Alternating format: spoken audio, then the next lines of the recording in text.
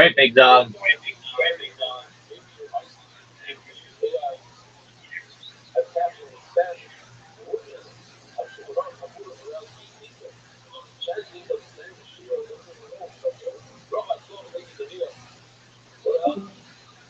Well, I don't know what the fuck that second part was, but all right. What do you think?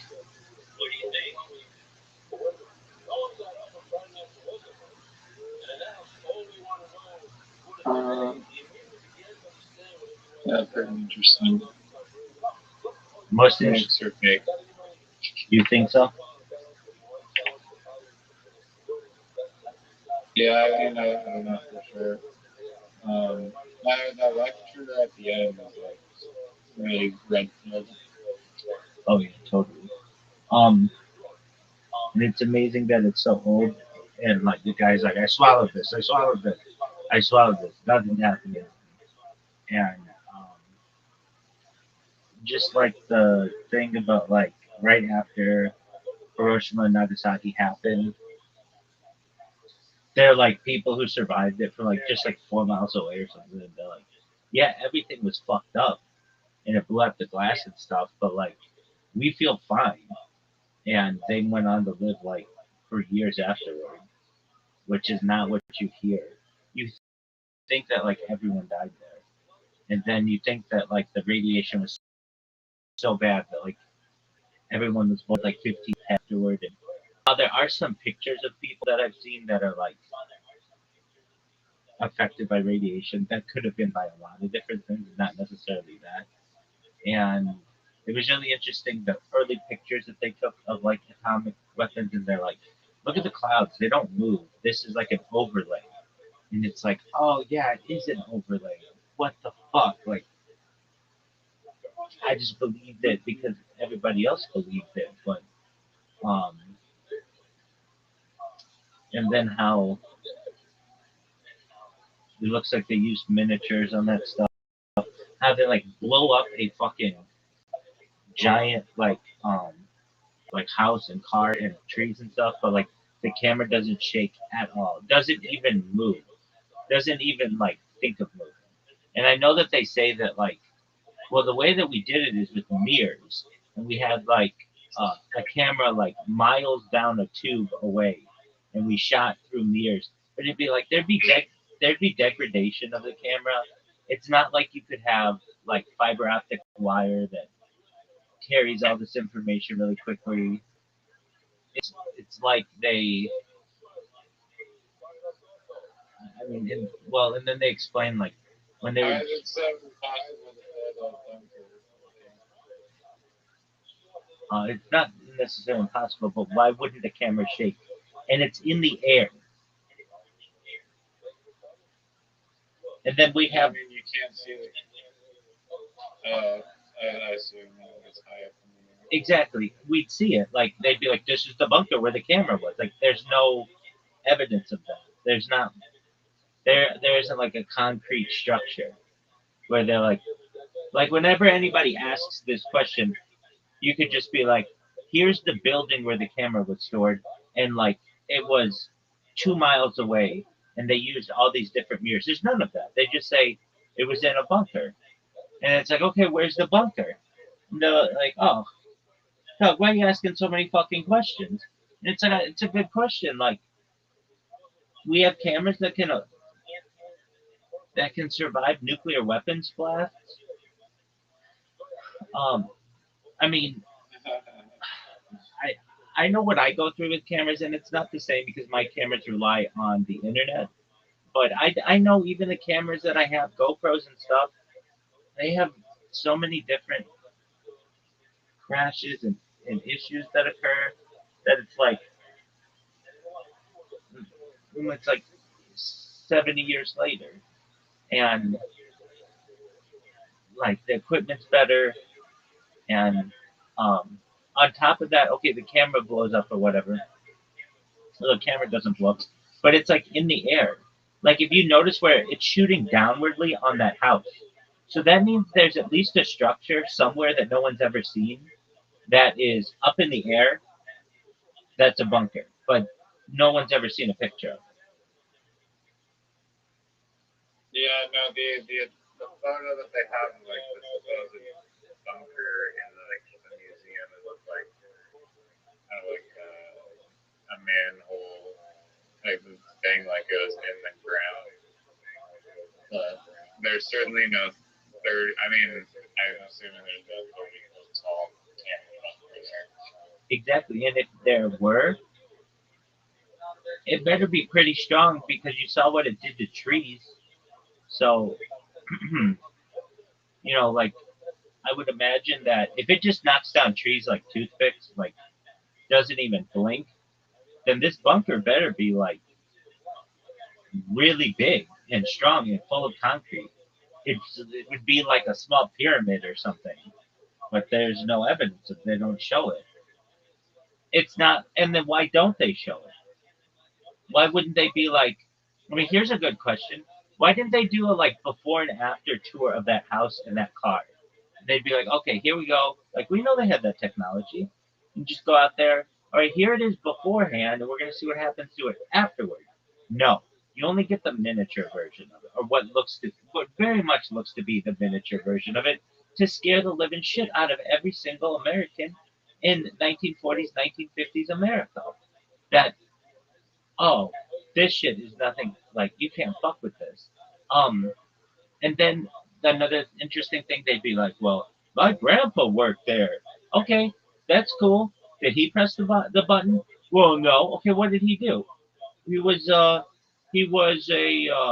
staff sergeant, lieutenant, corporal, and be like, okay, well, he was like cleaning latrines when they were doing this, like that. And not to disparage that, there's nothing wrong with that, but it's like just because your grandfather was on this island or on the base does not mean that they were like, hey, let's tell this guy. And that type of logic breaks down. Like, oh, I would know because someone with whom I have a relation was there, and it's like not necessarily. Another interesting thing when they were talking about doing the bombs on like Bikini Atoll and like the islands of the Pacific, they would be like they would tell one group on one island, yeah, there's going to be a nuclear blast over there, and the other group they would say stack a bunch of TNT there, and we're going to use that in comparison to the nuclear blast. And then they would just blow it up, and then everybody would be like, wow. But and another interesting thing is like TNT, when it blows up, it creates a mushroom cloud, which a lot of people don't know. When you create tons and tons of dynamite, it just creates a just like a nuclear weapon. Questions that I always had of like Hiroshima and Nagasaki when they dropped the bombs, like um, they they you mean they were like video like taping this and there there's no like blast wave like when you blow something up there's a shock wave that goes through that would affect the air and there's no like it doesn't like like move the plane at all. Um, so and another interesting thing when they're like, the next time that you're told that your country needs to invade another country because of nuclear weapons, and it's like, well, we just signed a ceasefire for this bullshit. Like, um, and the same was true in Iraq, and the same has been argued for the Cold War with the Soviet Union, and the same has been argued with North Korea, and and then on top of that, another interesting thing, they're like, this is the perfect lie to tell people because it's super advanced science that people can't really understand. So they have to trust you. And then it creates a secrecy state where if you're in the government, it creates like different classifications and stuff. And not everybody can talk about it. And then as well, it just allows for like unlimited budget. It's like, oh well, we're in a race against the boogeyman and we need to defend ourselves against it. So I'm glad we watched it. It wasn't like a perfectly edited or it's not a professional documentary, But that's okay. Some of the coolest shit is just somebody who was just like sitting in front of a computer, just just putting stuff together, and they just make good points, and there were good points in this. Do I think nuclear energy exists? Absolutely. Do I think nuclear weapons exist?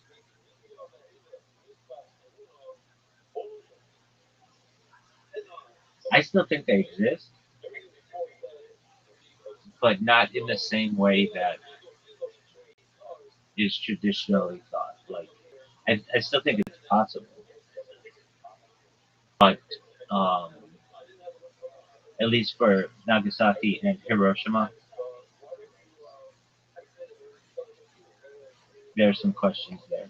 There are also questions why they haven't been used since then. That's another question. Oh yeah. Well, because they're so devastating. Yeah, I mean, if they're saying that they like carpet bomb Tokyo. Hiroshima or like wherever, like I mean, I guess everyone that would be a witness would be too dead to report it, maybe. And how do you know the But I don't know. difference? How do you know the difference? When they bombed Dresden in World War II, they bombed it with so much so much so many explosions, so much TNT that a first of its kind, at least witnessed event occurred, which is fire tornadoes. Like basically, when you have enough fire and shit, a tornado can occur from fire. And like, if you're involved in that, how are you gonna know the difference between that and a nuclear weapon? You just aren't. And even if you, Because like one, the nuke is like a singular explosion, but like the carpet bomb, I imagine like 10 minutes of explosion, so you would think or at so, least a bunch of airplanes. you would think so, but when something blows up like a nuclear weapon, there it's gonna start other stuff on fire that might not have blown up, like gas tanks, propane tanks, car tanks. So there's gonna be boom, boom, boom, boom, boom, no matter what.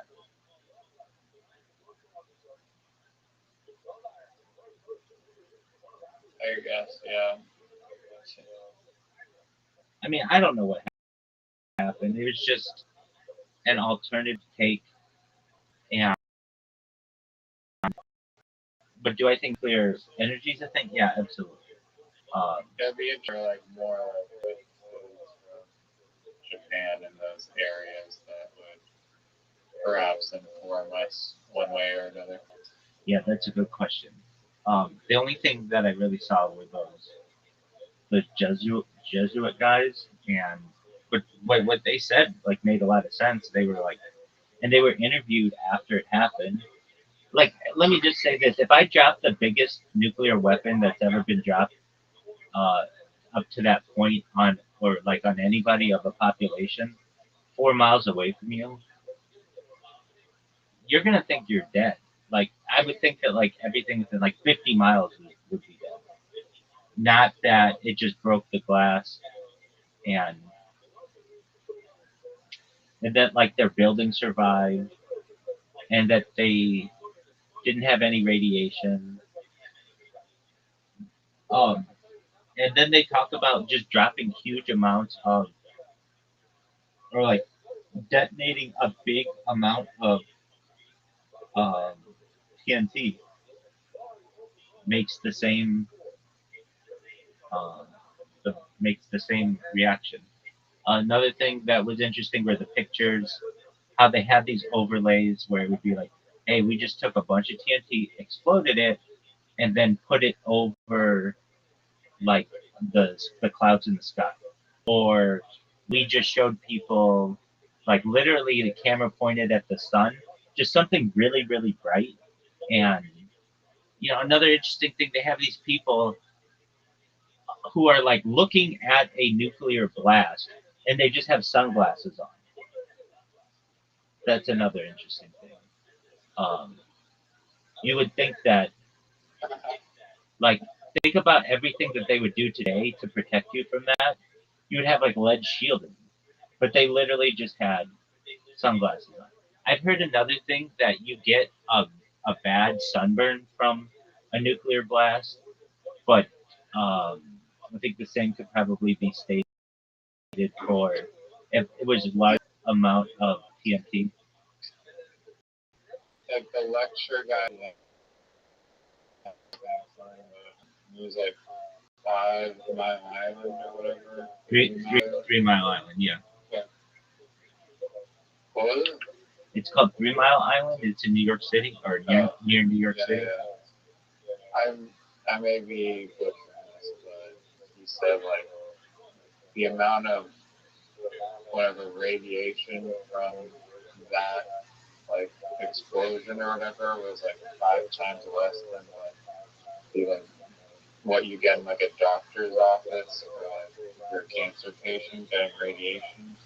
Excellent point. Yeah. Or an X-ray. They have there's this story. Joe Rogan always talks about it, but and generally with women, the nurses who were the first people to start the use of X-rays, they all got this weird kind of cancer in their hand. And normally people don't get cancer in their hand. It's like extremely rare. But they all got it. And the reason why they did is because every morning when they would turn on the X-ray, they would put their hand in front of it to test it to make sure it was working without any lead protection. And over the course of time, that led to cancer in all of their hands. And they ended up all dying from it, or very, like, essentially. Um, and yeah, and there had to even be a big push in like the dentist office to for people to have lead shields. Like there was pushback on that for a long time. Like, oh, that's just closed-minded thinking or that's pseudoscience, and it's like, no, you don't realize this is really dangerous, especially for people who do it all the time. That's why when they take X-rays at like the dentist, they're always behind a lead wall, and that's why they have to cover your genitalia up. But even those kind of X-rays are really powerful. Same with the naked body scanners at the airport; those are pretty powerful as well. And um,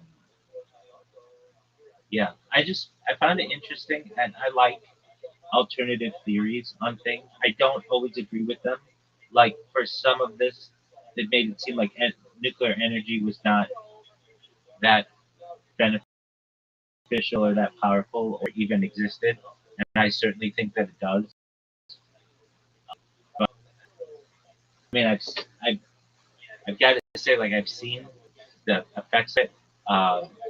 University of California at Irvine has a um, nuclear power plant. The I shouldn't say a power plant, but a nuclear um, testing site. Um, a guy with whom I'm a Freemason has invited me previously to go see it, and I had plans to, but then the first pandemic hit, and then obviously I've been streaming since then, and I'm sure they wouldn't let me take my stream in there. Um, and They might if you say it's for like a YouTube video. yeah, um, and like I've been to um, particle accelerators. But the thing is, that stuff's so small that like you can't tell. You're looking at a computer screen, and they're like, "Okay, this is traveling the speed of light," and it's like, "Okay." I mean, who am I to say that it's not? I don't know. Um, there's when I first started this stream, I used to like to hit golf balls at random like locations in Southern California, especially I like to hit them at the beach, into the ocean, but like barely I ever like made any balls, if any, into the ocean. But there's a nuclear power plant called San Onofre. It's between uh, Orange County and San Diego, and I would go there. It looks like two big breasts, it looks like a woman. Everybody calls it the tits.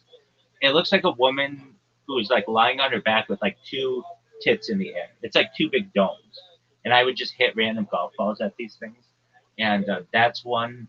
But like at least in California. Hit the structure or just construct the No, shell, I hit the shit out of it to the point where my balls are like bouncing off, and yeah, I've got it on camera. It's on the back tapes, as I say.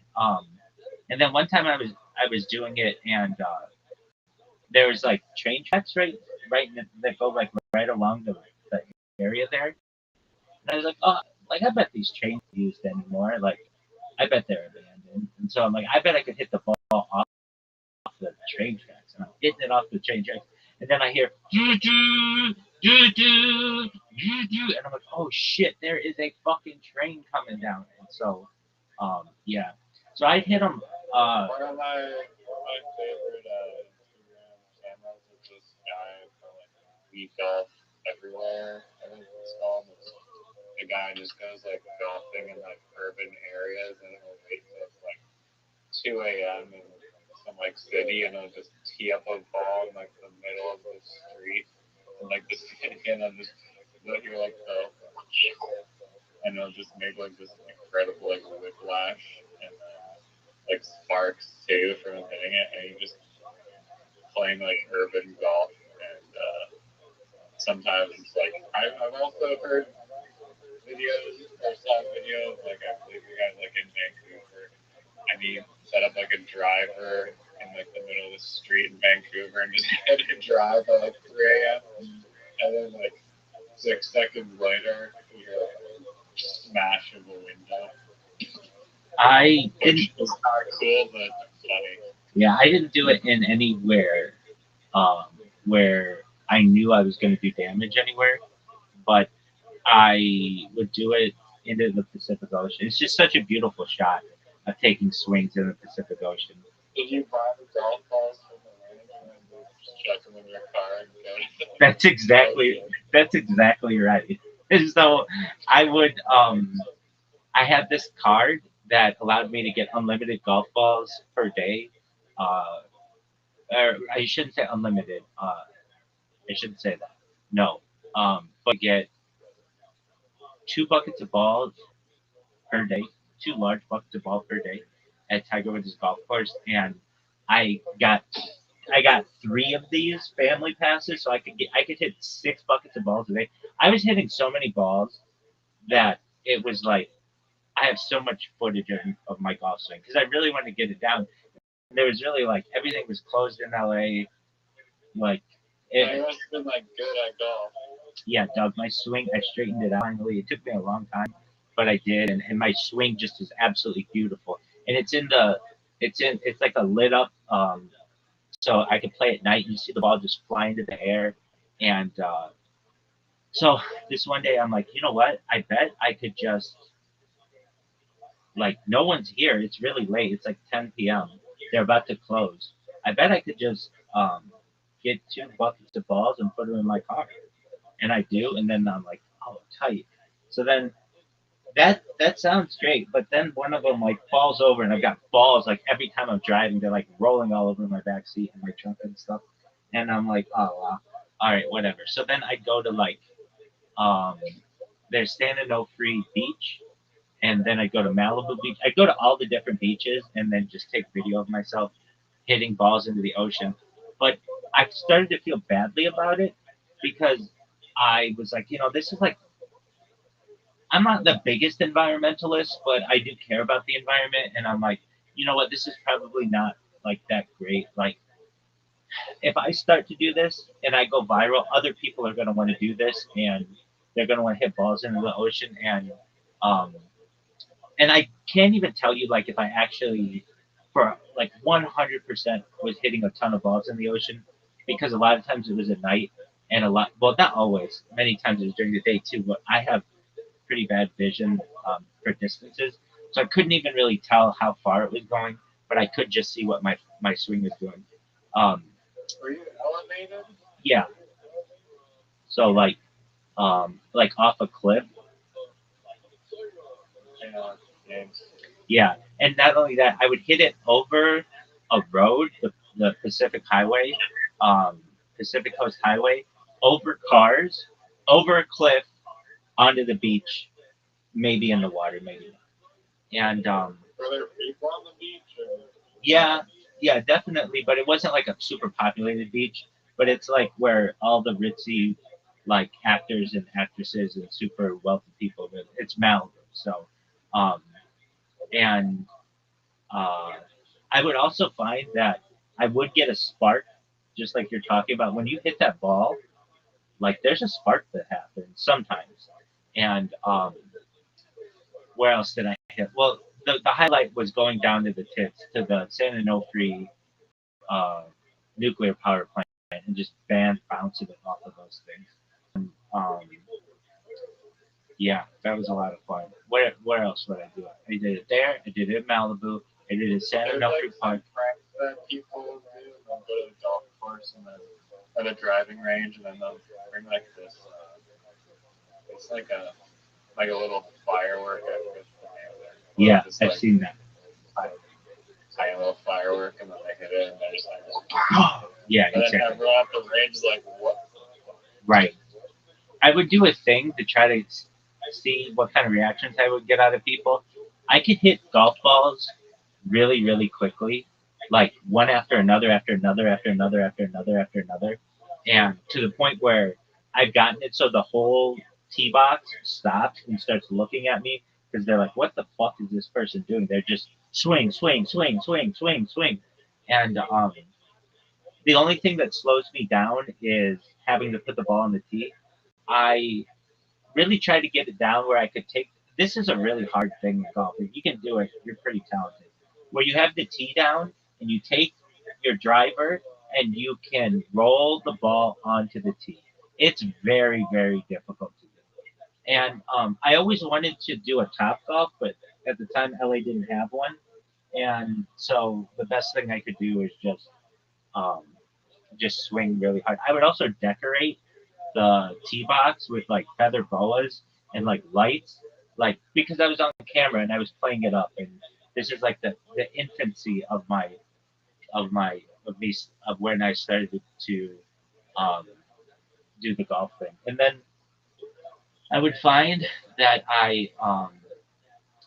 that like I would like get off work at like I don't know 3 something like that. Sometimes earlier, sometimes later, and I go like grocery shopping at OC Kosher, the local kosher market, and then I had like the entire evening to just play golf, and everybody's like, um, it was the pandemic, so like people weren't like as like wanting to go and do things, so I go get these golf balls, and I wouldn't even realize what time it would be, and my car would almost get locked in the golf, uh, in the parking lot of the golf course. So I had to start changing where I was parking. There's a school right next to the first tee, Tiger Woods' charity, and I would just park there, and and I made so many videos in this parking lot just and then but I knew I had to start like watching myself. I didn't realize it, but that school was like a place where cops would go and sit for long periods of time and just like wait for people to go down the street really quickly and then go and like arrest them or whatever. So um, I have like just many different um, um, videos of me doing that. And then I also spray painted my club. I spray painted it hot pink, like with glitter, and I just did everything I could to just yeah, because like it was already funny that I'm like swinging a club like really quickly, but now let make it look like a huge dick. Like that was hilarious to me. And but then when I would hit it, it's fucking straight every time, which was tight as fuck. So um, anyway, all this getting back to nuclear power plants. I used to bounce golf balls off of them, and I'd like to do that again in the future. They're retiring that nuclear plant. California hasn't built a new nuclear plant in 30 years or so. It shut them all down basically. There's only been, I think, nuclear power plant open in the United States in the last 30 years, and that's in Georgia. It's like there's a lot of bad um, there's a lot of bad juju or whatever, like bad um, bad. Like a lot of people get scared when you mention China nuclear. building nuclear? Oh yeah, dude, they're building like 50 a year. Yeah, huge amounts. I think right now in the United States has the most amount of nuclear plants. Last time I checked, and this was actually a couple years ago. Let's just get the statistics. But yeah, China outpaced the United States. It was like the United States had like 300 and China had 250, but China was aiming for flat 500 by 2030 or something. How many nuclear power plants does China have in comparison to the United States? How many were built recently in both countries?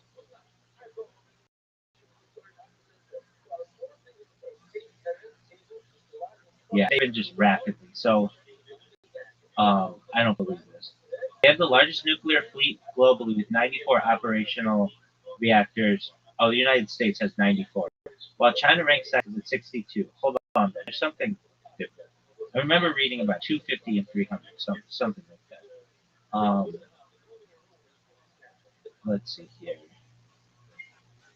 And this was around when Joe Rogan did episode 1992 of the Joe Rogan Experience, so maybe like 5 years ago or something, maybe a little more than that. It was an episode with Oliver Stone, who is a director. He did JFK, and he did like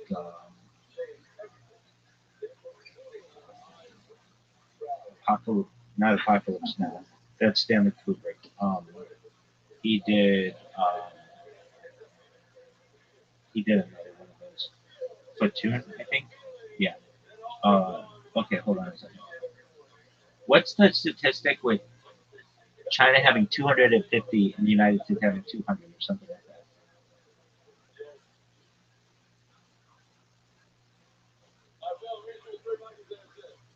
The statistic that you're referring to, yeah, this is China's ambitious new plans.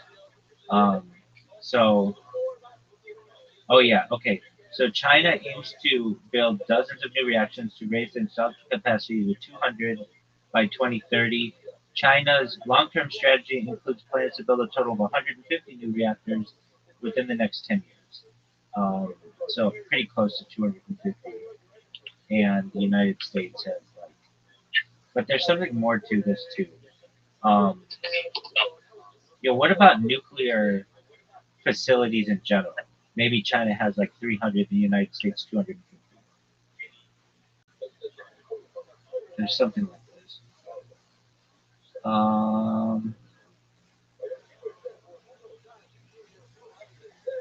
Perhaps that's future capacity goals. China has 30. Let me get right now. How many nuclear plants are being built in the United States versus China?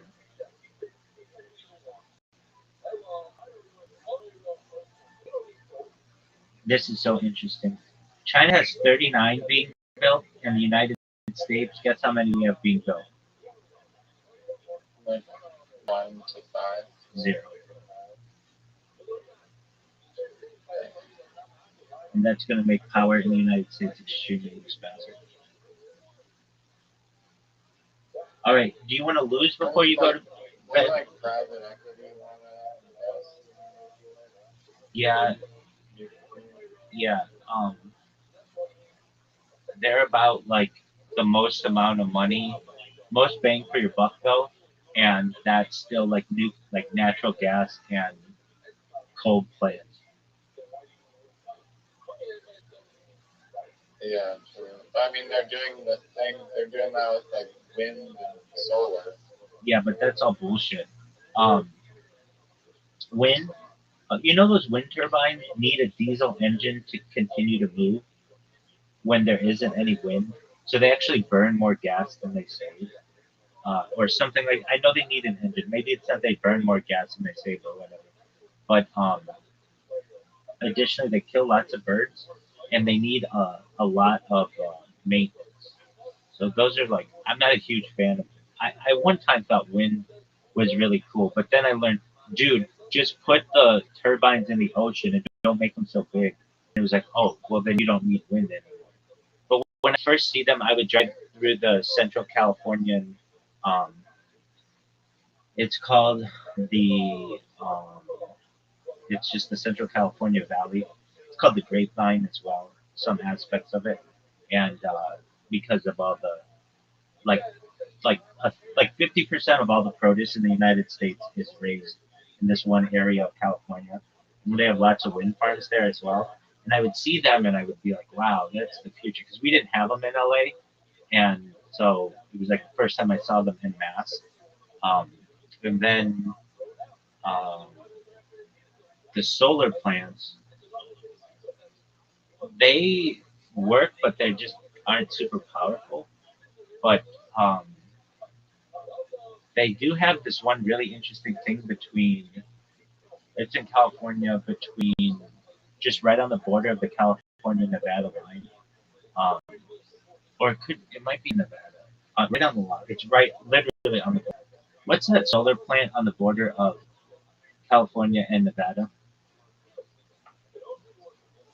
It is the Ivanpah Solar Powered Facility. It is in California, but just on the border, like right before you go into um, Nevada, and it is a concentrated solar thermal plant. It's basically all of these different solar panels that are firing on this like central spot in the middle. It's like a bunch of mirrors. It's not, but it's basically like that. And it creates a lot of power there. And I've always thought that and there's like one central pillar in the middle that's like super bright. Like you can see it for a lot. Yeah, yeah, yeah. No, I've heard of these, and I was just thinking of it before you said. I was like, I wonder. That's weird. Talking about it because it sounds like, but yeah, those things are like just I don't know the power of mirrors. It says it generates electricity by using mirrors to concentrate sunlight, heating a fluid to create steam that drives turbines. So it is literally just mirrors. Right. They're not. I guess yeah, it is using the sun as an energy source, but they're not so instead of panels. Yeah, exactly. And that's what always threw me off about it. Like, is this just mirrors? Because it's super bright.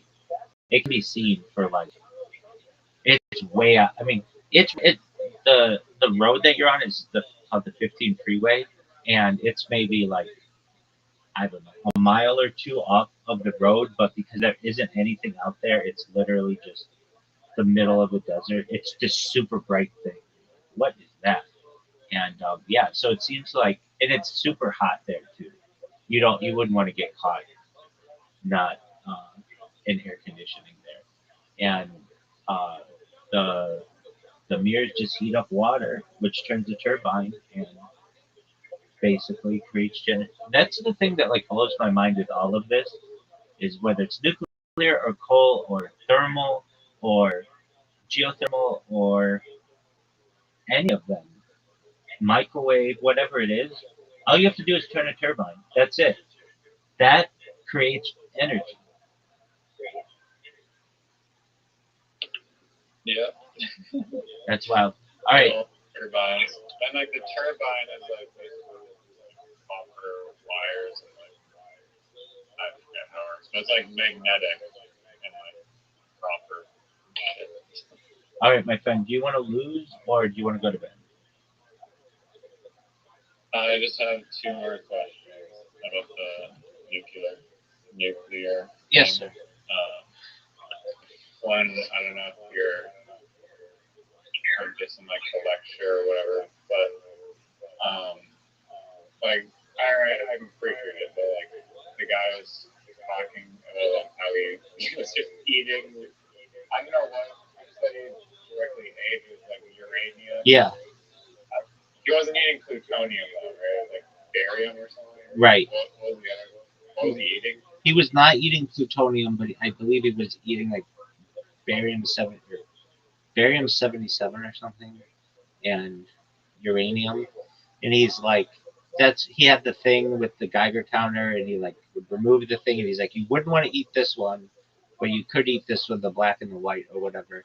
And he just seemed like he was his own little guinea pig for eating interesting shit. But I do think that he lived a pretty long age after that.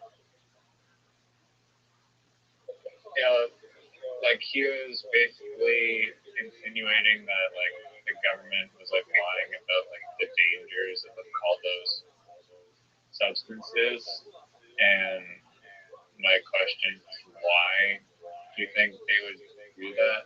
Great question. Because they want to all of it because it's valuable and people want to keep people away from it because they think it's like literally going to kill them. Yeah, I mean, think about it. It allows them to have a confidentiality, or I should say, like classified state within the government, and it makes all that stuff very expensive, even though it's abundant in the um, environment. And have you ever heard of uranium glass or uranium glassware? No. So you can buy uranium glassware. They used to sell it like just like ceramic pottery, and it's slightly radioactive, but anything active. And people buy it at like thrift stores and stuff because it's like a collector's item now. It's not that dangerous. And um, I think that they create a lot of unnecessary fear, because then that allows them to invade countries and allows them to overthrow governments and things. So, like, it would be like um, I talk about it a lot with Zoot and Super Gonorrhea. That if I say to you, Riser, that we have a theory that super gonorrhea started at this adult arcade in South Australia, and somebody's going to use this as a weapon of mass destruction in Nineveh, and we have to invade Nineveh because if we don't, super gonorrhea could spread to everywhere in the world overnight.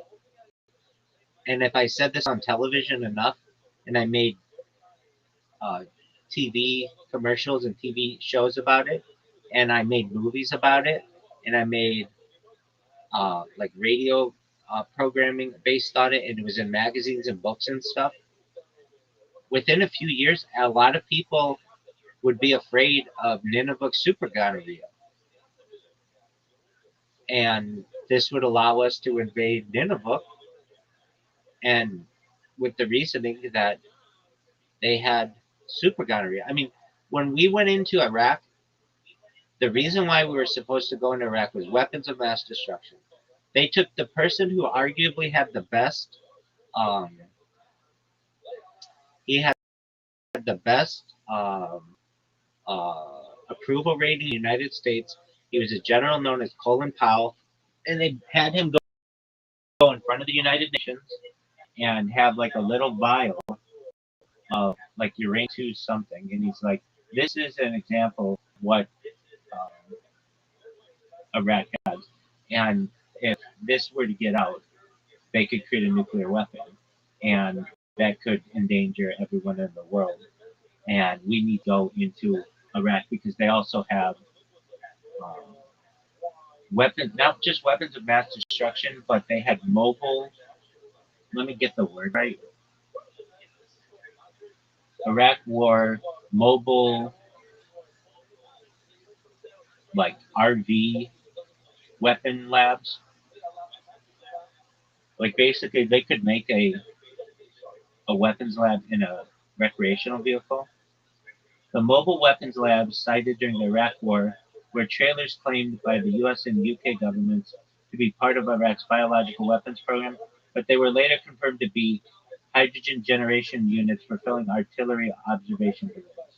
These trailers were central to the Bush administration's justification for the 2003 invasion, with Secretary of State Colin Powell presenting a computer-generated image of a mobile lab to the UN in February 2003, based largely on intelligence from an Iraqi defector known as Curveball.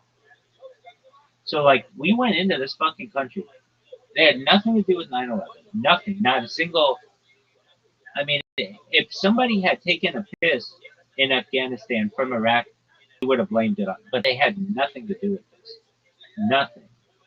Yet most Americans can't point out these different countries in on a map.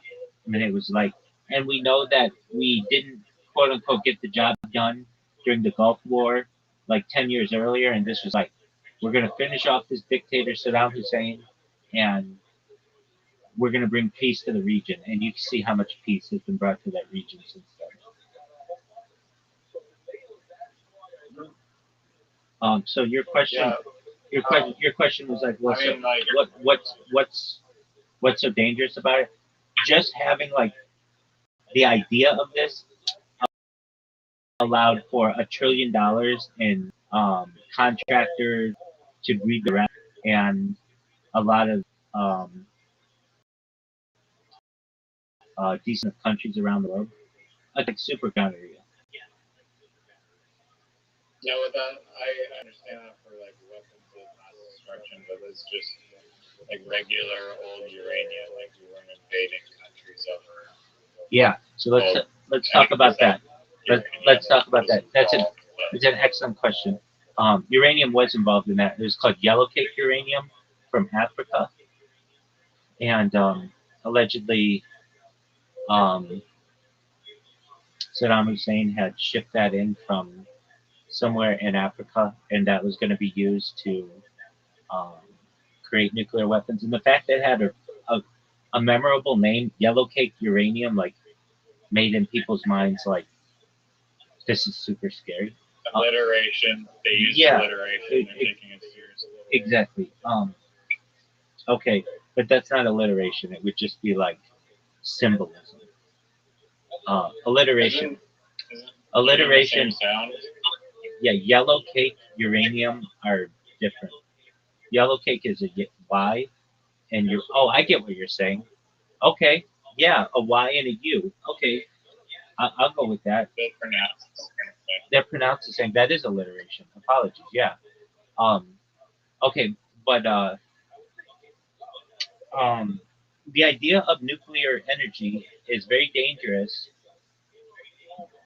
to anyone who wants to prevent another country from being energy independent, because then they don't need to depend on you and the world, and they can start to like they can start to feed. Was Iraq ever saying like, you know what, we're gonna build plants? Did they ever say that? No, nothing like that.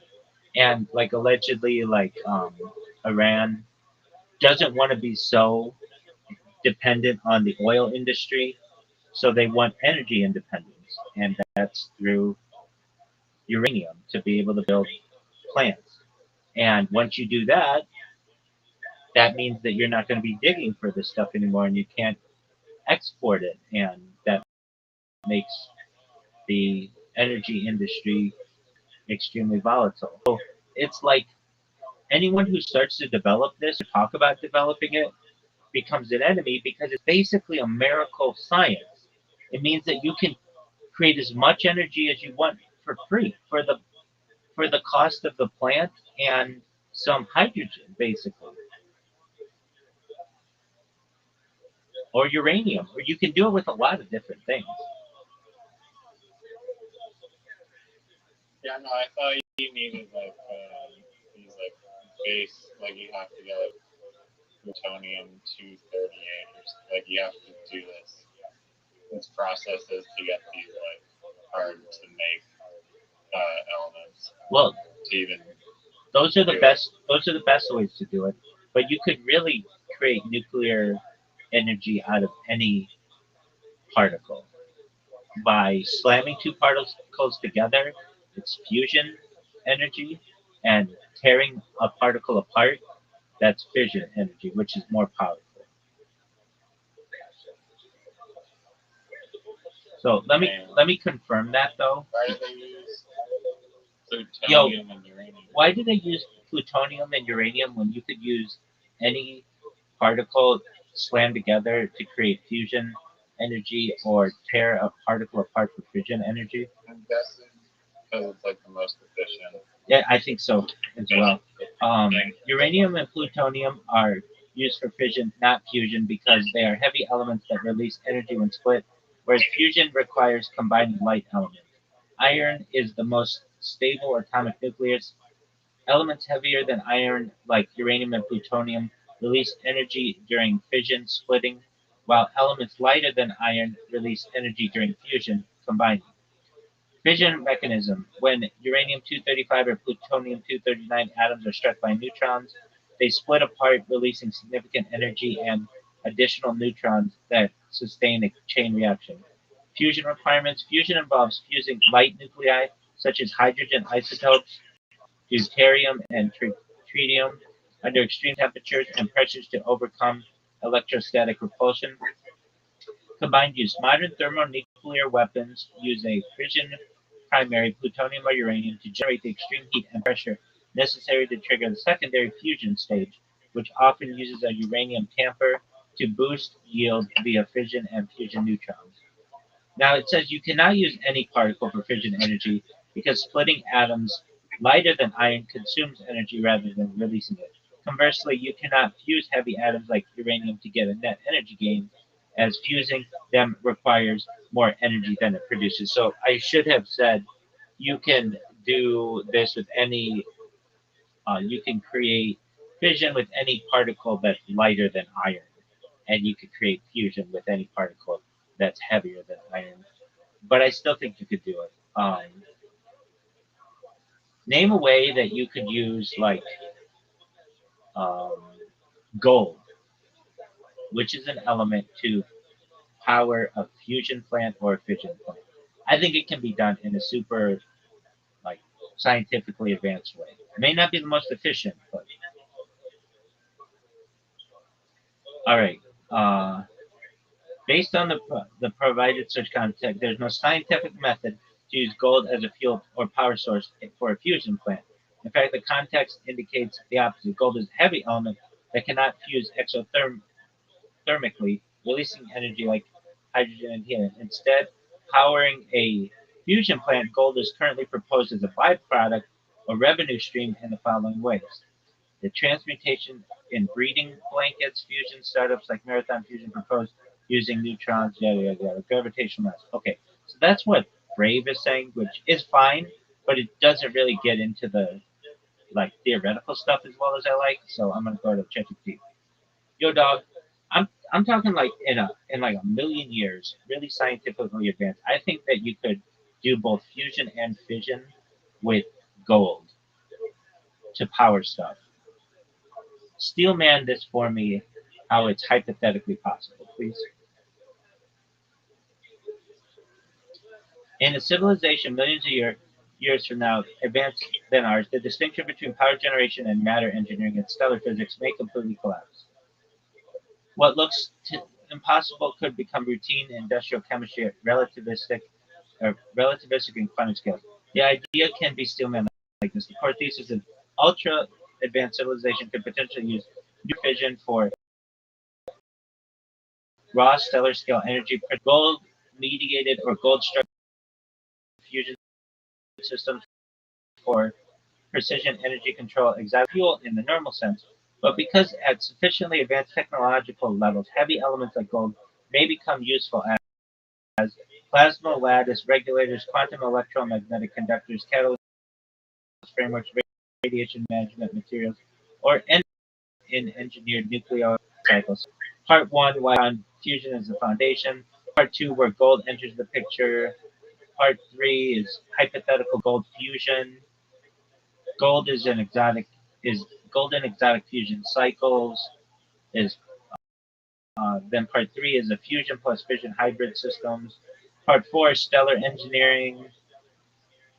Part five, the real scientific principle behind your idea. The strongest version of your element is of your argument is not gold burns like gasoline. No, I'm not saying that. It is an ultra advanced civilization may use heavy elements like gold as precision nuclear engineering materials within fusion based energy systems. That's exactly what I'm saying. That is actually scientifically defensible in speculative physics. And I just took any element, it didn't matter, whatever. Um, because once a civilization masters atomic structure, plasma confinement, quantum field engineering, relativistic material science, and nucleosynthesis, matter itself becomes programmable. And I agree. At that stage, Stars become furnaces, elements become energy, production becomes and production becomes materials engineering at the nuclear level. That is the strongest steel man of your concept, and I agree with that. What I'm basically saying is, given enough time, Just a matter of time. that's what I'm saying, and that's all I was saying in this. I wasn't saying that it's the best way to do it, or we can do it today, but I'm saying with any of the periodic table, given enough time, you'll be able to use any one of them to either break them apart or slam them together and create energy. Yeah, we might need to wait a few million or somewhat years. Reverse aging, life extension technology, mind uploading technology. Next question. Um, maybe the Kubrick documentary mentions this, but do you know why they're speculating that Kubrick was involved in these fake nuclear videos? Yeah, he was the most advanced director at the time. So basically, it's like, um, I don't know, who's the most advanced AI detector at this time, like today? I don't know. Let's just say Sam Altman or something like that. It would be like, hey, if we can do this well enough that it would fool Sam Altman and then get him involved, we could use it to fool anybody. Okay, but there's no like connections between Kubrick and like the top nuclear people or something. Well, certainly within NASA, there's huge amounts of evidence, and they're related. So at least with rockets, um, Kubrick had a lot of connections to the heads of NASA, including former Nazis, uh, Werner von Braun, the head of the Nazi um, rocket program, and um, You think he was involved in the moon landing? I think I've seen video of him on site. Yeah, Really? yeah. I can't find it anymore. You know, maybe it's on BitChute because I never really get into BitChute because it's just so controversial. But and the fact that they banned me and they don't even tell me why just is bothersome to me. But I get it. Just creating that. Yeah, but I do that, and then it's considered ban evasion, and I don't know. I feel like I wasn't doing anything wrong on there, and it leaves a bad taste in my mouth. Okay, Kubrick. Maybe they won't ignore him. Uh, I log into my account and it says your account has been deactivated. Um, it doesn't exactly say that. It says the exact words it says are channel blocked. Your channel is blocked under the following community guidelines. Other platform misuse. Please see community guidelines for more details. To appeal or otherwise query this decision, click here. So then I raise the appeal and I put appeal other because it's not copyright, it's not change category, it's not change sensitivity, it's appeal. Then I say was my why is my channel blocked? Why is my channel blocked? And then I will send them a a message, or I send it. It says I'm doing it right now. Thank you for submitting your appeal. We will investigate and notify you of the outcome. Please monitor your mailbox associate. Please monitor the mailbox associated with your account in case we request additional information from you. And then I get an email right away that says we received your request to have it reviewed. And then about 2 days later, it'll say we have. I'll read you exactly what they say. Because I keep doing this. I keep just re um, uh, I just keep reappealing. Okay, it's a big shoot.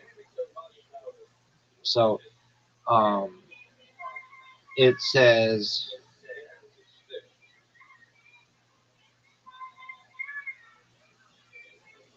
Your request has been updated. We have reviewed the channel and found it does breach our community guidelines. Best regards, the BitChute team.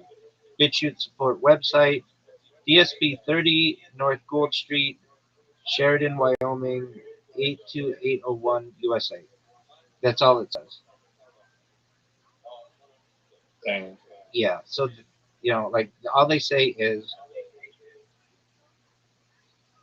whoa,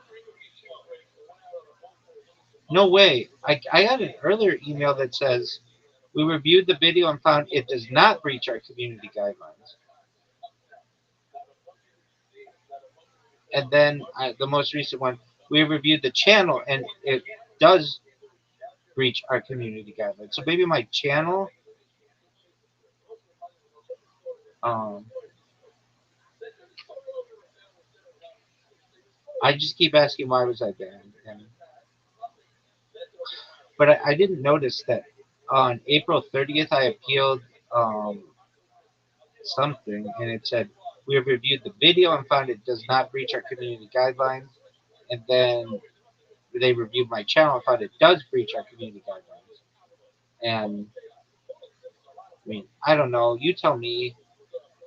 But I'm gonna use their platform. So if I type in Kubrick, it's like this really rare Kubrick Desert Apollo.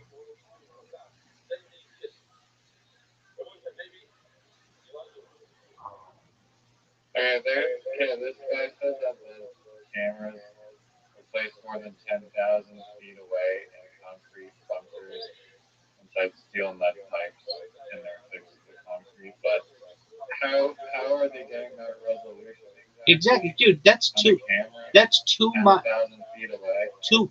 Did you say 10,000 feet? Yeah. That's 2 miles away. Yeah. No, I mean, when you zoom in on a state-of-the-art iPhone camera, it goes blurry from 100 feet away.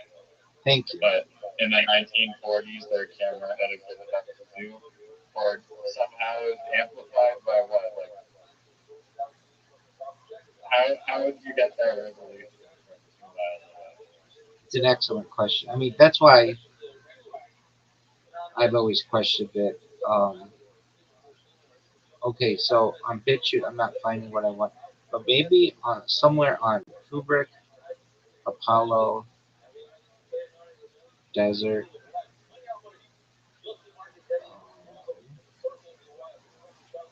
Okay, how he did it. There's video of him I've seen in the desert, and it's like Buzz Aldrin is there too, and maybe Neil Armstrong, but definitely Buzz Aldrin. And okay, so there's another interesting picture, a picture um, of Stanley Kubrick with like all these heads of NASA and astronauts. Um, it, Yeah, no, there's bit sheet stuff on it, and room 237 has like a 9-minute part of it, so I don't want to spoil it, but I do believe, I don't doubt that happened.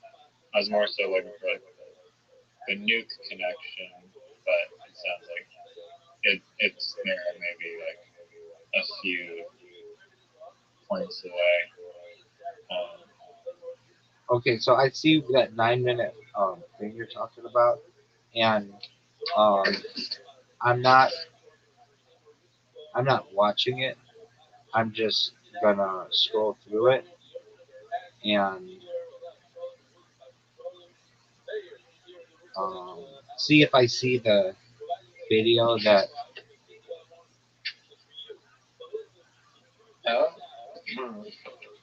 Yeah, I don't see. 14 doesn't prove nuclear bombs exist by itself, but nuclear bomb tests created a massive measurable spike in carbon 14 levels across the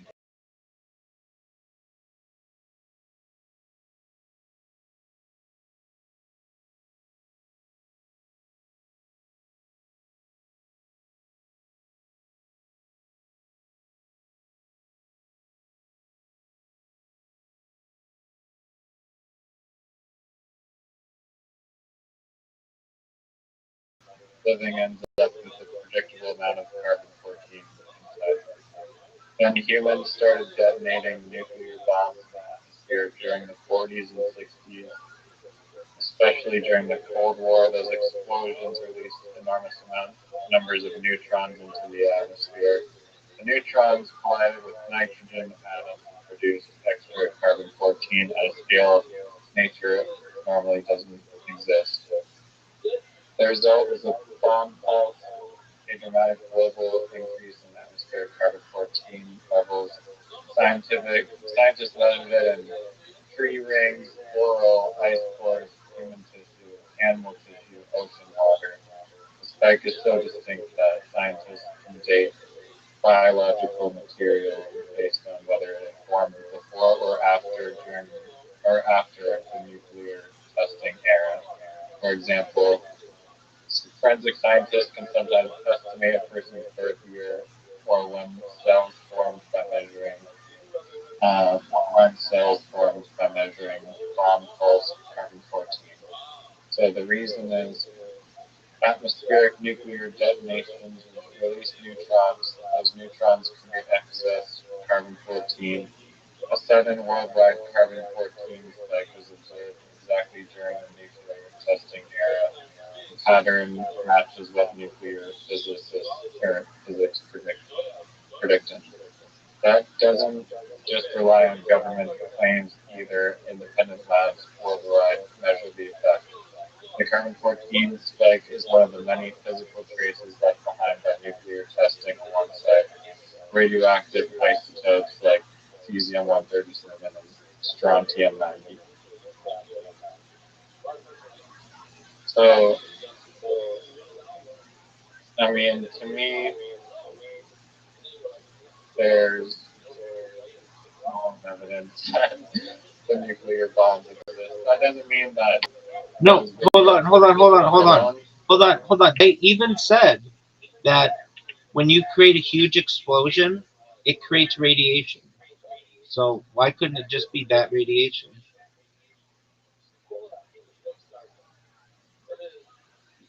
they're saying that the TNT would create the carbon They said that it did, or they said it created radiation. So yeah, I am saying that. and TNT create radiation. Absolutely, they said it in that video. Let's double check. Normal TNT explosions do not create significant radiation or meaningful amounts of carbon-14. Dog, not Here's the stop that. Would huge amounts of TNT, like, um, I don't know, enough to blow up city blocks, would that create carbon 14?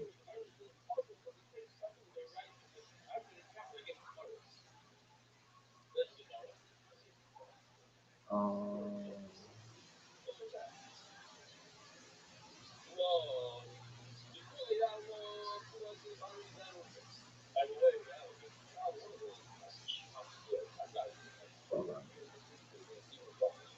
do huge amounts of TNT produce radiation?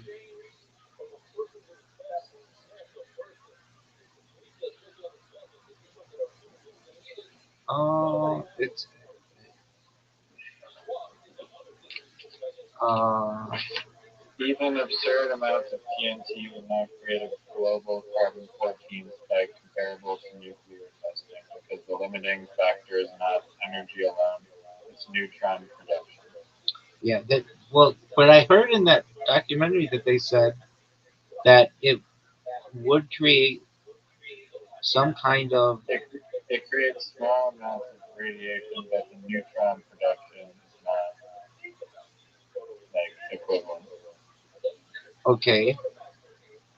But who's to say that they measured it correctly?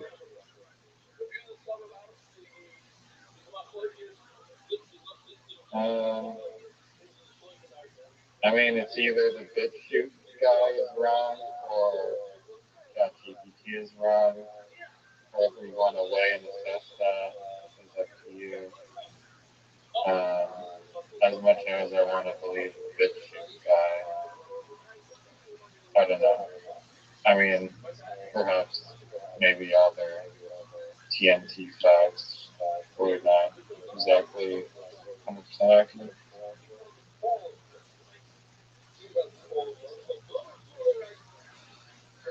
I don't really think that the argument that there was a global spike in whatever, like, I need to see that data. You're just assuming that there was a global spike. Where's the data for that? Who's to say that that couldn't have? You should research it because it's interesting. Like you can Global spike in measurable radiation, remains. 1945 Hiroshima, Nagasaki.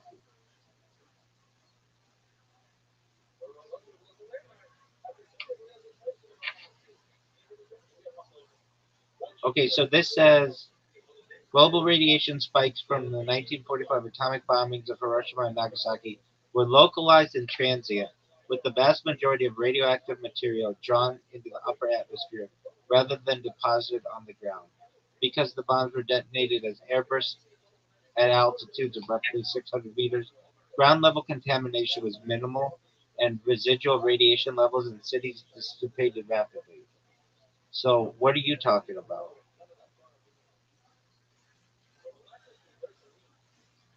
I mean, I don't think that disproves the carbon 14.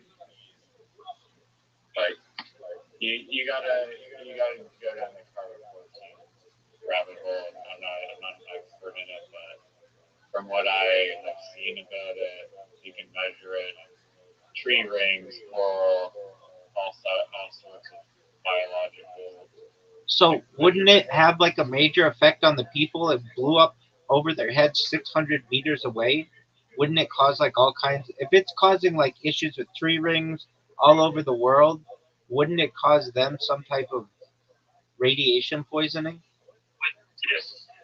No, I'm not saying that Hiroshima, whatever one. I mean, it just said in the answer, apparently it dissipated into the atmosphere rather than the Earth. But that seems a little wonky to me because radiation loves to stick around and not go away quickly at all. Um, but I'm not saying that. Okay, I'm gonna look it up. Carbon 14, Nagasaki, and Hiroshima. Okay, so I'm looking at it.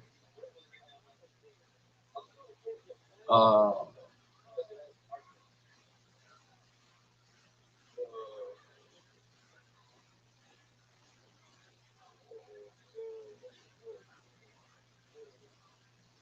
well, and there's a question too. How do we know it was from those spikes? Because the Soviet Union was doing their own testing as well. I don't know if they were doing atomic testing yet. Let me see. When was the first atomic test of Soviet Union? So they did one in 1949.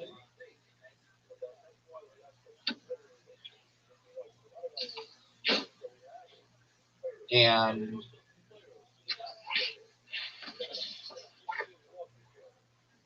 so how do we know it wasn't that one? And this the okay, so here's a good question. Sarbama was how much bigger than Hiroshima and Nagasaki combined? This is the largest nuclear explosion ever. So Which one?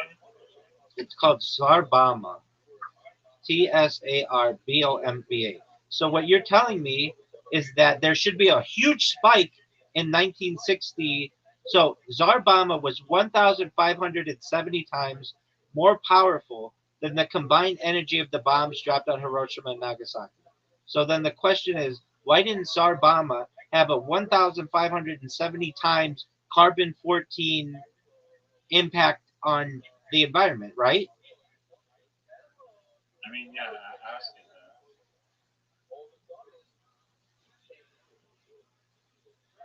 1,570 times spike in carbon 14.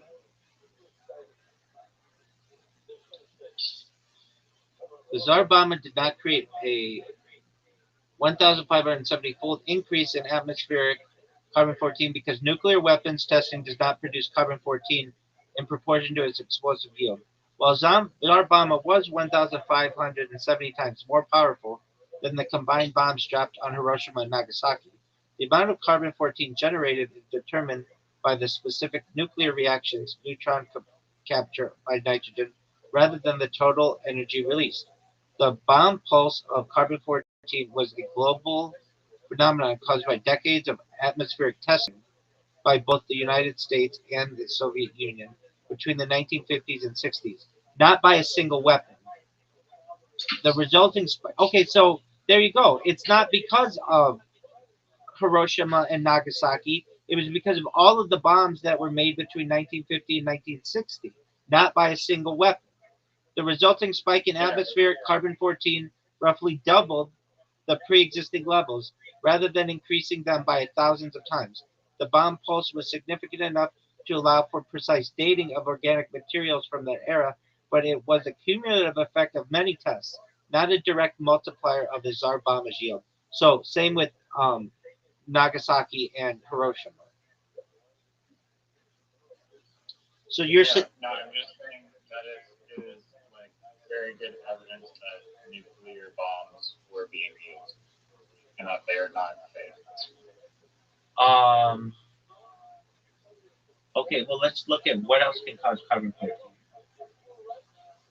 What, aside from nuclear weapons, can cause carbon-14 in the atmosphere?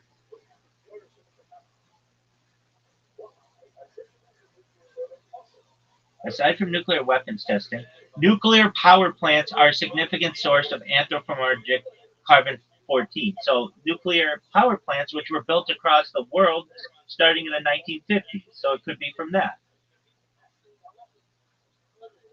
They had them in the 50s? Yes, they did.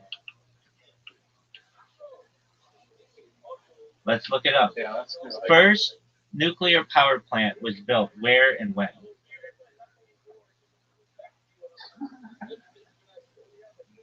It was 1951.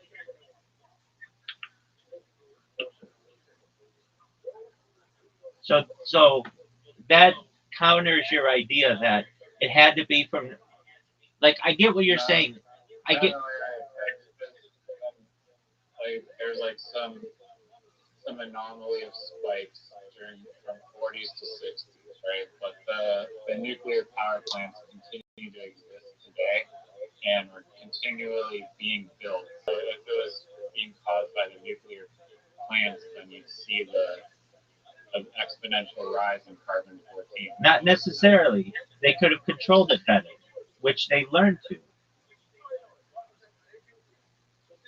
I mean, are you just saying that? Yes, I am just saying that. We have to confirm this. Has carbon-14 been able to be controlled better since the 1950s due to advancements in nuclear energy capture?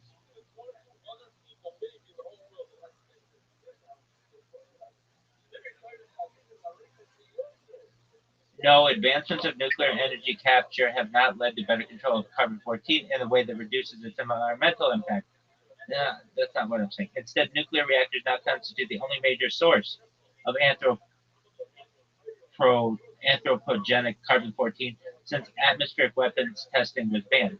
While modern plants utilize energy engineered solutions like ion, okay, so it does though. They do use structures like ion exchanging resins to capture some of the isotope.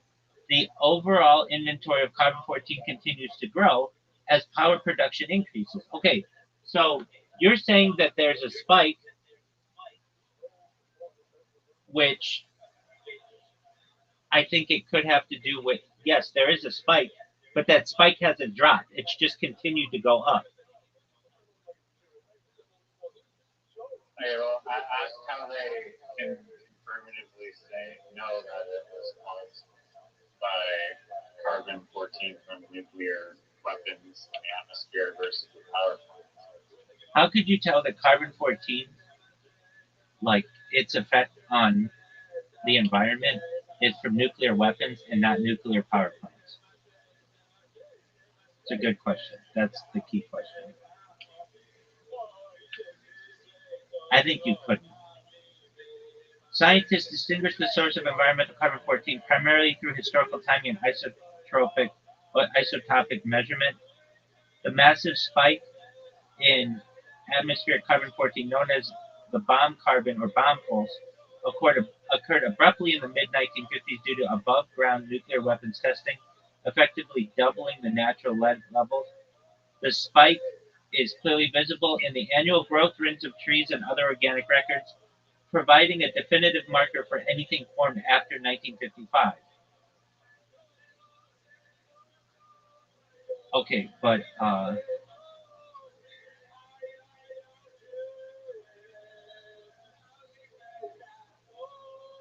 yeah, but how couldn't that just be from nuclear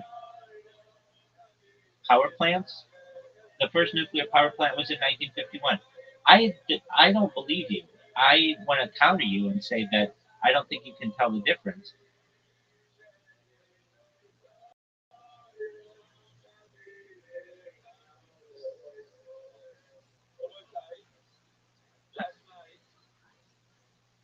The massive spike in carbon-14, known as the bomb pulse, is definitively linked to nuclear weapon testing, not nuclear power plants, for several key reasons.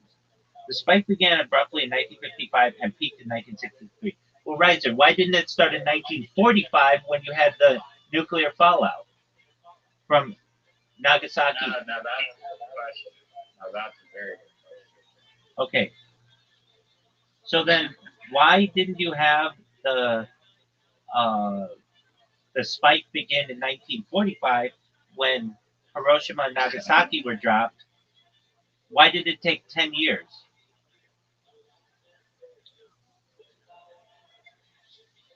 The spike didn't begin in 1945 because Hiroshima and Nagasaki bombs were single low-yield events compared to hundreds of high-yield thermonuclear hydrogen bombs tested in the atmosphere throughout the 1950s. The carbon-14 bomb pulse is the cumulative result of the massive sustained testing program, not the initial atomic bombs. Scale: the 1945 bombs were fission devices with relatively small yields. The spike began in 1955 when testing intensified with vastly more powerful hydrogen bombs, which produce significantly more neutrons and particles and that create carbon-14 from nitrogen in the atmosphere. Cumulative effect: it took years of hundreds of tests to generate enough carbon-14 to create the measurable global spike. The first tests alone were not sufficient to overwhelm the natural background levels to a global scale. Well, that counters your idea that we dropped these bombs and there was this global spike. That's not true. That's actually false.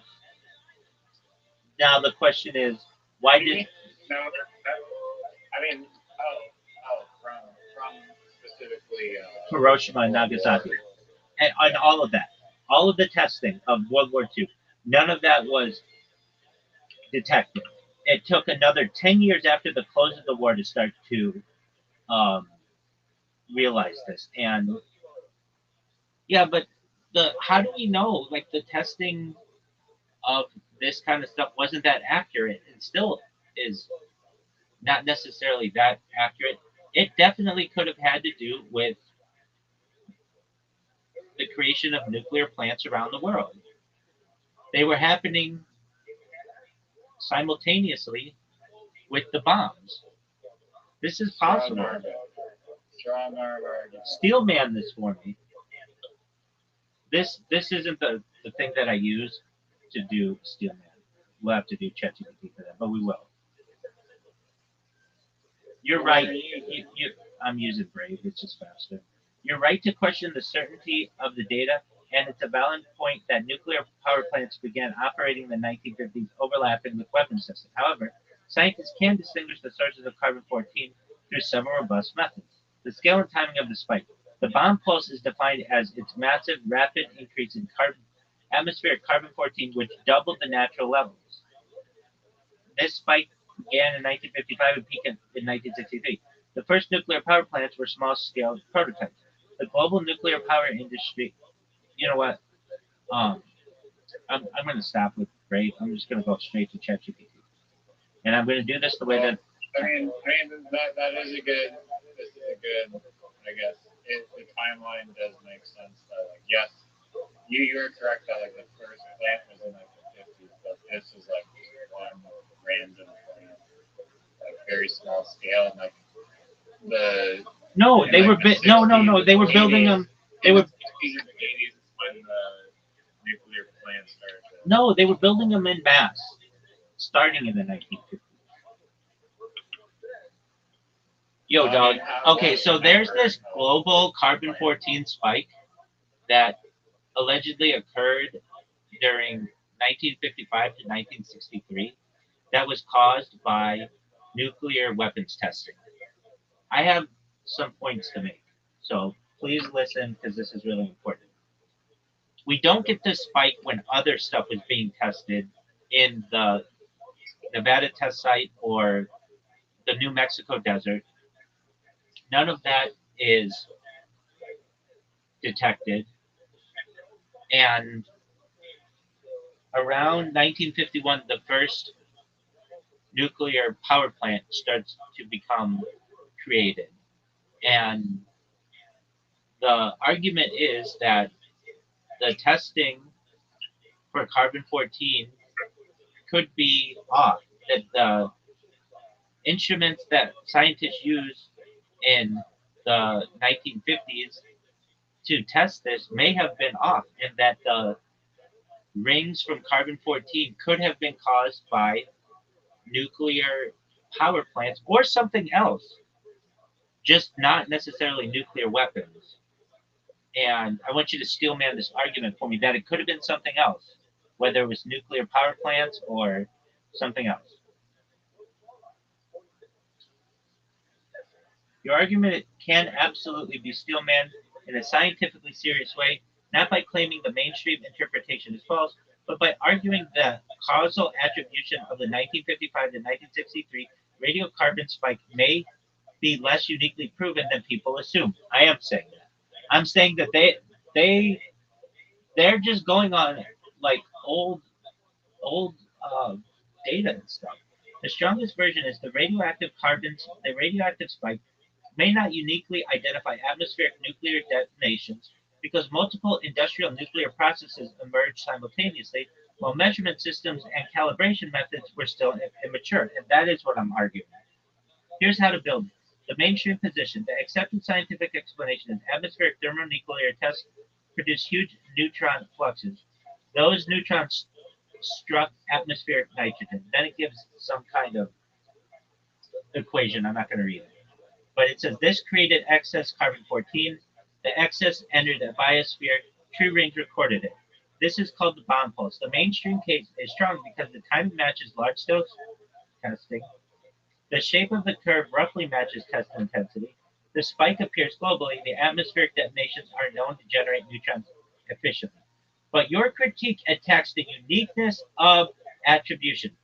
That is where the philosophical opening exists. Your strongest scientific arguments. Correlation is not absolute attribution. Your first point is methodological. The spike occurring during the weapons area does not mathematically prove weapons were the only contributor. Many nuclear industrial systems emerge simultaneously. Reactions, isotope production, uranium processing, plutonium breeding, experimental neutron sources, military reactors, classified projects. That's all very true. The 1950s were the birth of the atomic age generally, not merely bomb testing. So your argument becomes the bomb pulse may actually be an atomic civilization pulse. And that is what I'm saying. This is a much stronger framing than outright denial. Early carbon 14 instrumentation was primitive. This is one of your strongest philosophical points. Radiocarbon science in the 1950s was still young. Scientists were dealing with detector drift, contamination, atmospheric mixing assumptions, calibration and uncertainty, inconsistent baselines, regional variation, limited sampling. Accelerator mass spectrometry did not Accelerator mass spectrometry did not yet exist. You can argue the original measurements may have overfit a simple causal narrative because the analytical tools lacked minor precision. This does not mean the spike was fake. It means magnitude, shape, source attribution, and timing precision may have been less certain than modern retellings imply. This is a legitimate epistemological argument. Nuclear reactions also produce neutrons. This is critical. Reactors absolutely produce neutron flux, and neutron interactions can produce carbon 14 through multiple pathways. For example, it gives some equation. And reactor systems can indirectly generate radiocarbon through coolant, moderator, or atmospheric interaction. So the Steelman version becomes once humanity created large neutron producing infrastructure, atmospheric radiocarbon dynamics may have changed from multiple simultaneous inputs, not solely bombs. This is especially interesting because reactor construction accelerated rapidly after World War II. Military nuclear infrastructure was often secret, and many early facilities had poor containment standards by modern expectations. And I am saying that. That's when I was saying like, well, that's how it was. And you're like, are you? How do you know that? And I'm just like, well, I know it. And then I had to look it up. Atmospheric mixing models may oversimplify reality. Another sophisticated argument. Scientists assume atmospheric transport models correctly backtrack the source. But atmospheric circulation is enormously complex. You can argue localized emissions can diffuse globally over time. Ocean exchange complicates interpretation. Industrial carbon changes baselines, and atmospheric residence times introduce ambiguity. Thus, a global spike does not necessarily identify a single mechanism. It identifies a planetary scale pertur- per- perturbation. The visibility problem. You made an interesting rhetorical point. Why are some Nevada and New Mexico tests less clearly distinguishable individually? This can be still met as if atmospheric detonations were perfectly traceable signatures, why are many individual events blurred together? Why does the signal appear to as a broad curve rather than discrete spikes? The mainstream answer is atmospheric mixing and cumulative integration. But your counter argument is the same smoothing effect weakens claims of uniquely precise attribution. That's actually a fair methodological critique. The atmospheric economy coincided with the spike. This is your strongest historical systems argument. The 1950s saw reactor construction, uranium enrichment, plutonium production, medical isotope expansion, naval reactor deployment, experimental breeder reactors, industrial neutron research. So you can argue the bomb pulse coincides with the birth of civilization scale neutron engineering generally. Thus, bombs may have been bombs may have dominated. I'm not saying that. But the isotope signal may reflect the total emergence of nuclear civilization. This is a nuanced and intellectually serious position, where your argument weakens. To be rigorous, you also have to acknowledge the major weaknesses. The spike is extremely large. The carbon 14 increase was enormous. Mainstream scientists argue reactor leakage alone could not plausibly account for it. We're not just saying it, we're saying all the other shit too. Atmospheric thermonuclear explosions injected neutron flux directly into the upper atmosphere at huge scales. That mechanism is physically very efficient. Timing aligns strongly with major atmospheric tests. The biggest rises correlate closely with large Soviet tests, U.S. thermonuclear campaigns, and pre-ban atmospheric testing. That correlation is difficult to dismiss entirely. The partial test ban treaty matters. After atmospheric testing declined in 1963, the radiocarbon curve changed dramatically. This strongly supports the bomb interpretation. Your response would have to be industrial nuclear systems also changed, containment improved, and atmospheric nuclear activity shifted underground. And I agree with all of that. But this is one of the mainstream theory's strongest points. The most sophisticated version of your thesis. The strongest version is not denial. It is the 1955 to 1963 radiocarbon anomaly may represent a broader Anthropocene neutron signature caused by simultaneous rise of multiple nuclear technologies. Atmospheric weapons testing likely contributes substantially, but historical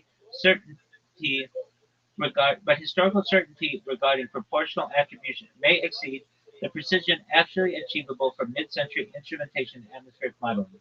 That is the academically strongest formation of your idea. It transforms the argument from scientists are wrong into source attribution may be more unprecedented and commonly presented. This is a real philosophy of science argument, but there's another thing here. All right, yeah, and I think this, like you described it very well. But here's the thing: there was a lot of testing going on in the New Mexico desert from like the Manhattan Project, and then Trinity site, and then the Hiroshima and Nagasaki bombs, and we don't see the spike happen for another 10 years. So this is actually a counter argument as to nuclear weapons causing the spike. It would be one thing if we saw the spike starting exactly in World War II, but we don't. We see it happening 10 years later. That is probably your strongest chronological argument, and it can definitely be developed into a sophisticated technique. Again, not as proof the mainstream is wrong, but as an argument that the timing is more complicated than the simplified public narrative suggests. The key is this: if atmospheric nuclear detonations inherently create a large, unmistakable global carbon 14 signal, why didn't the signal emerge immediately during the first nuclear era, 1945 early to 1950s? This is a legitimate question. Here's how to steelman accurately or carefully. The the chronology argument. You are pointing out a temporal discontinuity. Early nuclear tests, Trinity tests, atomic bombings of Hiroshima and Nagasaki, extensive Manhattan Project research, reactor experimentation, plutonium production, desert testing infrastructure. Yet the dramatic radiocarbon rise becomes obvious mainly mid 1950s through early 1960s. Your argument becomes if bombs alone were the causal mechanism, why is the signal delayed instead of immediate? This is a valid inferential question. The mainstream response is usually early bombs were much smaller. The Hiroshima and Nagasaki devices were tiny compared to later thermonuclear weapons. Approximate scale Hiroshima 15 kilotons, early H bombs megatons. This is an enormous difference. The neutron production scale is dramatically upward with thermonuclear devices. Number of tests exploded later. The biggest atmospheric testing campaigns occurred in the 1950s. The cumulative atmospheric injection became vastly larger. The argument is World War II bombs were insufficient to create detectable global biosphere signal, but later mass testing crossed the threshold. Atmospheric resonance and biosphere lag. The mainstream model also says carbon cycles through atmosphere, oceans, plants with delay.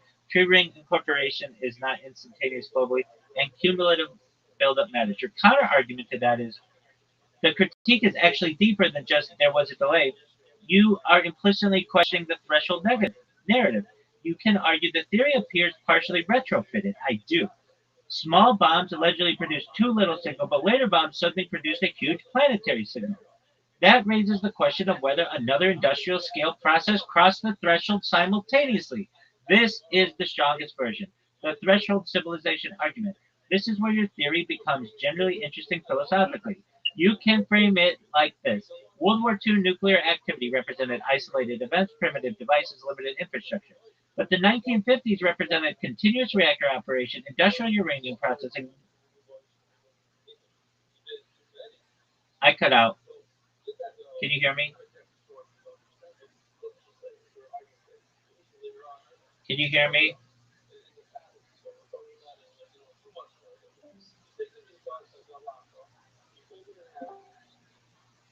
I'm coming back. I'm coming back. Just a moment.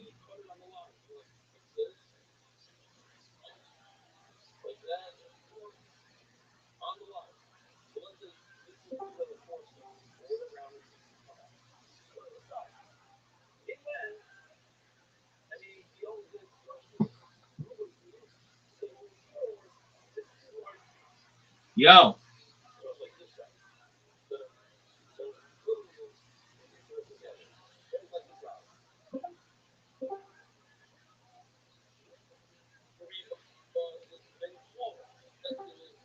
yo,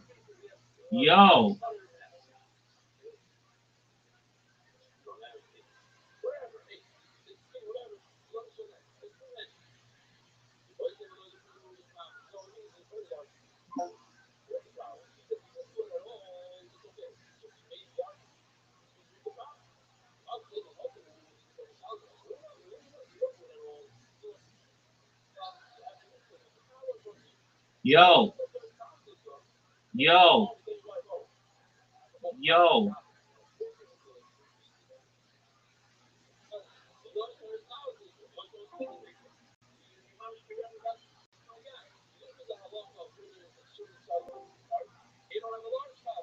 Yo, there we go.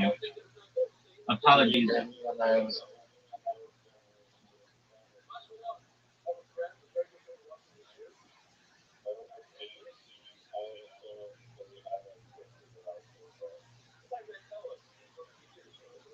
I can't hear you. I can't hear you. I can I can't hear you. Just one moment.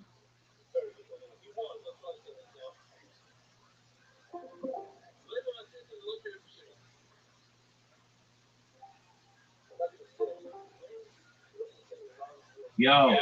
Okay, I can hear you. You're absolutely right. Okay, can you hear me? Can you hear me? You can hear me? I can hear you. Yes. Okay. Even when that particular device is offline.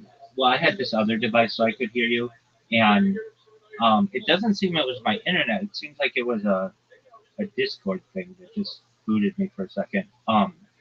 Did you know that you were off? Wasn't working? Immediately, yeah, immediately. Okay, so I was reading, which is I felt really interesting.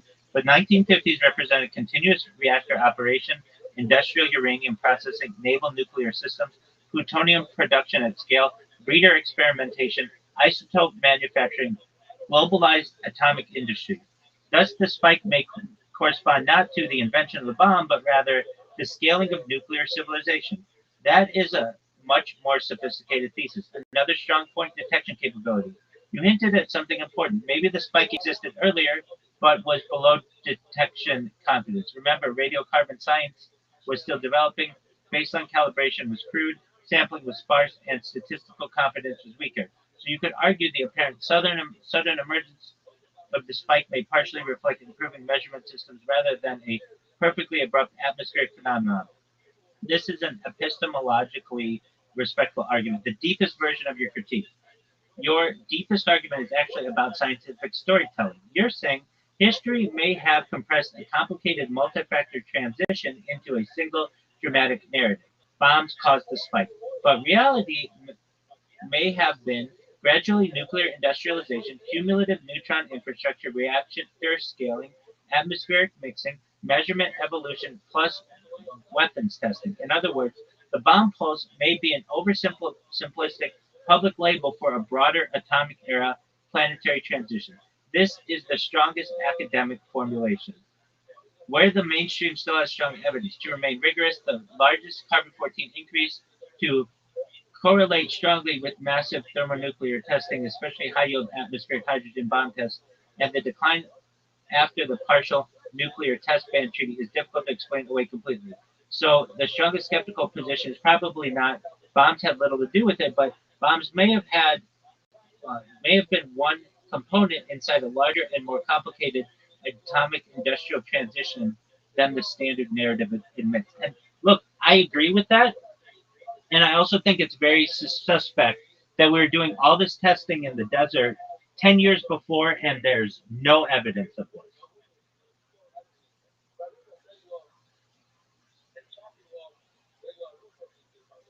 You're muted.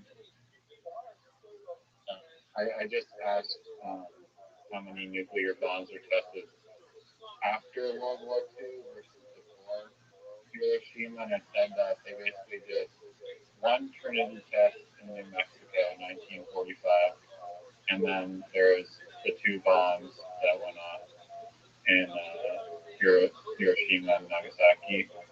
And so apparently there's only one, there's three bombs, the one test, and then those two bombs that were dropped. And those are the only two nukes before, before World War II ended. And during the Cold War, that's when like 99% of all nuclear detonations happened, some of which were thermonuclear hydrogen bombs that were thousands of times more powerful. But we just talked about like thousands of 2,000 tests. we just talked about thousands of times does not mean more carbon 14 because I gave the argument then why didn't Tsar Obama give off a huge spike? Now, why isn't it this? Why isn't it if we go to the trees that are close to the nuclear testing facilities in New Mexico, don't we see a spike? Isn't that a good question? How do you know that there isn't a spike? I think that would be used as an argument that you can test this spike, but we'll see. Yo, if carbon 14 if carbon 14 can be used as a test, then why couldn't we test the trees around the Trinity site and around Nagasaki and um, Hiroshima? And why don't they have a testable amount of carbon 14 in the tree rings around 1945? That's a good question. Your question is actually a very sharp one because it forces a distinction between local radioactive contamination and a globally detectable atmospheric carbon 14 signature. And that distinction is where the mainstream explanation either survives or becomes vulnerable depending on the evidence. First, a correction. I think you meant the atomic bombings of Hiroshima and Nagasaki, not Kurama. Yeah, I was just talking about that. Your core argument. You're basically asking if nuclear explosions create measurable carbon 14 signatures in trees, the trees near the first nuclear detonation should contain an obvious 1945 radiocarbon anomaly.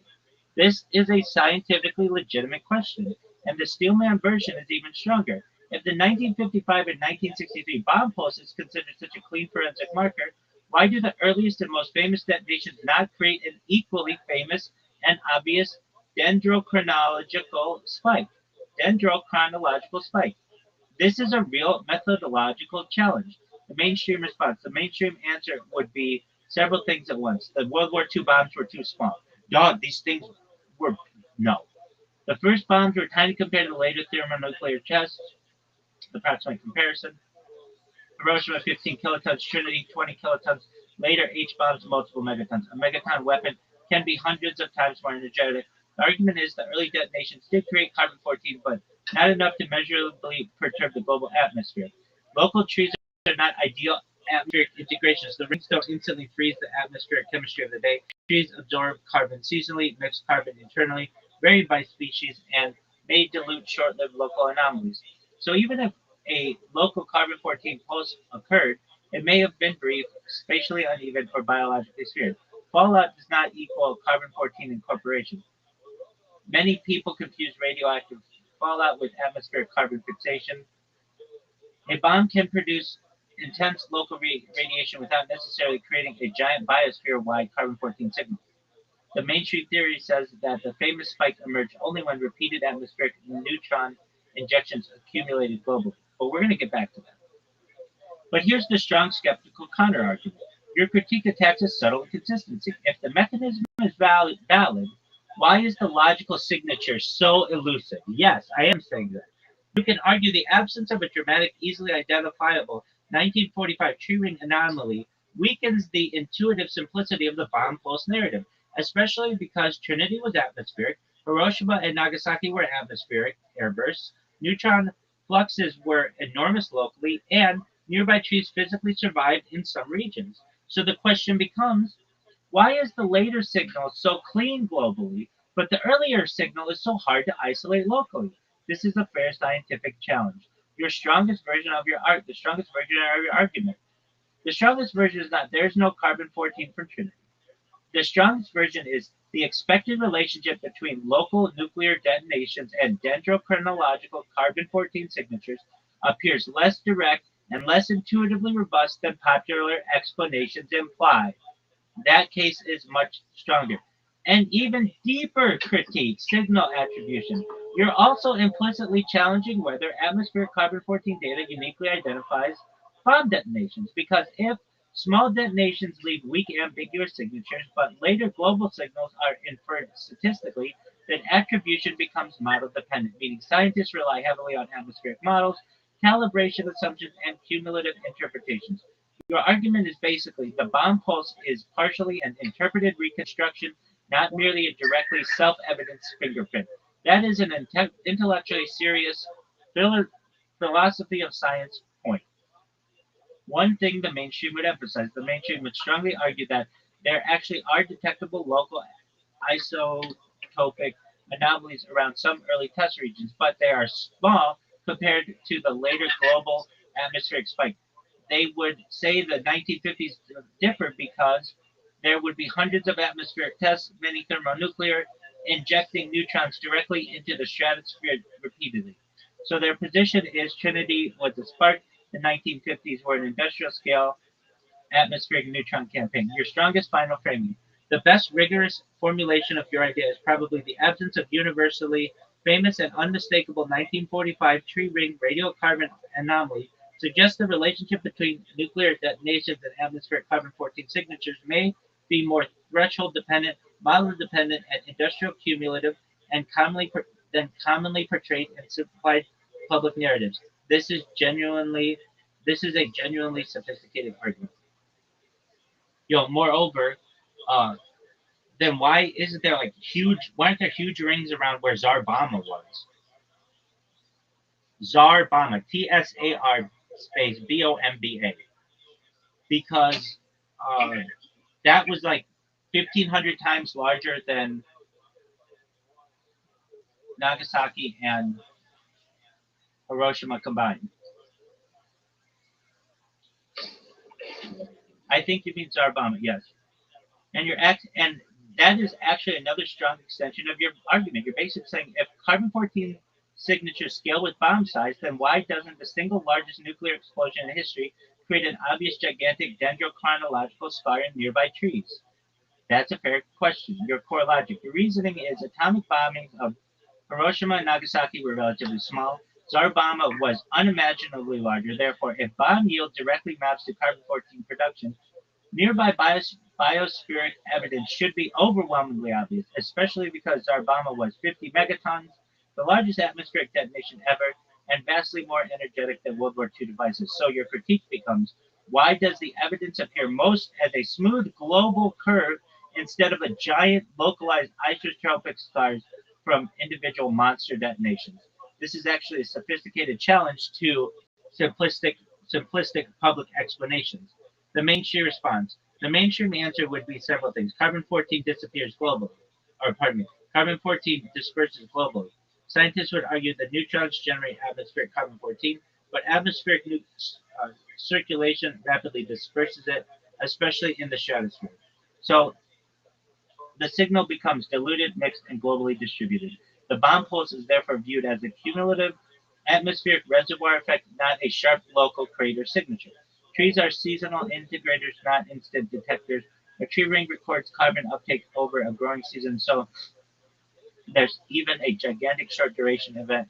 So even a gigantic short duration event may smear across several months, dilute in atmospheric mixing, and merge into broader annual carbon chemistry. The ring is not like a photographic flash exposure, it's more like an average metabolic record. Zarbama was designed to reduce fallout. This is important. Historically, the Soviet Union was intentionally modified. The Soviet device was intentionally modified to reduce radioactive fallout. The uranium tamper was replaced partly with lead, dramatically reducing fission products. So, despite enormous explosive yield, lower, uh, despite enormous explosive yield, the radiological output per megaton was lower than it could have been. Mainstream scientists would say bigger explosion does not equal proportionally bigger carbon-14 signature. But your skeptical argument still has force. Your critique is not really about fallout. It's about intuitive proportionality. You are questioning whether the public narrative oversimplifies the relationship between explosive yield, neutron production, atmospheric chemistry, and tree ring evidence. You can argue if the causal chain was straightforward and visually intuitive, single gigantic detonations should produce correspondingly dramatic biospheric markers. Instead, evidence appears statistical, cumulative, model-based, and globally average. This is a meaningful observation. The deeper scientific philosophy issue. You are pointing some. You are pointing towards something real in science. Proxy records are reconstructed interpretations. Tree rings do not literally contain a picture of Zarbama. Scientists model atmospheric transport, estimate neutron production, calibrate isotopic ratios, and infer causes probable, probabilistically. So your strongest argument becomes the bomb pulse narrative may be more dependent on atmospheric modeling and cumulative reconstruction than people realize.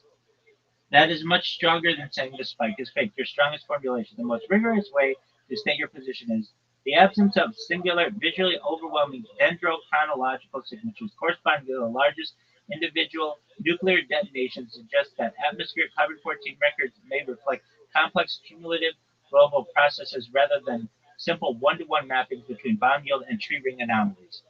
That's a serious argument. Yo, dog, can you please make this into a Harvard Law Review article, Blue Book footnotes, publishable. All right. So, what are your thoughts? Um, Just one moment. I know I just asked you that, but one important weakness to acknowledge. I wasn't gonna read this, but I feel disingenuous if I don't. The mainstream would still say the global carbon 14 curve does accelerate during the exact era of massive atmospheric thermonuclear testing, including around the period of Zarvama. Even if individual explosions are not separable as giant standalone spikes, so the position is the atmospheric integrations. Yeah, the atmosphere integrates the total testing regime, not individual explosions. Discreetly, your response should be that very smoothing process makes causal attribution more inferential and model dependent than commonly portrayed. And I agree with that. right. I mean, it was a very good question about like the local uh, data that you can extrapolate from those bombs. Apparently, there is measurable. I'm just going to chat, like read a little bit of AI, but there's measurable radioactive contamination, altered soil chemistry, contaminated water, health effects, damaged ecosystems, and long-lived radioactive isotopes that are still detectable decades later. At the Nevada test site, now called the Nevada National Security Site, radioactive isotopes like plutonium, cesium-137, strontium-90 were measured in soil and dust. Fallout spread into nearby states. There's elevated cancer concerns reported amongst exposed populations. Some underground tests vented radioactive gases into the atmosphere. At Bikini Atoll, coral lagoon sediment, coconuts, and soil showed long-term radioactive contamination. Some islands became temporarily uninhabitable. Plutonium and cesium contamination persisted for decades.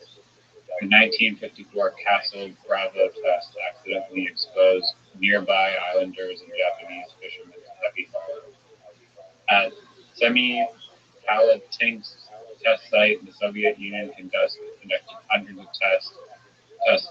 Nearby populations were exposed repeatedly. Researchers later documented elevated radiation exposure and health effects in some surrounding communities.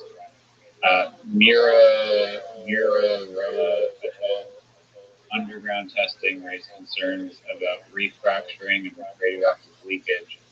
Radioactive materials were detected in surrounding environments. Scientists can still measure plutonium isotopes in the soil, radioactive glass formed from melted sand, trinitite-type materials, altered isotope ratios, bomb pulse, carbon-14 in local biological samples, radioactive sediments in lakes and oceans. Okay, then Some what? evidence is visually dramatic too. Extremely hot nuclear fireballs can melt sand into glassy substances. The Trinity test site produced green radioactive glass called trinitite. The localized evidence is one reason nuclear testing is heavily documented independently by universities, international monitoring agencies, environmental scientists, medical researchers, geochemists, not just governments. Okay, but they're all government projects. So, okay, then the question is, why don't we find trinitite and all that other shit at at Hiroshima and Nagasaki? That's when enough sand. You don't think there's sand at Hiroshima and Nagasaki?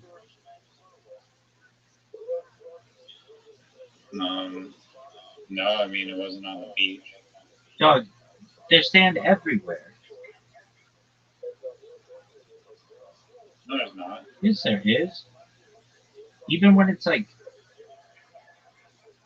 You think there's sand in Nineveh? yeah, underneath the tundra. Or are you saying like way deep down under like layers of layers? Yeah. Or like, why didn't it create glass on the ground?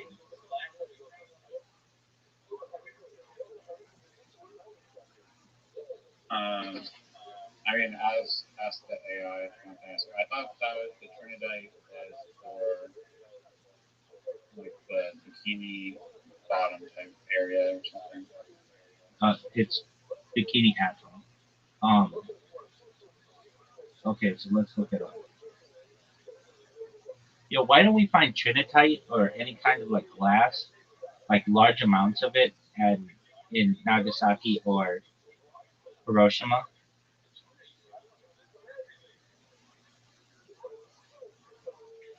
You're asking a good question, but here's the important physics distinction here. You're referring to trinitite, the greenish radioactive glass created at the Trinity test site. Your question is basically, if nuclear explosion melts sand into glass at Trinity, why did Hiroshima and Nagasaki have giant fields of similar material? The answer comes down to mostly ground burst versus air burst, desert sand versus urban terrain. Those two differences are enormous. While Trinity produced trinitite at Trinity, the bomb detonated relatively close to the ground. Over silica-rich desert sand, the fireball vaporized and melted the desert floor, fused into sand into glass, and then cooled into trinitite.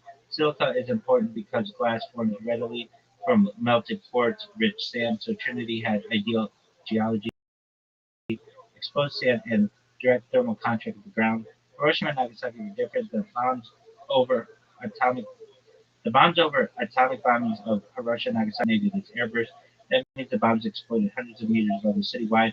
Because airbursts maximize blast radius, overpressure, and permanent destruction, the fireball therefore had much less direct interaction. Okay, I get all that. Hold on a second though. Yo, dog, could a bunch of TNT cause trinitite? Like basically huge amounts? All it has to do is melt sand. So I think a huge amount of TNT could cause trinitite.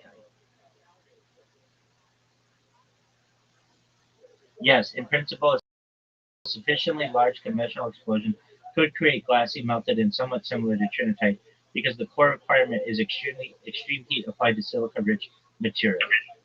So TNT Okay, could. well, it's not going to produce the plutonium. Where's plutonium? Where does it say plutonium anywhere? Plutonium isotopes in the soil. What could create plutonium isotopes in the soil, or do they naturally occur? Plutonium is a good example where intuition and nuclear physics diverge. The short answer: yes, plutonium isotopes can occur naturally, but only in trace amounts. Most plutonium found in soil is from human nuclear activity. Natural plutonium exists, but is extremely rare. Some plutonium isotopes are produced naturally in very small quantities, uh, though rare through rare nuclear processes. The main one is plutonium-239. It can form in nature where uranium atoms undergo spontaneous fission, or where neutrons are produced by cosmic rays or uranium decay chains and get captured by uranium-238. Okay, so could a bunch of like a huge TNT blast cause any additional plutonium to be made?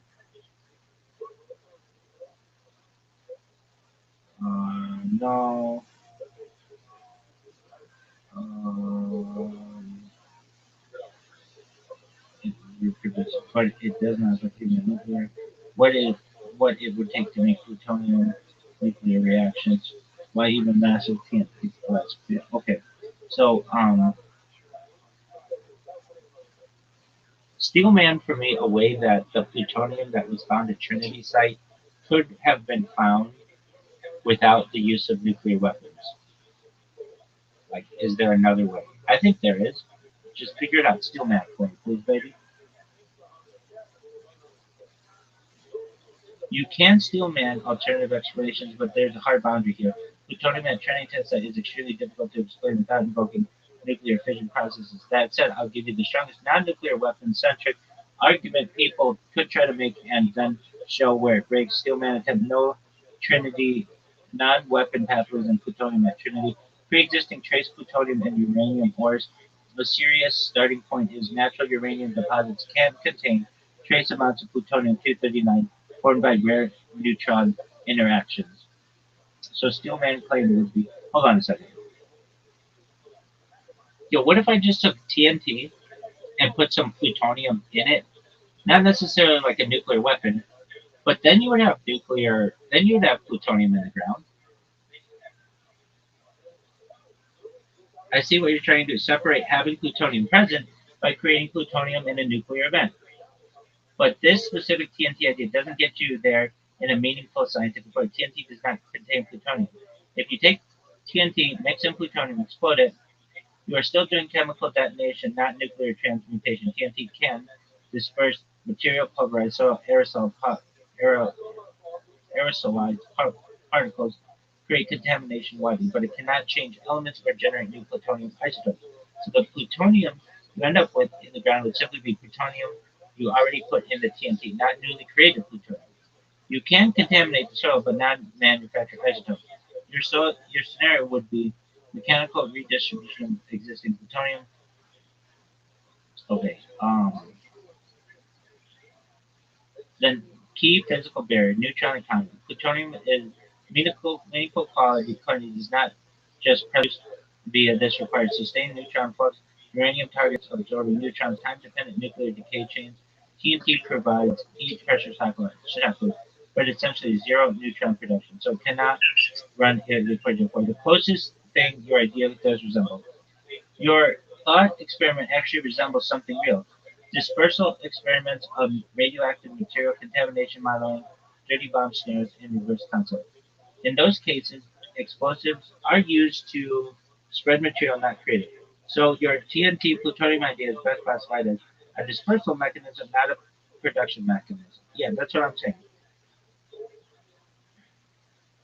So what I'm saying is, what if you created plutonium 239 in a lab, and then you blew up a huge bomb that was TNT based in the middle of the desert? When you tested the ground, it would have plutonium 239 in it, right? And it could create trinitite silicon glass.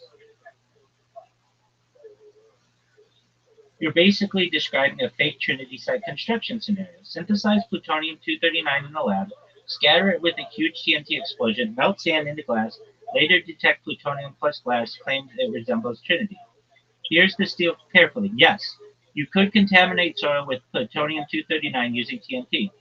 If you already had plutonium-239 and you mixed it in a material, detonated a large TNT charge, dispersed it over sand, then yes, plutonium would be found in the soil afterward. It would look like environmental contamination. So at a purely distribution level, your idea works.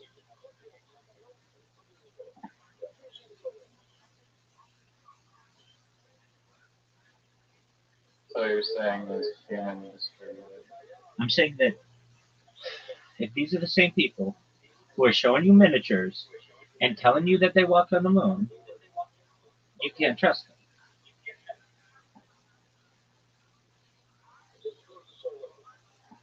I mean, that's quite the cover up for planting. I mean, Dog, it just allowed the invasion of Iran. It just allowed the invasion of Iraq. It involved the Cold War and the millions spent in espionage. Look, I'm not saying that I don't believe it in that these they didn't go down just the way that you read it in a history book. I'm not saying that. All I'm saying is that I have questions and they're not getting answered. That I mean, they are getting answered by AI, but the mainstream doesn't want to go into it too well.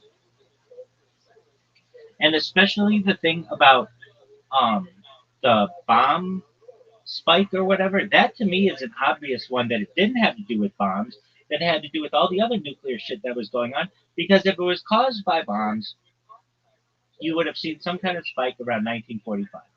And if they're saying that, no, there's not a lot of nukes being tested in 1945. wait, I get that. So then if it's caused by nuclear bombs, then you would see a giant spike around Zarbama. You can't have it both ways.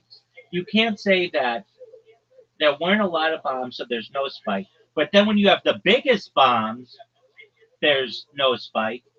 It's all the atmosphere, so that's right up. wait, and guess what? So does plutonium reactors and the creation of nuclear power plants and all the other things that I named. Naval vessels that are using nuclear energy. Like no one ever talks about that. No one talks about that at all. That could have had an effect on it. how much uranium, how many neutrons from carbon-14 is created from uranium extraction? That's a good question. Yo, in comparison, And let's compare like all of the uranium that's been extracted in the world prior to 1963 for nuclear power plants and stuff. Compare all of that.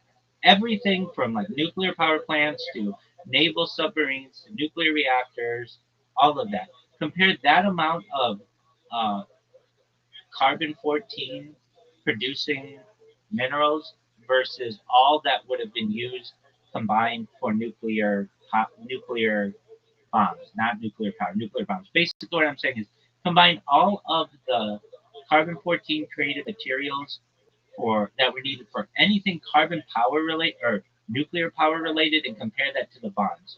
And which one is more? You're trying to do a mass balance comparison. So, total uranium used in civilian military nuclear industry versus uranium used in nuclear weapons, and which one plausibly produced more carbon 14 isotropic signals? That's a legitimate systems level question, but it needs a key correction first.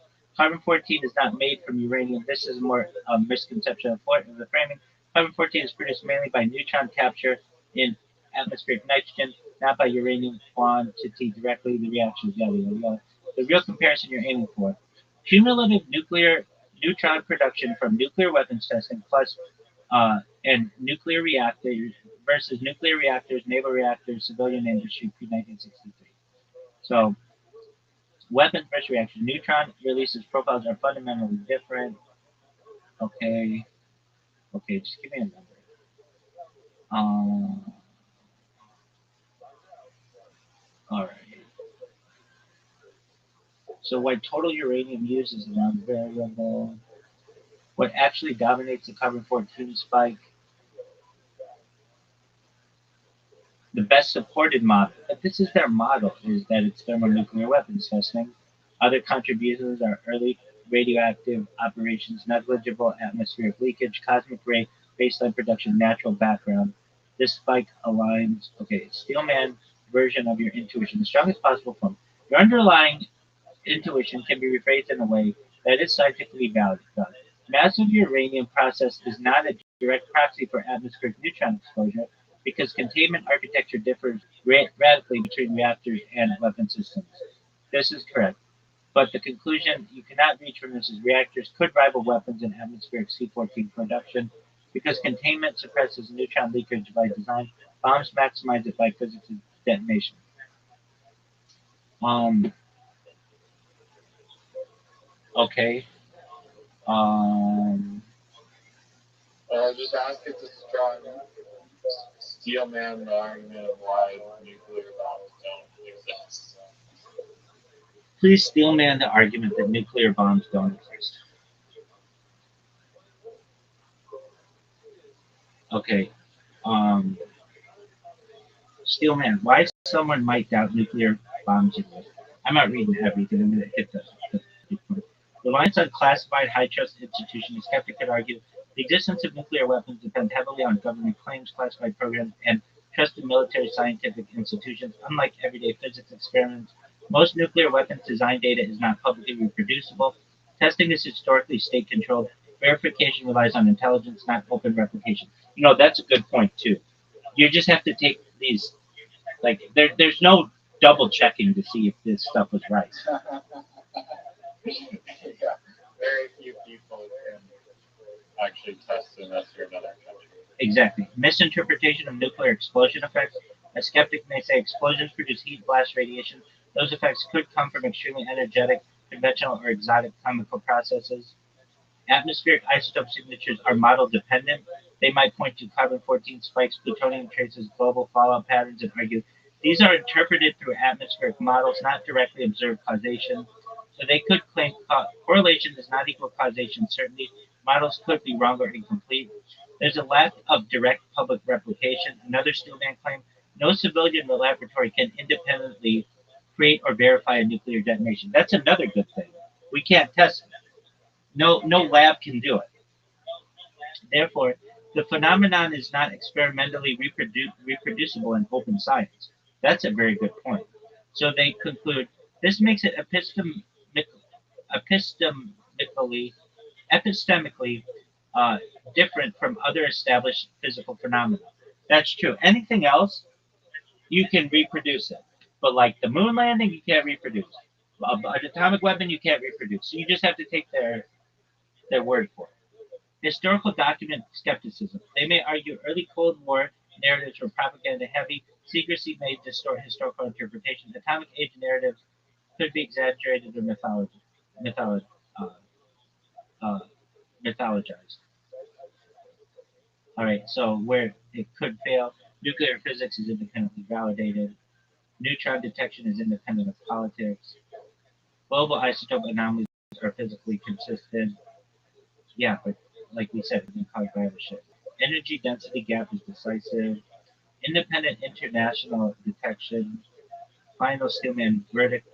The strongest skeptical argument is nuclear bombs is not nuclear bombs don't exist physically, but rather the public must rely on institutional trust and indirect inference for claims about nuclear weapons, which makes them epis, epistem, epistemically, epistemically unusual compared to most physics claims.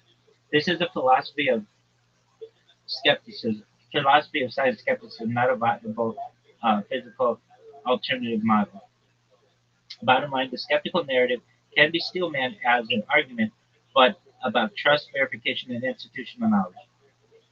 It may fail a physical explanation because nuclear reactions are produced in laboratories, produce unique isotropic signatures, and are independently measured across multiple scientific domains.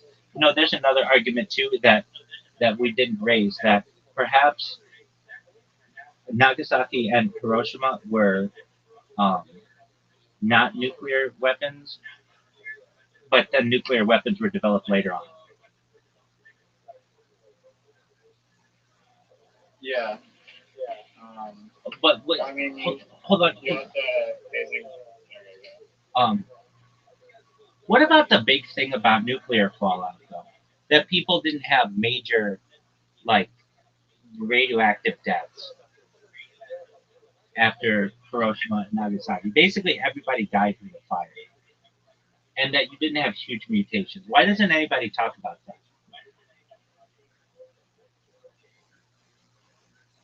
This is a common set of misconceptions about radiation effects and helps to separate acute blast effects, radiation sickness, and long-term genetic outcomes. Like most people die from fire blast, not radiation. Partly true, but incomplete. Um, at the sites of the bombings, a large fraction of immediate deaths were from blasts over pressure, burns from thermal radiation, structural collapse from fires. Radiant deaths did occur, just delayed. Radiation death, but that could be from a bunch of things. I'm not like that's the hard thing about this stuff. I could have I could have cancer potentially from the nuclear fallout from this. We don't know. Um, so no major radioactive deaths happened is false, but the scale matters. Radiation exposure in Hiroshima and Nagasaki was intense near ground zero, but rapidly increased with distance and shielding. Key reason there were airburst detonations, not ground level. Okay, why didn't we see huge mutations? Radiation does not typically cause dramatic visible mutations in humans. That's interesting to me. I would think that you'd walk out with like mutants, but no. Um, okay, so what was the question I wanted to ask? Oh, why is there the building at the very center of town of Hiroshima still standing? Like, why didn't that thing get destroyed?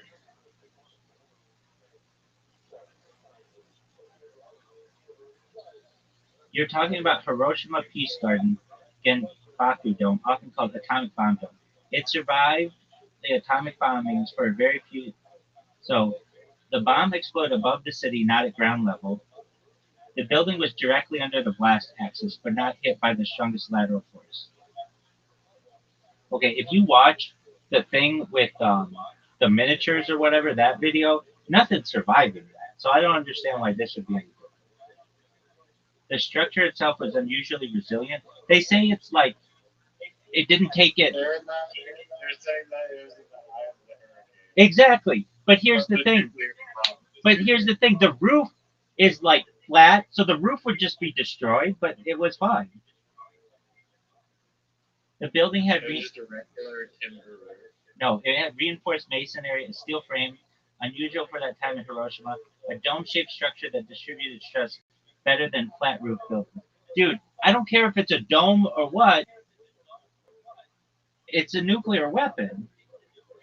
Why it didn't burn down? Maybe it was steel. It was like steel and just a giant chunk of steel, maybe. No, here's the thing. It was masonry. Masonry doesn't burn. Steel doesn't burn at those temperatures. So that's why it survived.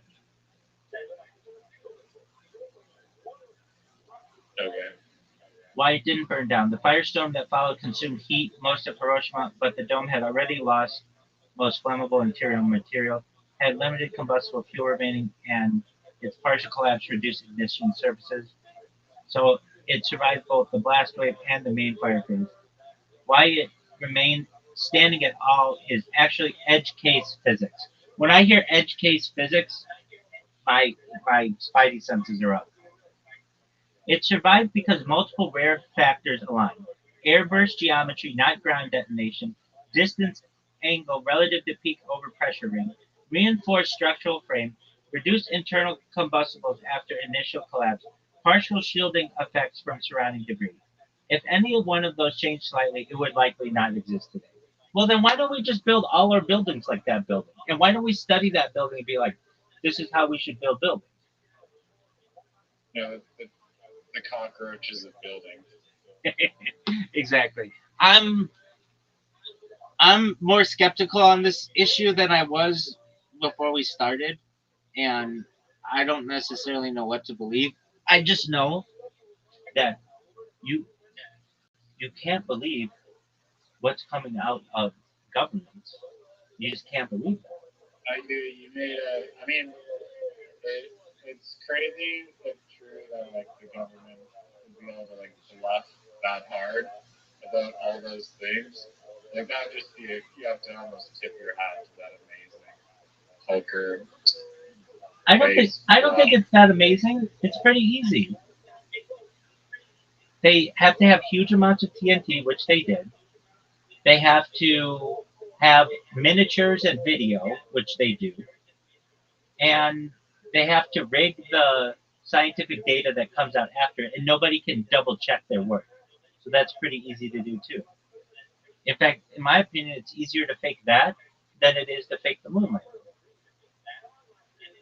Because at least the moon landing, people want to see video of that, like long-term video, and they want to be able to interview the people who are there.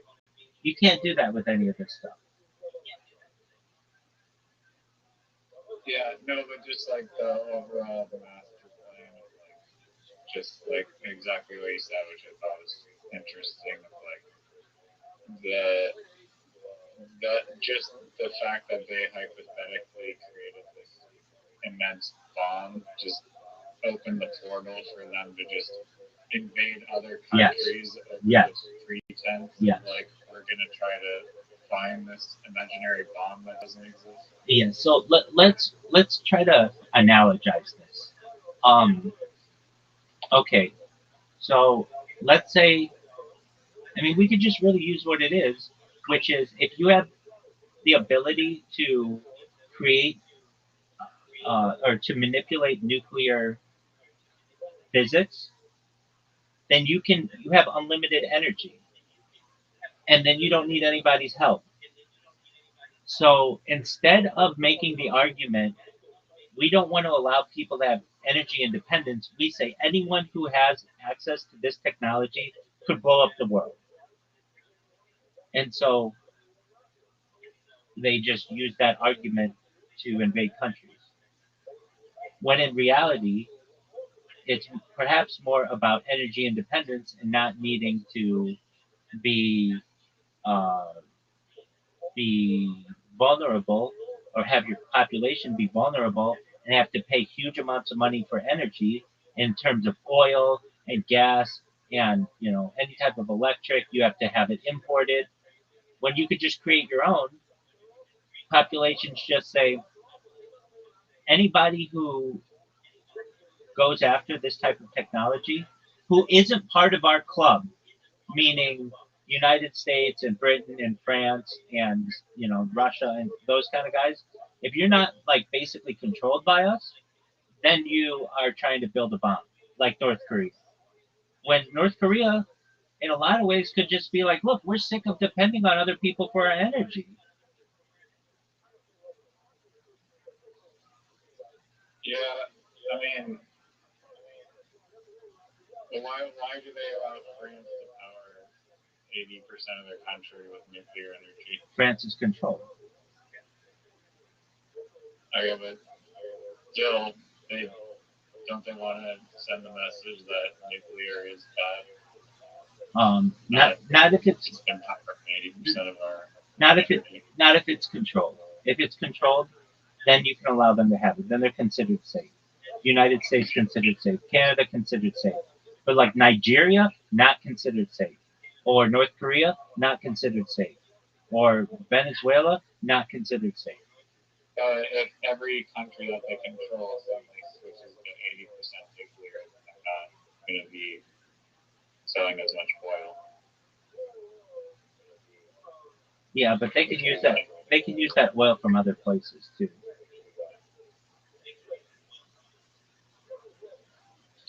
Huh?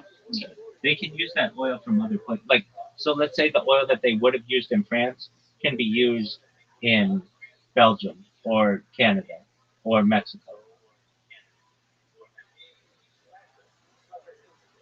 Yeah, but still, it's like if enough people switch to nuclear, then like the demand will just drop for oil. Yeah, but I mean, the biggest countries in the world, like, let's play this through. Let's say North Korea was able to create nuclear power plants such that they had a nuclear surplus or an energy surplus. They could start destabilizing the market by selling energy to other places, and it's free.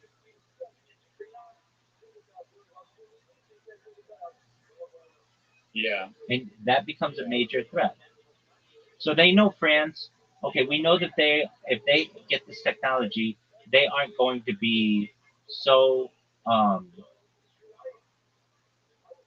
so aggressive, or I should say, so um, uh, they're not gonna be so dumb and start selling this to everyone else. They're just gonna use it for what they need. And it goes back to the Cold War and the founding of the United Nations and the five countries that basically did that: the United States, France, China, Russia, and United Kingdom.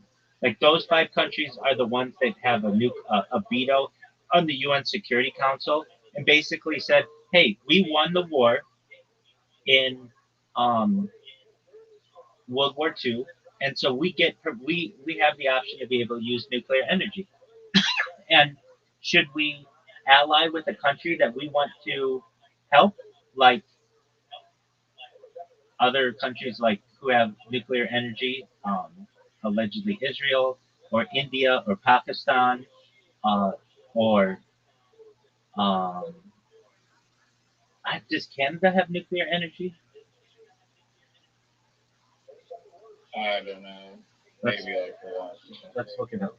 I don't know. Does Canada have nuclear energy or any nuclear weapons?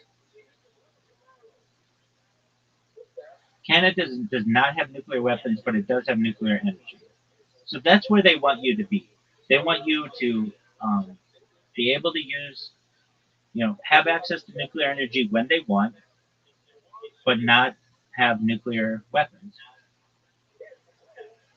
Is the price of electricity in France like 80% lower than it should be? Is the price of energy in France significantly lower because they have so much nuclear energy? Short answer, yes. France often does have lower electricity prices than many comparable European countries, partly because of the heavy reliance on nuclear energy, but it's not the only factor, and it's not always consistently cheaper every year.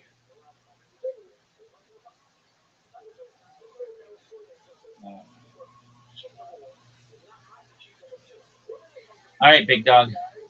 What are we watching tomorrow night?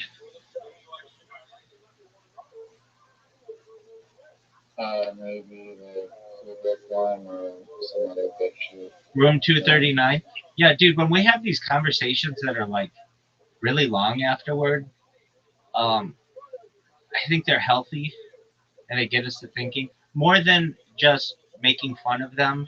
I mean, that's fun too, but it's like I don't know the answer with the nuclear energy thing, but I think that there's a lot of questions in it, and um, Such a weird rabbit hole that I did not think I'd be like dead and the authenticity of it. that's what I like to do. That's why I brought it up. Did you hear about it from the Joe Rogan clip posted somewhere? No, Did you watch that? no, I watched the documentary like 15 years, 15, 15 20 years, 20, no, like 15 years ago on it. Oh, damn. A long time ago at how nukes aren't real. Yeah, and then it's never talked about in the mainstream. And then that Mark Andreessen discussed it like a few years ago, and it was like, wow, I can't believe somebody discussed it who was more mainstream. That was really surprising to me. And then when How long was that going? and then when we needed a topic, I have some of these topics that are in my head that are like they're fringe. I get that, but they're also like I'm not fully convinced one way or another, and I like to hear the alternative argument. Yeah, no, I mean, that was super interesting rabbit hole. I wonder what other information is out there. How long do you think that the oil companies can like suppress nuclear energy for? Because it seems like it's like almost household knowledge that modern nuclear energy is safe and perfect and amazing Yeah, and environmentally friendly. right. Um, I think that they've gotten to the point where they recognize that with AI and data farms and um, technology, they need uh, more energy than what currently can be produced. And they've just recognized that okay, we're gonna take. I mean, this is what they did like 20 years ago, but they just continue to do this. Especially the oil companies and the car companies, they've said, okay, we recognize that nuclear is the future and such, so we're just gonna invest in electric cars and things that require the grid, and then we're gonna control people using the grid instead of the pump. Or All right, big dog, I gotta go to the bathroom. Um, Tomorrow night, room 239. sounds good. Excellent. Peace out, big dog. All right. Peace.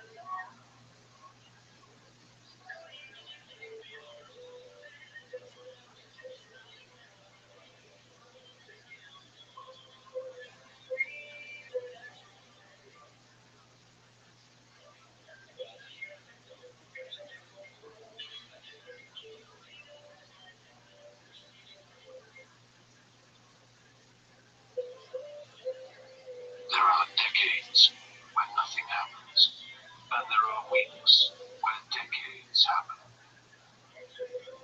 It is February 1970. In the dark before dawn, thousands of starving women stand in the snow outside empty bakeries in Petrograd.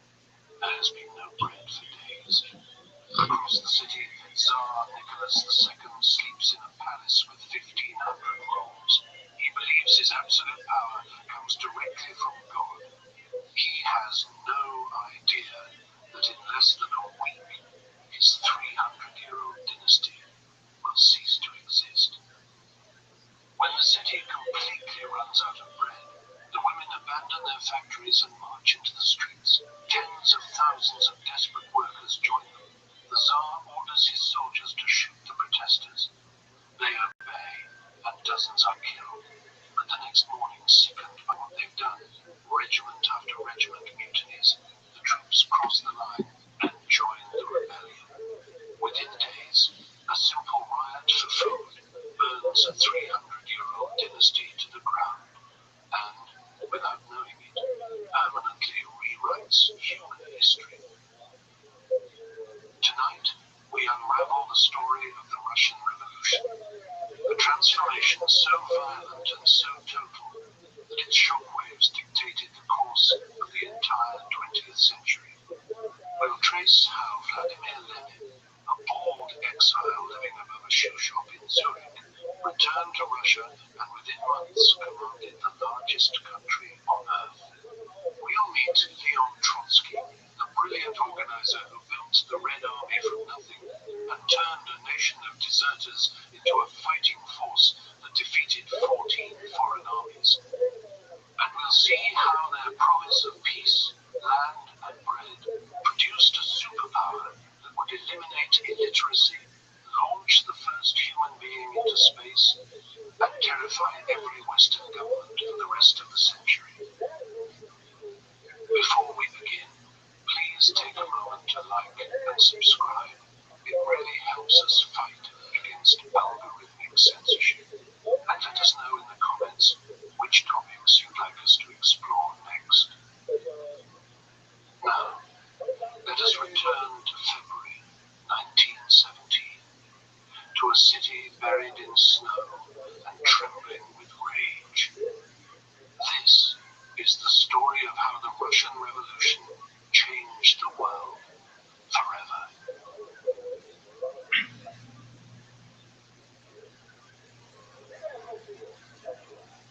Chapter 1: The City of Bones. There is a story about how St. Petersburg began. It involves Peter the Great standing on a windswept island in May of 1703, dressed in fine clothes, watching an eagle soar overhead.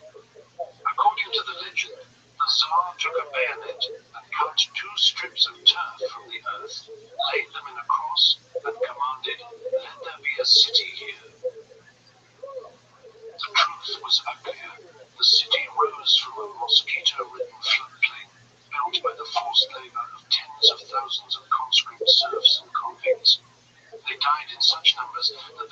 earned a nickname that would stick for centuries, a city built on bones. In the early years, wolves prowled the unfinished streets at night. Beneath the straight lines and elegant curves designed by foreign architects lay the corpses of perhaps 100,000 laborers.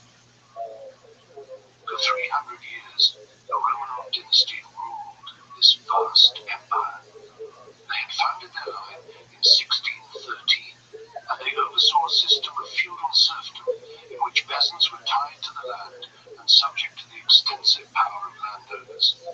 Alexander II, the so-called Tsar Liberator, abolished serfdom in 1861. But kindness had nothing to do with it. He feared peasant riots. He feared the humiliation Russia had suffered in the Crimean War, and the reform itself was a half measure. The peasants received plots too small to live on, and were saddled with redemption debts that would take generations to pay off. Peasant misery bred strange dreams. Stories circulated about utopian lands, bellowed of the white waters, the submerged city of Kitej, places where justice still existed. Young radicals called Narodniks tried to spread revolutionary ideas in the countryside. The peasants rejected them. The police arrested them. Frustrated by the slow pace of history, some revolutionaries turned to violence. In 1881, a group called Narodnaya Volia, the People's Will, threw a bomb at the carriage of Alexander II. One assassin yelled that it was too early to thank God. A second bomb ripped the Tsar apart. Witnesses described bloody chunks of human flesh scattered across the snowy street. The repression that followed was ferocious. Alexander III hanged 5 student ringleaders. One of them was Alexander Ulyanov. His younger brother Vladimir would later take a different name, Lenin.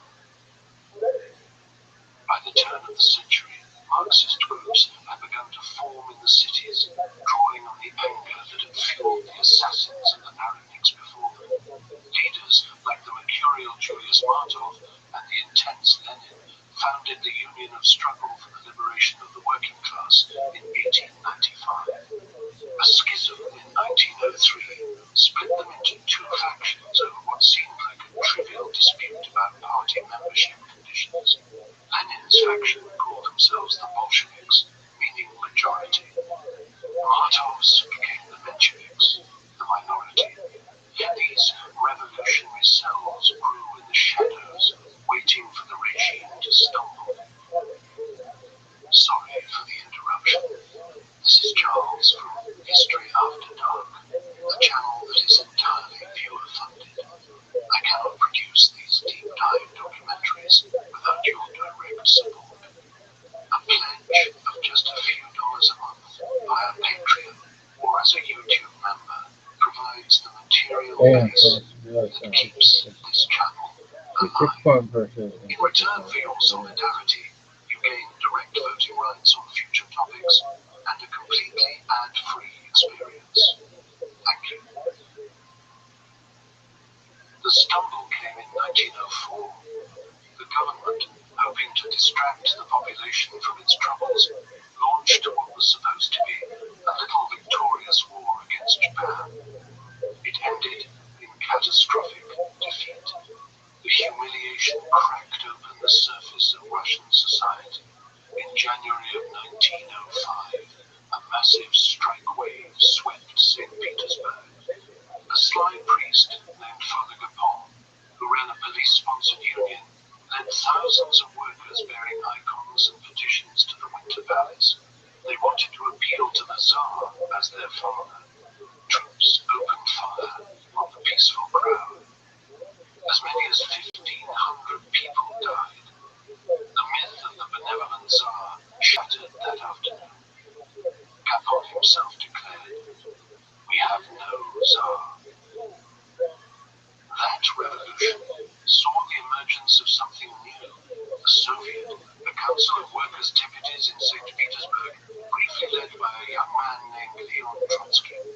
The uprising was crushed, but the idea of the Soviet would not be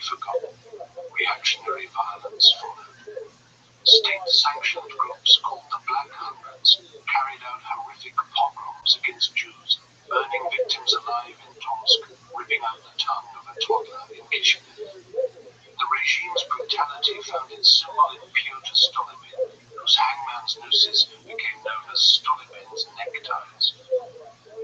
The empire limped on for another decade, held together by repression and inertia. Then came the war. By 1914, Tsar Nicholas II led Russia into the First World War. He has been described as a well-educated vacuity with an expressionless face. The war would cost his empire millions of lives. His authority was undermined by his wife, Empress Alexandra, and by her reliance on Grigory Rasputin. The mad monk wielded immense influence over court appointments and military decisions. High society despised him. In December of 1916, Prince Yusupov and the right-wing politician Vladimir Purishkevich decided to act. They lured Rasputin to a palace with cyanide-laced cakes and wine. Yankee Doodle played on a gramophone. The poison failed to kill him. Yusupov shot him. Rasputin revived, lurching through the thick snow, croaking the prince's name. They shot him again and beat him. They dumped his body into a canal and forgot one of his boots on the bridge. When the body was recovered, it appeared he had tried to claw his way through the ice from below. This was not a coup. It was a morbid symptom of a regime eating itself. The Tsar received warnings from generals and ambassadors that the country stood on the brink. By early 1917, the cost of living had skyrocketed.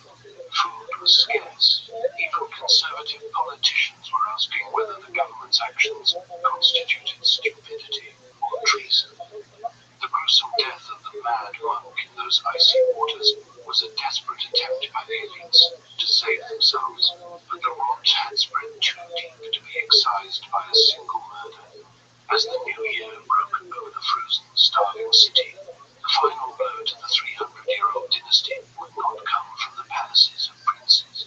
It would come from the breadlines of the Viborg district, where the patience of the hungry was about to snap.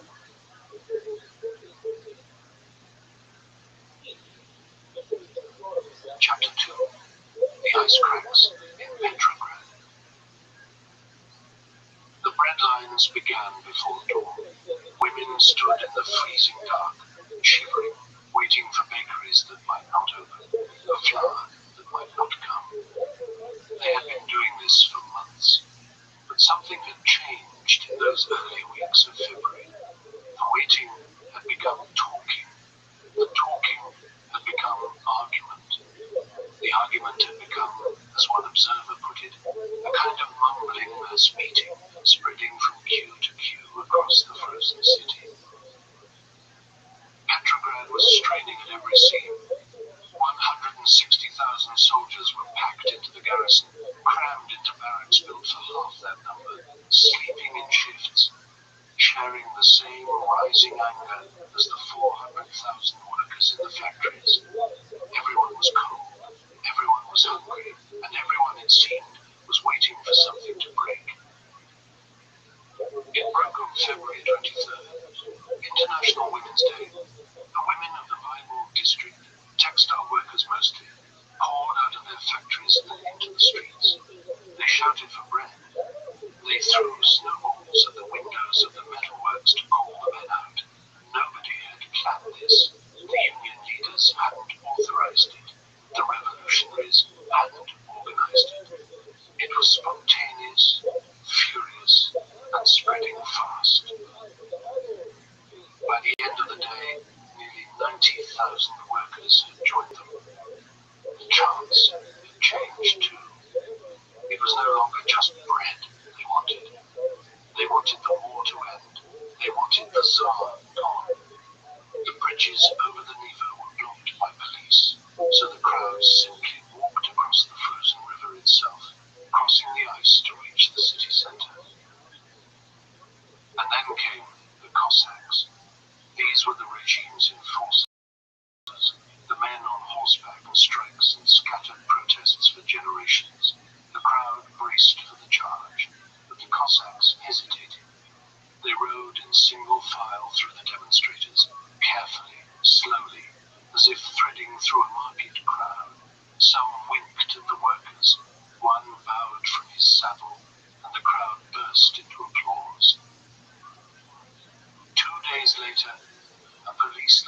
was beating demonstrators with his whip when a Cossack drew his saber and cut him down. The officer fell dead in the street. The crowd roared. Something fundamental had cracked. The Tsar was hundreds of miles away at military headquarters in Moscow.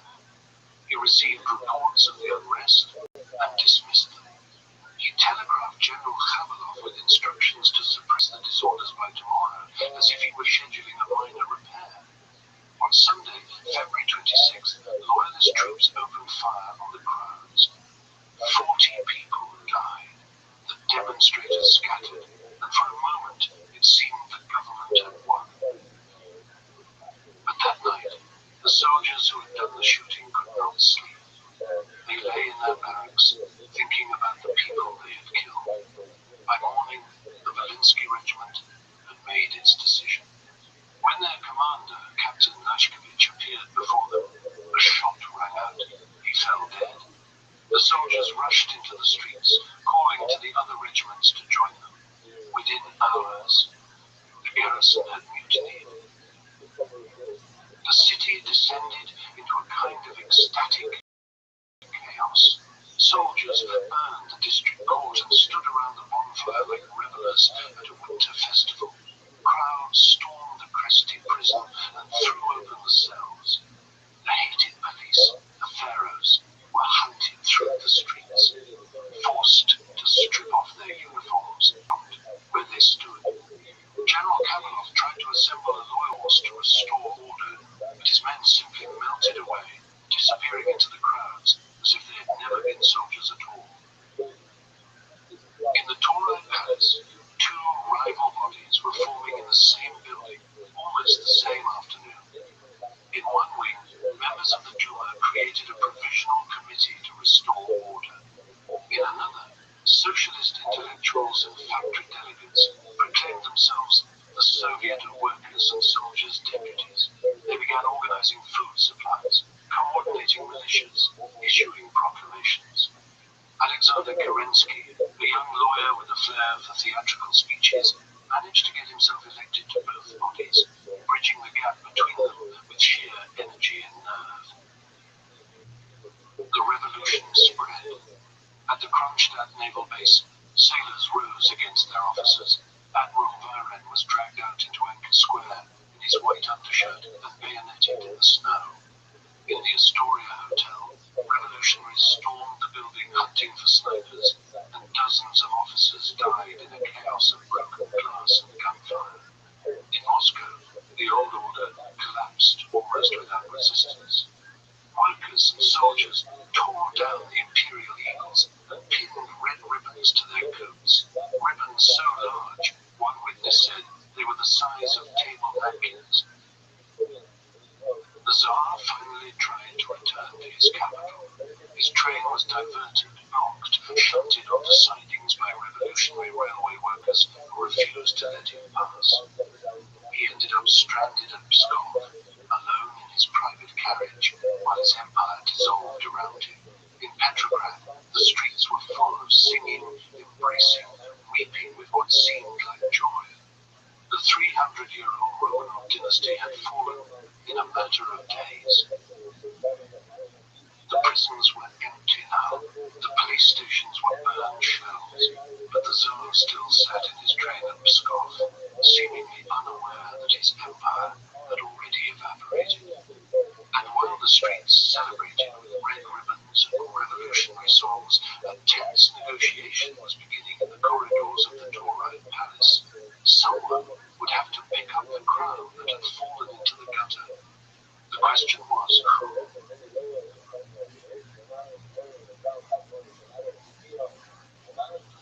Chapter 3. The Reluctant Rulers. The Tauride Palace had been built for elegance. Its marble floors and chandeliers were designed for diplomats and dignitaries, for measured conversation and the rustle of formal dress. By the end of February, those floors were covered in cigarette butts. Exhausted soldiers slept in heaps against the walls. The corridors smelled of sweat and tobacco. Something else, something harder to name. The old order had cracked open, and what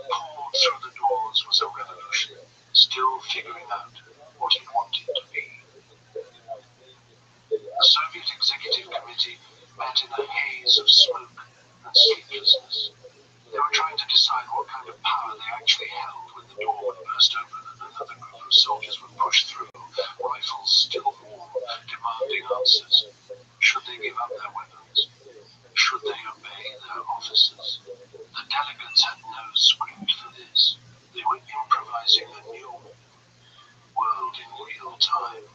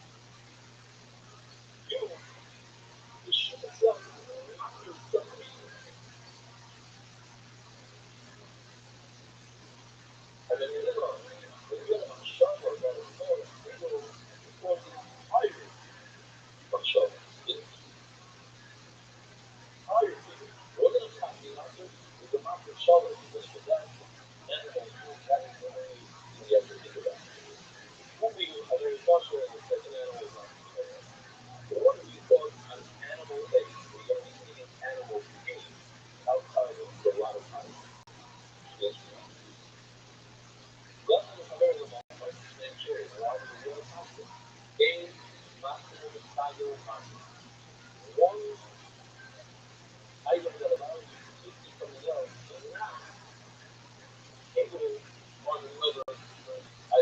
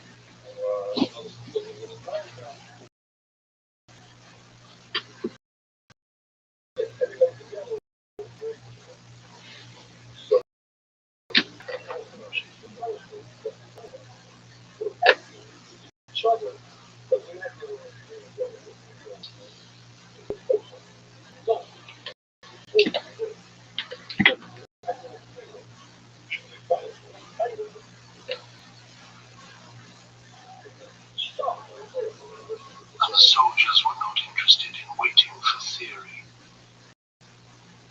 Out of this chaos came order number one.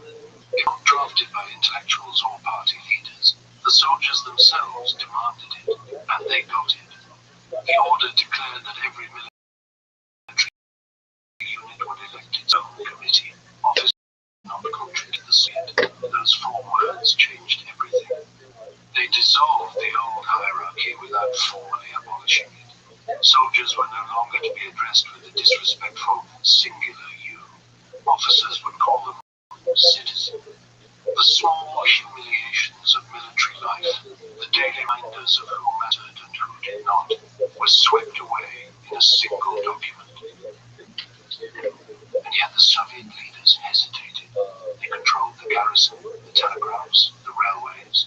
They had the guns, but they did not want to rule. Their Marxist textbooks told them that a bourgeois revolution had to come first. The capitalists had to take power before the workers could take it from them. It was a strange kind of deference, this insistence on following the script, even as the script was being rewritten around them.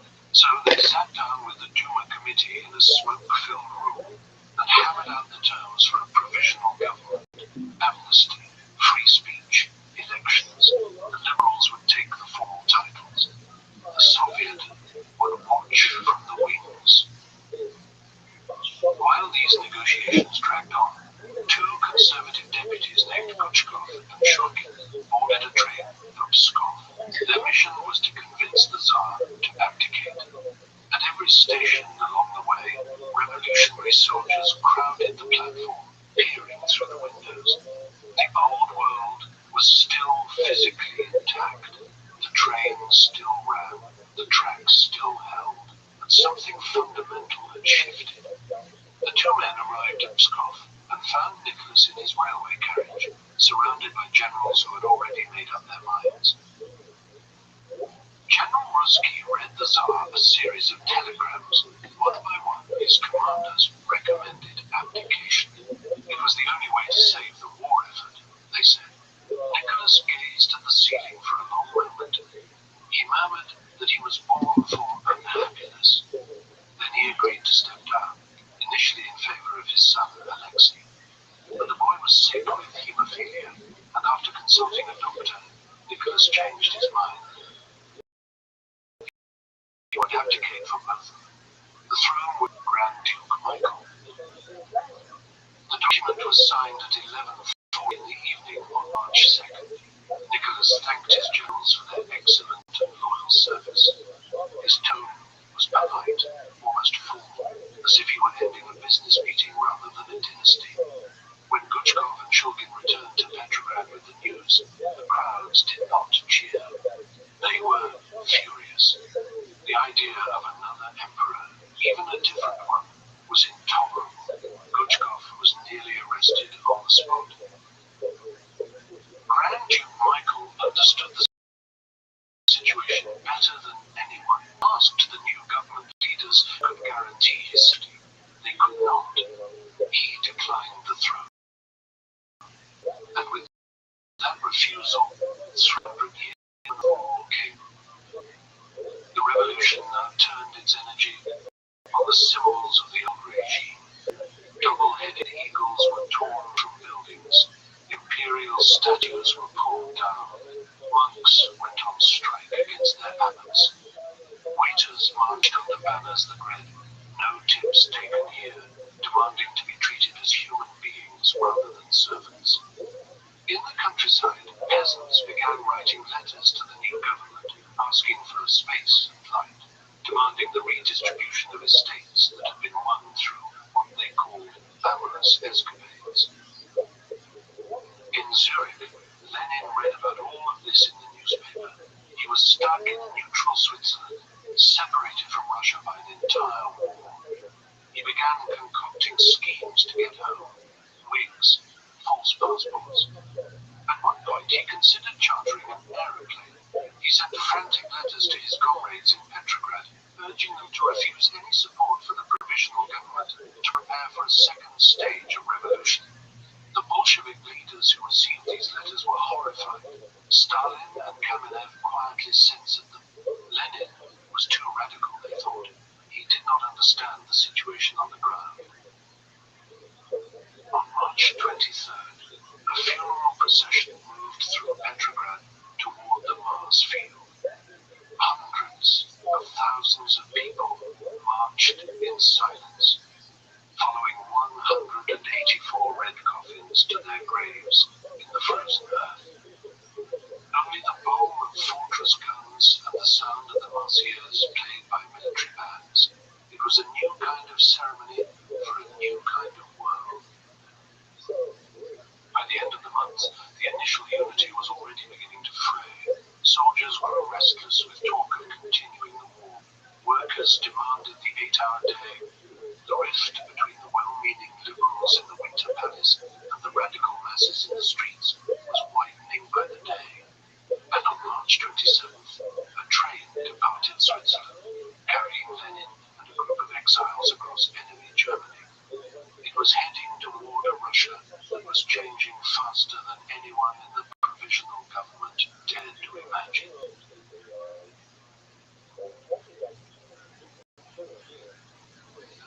Chapter 4: The Train to Finland Station.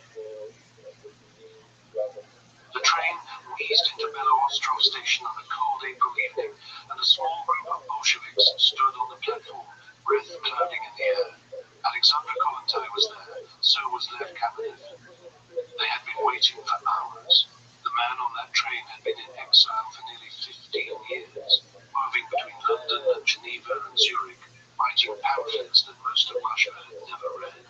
Now he was coming home.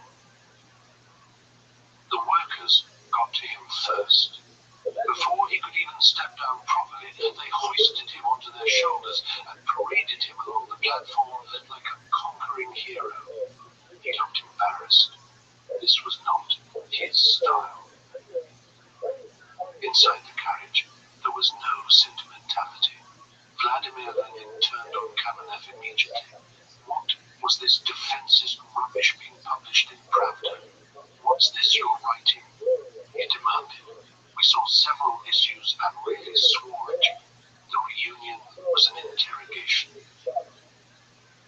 By 11 that night, the train had reached Petrograd's Finland station. The platform was a chaos of red banners and brass bands and cheering crowds. Soldiers, sailors, workers, all pressing forward to see the man the newspapers had been calling a German spy. Searchlights swept across the scene. Someone thrust an incongruous bouquet of flowers into his hands. They ushered him into the Imperial waiting room, the one they still called the Tsar's room, where the leaders of the Petrograd Soviet had gathered to receive him. Nikolai Chikaidze, the Menshevik chairman, stood waiting with a face like a funeral. He delivered a careful speech about unity, about closing democratic ranks, about defending the revolution together. His eyes never quite met Lenin's. Lenin stood there with the flowers dangling from one hand, staring at the ceiling. He looked at the walls, the floor, anywhere but at Chikaidze. When the speech ended, he turned his back on the official delegation entirely. He addressed the crowd and said, "Dear comrades, soldiers, sailors, and workers, the imperialist war," he told them, "was only the beginning of a European civil war." His voice rose. "Long live the worldwide socialist revolution." The moderates exchanged glances. This was not the script. Outside, he climbed onto the bonnet of an armored car. Searchlights found him again. He denounced the capitalist pirates, the frauds of the provisional government. The joyful tears of February were over. He was offering something harder, colder. The Bolsheviks had already seized the Kshysinskaya mansion for their headquarters. It had belonged to the Tsar's former mistress, a ballerina named Matilda Kshysinskaya. The place was Art Nouveau elegance. Satin-lined boudoirs and crystal chandeliers, now filling up with cigarette smoke and muddy boots, and the clatter of typewriters. In the main hall, beneath those chandeliers, Lenin addressed his own followers. He tore apart everything they had been doing. The policy of cooperation with the government was finished. There would be no compromise with the bourgeoisie. When he stopped speaking, there was only silence. His own comrades sat stricken. The next day, at the Tauride Palace, he presented his April theses to the assembled socialists. Abolish the police, abolish the army, abolish the bureaucracy, transfer all power to the Soviets. The room erupted. Erected Tsereteli accused him of abandoning Marxism. Someone shouted that these were the ravings of a madman. Viktor Chanov dismissed him as a man who had marginalized himself through sheer excess. Even his own party refused to back him fully. The Bolshevik Central Committee hedged. Kamenev published an article called "Our These were Lenin's personal opinion, not official policy. The prodigal had returned, and nobody quite knew what to do with him. Then the streets decided. On April 20th, a secret diplomatic note was leaked to the press. Foreign Minister Milyukov had promised the Allies that Russia would fight on to decisive victory. He still claimed the Dardanelles for the Empire. The myth of a defensive war shattered overnight. A sergeant named Fedor Linde, a romantic with no particular party affiliation, was so incensed that he led his battalion to Nevsky Palace without orders. He wanted Milyukov's resignation. Other regiments followed. The April days had begun. For the first time, pro-government crowds clashed with anti-government demonstrators on Nevsky Prospect. Some shouted hurrah for Milyukov. Others carried banners reading down with the provisional government. Gunfire echoed near the Kazan Cathedral. 3 people died on the pavement. General Lava Kornilov ordered artillery into Palace Square to disperse the crowds. His own troops ignored him. They obeyed the Soviet instead. The general learned something that day about where real power resided in Petrograd. Milyukov resigned. So did Kuchkov. But to save the government, the moderate socialists made their fatal choice. The Mensheviks and socialist revolutionaries agreed to enter a coalition cabinet. They were now responsible for the war. They were now responsible for the collapsing economy. They had tied themselves to a sinking ship. Lenin watched. He had won over his party through what he called patient explanation, though patience was not quite the word his comrades would have used. His rivals had done exactly what he predicted. The divide in Russia was no longer between the Tsar and the people. It was between the compromisers in government and the radicalizing masses in the streets who were starting to listen to the one party that promised them everything they wanted: peace, land, bread. The liberals had failed. The moderate socialists had stepped in to prop up what remained. Authority would keep starving soldiers in the trenches and angry workers. But as the spring mud dried and the days grew longer, another voice was crossing the ocean to join the chorus of discontent. His oratory was sharp as a blade. He would help forge the Bolsheviks into something capable of striking the final blow.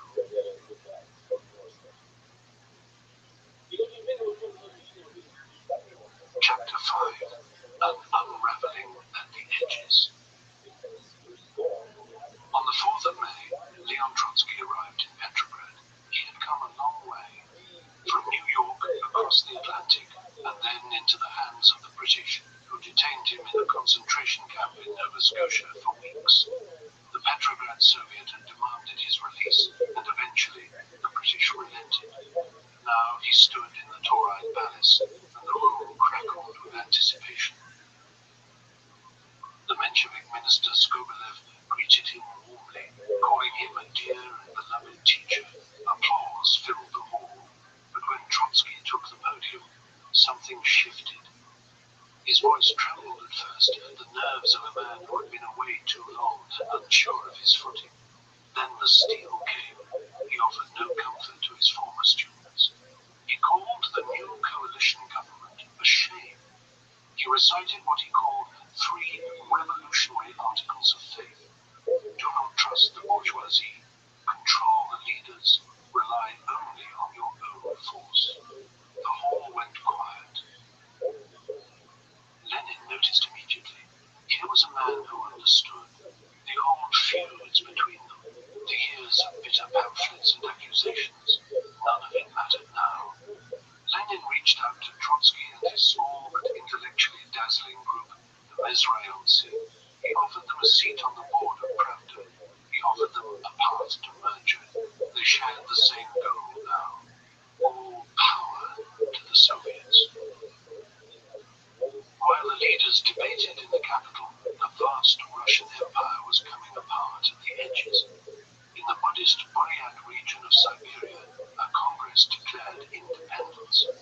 In the Muslim enclave of Kazan, women delegates rose up at a congress to ban polygyny, shouting that they would seize their rights. The center could not hold because there was no center left.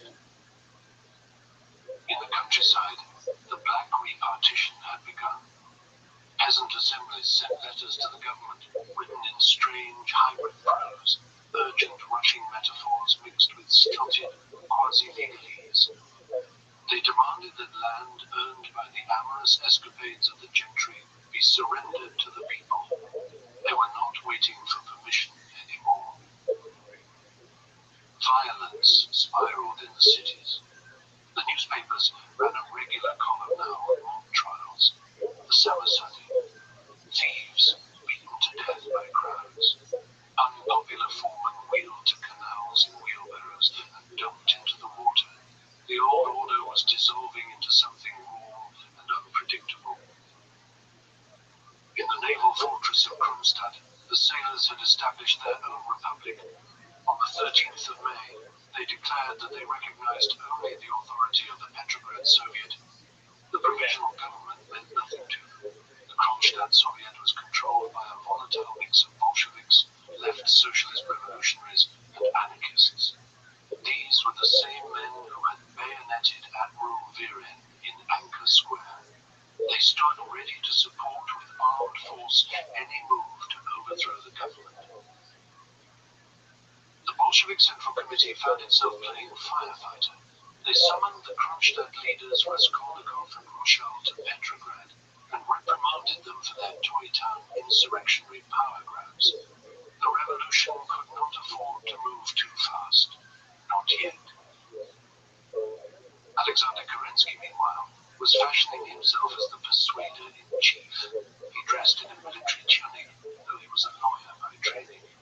He toured the front lines, standing on boxes and the bonnets of cars, delivering hysterical, passionate speeches that sometimes caused him to faint. He begged the soldiers for one last push towards peace. And for a moment, it seemed to work. The troops wept. They threw flowers. They carried him on their shoulders. But the adulation was shallow. Behind the scenes, cynical officers despised him as a socialist lawyer playing dress-up. In the trenches, trench Bolshevism was spreading. Peace at any cost. Soldiers heckled the minister once the initial euphoria faded.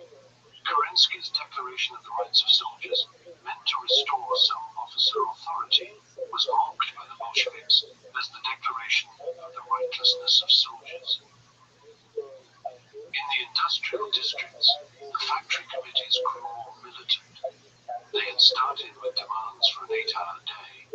Now, they wanted access to the company books, workers' control over production. They bypassed the moderate trade unions entirely. The Mensheviks found themselves in an impossible position. They were statists now, trying to enforce order and discipline on a working class they theoretically represented. But that working class was turning against them. Even the Socialist Revolutionary Party began to crack.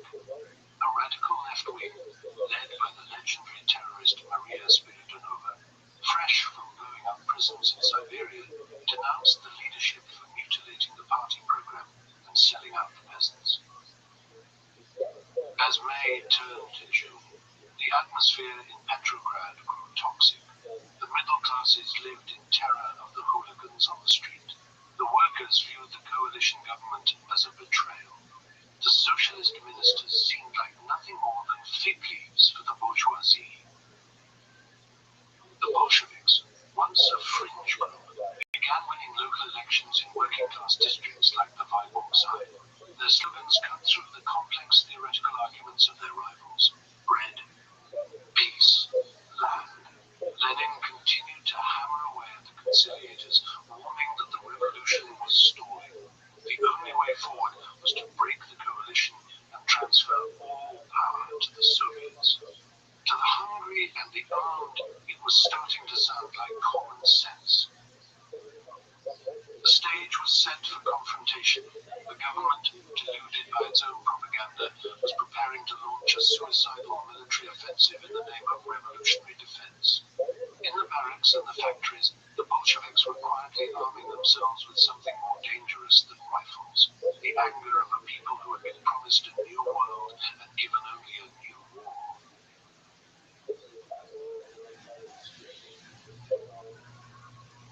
Chapter 6. The Edge of the Abyss. On the 3rd of June, more than 700 delegates gathered in Petrograd for the first All-Russian Congress of Soviets. The socialist revolutionaries and the Mensheviks dominated the hall. The Bolsheviks held only 105 seats, a modest faction in a sea of moderates. The mood was confident, almost self-congratulatory. The Menshevik leader Tsereteli rose to address the assembly. He spoke with the certainty of a man who believed history was on his side. There was no political party in Russia, he declared, that would dare say, give us power. Coalition with the bourgeoisie was the only path forward. It was sensible, it was cautious, it was the responsible thing to do. A voice cut through from the back of the room. There is such a party. The hall turned.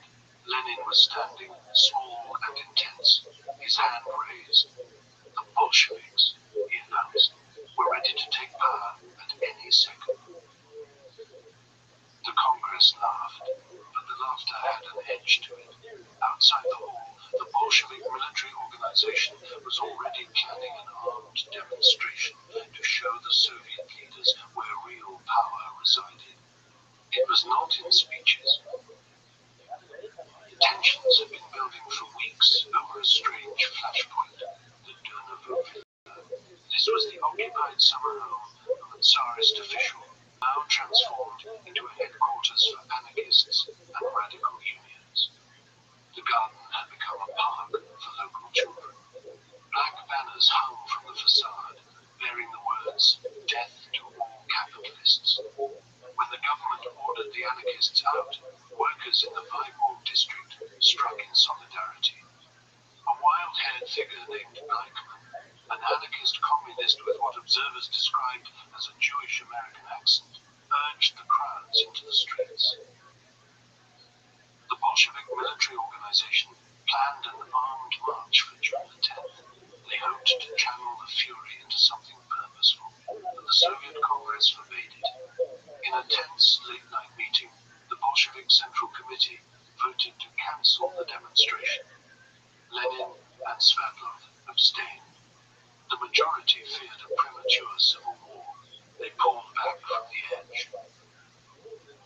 The cancellation enraged the militants. In Kronstadt, the naval fortress where the sailors were already half anarchist, the Bolshevik Florovsky faced what he later called the most unpleasant hours of his life. He had to explain to furious armed men why they could not march on the capital. They did not take it well. Tsereteli was white as a sheet with rage. He demanded the Bolsheviks be disarmed. He accused them of conspiracy. The Bolsheviks walked out of the Congress in protest. The political temperature was rising by the hour. To prove that the masses still supported the moderate Soviet leadership, the Congress organized its own official demonstration for June the 18th. It was meant to be a show of strength, a reassuring display of unity behind the coalition government. The plan backfired in spectacular fashion. Nearly 500,000 people marched through Petrograd that day, but the banners they carried did not bear the official slogans. Instead, the streets became a river of Bolshevik demands. Down with the 10 capitalist ministers, all power to the Soviets. The Menshevik diarist Sukhanov watched from the platform with growing horror. The official Soviet slogans, he noted, were submerged by the mass. The political tide had turned. While the streets of Petrograd belonged to the radicals, something else was happening on the front lines. The Kerensky offensive had begun near Lviv with a massive artillery bombardment. It was a desperate gamble, an attempt to unite the country through military victory. There was initial news of success. Then it collapsed. Soldiers refused to advance. They held meetings to debate orders. Some shot officers who tried to force them over the top. Deserters flooded the rear, commandeering trains and terrorizing railway stations. They brought with them stories of slaughter that only fed the anti-war agitation back in the cities. The 1st Machine Gun Regiment in Petrograd received orders to transfer to the front. These were thousands of heavily armed men. They understood an attempt to break up the revolutionary garrison, to scatter them across the killing fields before they could cause trouble. The machine gunners resolved that they would not go. They would not die for the provisional government. Instead, they would stay and overthrow it. They threatened to use armed strength to break up the government if their demands were not met. The weapons were oiled and ready. In the countryside, the collapse deepened. Peasants in the Tambov and Pskov regions formed what officials called gangs of robbers. They stormed gardens and estates. The government in Petrograd watched, helpless and paralyzed. The cadet ministers threatened to resign of Ukrainian autonomy, looking for any excuse to abandon a sinking ship before the disaster of the offensive became public knowledge. Lenin sensed the volatility. He tried to restrain his own ultra-left followers, warning that a premature uprising could be drowned in blood. Hunger in the barracks and the factories was becoming impossible to control. The Persuader-in-Chief's military gamble had failed. The official Soviet demonstration had turned into a Bolshevik triumph. And in their barracks, the machine gunners were polishing their weapons with mutinous intent. The heat of July was descending on the city.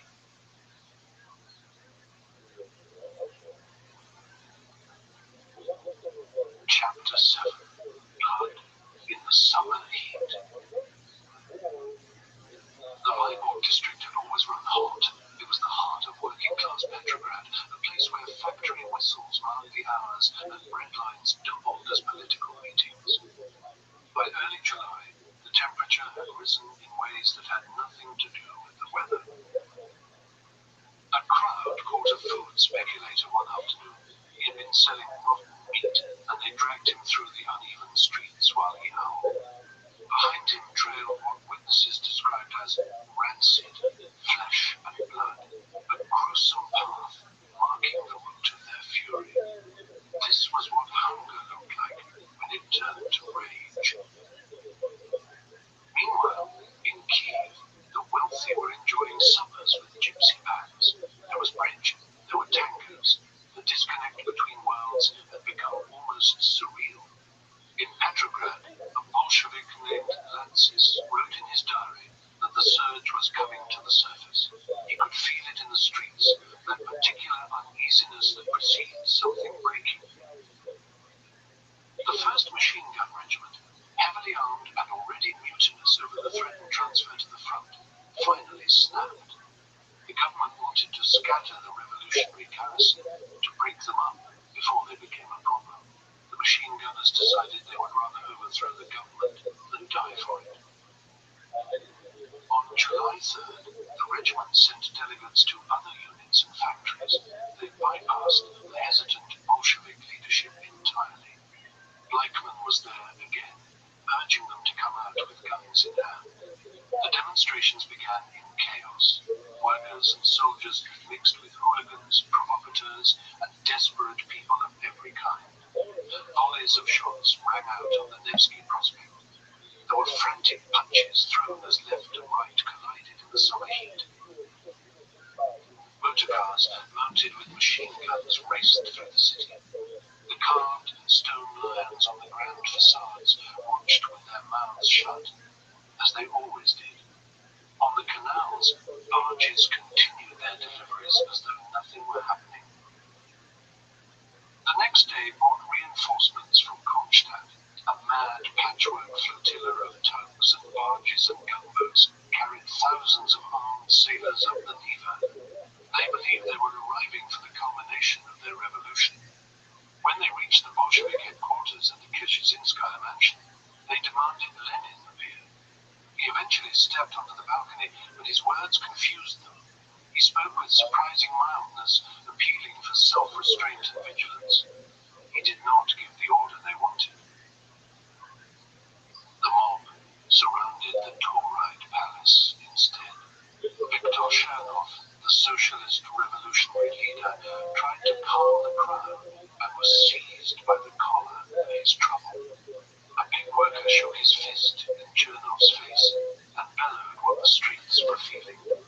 Take power, you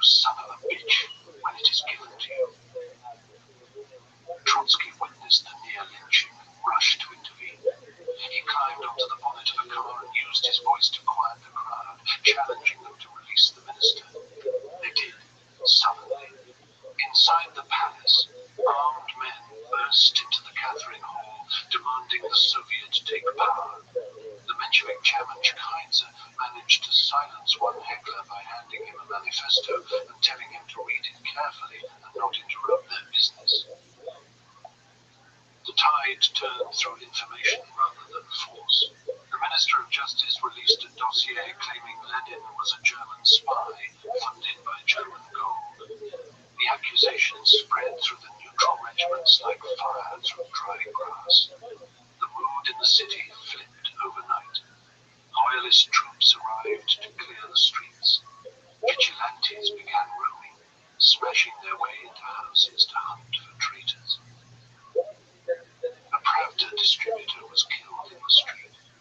In a Viborg factory, women workers who had supported the Bolsheviks turned on a female activist, hurling nuts and bolts at her, cutting her face.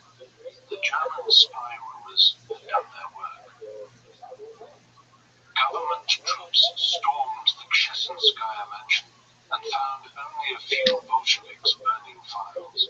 The Kronstadt sailors surrendered miserably. The 1st Machine Gun Regiment was disarmed and paraded publicly, their humiliation made into spectacle. Krupskaya noticed the hatred burning in their eyes as they led their horses away. Lenin faced an arrest warrant and went into deep hiding.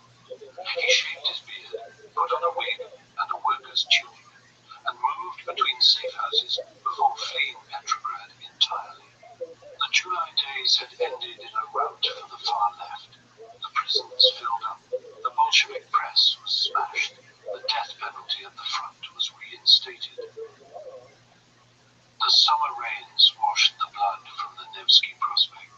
The Bolsheviks appeared broken, their leaders imprisoned or scattered. The wealthy returned to their restaurants and theaters, enjoying what some called millennial indulgence. But in the offices of the General Staff, a hardline general had begun to believe that he, and not the socialist-backed Prime Minister, was the savior Russia required.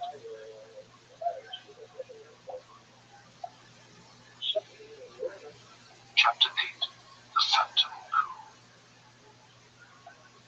While the revolution seemed to stall in the late summer heat, the upper classes threw themselves into what one observer called a sybariticism for the end of a world. Bands played through the night at endless dances. Flies circled above warming cake and pools of spilled champagne. The old order was rotting in plain sight, and those who still had money. With this pimp with the West Side Gangster.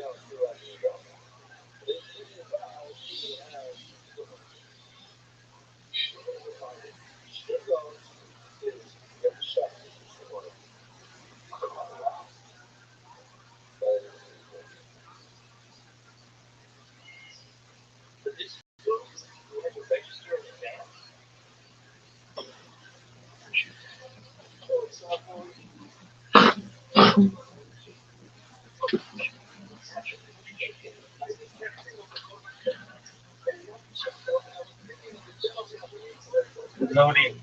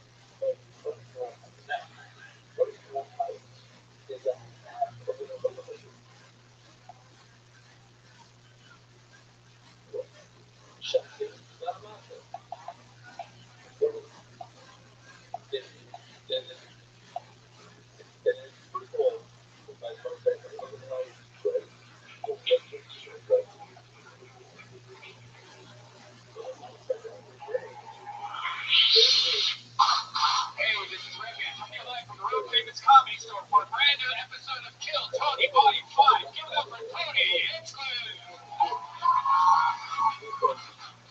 Wow, hello everybody. Make some noise. You're the #1 live podcast in the world.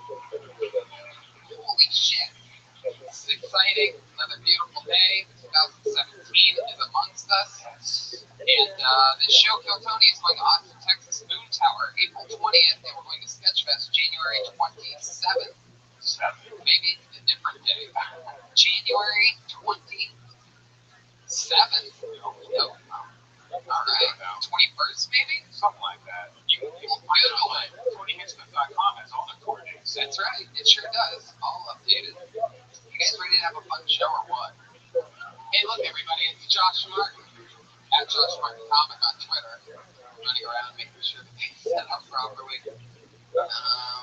It's the 21st, Saturday, January 21st. 8 p.m. in San Francisco, the show that you're at right now. And it's Field at the Comedy Store.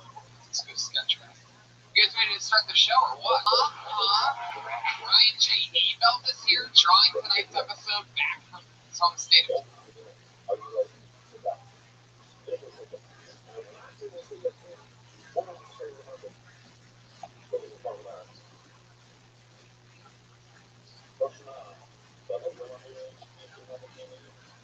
Texas. Powerful Jamie Vernon on the HD camera in the back with his new white powerful hoodies. That was exactly not the best marketing way to describe it, but the hoodie says powerful. That color is white. They are white powerful hoodies. They're actually pretty awesome. He's wearing one. I want one. I don't know if you make it in always extra small, but I want one. Let's get the show started. Should we bring up the band or the guests? Let's bring up the guests. Let's bring up the guests first. Let's do that. Actually, let's not do that. Let's bring up the band first. I changed my mind. You know the band. You love the band. I've missed the band. Some have been here. Some have been out of town for the last few weeks. They all took different weeks off, but they're all back together. We're going to go the entire Tony band. It's Pat Reagan, Jeremiah Watkins, and Joel Jimenez. Holy shit.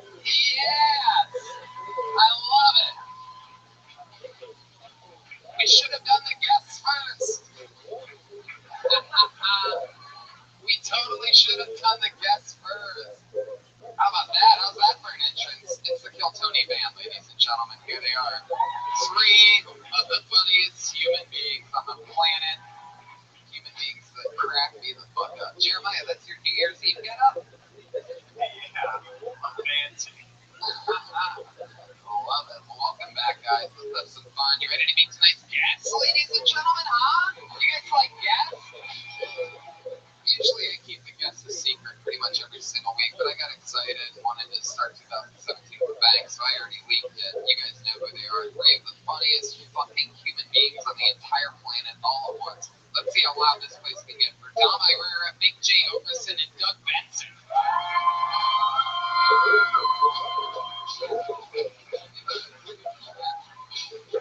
Here they come.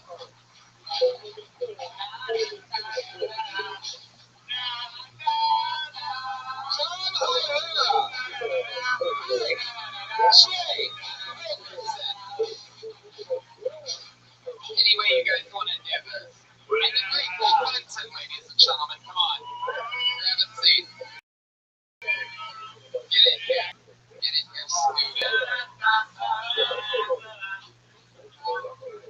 Fuck yeah. Get in close, guys. Welcome. Doug, have a seat. You know, it's like, Yeah. I can't think of the word, but I did it. There you go. Welcome back. Big J Okerson is here, ladies and gentlemen. Make some noise. Comedy Central special. Great show on CISO that I just did. When's that coming out? April. What's your fucking deal? Catch that on CISO in April. We found this up, dude. We were in the belly room last time. This is kind of fucking for real. Yeah, we have fun. Every other Monday we switch down to the main room. Sick. History-soaked stage. We let fucking crazy people come up and do 60 seconds. Dom Irera's back, everybody. Look at him. Come on. It's been a while since he's been on. He has parties on Monday nights during football season. And clearly also he's been training boxers in his spare time. The corner, man, you look like a fucking Egypt. So, I mean, you guys are all here. You've all done the show before. Let's just jump right into it, guys. You know how it works. We talk to comedians after they do 60 seconds uninterrupted on this stage. They get to do whatever they want in 60 seconds, 40, 50. Some people signed up before tonight's show. Their names are on pieces of paper in this bucket right here. Absolutely anyone can sign up for the show before the show starts. Sometimes it's some of the brightest young talents that just moved here, that are here to take over. And sometimes it's completely insane people, like to extreme levels. Is there ever nudity? Yeah, there has been a couple times. There's been glimpses of it early on. Early on, there was nudity. We've cleaned it up since then. But somehow, I mean, like, Unexpected. No dong tonight? They're going to see a little dong? there's a woman named Aphrodite who keeps her clothes on, but it's so wrong that you think her clothes are off. Yeah. Oh, okay. That's fair. I don't know if she's in the bucket tonight. But let's start the show. Comedians and people that signed up for the show, you know how it works. You get 60 seconds uninterrupted. You know your time's up when you hear the sound of a kitty. Wrap it up then, or else you're going to bring out the angry West Hollywood pair. There you go. All right. Okay. It'll be one of those nights. You guys ready to start the show? Main Room Comedy Store, first show 2017. There's still confetti falling down from the rooftops. Your first Kiltony performer of 2017 with uninterrupted 60 seconds, and then we get to talk to him or her about anything in the world. Put your hands together for Jeff Wallace, everybody. Here we go.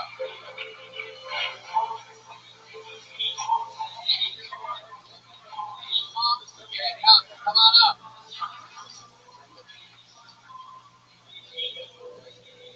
Jeff Wallace, everybody, come on. All right, I didn't expect that to happen. How's it going, guys? All right, great. Okay, not a lot of time. A lot of people say I look like Brad Pitt in the movie Benjamin Button. Does that too look like an 8-year-old, 20-year-old? I don't know what age is. It doesn't seem this healthy. Anyhow, I'm trying to get laid recently. Whatever you guys ever do that, but I've been catching up on Heroes on Netflix. It's a good show. Anyhow, I met a Texas girl. Yo, girl, you're missing out on a killer episode of Heroes. But if you don't notice, the O and the B on the keyboard on your phone is like right next to each other. And if you spell Heroes, it's Heroes.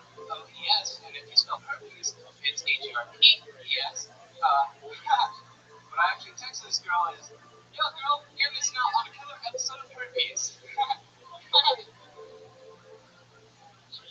She still came over. She thought she had the green light. No, big red cold sore. So it was. Anyway, thanks, Jeff Wallace. There he is. Fuck yeah. That's fun, Jeff. It's your first time coming to the show. Yeah. I like the show. Great show. Really, I listen to all the podcasts. I wish I had taken notes during your thing because all I could think of during it was there's a lot of jokes in here, but all of them need work. Okay, all right, okay. I thought it was clever how you did the setup with the punchline. Oh, damn it. It's such a tease. Yeah, you're the M. Night Shyamalan of joke telling. People hoping for a twist, but no thank you. I don't know if it's because I'm stoned, but don't the 3 neon signs let me Doug and Dom? Well, here at the Comedy Store, they love the legendary stand-up comics like Oliver Hardy, Jeff Wallace. I think that's Ed Wynn over there. I believe Ed Wynn, you know. I grew up with those guys. So, Jeff, how long have you been doing stand-up? About 24 years. Wow, where at? Is that too long? Yeah, where at? What were you like when you started? What? What were you like when you started? No, pretty much the same. Wow, where have you been doing that? My son in California. Where? My son in California. No, it's Oh, much rather than that. Gateway. I was thinking of Valencia. Have you ever been down there? Go to Orange. Do that. I like oranges. I just don't remember his jokes. I remember he had a lot of them. Do you really have herpes, Jeff? No. All right. You might as well have just said yes, straight up. Oh, shit. How is your love life? It's gone relatively well. My love life is going relatively well, said the gentleman from the south. Relatively well. I'm doing well with relatives. Oh, good. Like a joke I was making. It took a while. If I could give real comedy advice, it would be take 800 words out of that telephone dialing thing. I really wasn't expecting to get up here. I do enjoy the show, but like, holy shit. Right, it's a lot of pressure. How old are you, Jeff? 36. 36. Older than you, which is weird because it seems that, you're older than me for some reason. It does not seem like that whatsoever to anyone. At all, to no one would ever in a million years, no matter who they are, gets that I am older than you. I don't know these kind of rose-colored glasses you're looking at like through, but obviously the ones that you were wearing when you wrote those fucking jokes that you did up here tonight. Because you are way off, sir. No, it's because of your experience and how, like, And you're like Kate Blanchett to his Benjamin Button. what do you do for work, Jeff? I'm in sales. What are you selling? European architectural work. Well, Like you tried to put an extra spin on the word sales. I'm in sales. it's nothing fancy. I'm in sales. Does he sort of look like a college party rapist? Yes. This is all it's like you think of that guy that raped that party. A snapshot and like the kegger fucking cup. Hey, And I'm wearing wallet chains for fashion. And I can spot that. that is a nice wallet chain you have there. This week on Kill Tony, the bucket is only people that are part of it. We're doing a sting operation. So if we call your name, there's a good chance you're going to be arrested. Jeff, what's the worst thing you've ever done? I've done a lot of terrible things, but you can answer the question then, Jeff. I don't know if I can really talk about I fall off a tree before my head. Wait, what? It's not like the worst thing I've intentionally done. It was relatively unintentional. But you visiting LA or do you live here? I live here. I live in Long Beach. How long have you lived here? A year. Awesome. How far away is it? Alusa or whatever? Which city is Victoria? My city is about 4 hours north.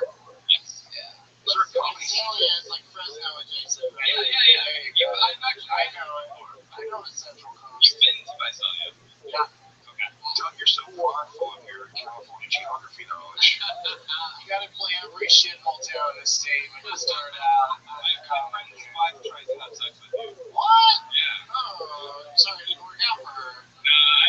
She probably is. Let's go dark. Yeah. She's dead. She killed herself.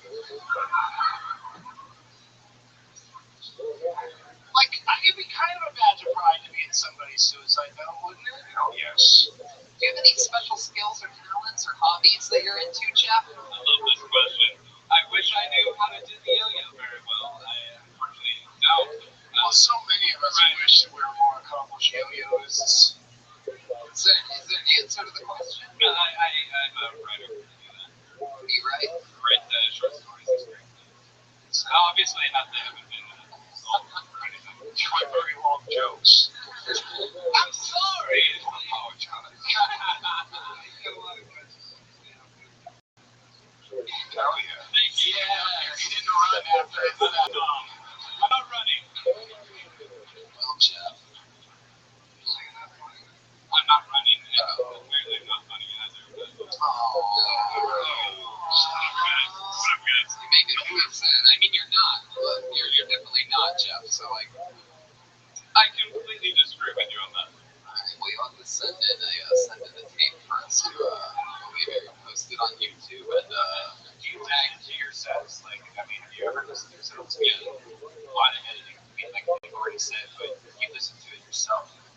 Save yourself. A lot of times you're on stage as an album like myself, and you have no idea to listen to it the next day.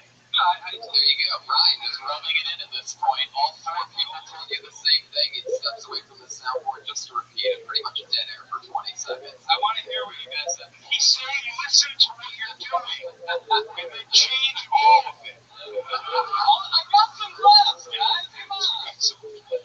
We're just fucking. Please take out the guy's saying. You just play such a good victim. It's great. Yeah. It really is it. You did a good job, actually. That's the only thing I'm remembering from this is he just said he actually did a good job. Yeah, that's that great qualifier of actually. It never brings any compliment down at all. Actually, It's fine. It's fine. Take it home with me. yeah, you take it, you put it in your pocket, walk around with it. There you go. Stay mediocre forever, brother. Oh shit! Well, that's the biggest diss. Mediocre. Oh, that was a fucking compliment compared to what he did. Mediocre's the middle, right? Yeah, 4 years. How did that go, bro? 4 years mediocre is good. Mediocre. All right, guys, he did pretty good. Let's move on. Let's not dig a sad hole at the beginning of the show. Give it up for this guy, everybody. Wow. Jeremiah. Wow, shit. That's unbelievable. Is this what happens in Trump's America? Chuck Rollins, everybody. Chuck Rollins. The guy in the band gets to just do that? Yeah. Thank you, everyone. Totally. 4 years mediocre is like 10 years fine.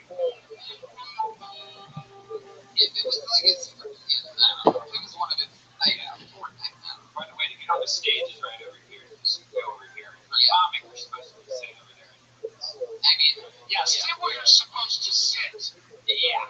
Fuck Jeff. Goddamn comics roaming around like you're some sort of special individual that should be listened to. There was something likable about that guy. I elected our fucking retard.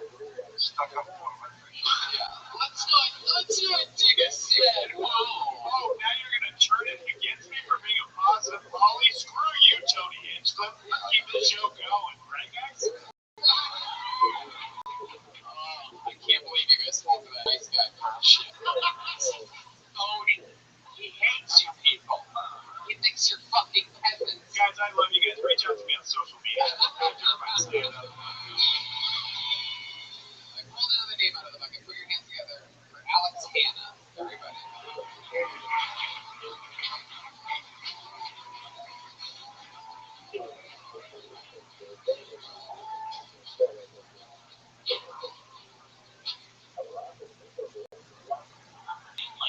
Hollywood, baby! Hollywood, baby!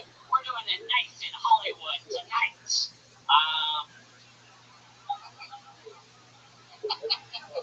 I have to do the comic. They dating so hard. Oh, man.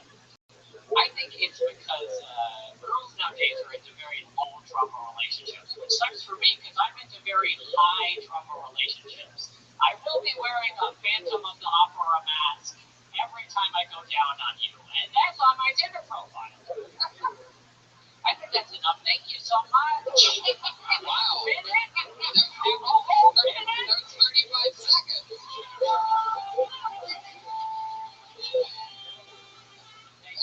I couldn't even write a tweet in the amount of time that you were. We get it in, we get it out. Not sexually, How but about you guys? I kind of miss Joey stuff. Man, I love me some Dom Herrera. it's so funny. Tony, this guy was like if someone put you in the microwave.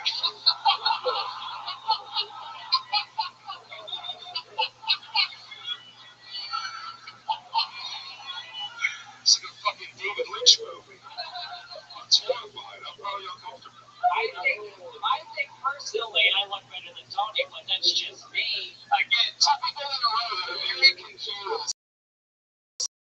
I don't know what your guys' ears of cake did it. Oh my god. Absolutely. Back at the motel, is there a skeleton? Back at the motel, waiting for you to wrap up your night of spoken word. Oh, gee, dead in this scenario? If I answer your riddles, can I enter your forest?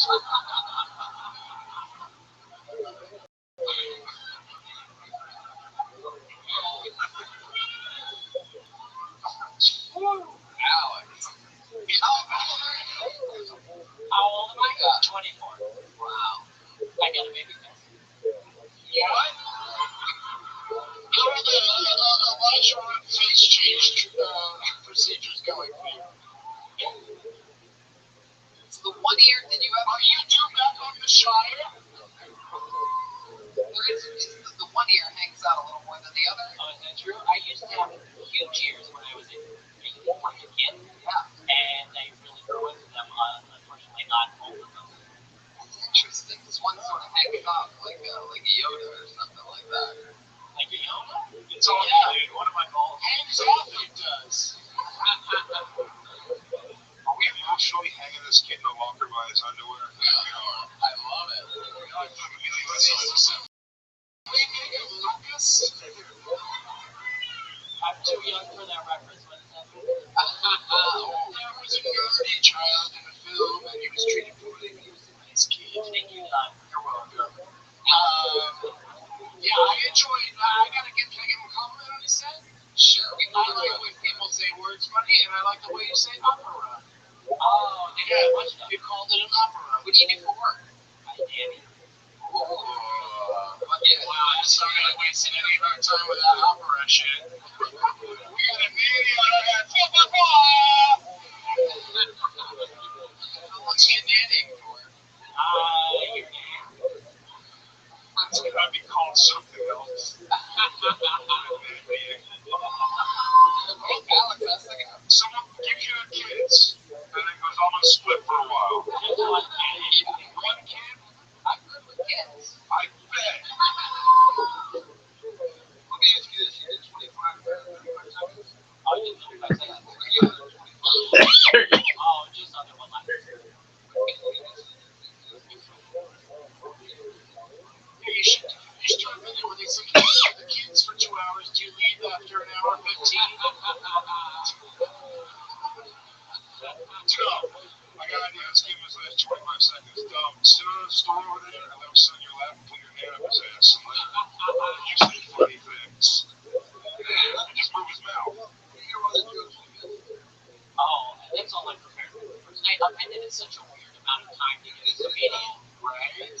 You have to start strong, which I feel like I did. I can't remember one-liner, like a sentence. Well, that's such a weird thing to tell a joke. Like, that's like telling a joke to somebody. This is episode 190 of the show that you're on right now, Alex. Oh, no, I didn't have more time. It's okay. Let me ask you How another dare you not know the specific number of episodes there have been? Just show up here all willy-nilly, not know what episode you're on? Exactly. Wow. You know how it works, Alex? Wait, where are you from? Get your shit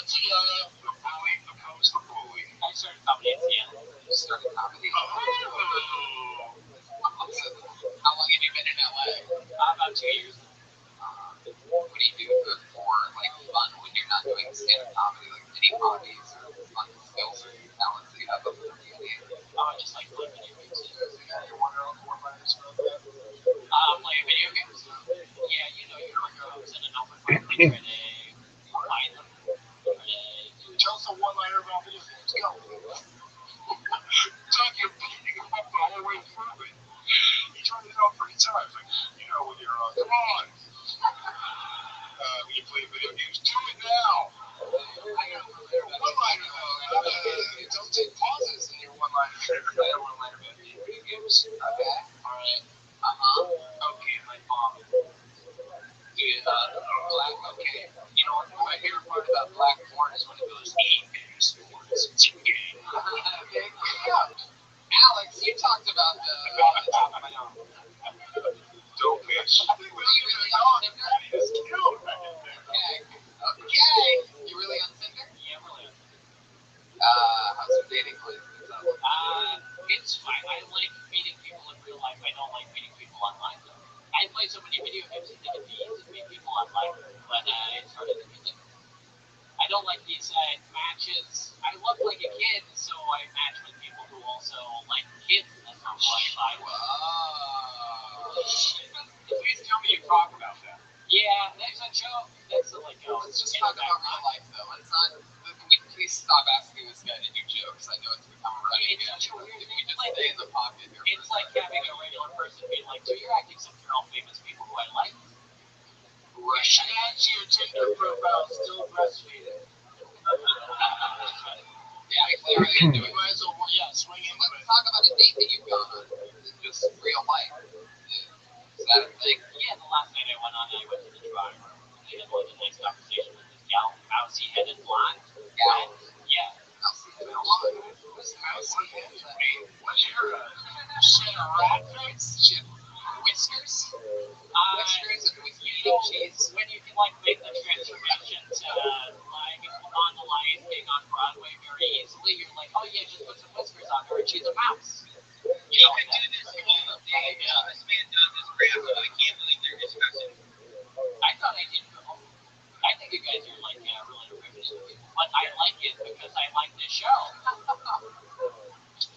You think the show Comedians tonight, we've been ripping into everybody. Yeah, but you need this in the I try not to rip into anybody. Look, I mean, I get it. You're okay. I trust it. Across the street. I would kill to be able to do that. That was hilarious. That'd be very funny. Like you. So like you could pretty much talk to like 5 UFC, and I think anything you say from them positive, just how you came on stage. So yeah, you keep saying that. I think I'm a weird looking guy, and that's I just sort of play into it, right? Like when you're like getting ready, you like have the picture of one of the elves when they're out and there's any entry next to the beard and stuff like that. I make a transition into the dryer. Well, Alex, that's fun. You probably have to hide out your chin about how you want to get I'd say even money. Yeah, that's what it was. Look at this guy, that is so bad. Maybe a little bit. Well, Alex, Larry, we met you. That was fun. I forgot we enjoyed it. I'm glad you guys like the entrance so much. I didn't notice the entrance, so at least you got a good entrance. Thank you, Doug. That was almost a compliment. Yes, thank you. I liked your entrance that I didn't see it. I liked the way you said alcohol. You're trying to. And I also enjoyed talking to you since. Like, you clearly have something. There you go. Completely agree with them. How about that for Alex Hannah, everybody? Thank you so much. I'm very I am Alex Hannah. I am Alexander. Thank you so much. You're loving this fight. Guys, you don't need to do that second thank you so much and you get called up here, by the way. Nobody cares about your thank you so much. Baby.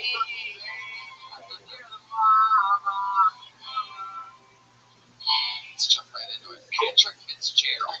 Yay! Can I have a Tito's and soda? What's wrong with soda?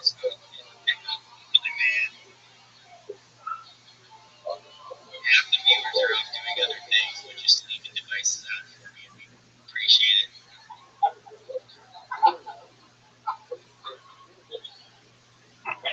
So, my friend told me I made Mother Time. You see how nuttiness to be is doing. Seriously though, use open calendar, use. Anyone in here ever been bull riding before? Do you use Anyone in here ever fucked my ex-wife?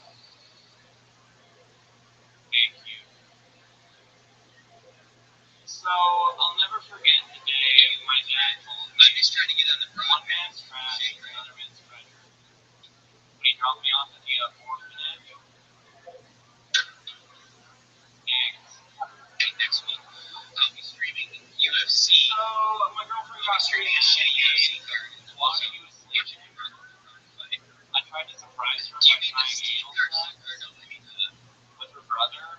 Wait, what's the good fight? What's the good fight? There you go, Patrick Fitzgerald. Tony,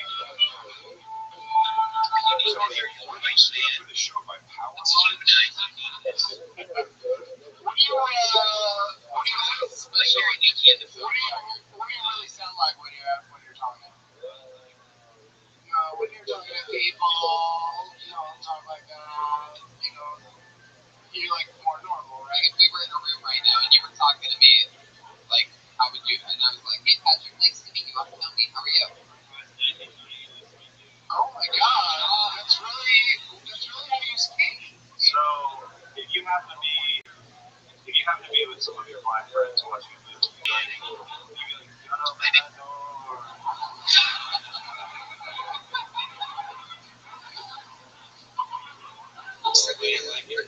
Like if somebody's not like, watch out. Like a horror movie.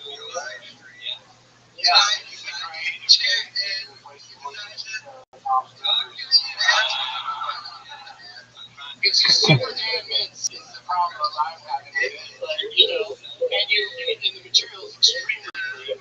Have you ever been rejected-esque? Have you ever been rejected? This was something that happened to you, which you became this way?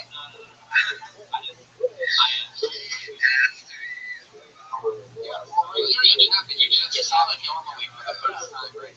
Yeah.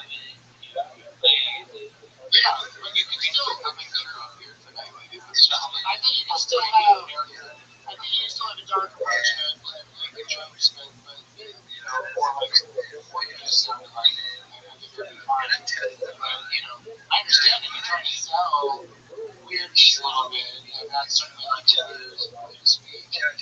But They always work. It's very divisive. How long have you been doing stand-up comedy?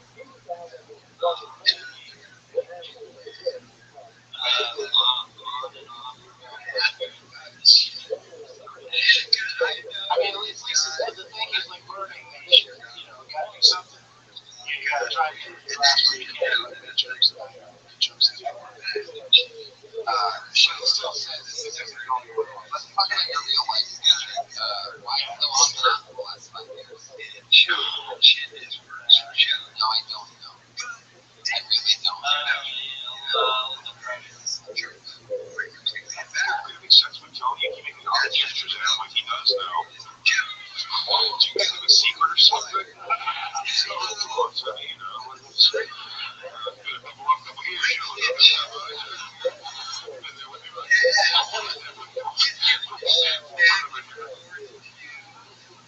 It's just some depression. Well, I mean, like, we all have things. We're all plowing through that. So, what else?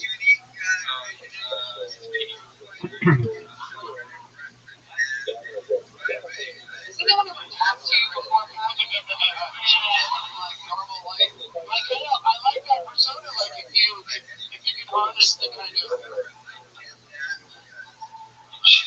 more real stuttering, stammering you than the one that is confidently what you're saying. What would you say is the coolest thing about you, Patrick? I guess that is. You're close to not be cool. You're really not getting it out of your hands now. No one's ever going to mistake you for not cool because you're so not cool. Tony, I think you nailed it. I think this is his first conversation. It's so awkward. Maybe you didn't accept it out because my life was going good until now. Like, Patrick.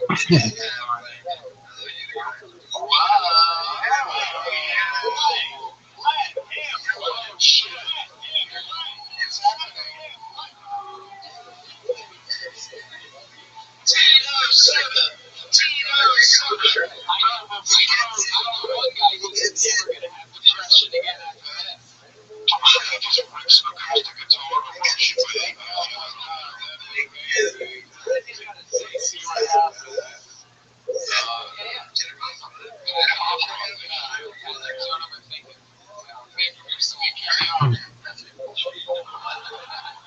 he's good. He's good. This is amazing. How are you able to do that? Wow. Somebody suck this guy's dick, please. This is amazing. Alright, here we go for reals. No, you get this good. Wow, yeah, Tarantino movie is about to start.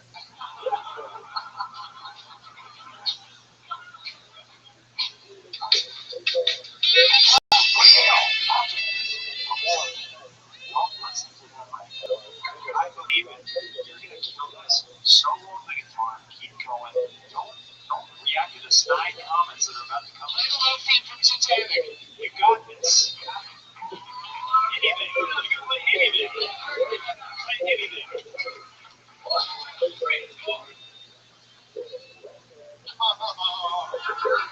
This is when we find out that Patrick was lying about knowing how to play the guitar. And he really doesn't. It sounded alright.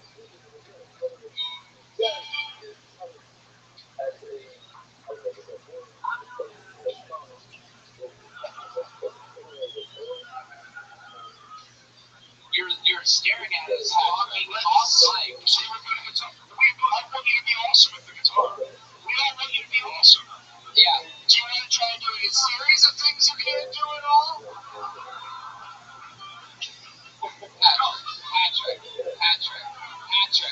Patrick, over here, little Patrick, look at me. Keep that mic in its mic stand, though. Keep that all right there. Face it. Put your mouth up to that, and say, this is what goes out to that bitch that broke my heart. Say it. This one, this song is under that. That broke my heart. Wow, again, I'm so impressed. You play the flute with this guitar. What else? But do it, play it, go. You can't go wrong. Yeah, that's good. Yeah.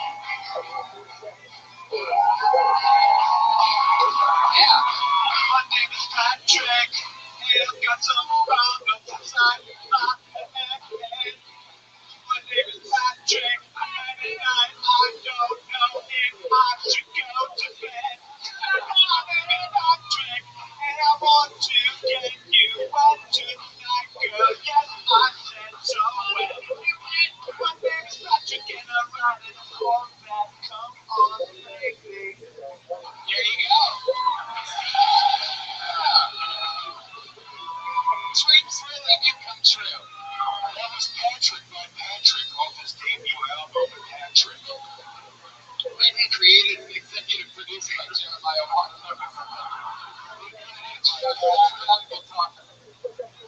Doesn't it feel good to be produced? Alright, now We're just having fun. After the show, you become just a guest on a podcast for the rest of us. That was fun. For a second there, we were like Tom Cruise, if someone siphoned the talent out of every orifice of his body. But then all of a sudden, you came around right when I was totally about to give up on you. And you fucking saved me. You made a song, you and Jeremiah jammed. That was great. So please, don't hurt yourself or anything, Patrick. It's sort of concerned for you. write some more jokes and say them in a different way. Yeah, there you go. Patrick Fitzgerald, ladies and gentlemen. There you go.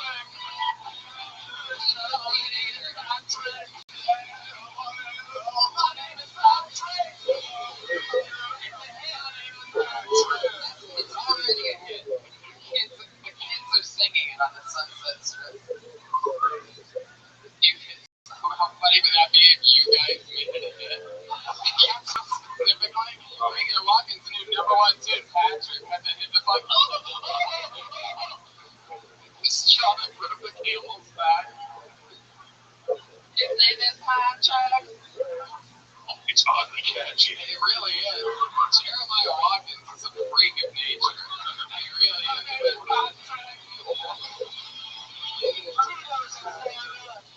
Tito's and soda. Yeah,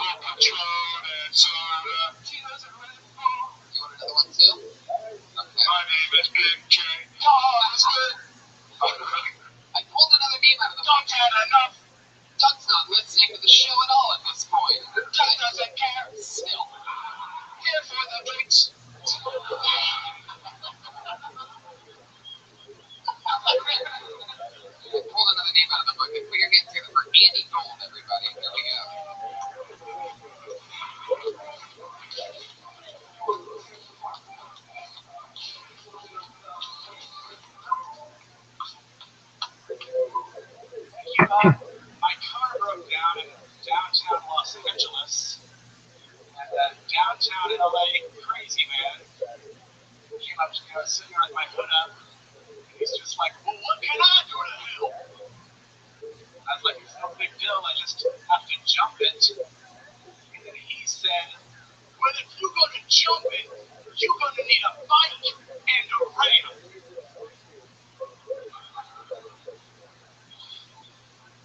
And I was like, no, I don't think you understand. I don't get that at all. And then he said, well, there's no way you're going to jump it with your legs, you chubby bitch. I was like, all right, go get the bike and the ramp. I empathize. I'm a recovering heroin addict. Thank you. Fine. Yeah. People are thrown by. I don't really look the part. This whole thing ain't really screaming heroin addict. I look more like a bully from a 1990s Disney movie. My mom told me I look like a Hitler who got locked inside of the Golden Corral.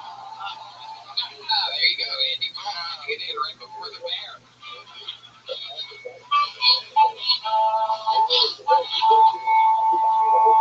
That was fun, Andy. Well, thank you. How long have you been doing stand-up? 6.5 years. Where at? Salt Lake City, started White House. That's an awesome club. Yeah, good sport. Yeah. You want to do our own? Yeah, 7 years. It's so cool. So, Wise Guys, what do they pay you in? Like, at gold, frankincense, and myrrh?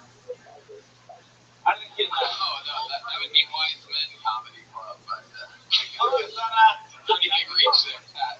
Okay, I'll put you off on Pat's missed jokes, by the way. I'll always let you know what Pat meant. But, it's only, I'm a very wise guy. You know, come on, you know the story. Andy, finally, some Christmas jokes. Andy, thank you. I had my drink. Thank you very much. We got done with this drink update. Getting drink with Dub. One more for me, por favor. Andy, you are by far one of the funniest 5 umpires we've ever had perform on the show. It's really incredible. Thank you. What do you do for work? What is that? What do you do for work? I work at a treatment center in Malibu. I help rich drug addicts get clean. Oh, wow. I thought your joke about the homeless was loud outside. He was playing it safe. I found it interesting. I forget what the first joke was exactly, but it was so mild and vanilla to your sentence statement being like, so I'm a heroin addict recovering. I was like, I'm going to jump a car with a medium bicycle and a ramp for that. With the first joke, I put needles in my arms and inject poison. What really was that with me? So I drive a town and country. Hey, everyone, have you ever sucked off a guy in a subway? That's not a true stereotype. Junkies don't listen. Here's what you need to understand. Most drugs. Yeah, junkies don't listen. You said it. How much we tell them. Everybody always says, though, I bet you used to suck a dick for him. Most drug dealers didn't get into the business to get a beach from this fella. That's not a thing that actually happens. You're getting really upset. Yeah.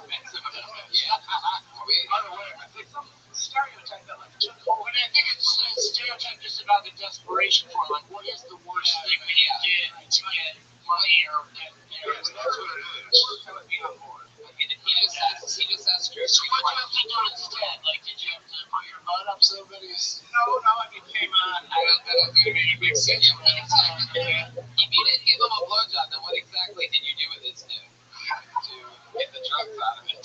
What was that? How it works, guys? What was would some of it do? Did somebody give you just if you slapped it? Just like a secret hand job? Like, well, if I'm on the outside of the car and my hand's in there, then I guess I'm still not gay, right? So you're in a different place altogether. I feel like we mess it up on the wrong. His theory is all wrong. You don't suck dick for heroin. You suck dick for a guy who wants his dick sucked and gives you money for it. And then you go buy heroin, so I've heard. Which dumbass? You were trying to suck off the dealers? How did you get shot? Andy, what is the in your years of doing heroin? What is, if you don't mind talking about, like, what is something crazy or silly that you ended up doing to try to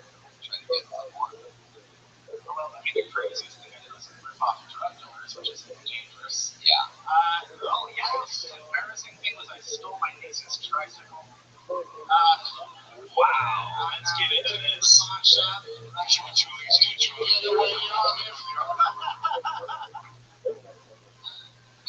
So, did you try to get the tricycle? I'd imagine a drug dealer would much rather appreciate a blowjob from you than a tricycle. I mean, how terrible are your blowjobs? Where you're like, what will this do? Tony, I think he's just stealing the plot of the Goonies. What's the like price for a tricycle though? Like $5? Like, I couldn't sell it. We had to bring it back. Tail between your legs. What was that? We had to bring the tricycle back and just have what you bought. I'm sorry, everyone. I bought a tricycle for a while. I was competing in a special race. Race for heroin. That's awesome to hear you recovered though. What do you find yourself like leaning on to help you with that type of stuff? Other than like sponsors and shit like that, like any cool new habits or fun things that help replace some heroin, something that seems like the most awesome feeling of all time. Well, I mean, no, nothing's replaced that feeling. Right? I mean, not even clothing shopping is as thrilling as. Not even what? Clothing shopping? You know what you're doing. Was it a compliment? Yeah. Well, thank you very much. You're welcome. So Andy, like, no answer to that? No, shit, I got hobbies. I like basketball a lot. You play basketball? Yeah. Wow, shit. Nice. Well, I would make it dunk. And if I get a running start. I'm glad you found something else to shoot. I started doing comedy like 6 months after I got clean. Oh. So, that's it. Yeah. You, girlfriend? No, I just came out to LA like 2 months ago. Oh, to the whole place, you arrived and said, okay. What was that? You said you came out to LA? Like, where do you do that? The LA Weekly? Most of these jokes are going over. Well, you're in a tough spot, like a weird spot, because you're just like, hey, audience, look at my ass, and, well, I get critiqued. There we go. But I think you've got a wealth of experiences. I think Tony's pointing that out through his questioning. You have a wealth of experiences that are very interesting to people. It could be for a very fun act. Yeah, I'm doing the Adams comedy tour. So I had no idea that was like a niche. I started writing about that shit. What do you mean they're just going to show up at a meeting and say, we're doing some jokes, fuckers? People probably have like a comedy clubs and shit. Yeah.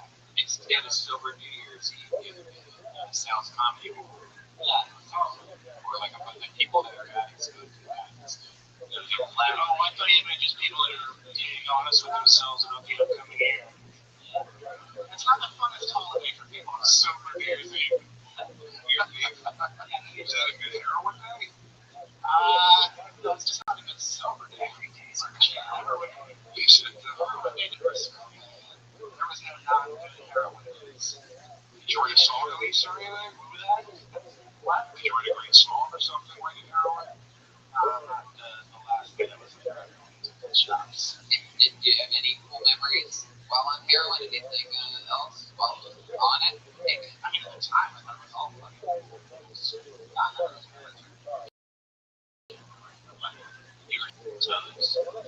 No, I shot in my feet a whole bunch. Like where in your feet? The bottom? Where a valence shot was my arm. Hell yeah. I've got some heroin here. Can you show us where you injected it on your foot? Did you ever pitch or officiate at a no-hitter? I was a little league umpire when Right? There's a guy on the outside that pitched you. You have that certain look that really only umpires have. It is almost unbelievable. More than pretty much anyone I've ever seen before. I think you still might have a calling in it. pitch. I would never spend extra money. I don't know about baseball. My bad. We know what you'll do for extra money, Andy. Once you own this goddamn tricycle, I'm pretty sure you don't hire a baseball game if given the opportunity. Potato, really? Those two. Did your girl ever fuck you for drugs? God. Yeah. Well, he's taking us through from the end of the story. There was some chunky girl that he ran around with. And, Okay, junkie? I wonder what Junkie girls? Junkie. Oh, junkie. Here's a fucked up thing I did once. Were they hot for a little? I had sex with another girl. She was a heroin addict for some heroin. And afterwards, instead of giving her the heroin, I gave her a peanut in a balloon. I know. What? You gave her a peanut in a balloon? Wait, so you got a pregnant penis in the balloons? That looks like a balloon of heroin. Having sex. Oh my god. Dude, that's good. That's called free trade in the USA, bro. You saved that girl's life, bro. What? Look at the positive. Yeah, right. Taking you on heroin. How cool is that? What? Is it dangerous? Is it dangerous to shoot up peanut? I mean, let's just hope she wasn't allergic, because that could have been a real fucking mess. You know what I mean? That could have ended up really sloppy. She didn't kill the polycopy when he shot up peanut. Not a single peanut. I mean, he shot up bees, but you know. Hey, Tony. Yeah, Pat Reagan. At one point, he said it's no big deal. And I was wondering, why the hell is he starting to talk about pickles? All right. Wow. I don't remember saying it's no big Pat. Andy, Andy, you have any questions for the great Tom Irera? Oh, that's a good idea. Get some advice from John. You would call him? I saw you at the lab work last week. I don't know if that's a question. It's the first time I saw you live. Wait, you're not sure if that's a question? I do know if that's a question. It is not a question. Okay. Hit him up with a question. Remember you were last one last week? That's a question. This guy's gonna compliment his way to the top. I have no questions on the topic. It's the first time I saw Tom. What's your ethnicity, Andy? Fucking a bunch of Scandinavian stuff, like German and Icelandic and some PC. No. Germany's my favorite part of Scandinavia. Hello. Did you vote in this recent election? Yes, I Who'd you vote for? I voted for Hillary.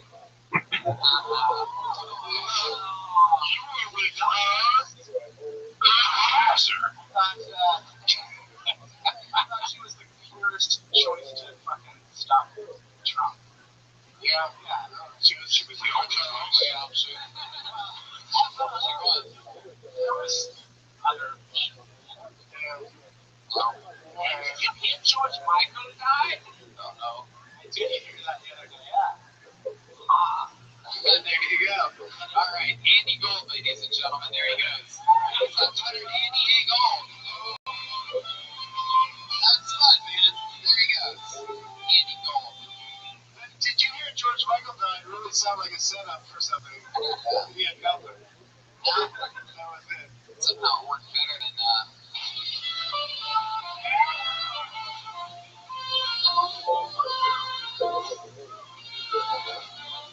There you go. We all know that jingle. We heard that a few times. Tony, Yeah. Jeremiah Watkins. it's so weird for me that George Michael was written before we died. Yet none of the four of us are still alive.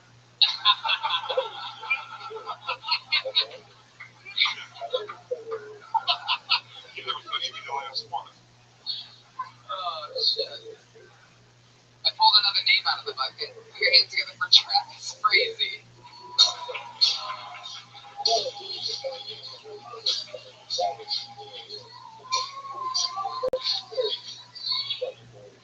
So, I was a medic in the Army for 6 years. I got out a year ago. I don't really do anything medical anymore. I don't practice. But it still really interests me. Medicine is fascinating. The body's crazy. A study came out recently that says orgasm and naked prevent prostate cancer, which is great news. My first thought was, thank God my wife doesn't have prostate cancer.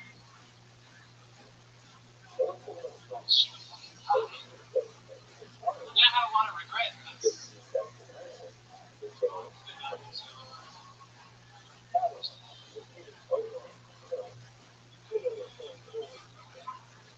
but I really like my grandma's new boyfriend.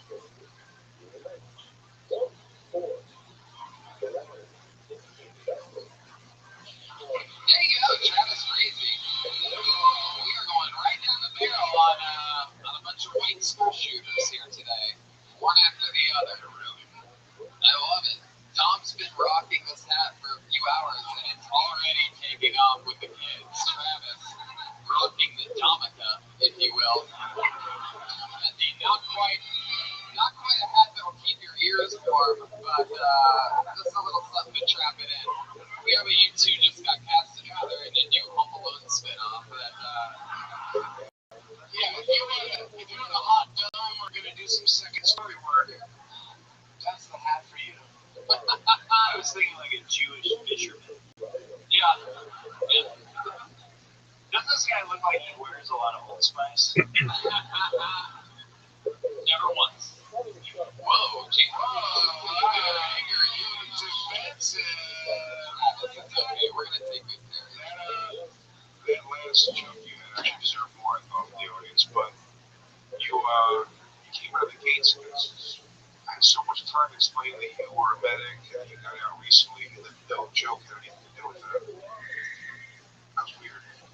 That was okay. Part of me, when he said he was a medic, army medic, part of me wanted to boo really loudly. Whoa, jeez. with this wacky Thank you for your service. I do not support what that guy just Yeah, said. not at all. It just seemed like a funny, incongruous thing to happen. Oh yeah, that's true. It would have been incongruous.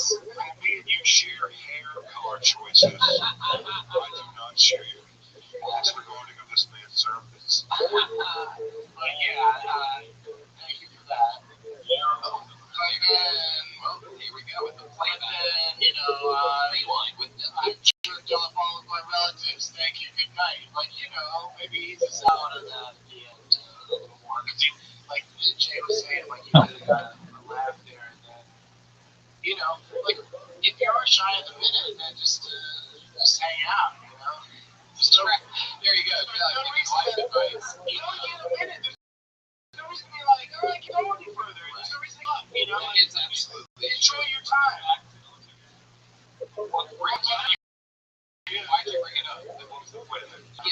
Why didn't you start with an obvious lie? I was bringing War Heroes back to life recently, and the chicken crossed the road. It wasn't these were I was, but it was a chicken on a different road here in California. Travis, hear me out. The joke happens exactly the same way if you go, so my wife, I think about it, I heard a thing recently that an orgasm I think keep you alive. It's like, you don't think, tell me you're like, hey man, one time I knocked a guy out with one punch. Anyway, I don't want to go to the hospital. See what these guys are doing is called comedy writing.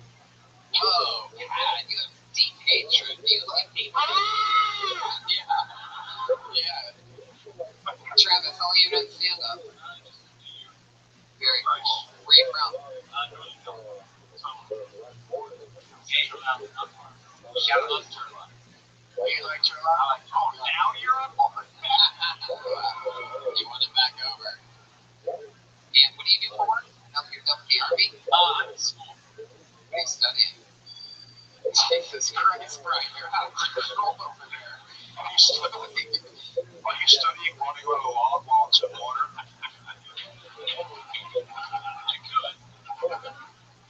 What's the fastest you got on top of one of those things? No answer. What do you studying? Log rolling, log climbing. You look like a logger. Oh yeah. I don't know where to explain. Do you have friends that work in a barber shop or something like that? You seem like that type of No. Coffee shop? Nick used to. Do you like coffee? I do like coffee. Do you have a record player? No.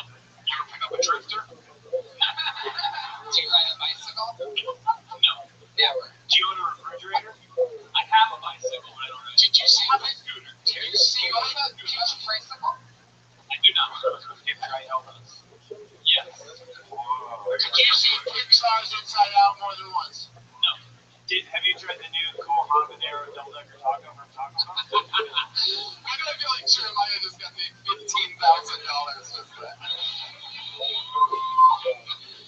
So we're waiting for a chance to sneak it in at some point. Oh. Bling, bling, bling, bling, bling. that reminds me, I love Tito's, especially another one. There you go. Travis. Tito's and soda. So Travis, what what do you do for fun? What else are you into? Stand up. I used to be a chef, so I cook, play paintball. Wow. Competitive paintball. Yep, it's a thing. Wow. Can you make money doing that? Yeah, you're like the top level programs. How far are you from that? You're super good at combat paintball, but in the actual army, you were a fucking medic. Like the two guns in it. And somewhere in the field, there's an Indian doctor holding a fucking Uzi trying to fucking put at me. I should be a medic. Okay, all those paintball guys want like visualize like paintball. Pat, shut up. I'm so negative and shitty right now. Travis. Hey, how many balls have you been in your hopper?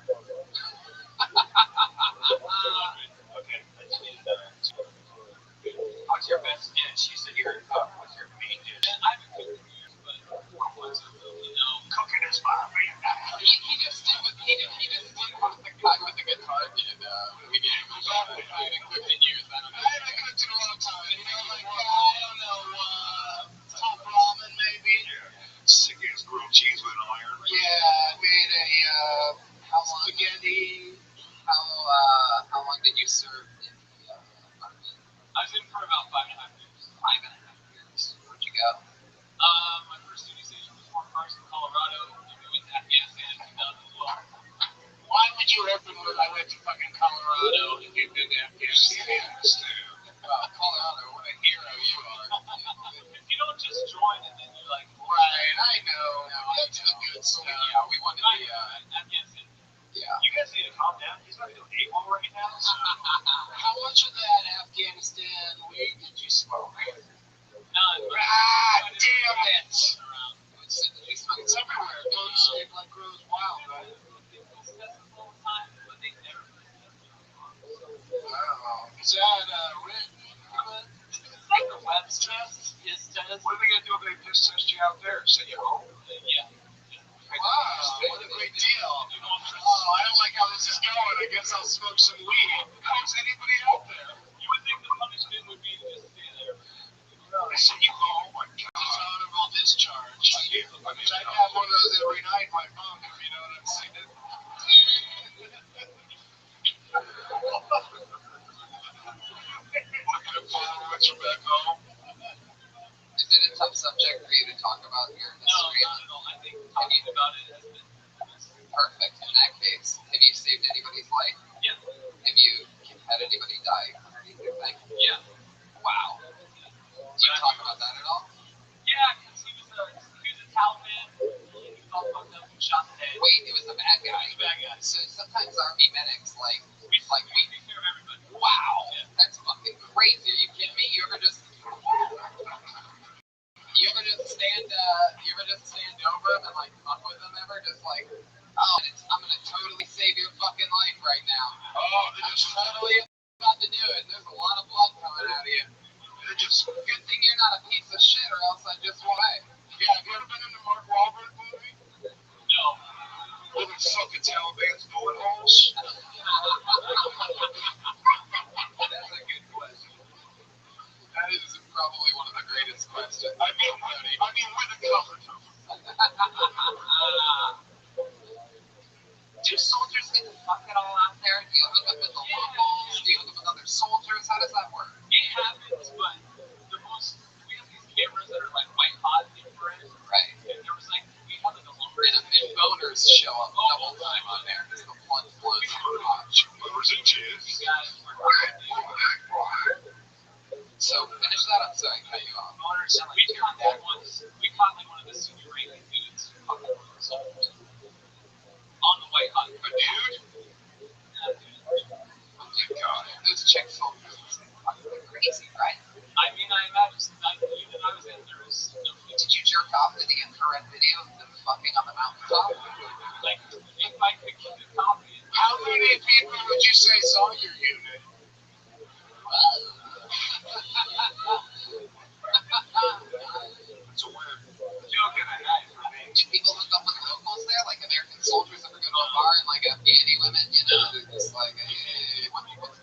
into that, huh? No, you know, nothing like that. You can't talk about that. No, you can't even you can just wander off the fog. Wander off the fob. Yeah. That's what I always say. Yep. What's fob stand for? Oh, that's really cool. You can't wander off that at all. So you can only fuck female soldiers. Or Afghani chicks that you want to fight over. Hey, show up at this base. Don't worry, just say you're friends with Todd. To allow the dudes. Did you ever roll of it like laying there, like next to you is like a squeaky cot? There's a couple of dudes doing it. No, I have my own room.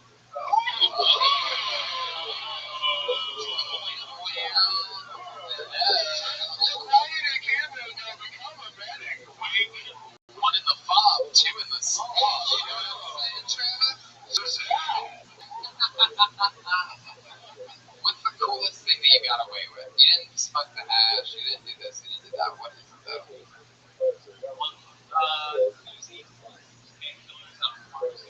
Oh wow, great, yeah. Nice. That'll do it perfect. I think it's still pretty clear that is there any top secret shit you're not allowed to tell us about that you can tell us about now? Yeah. I don't like podcasts. No. Just a regular market. Are you telling the truth? I want the truth. Can you guys There was a moment where you could have said I couldn't handle the truth. Yeah, you can tell them, say you can. Alright, Travis. Well, by the way, let's take a moment to give Travis a round of applause for being an American hero. You know what I say. He just got the numbers, and it turned out that he saved a lot more Afghani soldiers than American soldiers. They considered him like one of the biggest doctors out there. He couldn't think of any Top surgeon. Right, exactly. The Afghanis came back with just metal arms and shit. That's still alive. Guys, he's still standing right there. Oh, shit. There you go, Travis Reed, everybody. Big loud for Travis, everybody. An American hero. 5 years in Afghanistan while you all sat on your asses. First show in 2017. Yep. And, you know, We'll perform in any venue anywhere. This is the first fun that's been had. what? This is the first fun. Oh, there you go. 2017. First one, 2017. I'm declaring it. January 2nd, live on a Monday night. Yeah. January 1, what happened January 1? Nothing. Nothing. Nobody remembers that at all. Stupid day. Exactly. Moving along, we're going to go back to the bucket in a second. But what do you guys say we do something fun? You know, What?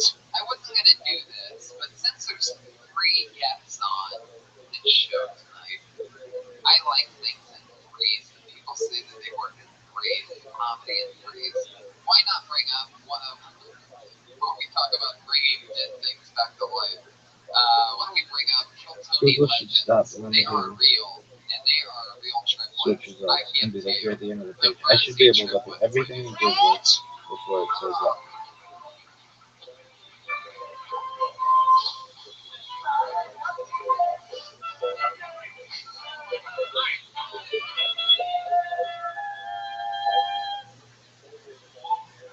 Alright. You know, growing up, our dad had us a lot as kids. Our mom didn't though because she was a big pussy. She was a big pussy. She liked to say, wait till your father gets home. You know, because women can't do anything right. That's kind of weird though. Like, hey, honey, I'm home. Oh, hey, you mind beating the shit out of our sons? Just pass that rage off to him. Just an alley-oop of guilt, just throw it out. Dad would just always slam it home. Stocked it in the bone and punished it.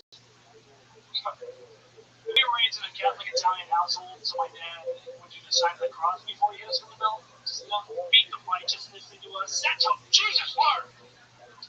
I remember when I was 13, I was watching porn, and my dad came in and he was pissed, and he gave me the belt. And I'll never forget what he said. He said, put it around your neck, you'll come so much harder. And I did. It was great for our circle jerks later. Awesome stuff. Exactly a minute from the Percy triplets, ladies and gentlemen. One of the newest sensations in comedy. It is a statistical fact that you either love them or hate them. So you know where you stand already. Somebody groaned when we were coming up. Yeah, I heard a few. It seems like people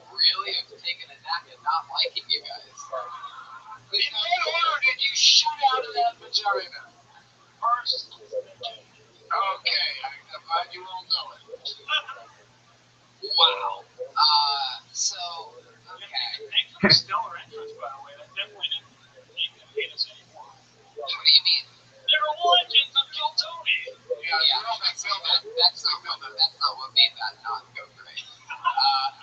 That wasn't that at all. Don't try to put it on me. Did you guys go like into a Forever 21 or what have you and say we need 3 shirts that are not the same but are the same? One of my favorite parts of your guys' set was when I noticed Big J just shaking his head no. Can I explain that handshake? I will. That's a lot. That's a lot of people deliver one joke. Right. That's a lot. Yeah. That's a lot of trick in. I didn't know the legends before tonight.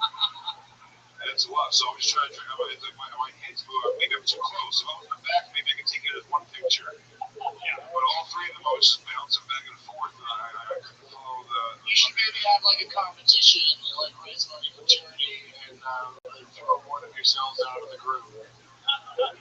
Like have a competition who are the 2 best, and then the 3rd guy has to be like, well, I gave it a shot, but then the other 2 guys can have more of like a Star Brothers kind of future. Who is the Destiny's Child of this? Oh, neon? yeah. No. Which is Solange. Wow. That's a Solange in the book. You guys hate Solange has been good for me. He's on your Facebook and he's got a Band-Aid on his face. Yeah, last week we found out that for those of you that didn't listen to last week's episode, we found out that this Jersey triplet in particular has a huge cold sore on his bottom lip. It's herpes. He has it covered up with a Band-Aid 2 weeks in a row. Shut up, Jersey triplets. Whose fucking microphone did he use? That's why I want to be. That's a good one. That's why I want to be. That's why I want it. Which one did you use? Alright. It's old Russian roulette with triplets here tonight. I hate following him after he does how do you like making out with a microphone, man? I thought that the Band-Aid was a soul patch and that they were going through like a Smash Mouth phase or something. Oh, okay. Anything happen in real life over your guys' Christmas or anything like that that's interesting? Except Sean took a girl I went out on a date with. Oh, which one's Sean? This one. Oh, the one you guys want to kick out.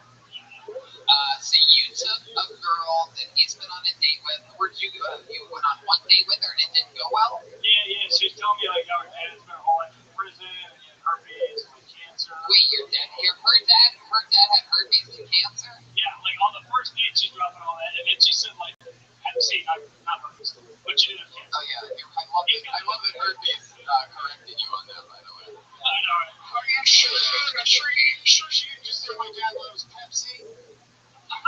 So she said that at some point in an entire date of conversation, she said that her dad, not her, has Pepsi and cancer, and you're like, ooh, fuck this. This is not going good at all. Spent his whole life in prison, and then had an ex-boyfriend that beat her, was into bestiality, got high on meth, and then fucking killed her. And you're just like, lady, look, I'm one of 3 triplets. I can't handle this type of. The worst part is he knew that, and he still took her on a date. Yeah, goddamn right. All the red flags and free pussy.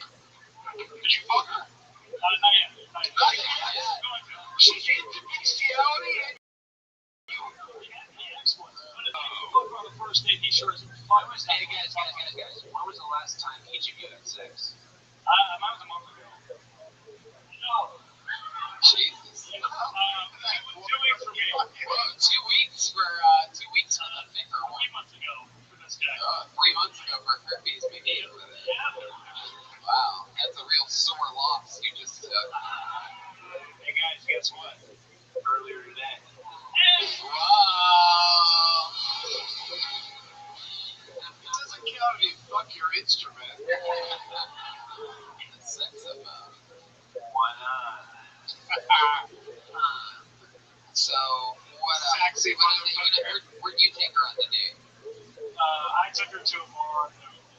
Palm Lounge. There was a club. And where'd you take her on your date? You took her to eat, didn't you? Yeah, small Mexican. Yeah, straight for the drinks. Did you end up hanging out with her? Yeah, of course you did. What are you gonna do? Get her happy on chicken parmesan over there in the middle? I took her to some hole-in-the-wall Mexican place. Yeah, we're doing a fucking check, man. Margaritas. Get her like the upgraded. But he doesn't.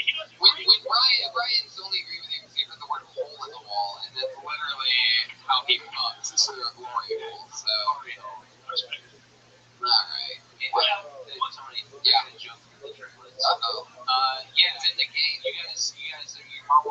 tits. So how she breastfeed you?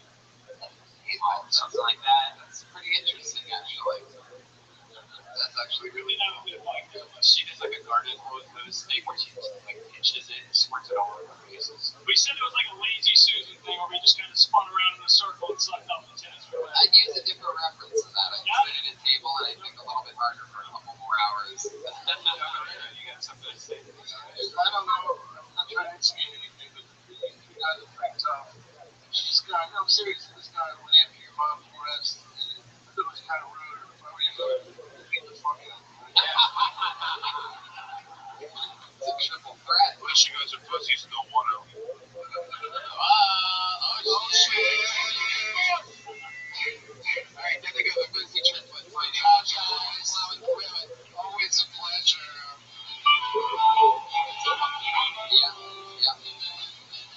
Alright. That's what I had. So like 3 Abercrombie and Fitches had nobody standing in front of them that entire time. Isn't that what they look like? The guys who stand in front of Abercrombie and Fitch. Who used to stand in front of Abercrombie? You said I'm standing out front, right? Yeah. Alright, whatever. I'm a little traveler. The worst story ever. That last story that's like the music's blaring. It's loud. There's a guy with no shirt on. He's all standing out front. He's like, I'm a part of a comedy team. But there's 3 of us. Yeah. So, we have a regular that performs a brand new 60 seconds every single week without being pulled out of the bucket. That's sort of a different gig. Really not easy to do. So, let's just jump right into it. You know her, you love her. It's the one and the only Allie Makovsky with another brand new minute.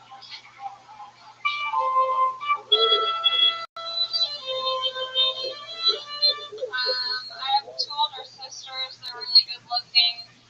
They're also single. And I try and be a good little sister whenever I meet a hot, eligible dude. I always tell him, tell whoever, tell their dad. I say, hey, I got 2 hot sisters. And they say, let me see some pics. And then I'm in this weird predicament where I have to go through my phone and find pictures of my sisters I want to fuck. I'm like, hey, Courtney looks like she's into butt stuff in this pic. All Courtneys are into butt stuff. I think it's hard as a woman and also as a comedian to hook up with guys because before it goes down, they'll always say, hey, are you going to talk about this in your act? I'm like, I don't want to talk about this tomorrow. But if you're into butt stuff, I know a girl named Courtney. She's a whore. Exactly a minute. Wired in a callback. So fun. I give a note. I would say that at one point it's on you, and it's hilarious when you say, I find pictures of my sisters that I want to fuck. And then you make it just about, which you can still get there, but in between that, I would say instead of it just being Courtney, looks like she's in the butt stuff, and I would say, keep it on you, like, oh, I went to a meeting, my sister's pussy in this picture, like, keep it, it's already on you, if that makes sense. Like, that's not the right thing, but, Are you into butt stuff? No, try to work like that. Well, because I was with my first boyfriend, and I was like, let's spice things up. We're 17.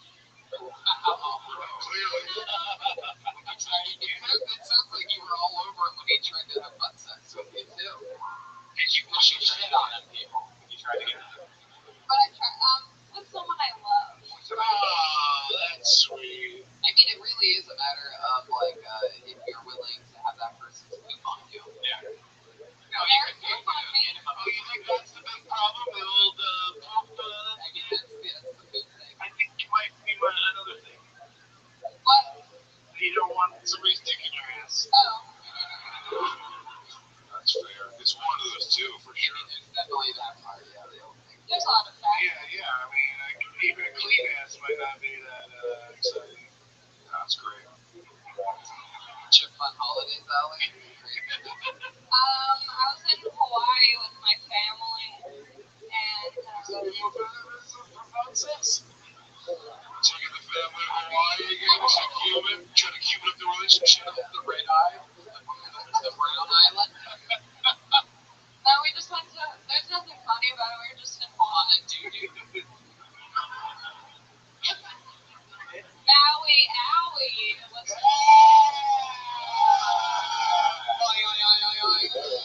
Allie McCoskey is going to New York City January 14th, so this is her second to last appearance for a little while. We don't know how long she's going for, but she's having a life experience trip and spontaneously bought the ticket to New York City to go with. What a great time. I'll be back. Yeah, perfect time to go to New York City. The weather's pretty beautiful right now.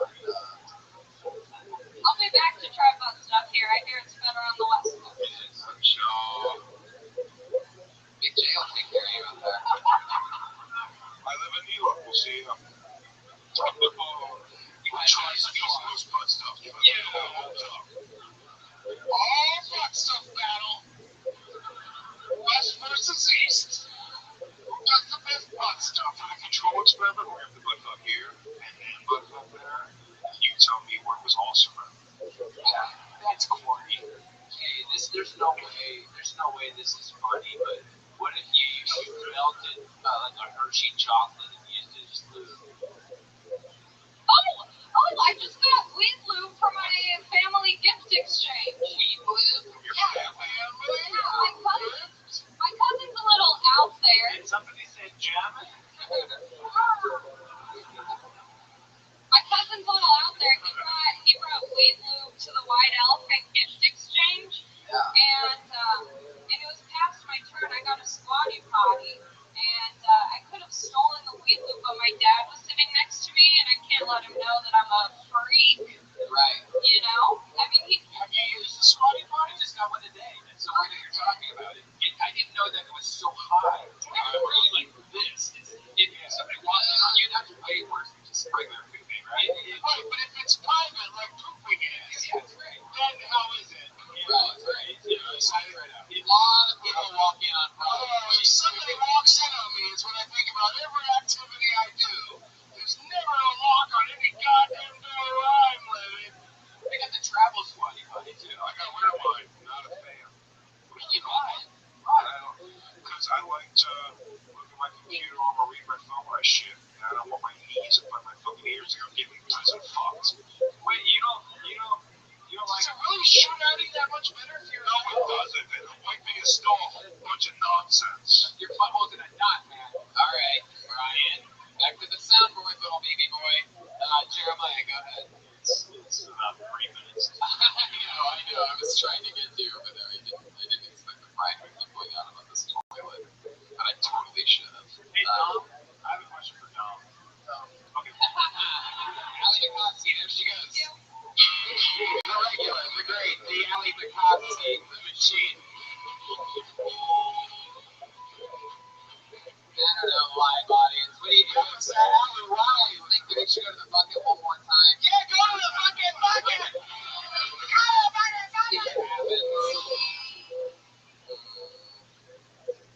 I'm real thanks. This is fun. We've had great Ichabod and Aphrodite and so many of the great. Oh, we've seen this young lady before. Put your hands together for Nicole McCannon, ladies and gentlemen.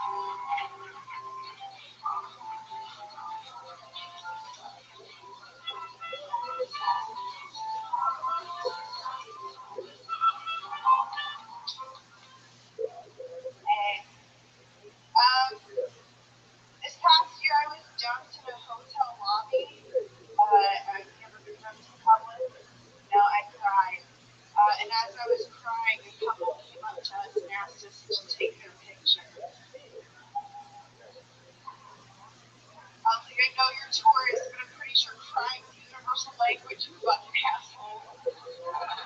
I think that's why the selfie was invented, so that when you're having a Kodak moment, like a funeral, and everyone around you's being a real bummer, you can take care of that shit yourself. Sarah and I like, take a picture of me next to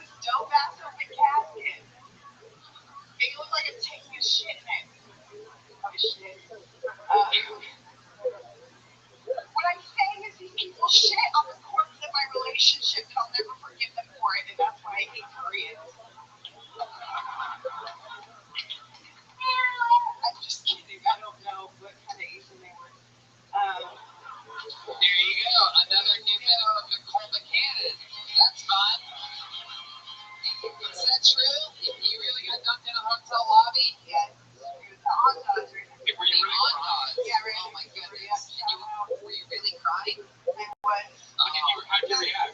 How'd you react? Did you say to the guys, "Hey, no harm," and scream at him, or? No, the guy got it. I took their picture. Are you fucking serious? Yeah. Well, I'm glad that happened, man. Fuck that guy, right? Yeah, I would scream at that guy. You're still upset about that guy. Fuck that guy. She already did that, right? So you gotta take a step further and not fuck that guy. How recent was this breakup? 6 or 7 months. How's life been going after that? Feeling better? Yeah, sure. Every day's I new got better. that bit, that killer bit. I mean, One bit. 7 months of torturous, sleepless nights. Remember that song he told you that was our song? And you were like, I don't like that song. He's like, you will though. no, we're still friends. That's right. You're still friends. It's the worst. Now he's gonna tell you when he's banging someone else. That's what a piece of shit that guy is. I very much enjoy the physical comedy of shitting in his coffin. Me too. Funny joke. And keep doing that, you'll catch another boyfriend in a minute. There's guys out there like they shit on a coffin. Yeah. Have you been having fun? Have you been dating since then? Are you the one that went out with one of the Mercy triplets? Are you the one? What? There's somebody that did that? Would you date the Mercy triplet? Would you go out on a date with the Mercy triplet? All three.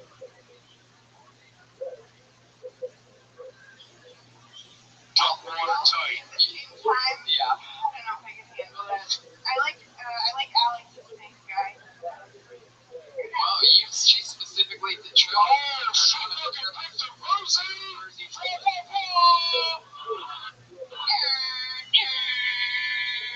Alex. Crazy thing is, that's the one with the cold sword. Sierra Ballsy. Nicole brings up an interesting artistic question, which is, you go through a traumatic experience and you get something artistically viable out of it. Was it worth going through the experience? Yeah. Shit that guy's guitar.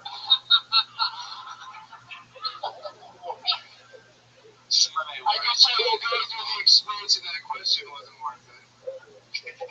Some of the worst moment low points in life I yielded really good stuff from. Nicole, you are consistently one of the funnier people that gets pulled out of this bucket, and I want to tell you that that was fun, and we appreciate you here.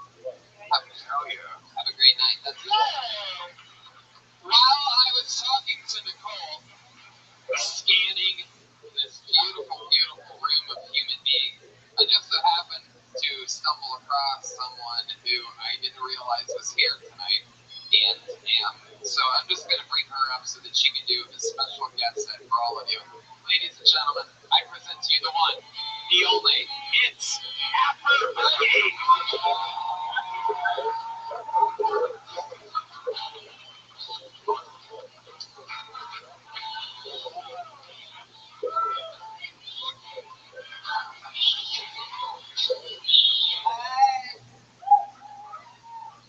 I have a disability I can't get on because my ass is too big. It won't fit in the office desk chair. They have to order me 2 chairs. One cheek on each chair. Do I look like I can type? Right, hell no, right? I can type with my breath. You know? I mean, it's really difficult to be black to get a job. A lot of white people don't understand that. You know, I have a friend, she might have got a job, but find out she don't be black kids. And, you know, it's hard to take when you graduate, you turn white. And I had an interview like a couple of days after I got mine, 48 capsules, so I decided to take all 48 of them at one time, you know. So sure enough, I got this sparkling white skin, blue eyes and everything.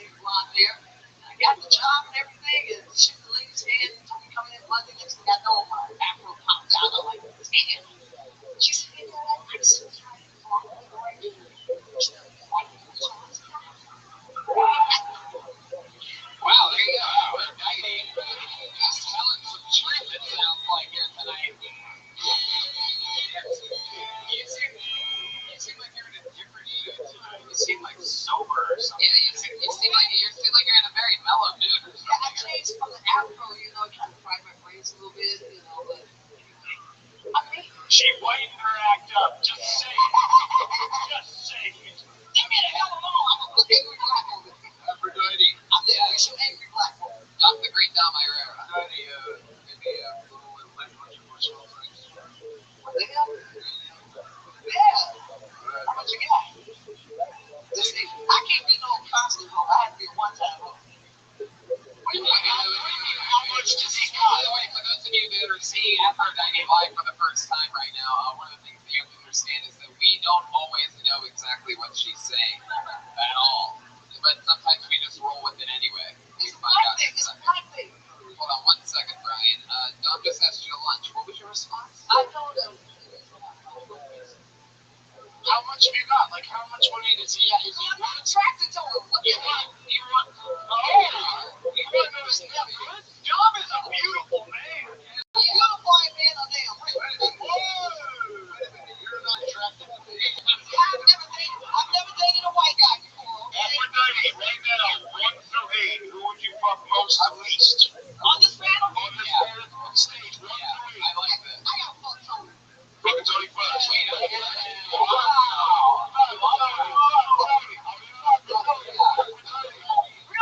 Aphrodite, if you let me fuck you, I'll fuck you with Tony. No.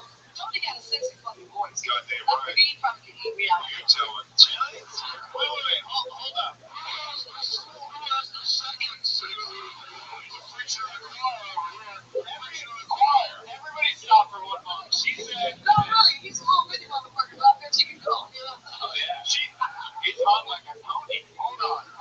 She said that Tony has a sexy voice. And I just imagine Tony in the bedroom. Yeah, I'm gonna eat your If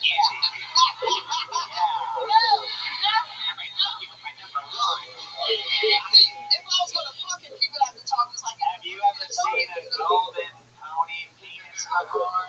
When I rub it between your forehead, you oh yeah. I'm gonna jizz all over your butt. oh my god. See, if he talked in a different voice, I wouldn't be turned on. You know, then I could go. You feel what I killed Batman's parents.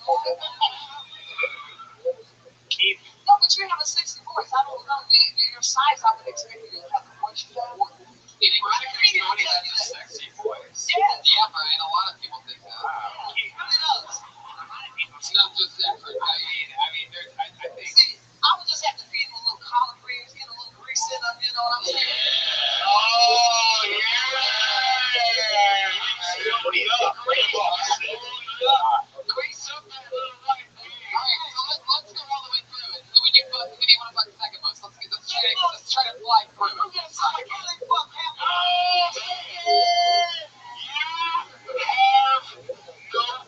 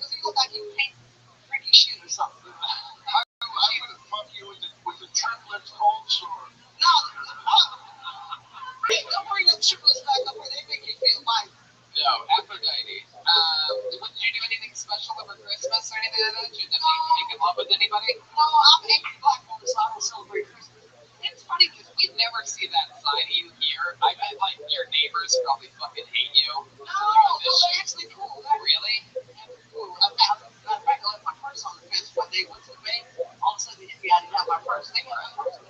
Wow, good thing there was nothing in that fucking purse. Somebody was. Oh yeah, just my passport. That's all. Yeah. How did purse get on the fence? Exactly. Nobody can do anything with your purse. Why are you putting your purse on the fence? Because I was doing some shit. Forgot. Yeah, you're doing some fence shit. This is like a stage I'm production. gonna go back to my house and talk. Oh, they gonna change the name of the show to Sexy Tony? No, he really is fucking sexy. I don't know where you get your voice from. Aphrodite, you have to settle down. You're putting out way too much of that. Hey, I had a great New Year's Eve show. Oh, tell us about it. Yeah, go ahead. Grand Park. We played Jungle Park. That's the name of the band that I sing. And we paid $80 people downtown. It was really nice. Wow. Nice. Well, the part of the park. Play that again. I said, this book in the park sounds like a great game. Grand Park is the city of Los Angeles. Oh, she's gonna come over that table at you. Yeah. Put her away from not fucking you. I just said, I'm definitely not fucking this guy. Something's wrong with him, okay? Right? Yeah. Aphrodite agrees upon this in your head tonight, but you do have let's face it, you do have one hell of an ass on you. I know, it's an Is ass. there anything that you eat? She was putting out her ass on me a minute ago. Is there anything that you eat or drink over the holidays? I eat a lot of grease. Grease makes ass. Oh, okay. Just a big bowl of grease. That Grease sounds awesome. fucking healthy. That's what Yeah, everybody said ass. Yeah, right? We are. Grease is the word. Grease to have ass. Just grease. Grease. That's your Oh, only. look, see, again, white people eat too fucking healthy. That's why y'all fucking flesh. Bullshit. You need some grease. Grease is the word. You're feeling. Yeah, I watched that movie over 100 times and I have no ass. See, that's what I'm saying. Y'all don't understand. Real Grease is grease. the time, the place, Real the motion. Yeah. Grease too. Cook the food. Instead of paying the thousands of dollars that was acid, man, you can just make some fucking Crisco and eat the shit and get your ass right right. Aphrodite, do you have any? I got cheers and multiply it. Oh, And my boo is in control with the power of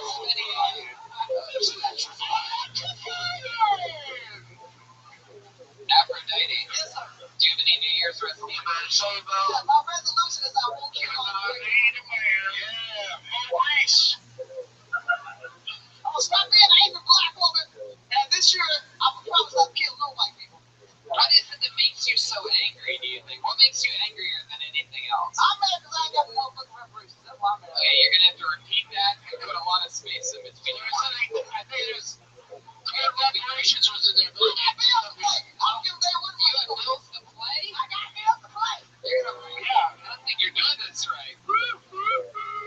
Okay. She's got What's up, y'all? Really nice white people. Y'all don't see one white. I mean, really nice people. a lot of nice white people. So you're just a can Aphrodite. Slow it down. Take a breath, Aphrodite. So your resolution was to find a man and stop being an angry black woman? Is that what you said? No, I just want to stop being an angry black woman because a lot of times when white people see me, they tend to think I'm angry. Where? Anybody else here an angry Just black walking woman? by, they just kind of look at me like, Well, where are you walking by? yeah, I'm just out, going shopping or whatever. Maybe it's because they look at you and you go, "Can I help you?" Motherfucker. It could have been because one time somebody tried to give me a quarter and I told them I cannot go forward in America with a fucking quarter.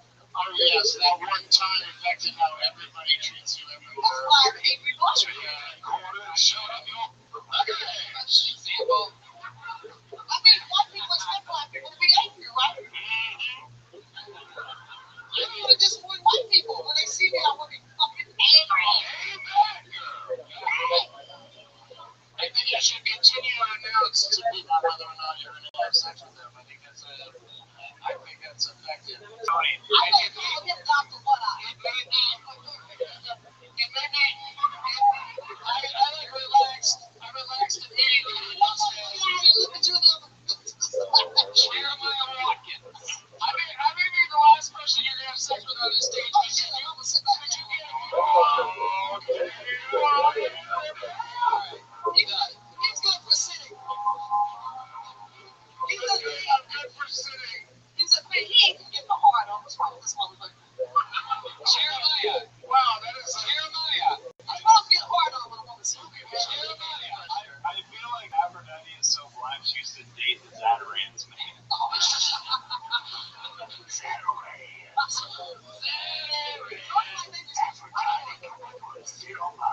Other than my voice, Aphrodite, I mean, voice. But I mean, other than the voice, I'm gonna come on your tit. all right, chill out.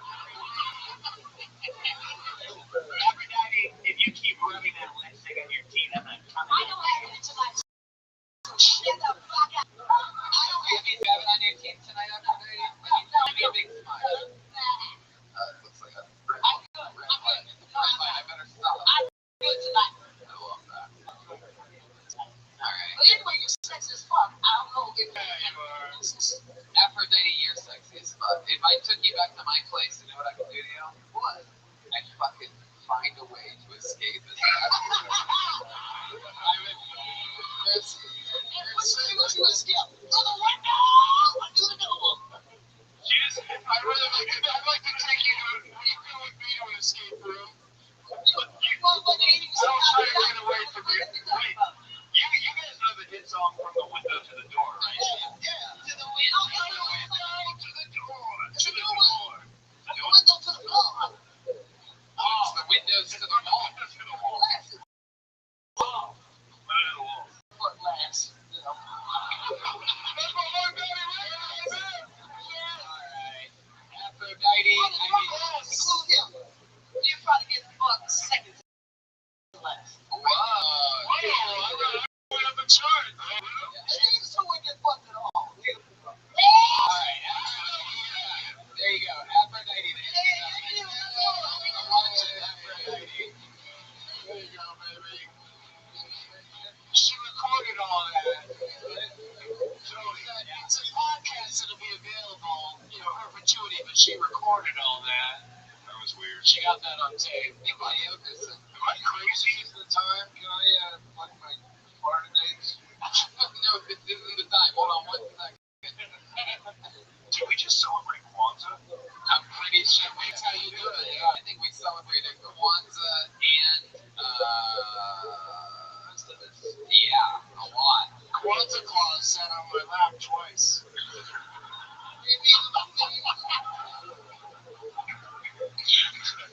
And I only came 1.5 times. She should be Kwanzaa Claus. Yeah, maybe next year you bring her back in a little Kwanzaa Claus outfit. She does look like she came down the chimney at some point. With the double shit. I agree. Soot coming, woman. Oh, soot coming. Oh my God. It was great. It was soot when she came. You know what I love? John Mayer is going to Florida. When's that coming up? Oh, awesome. Tampa, Florida side splitters, and then Oklahoma, Florida, Vegas with Brad Garrett. JohnMyRera.com? Happy New Year, everybody. Yeah. Google Dom Irera. Google Dom Irera. Big J. Ogerson has, what's your fucking deal? April CISO. Well, CISO. It's one of my favorite podcasts in the world. One of the only ones that I listen to. Agent of State. Jay Gomez. Yes, indeed. And my Sirius XM show, The Bonfire, and for all my dates and stuff, you go bigjcomedy.com. I'm going to Florida also, so yeah, please check it out. Check that out. Doug Benson. Yeah, Who are each emails drawing? Well, Doug Benson, so that's available right now. Oh, look at that. That's beautiful. Wow. Love that. Jesus, come fucking. That's awesome. It's very good. That's us if we were the Breakfast Club. That's amazing. Doug, this is where you promote the things like getting Doug with Hive, Pardon the Interruption, or the Benson Movie Interruption, Doug Loves Movies, which is a podcast as well. It's no Legion of Skanks. No, it is another. I mean, that's another one of my favorite shows. I've been on it multiple times, 4, 5, 6 times. Yeah, Comedy Central next month, the High Court with Doug Benson. I love that. I adjudicate real Los Angeles nut bar court cases, and it's a lot of fun. Yeah, Pat Reagan and Jeremiah Watkins. Hey, watch the Eric Andre show and don't believe anything you read. I'm at Jeremiah's stand-up on social media. Reach out to me, guys. I really like it. And then watch Roast Battle. That's an option on social media to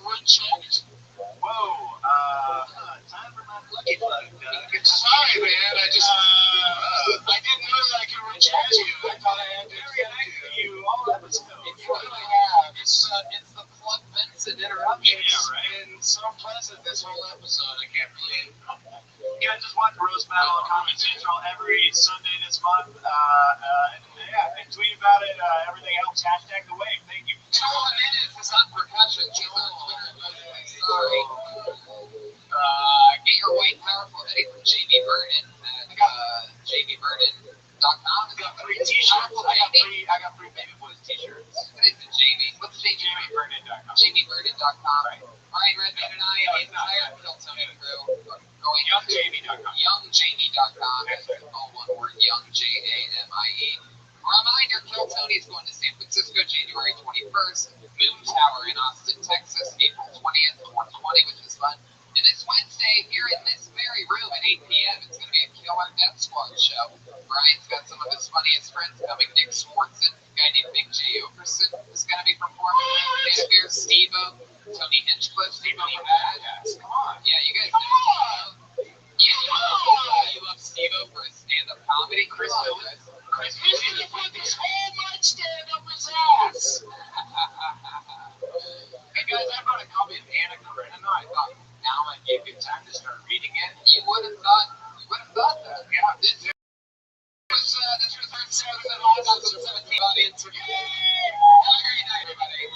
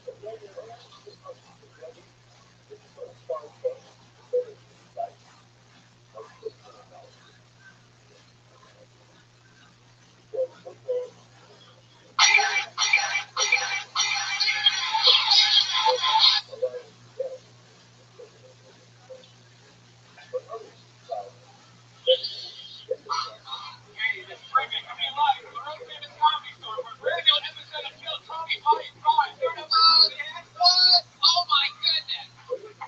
Hello, everybody, and welcome to the #1 live podcast in the world. Make some more noise. How exciting! Ryan Redman is here, ladies. Hey guys, what's up? House artist Ryan J. Ebel just started drawing the episode. He's a blank sheet of paper in front of him.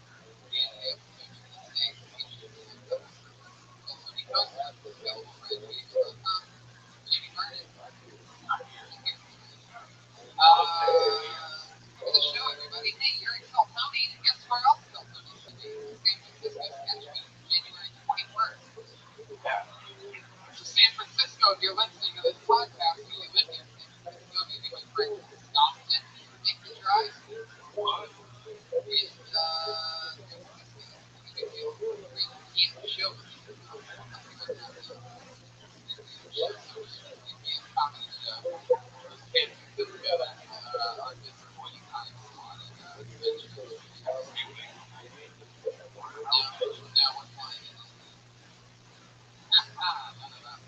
You guys ready to start tonight's show or what? I'm excited. Let's just bring up the guests first, and then we'll bring up the band. Two of my favorite comedians in the world, two of my funniest comedians, so many great things, amazing things, exciting, make it loud. The great Mike Lawrence and Big J. Okerson. Holy shit. Here they are.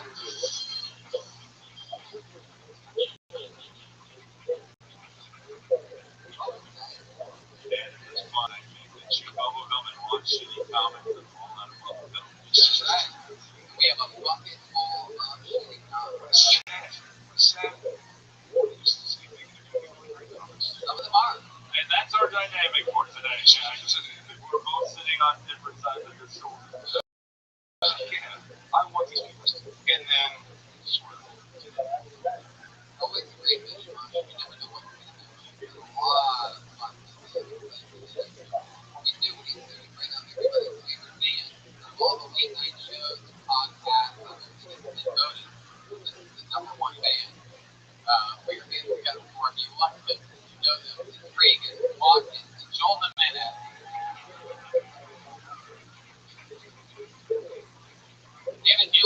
run shit every week. I never know what they're gonna do. They don't know what it seems like another Westworld. Oh.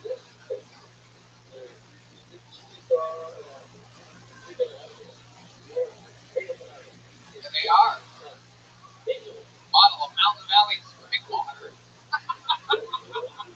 The Latino one just looks like how Trump sees all Mexicans. How long was this show? Oh, there it goes. Alright, here they are. Ray and Watkins going a minute. Paying homage to Westworld for the Westworld, babe, yeah. They're about to take us to Brokeback Mountain. My Lawrence never looks like he's got the woman in his life. Whoa! And yet I'm happily married.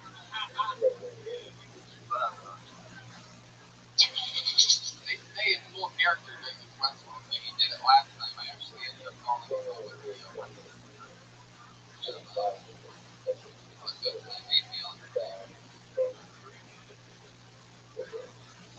Just found out I'm wearing a family hair. Later they had ripped jeans in the Wild Wild West. Yeah. I reckon the cowboys wearing pants. Actually, this Warped Tour isn't big enough for the both of us.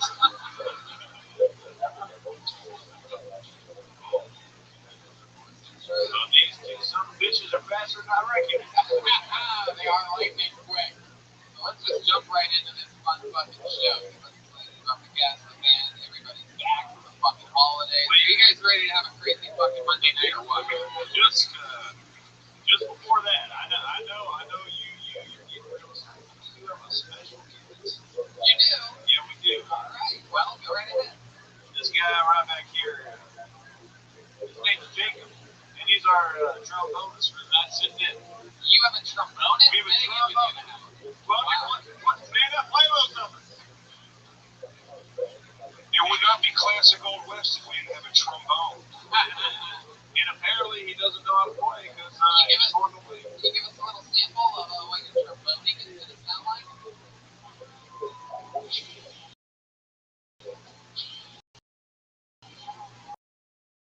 All right. Well, there you go. We have a Michael. Yeah. We have a trombone. He's using here right now. Obviously, you guys don't have a normal cowboy hat to share amongst yourselves. You podcast listeners together with let's just dirty stripper and alcohol. I get you that from a Texas bachelorette party. This guy, he's just a little less.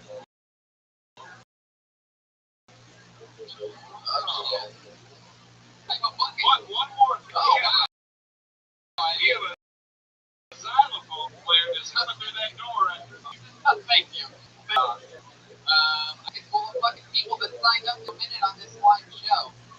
They can do anything that they want. Comedians have been doing it a while. Something for tonight. Genius. The worst thing you've ever seen. Either way, we get to talk to them about anything we want. We get 60 seconds to get signed up. You know, not with Kitty. Wrap it up there. There you go. There he is. All right, you guys ready to start the show or what? You can do a little bit better than that. Are you ready for this? Kill Tony. Episode fucking 190 something. Live in the attic. First name I pulled out tonight was uninterrupted 60 seconds. Anthony Grabber.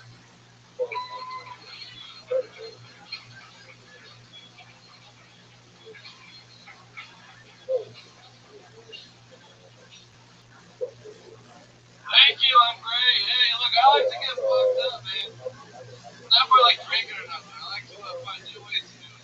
Like, you ready to get high by helping me get ready with? I don't know if I'm doing it right because I gained like 47 pounds.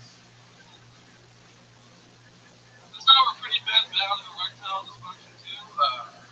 Every time I pretty bad. I lay down with the lady, you know, nothing would work. I take these pills, they would help. But then last week I went to the doctor and it turns out it doesn't really get anything.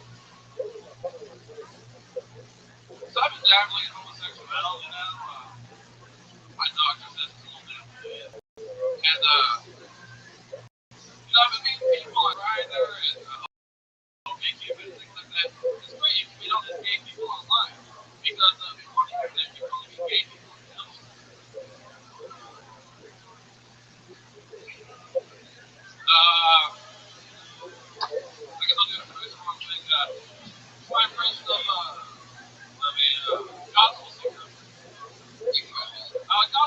love her, baby. Oh, I believe in you. Oh, I believe in you. It's tight. Hello. Anthony Grabber, baby.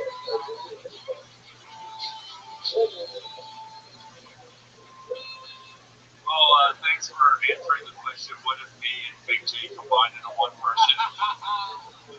It's the mashup. And tell me, I just saw this film.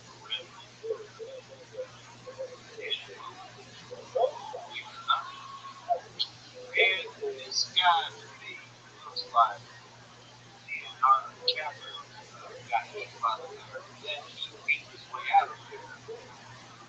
Yeah, I think he looks like TJ Miller. I think he's shaped like a.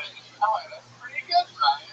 This show's a lot of fun. I love this. This is great. The show's great. Are you, you're actually doing gay stuff now? Is that just jokes? Oh. You think a gay guy would fuck? Oh, there's a guy that would fuck him. 4 I'm not gay at all. 4 I'll give this guy a polish. Yeah. Anthony, No, I love it. How long you been doing homophobic? Great. If you do that at a club somewhere and a gay guy hits on you afterwards, would you think about doing it so he doesn't blow up your spot?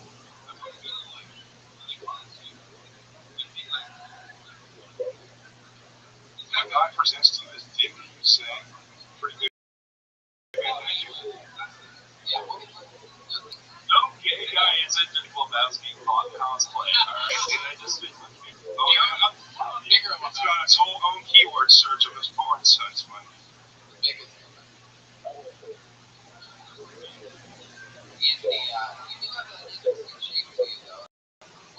It's like a garbage bag full of teardrops. That might be the saddest damn thing I've ever heard in my life. You just call this man a sack of garbage filled with human tears. Think about that for a moment.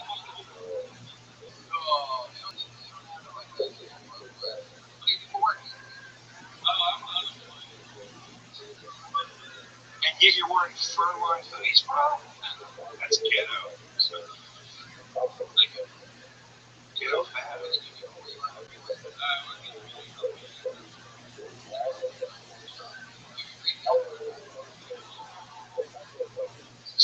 You are the default setting for a video game tester. Just create a character. Just version 1.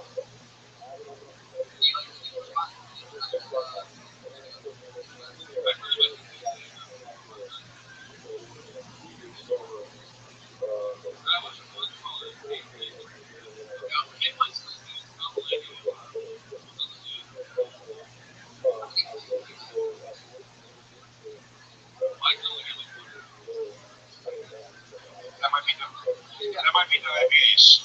breaking news. You can only get one out. Change that to a garbage bag full of dough. See, it's more like a Ziploc bag. You know, they keep Ziploc. Where your favorite place to perform? It's another show that You look like everyone else. If me and you did have gay sex one night, and I go leave shamefully in the morning, there's a good chance we could get inside grab the wrong clothes.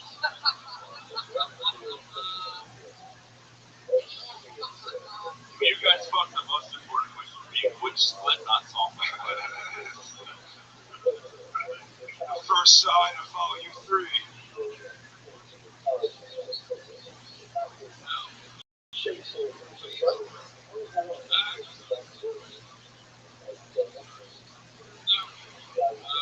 Wow. Anthony, you're really shutting down on me here. I listen to hip hop.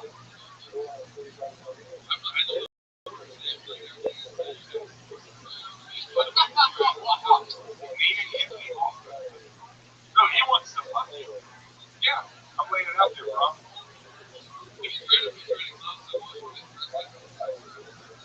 Hell yeah. Oh shit, Anthony's firing off enough missiles here. I have no problem with that. Wild West.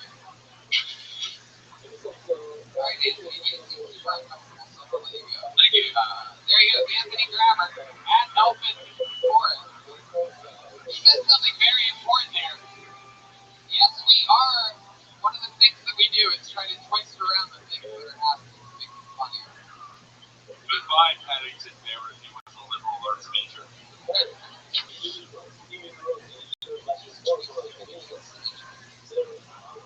What are you guys trying to make this comedy show into? A comedy show? Motherfuckers. I just wanted to talk about Cage being in hell and an applause break and leave. I thought he was so brave at first. I don't know what else is that first name.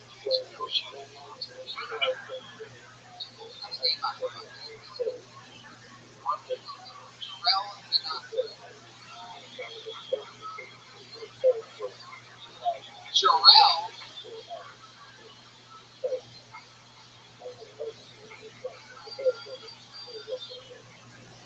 Just a nice job at Target. They only buy $40. And you always put one in this, right? He's constantly selling items in like 30 minutes. Fuck him, he's autistic. Of course he can't be autistic. One time he was in high school, he told me he was $40. I was like, what the fuck? I called him back, I guess that's HR.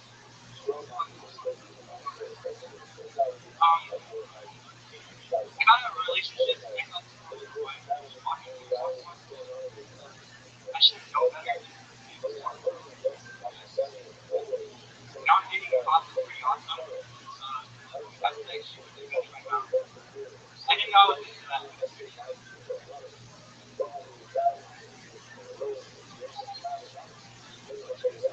There you go, Jarrell. Do you always talk that fast, Jarrell?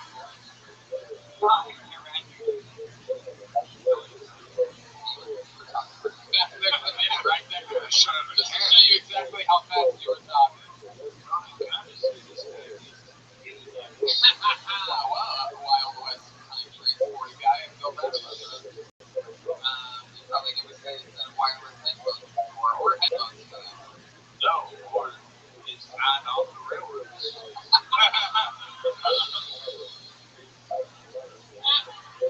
Very good. I get the character now. Alright, Jarrell, let's talk about it. So, let's say that you come to a lot of open mics, right? How many people want to We've been featured legendary status. Watch how we do it. Start with me.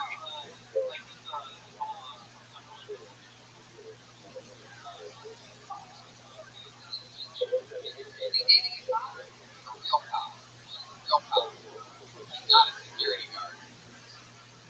What was he eventually? Indiana Jones in a mine shaft? Okay, don't Dr. Jones.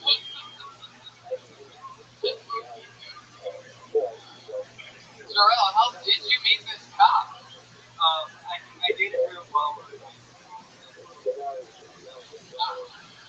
Now you're dating her again.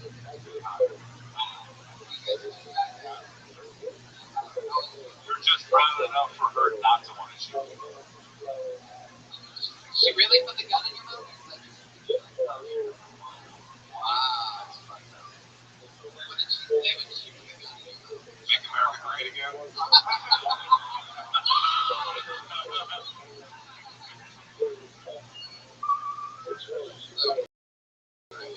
Oh my god, magical. Jarrell. What did she say? Wow. Why are you dressed like you're about to meet the rest of your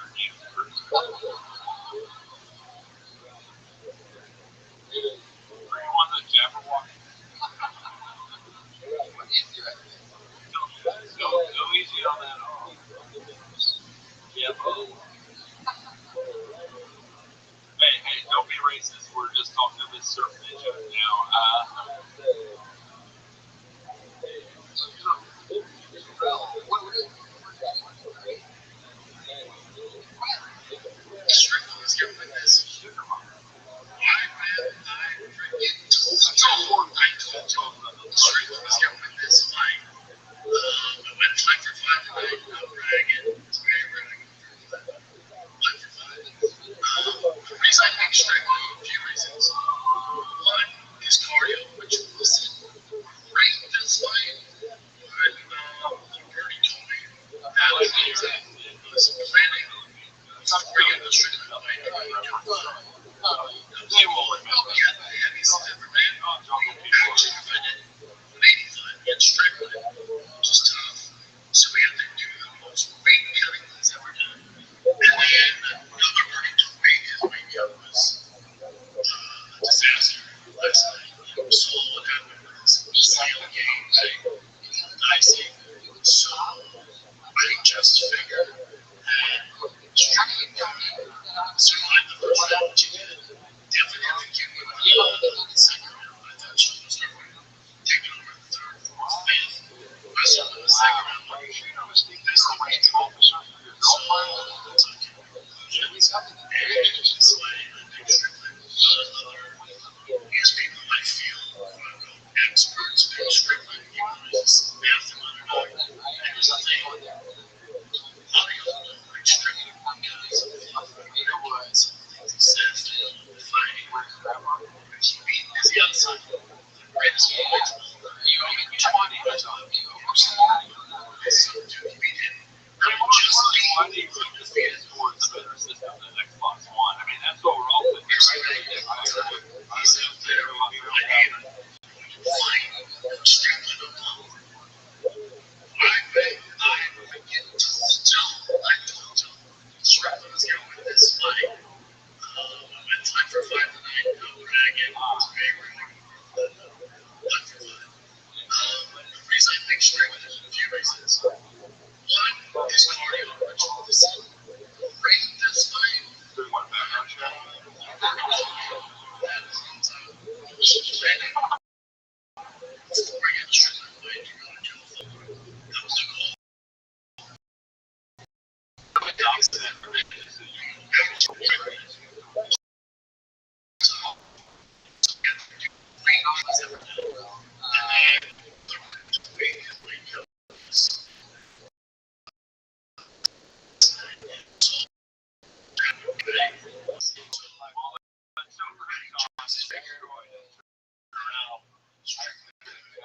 Survived the first round, which he did. Definitely won the second round. I thought she was taking over the third, fourth, fifth. Wrestle in the second round. This could be true. So that's okay. This fight, I think Strickland. These people I feel experts like Strickland, even though there's this math on it. Here's the thing. A lot of y'all don't like Strickland because of some things he says to the fighting. He beat Izzy outside. The greatest comeback of all time. Right over 200 ways to walk in the UFC. Izzy outside. Now he just beat undefeated. Where's he ranking all the time? He's up there. I need him. Fight. Strickland.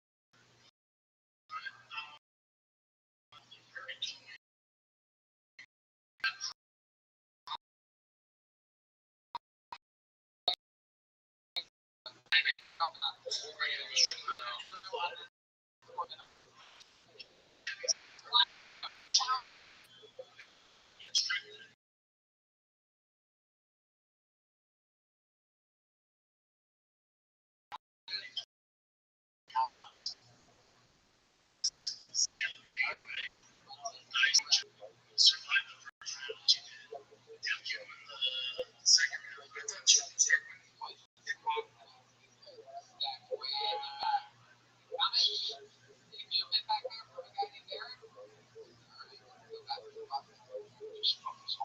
You know this young lady? At one point, she was a regular on this show. Now she signs up for the bucket. Don't Tony Legend. Well, what's that next one?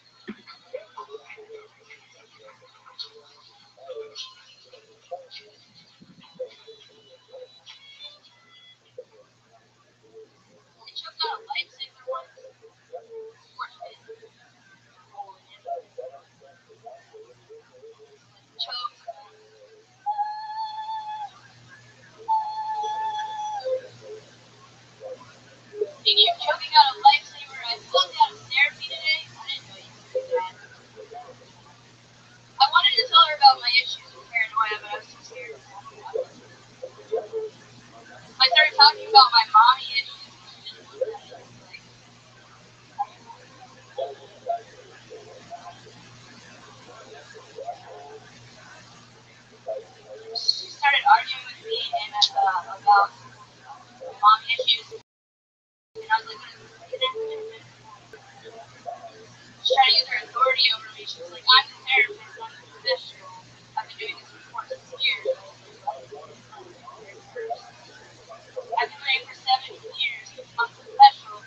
And I was like, well, I've been in therapy for 46 years. That's awesome. Well, let's ask you.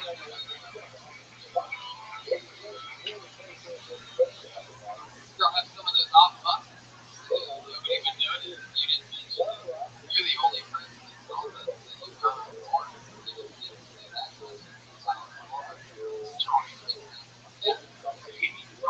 that. I've never seen somebody fuck with the microphone stand so much in my life. Nothing changed about it. It was just shaking like a leaf. You were fucking it. Just, holy shit. It's sort of like her persona. So much so that she was a regular for a while.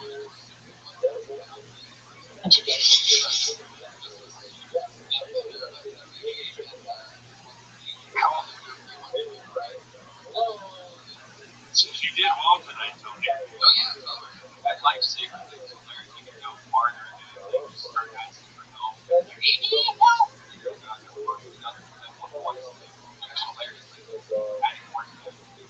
The only thing about the off-road stuff is that that's when we know that stuff's what it is.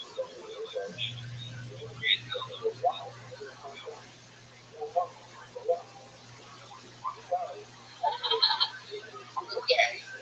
Yeah, no, but I think that I've gotten a lot better.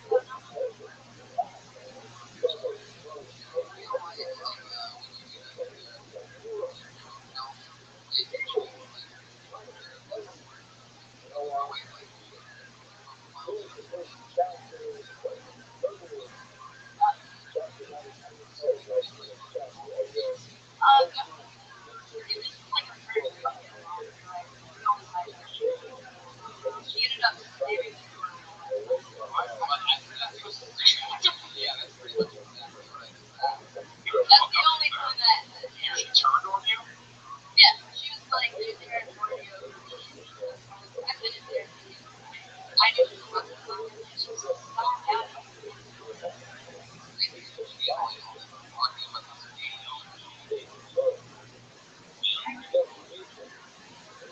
Never says You anyone. might need a recommendation for her path.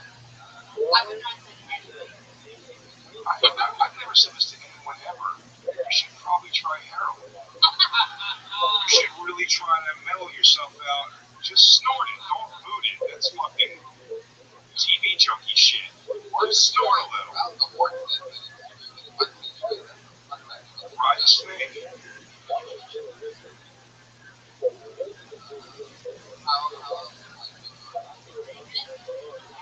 What I would say, have the nervousness not something you can control. It's something that you can it's just play it up and embrace it. You feel uncomfortable. Be the most uncomfortable you can be. I mean, I have heard that ugly people can succeed. So just fucking be the weirdest you,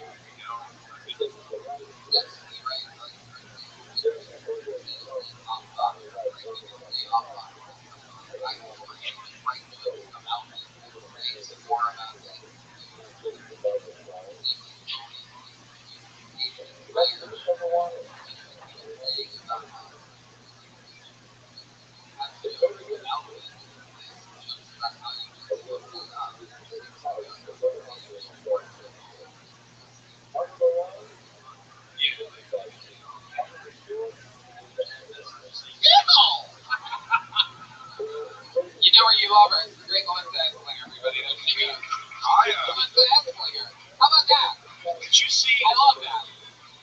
One of the best performances I've seen her have. It's always fun to see people like her. I thought her hand was shaking, so I thought it was going to teleport somewhere. It was fun. If she was to masturbate, she should just grab her pussy and start telling jokes in the air. What's great is that it's a huge improvement.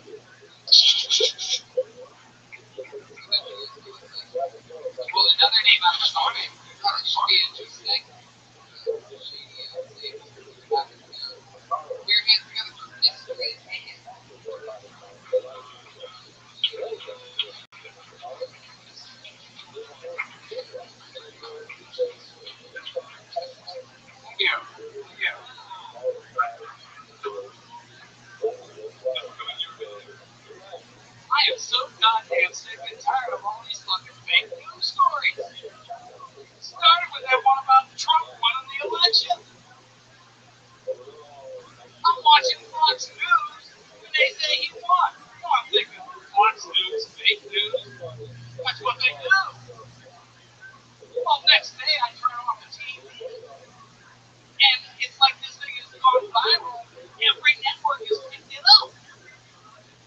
And I mean, it's just crazy. It's like they were so accurate. Like MSNBC was just acting so bitchy and whiny, just like you'd expect. You know? They're so convincing. That's like every other day they come out with a new one. With some crazy half-ass appointment supposedly made to the Trump administration. I love the one where Melania is not going to move into the White House because she's too busy. Mystery Dad! Holy shit! Yeah. Wow. Can I tell you something, Mystery Dad? First off, I fucking love you. Thank you. Holy shit, are you here to take the Westworld goes back to the future? And I love you have a founding father haircut. It's the fucking. It is incredible. Has anybody here ever seen Phantasm? And you guys get it. Wow, I love that. Thank you for leaving your pet rat at home. And, I like that thing that someone can look even rapier than Cosby sweater.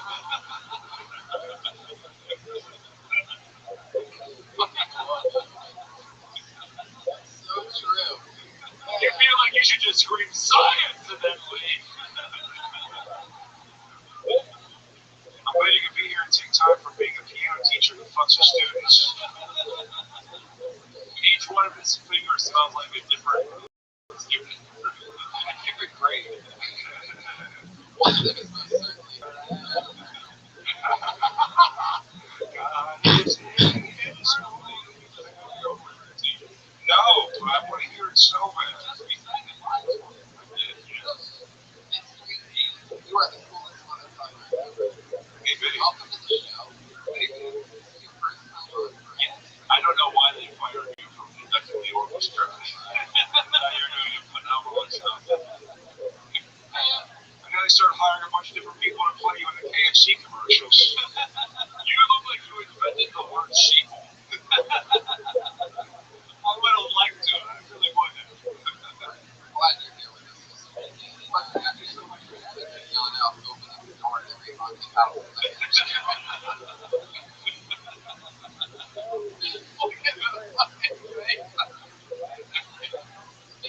Wow, Ichabod, you better watch your ass. We might have the greatest guest of all time. This is gonna be nominated. I call you a creepy uncle, but I can't imagine any family acknowledging your existence. Well, that's why I went with Mystery Dan. It was in my family tree. What's your actual name? Skull. Dan Skull. Okay. It'd be great if it was like Jeff Skull and Mystery Dan is just divine. Fuck you. There is no Dan. My mother went back to her maiden name. Stayed in the pocket there. I would love to see you. If you were the guy on the political channels, I would watch the dog shit out of that. What is this fake news? Like your approach, I could watch you for hours. Your career is right on track, baby. So how long have you been on stand-up? 3 months. Love that. You just started doing it. What made you want to start trying it out? Something you've always wanted to do. Well, no. You getting bored living on the front of the corner? Yeah. Well, I was good at other things. Ever since everybody started telling me that you reminded me of George Carlin chorus. You're like, maybe I should get off the computer and get my life together. So, what have you been doing for your whole life? I'm a lawyer by trade. A lawyer. What's in a lawyer? She needs as fuck. By the way, defending yourself on your own murder trial doesn't make you a lawyer.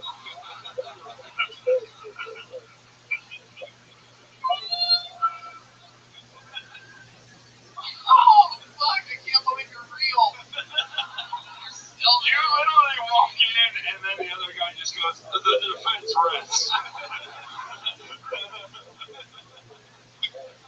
I was just trying to pet her. Where can I park my gyrocopter outside? I love it. It was like you're having the time of your life, man. So you've been a lawyer, you've been married.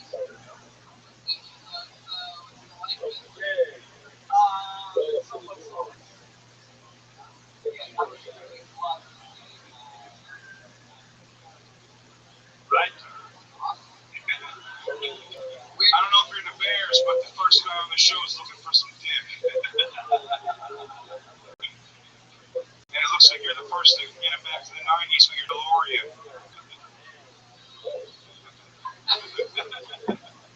This is all making sense now. I should have known you were deep in the plaza. That's the only way to get a sweater like that.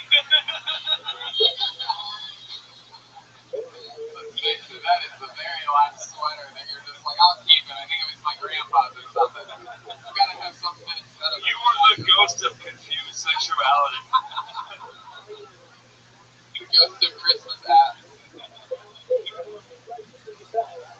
So that's fun. Where were you located? The closet that we lived in.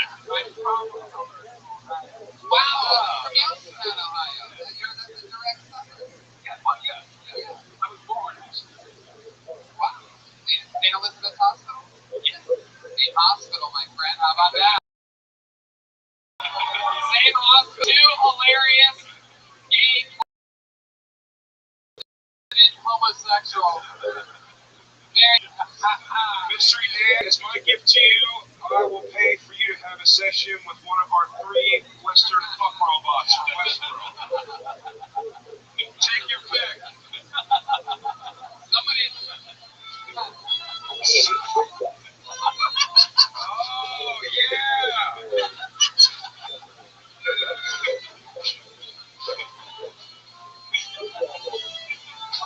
Oh, The other one. you were the other one. What's the trouble? Yeah. What's the trouble? Come on up, trouble. Can you play that song again? Can you play that on the trombone? Jeremiah, you can play while he has that fucking guitar fella. He likes the finger work. It's like if Mark Twain was illiterate. I feel like he'd fuck you differently, Jeremiah. I feel like it'd be the first sex session when the top comes out from under the bed. Sometimes I'll do that. When did you come out? Ghost joke. Selfish. I'm not 1844. What a great year. Never again. He was like, that was the day I realized I was gay and threw it all in my coat. Maybe if I rephrase it, maybe not only were you in the closet, you were also under my bed. Here's the sense that he was born gay, but all of this was a choice. Now, what kind of gay guy pushes other gay guys away? What do you call that? Unbearable? Unbearable? Spitballing here. People writers here. What kind of dude Call you yourself the mediocrity. What kind of dude you into, Mystery Dan? I like the young All right, well, that's all our time. Whoa! Wow! Westworld's gonna let you into the health world. Look at that. Yeah. He loves Filipinos that have beef by Dre headphones. This was not Anthony Hopkins' vision. I want to believe that you were Melissa's therapist. Would explain a lot, wouldn't it? I got my own problem to you, man. I got my own problems, you shaky bitch. That's alright. It looks like Charlie and the Chocolate Factory closed down.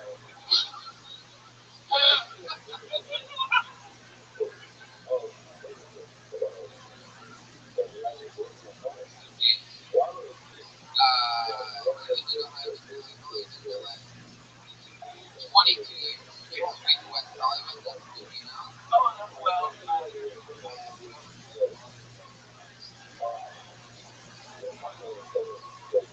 How did you discover it? What was that moment like when you found out that there was a city full of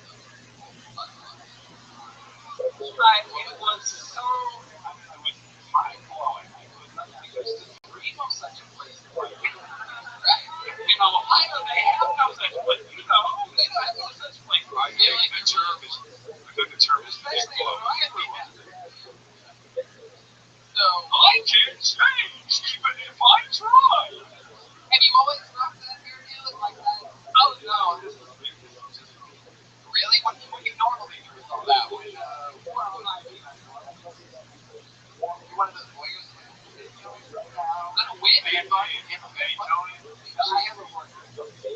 You're doing comedy for 3 months a year. That is a fucking commitment, mystery Dan. I appreciate that. Hey, Tony. Yeah.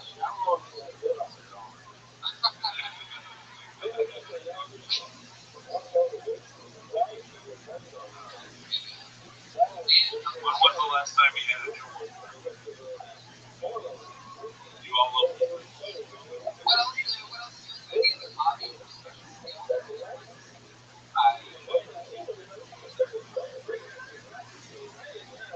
What kind of years?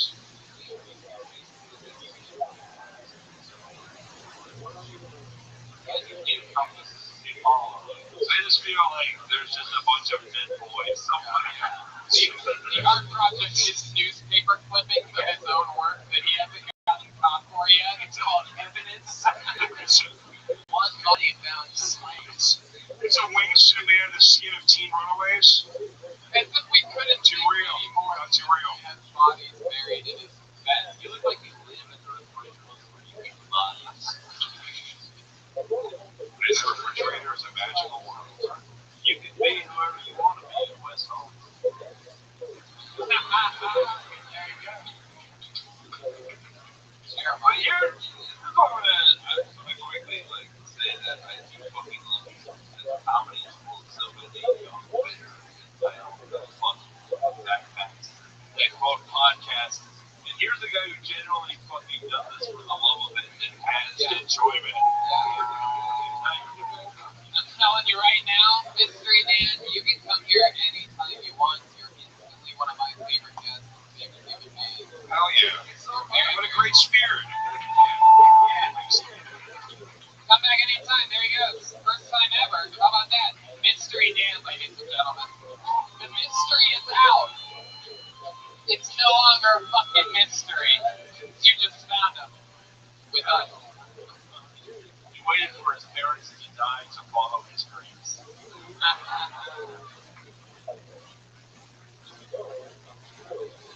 There we go.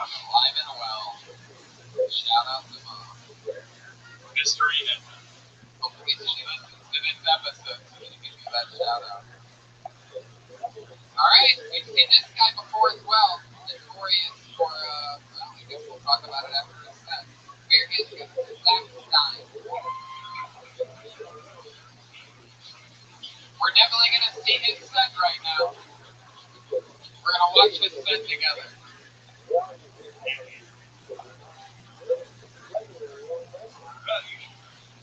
you guys might notice, I'm trying to spot hands are just going to be cool.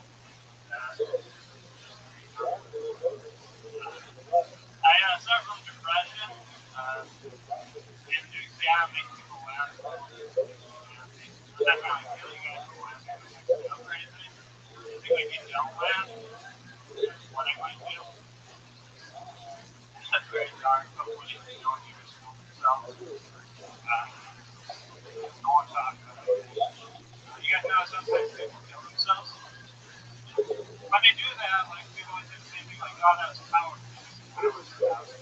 do that, and I suffer from depression. As I get down, I get tired. I don't want my great stuff, but it's too fucking great.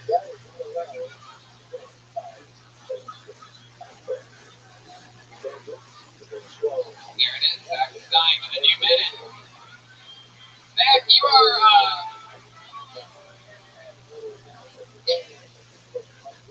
popular in the show. You've been on a couple of times.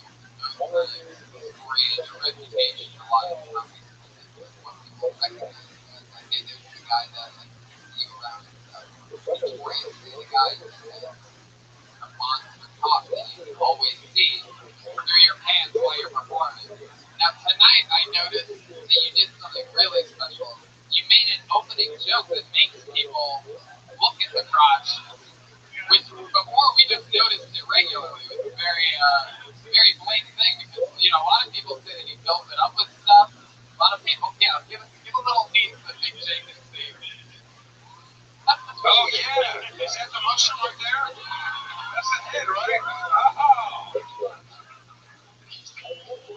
I just saw it dangle. Just like Mystery Dan has his own thing. I mean, like that's the nickname for it. Mystery Dan's own thing. Mystery Dan. Would you like to meet my friend Mystery Dan?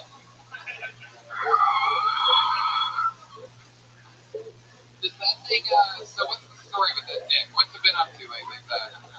How big is it? Erect on Saturday. 7 inches erect? Yeah, but It's not crazy. It's good, though. But it's got like fish tank girth or something like that. Yeah. Or maybe it's just like he has gigantic balls, perhaps, or something, right? Yeah, I got He has like, for those of you listening to the podcast, it looks like he basically has a baseball glove in his pants. Like there's no real explaining. There's different, it's patchy. There's different areas that are a little bit bigger than others. You think you know right where the dick is, but then Tony, you're you're not helping your whole I'm not really anything by focusing on his dick. well, no, it's When you told him to have juice. Oh, there you go. Heavy bush? Heavy bush? I like them. They're a little bit, you know.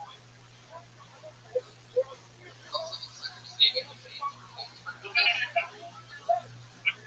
Alright, so is this working? Just put your dick on people's shoulders all day? You could be like the first Nemesis porn star. Like, I want to fuck you hard if that's okay. Pardon my bush. Alright. So, you can do it again for how long? You always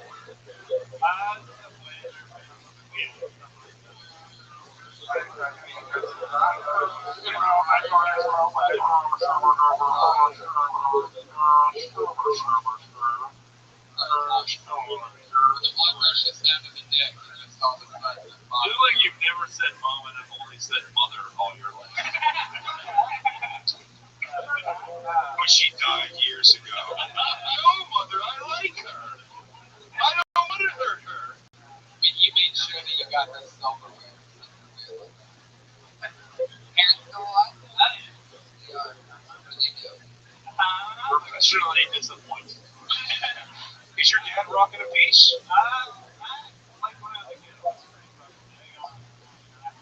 They all look big when you're a kid. All of them. I haven't touched father's members since I was a wee below. But do you know wear underwear? That's through underwear? That's a strong mushroom cap, bro.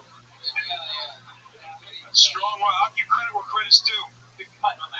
Your dick has all the confidence the rest of you doesn't. Can you fuck some of that confidence in the shaky balls over there? If you guys fuck with him, you might vibrate to a different plane of existence. And you're working in the salon. Dick is good. And you're like, hey, put those down. You got it? Looks like a rattle. Looks like a rock. Very good. Zach, what's going on in life? Yeah, what's the plane?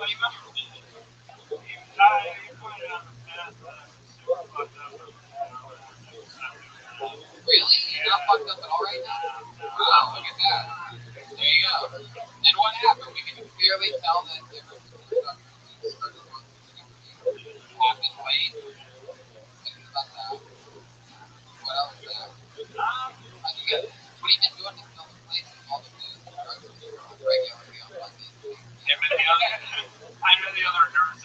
planning their revenge. I got a heart attack every time I get it. Something else. How would you kill yourself with shooting your eye?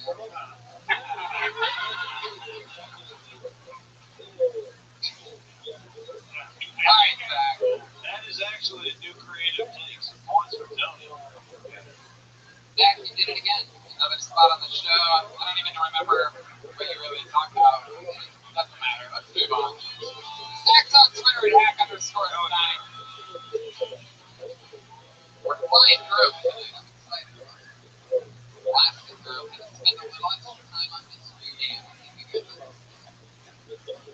Alright, this looks like a new name. We're getting through the Picture Realm, Tennessee.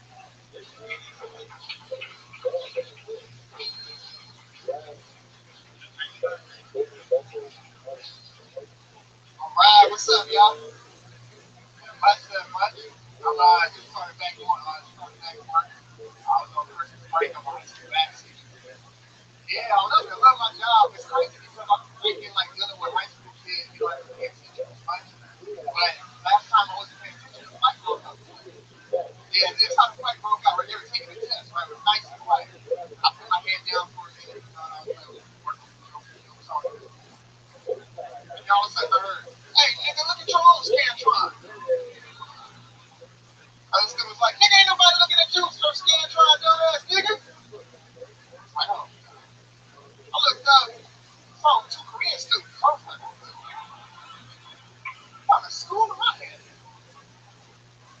And then, like, they tell us, like, so they started fighting. They tell us that teachers so we can't touch the students. So I'm trying to break up the fight with my boys, right? Like, sound like old flame, like, hey, not in my yard, y'all ain't gonna be doing that. And then I was like, okay, let me call security.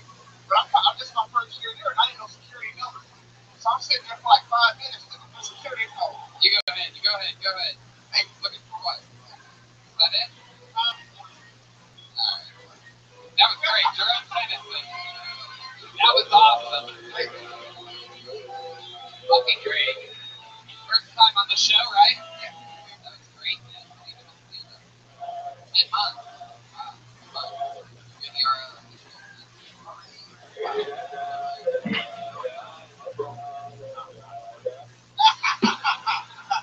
But this guy is so right. This gosh darn contagious.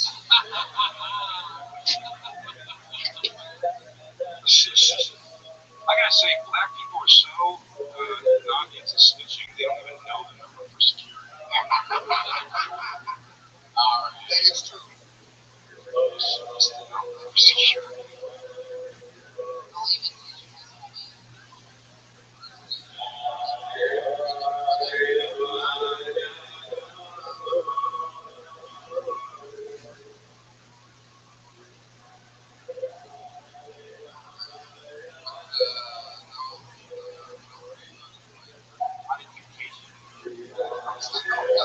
Like, especially like I deal with like seniors.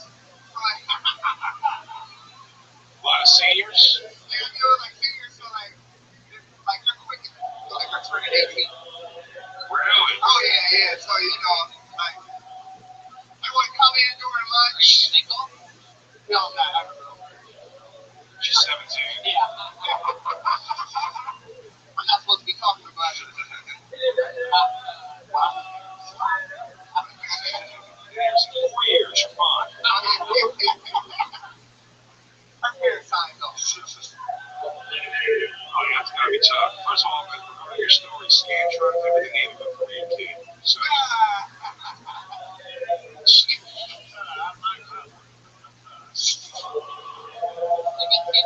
you are, man. Specific class or Right now, and also like, what used to be called like algebra and geometry and math together, we call it integrated math. And You don't understand? it's weird now. It used to be like algebra and geometry, like separate classes. But now with the new Common Core version,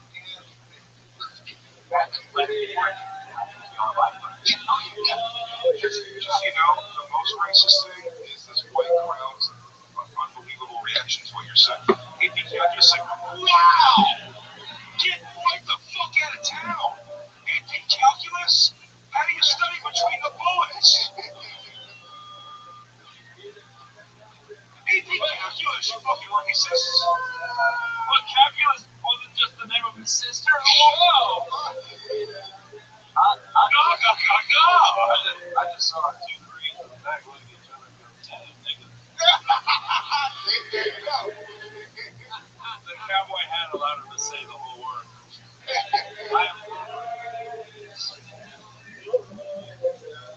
You're really fucking funny. Like the stand-up was really good, and then but in the moment,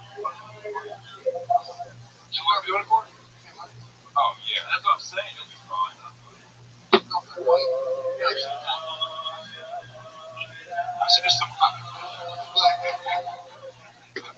I said this to It all makes sense there. Any of the guys that like Dave Chappelle with another professor. Call me shit boss. Fuck you. You fucking white comedy club waitress refused to come around. I said that 8 years ago to Michael Che when I was judging a contest he was in, and now he can buy and sell me. So, just know you're in great company.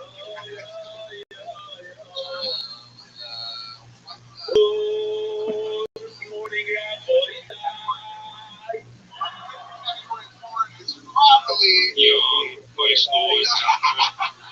No, you gotta go along. You can't just get into the search history. You're right, fat grandmas. Let's see, what do I like now? He put non-high school girls. You know what's one of that? Also show the results for high school girls. Definitely not young teens. It has senior and then catching some girls. I think I exposed myself to porn at such a young age, and now like extreme. But Like what? Nobody would have me. I do like gay business, all that stuff. Hey, If I'm gonna have a job, seems like our friend from the Wild West.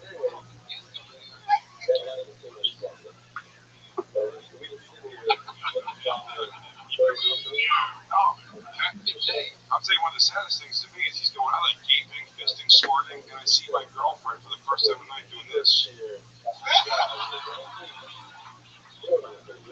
Settle down! Went black and went back. You beat the odds.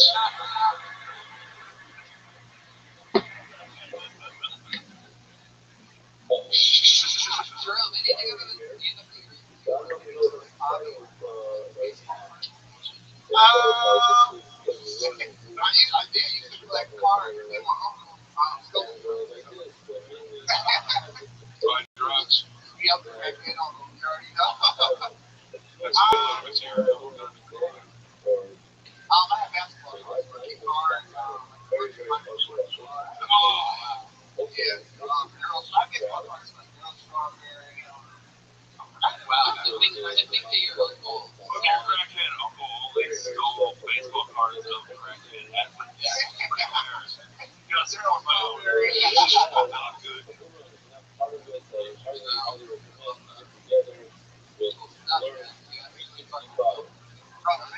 great job? There you go, Jerome Tennyson. Smelled like Tennyson. As in, I ain't playing at Tennyson. Jerome Tennyson. That was fun. Wacky cat.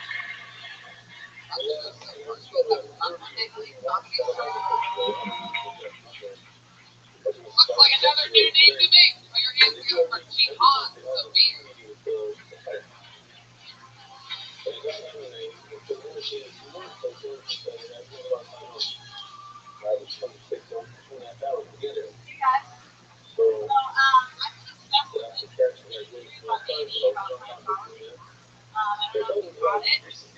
Watching it, I'm realizing Scientology is it's like the Muslim religion, or us by us. Used to be Mormonism, but even Scientology is great.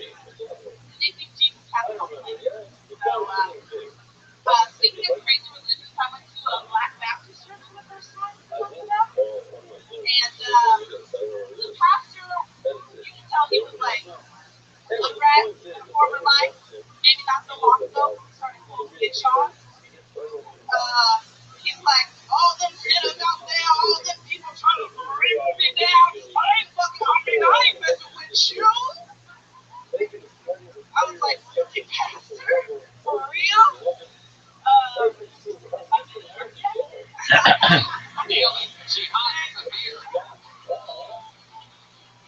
How long have you been stand-up? Like 2 hours. 2 minutes. Well, you're definitely one of the funniest black Teletubbies that we've ever had on the show.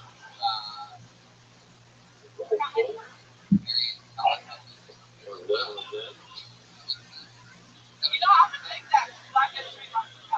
You are adorable. I tell you something, you are the most likable, just lovely thing. I like your style. You've been running like, no, I can't do that. I can't do that. If I'm going for you, then I have to go for Aphrodite first. Maybe I can use you as like a sparring partner before going in there, actually, right? You can't just go straight into Aphrodite. I will never jerk off more to a thought than Tony fucking this chick. The concept of that makes me so happy. Sometimes you gotta sleep the fucking around.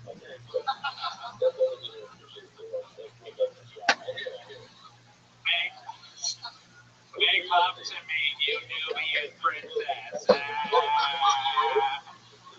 What you want, motherfucker? What you want, motherfucker? I want you to get on me. You're a sweet fine woman, won't you?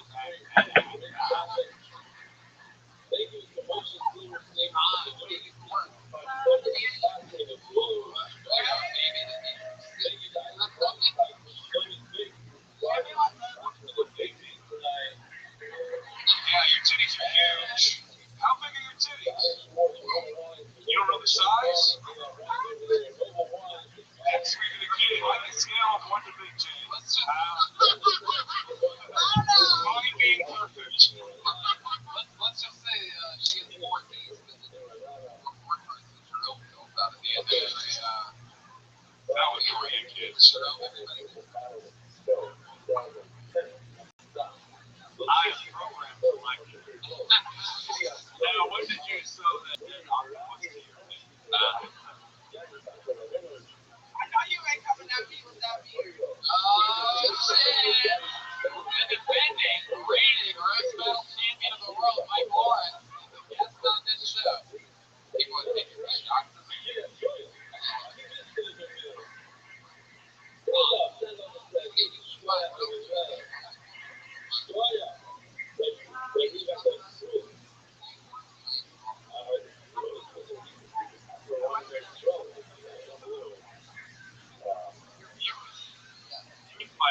My thought was that you're good for me to have one thing, is that you have good preferences. And as you know, the more you do it, you'll listen more. Like, you would say a punchline like the Scientology for white people thing, but then say 3 or 4 sentences. Like, the more you do it, the more you just like, even like the big topic that you ended up acting out, which that Mike's trying to fuck.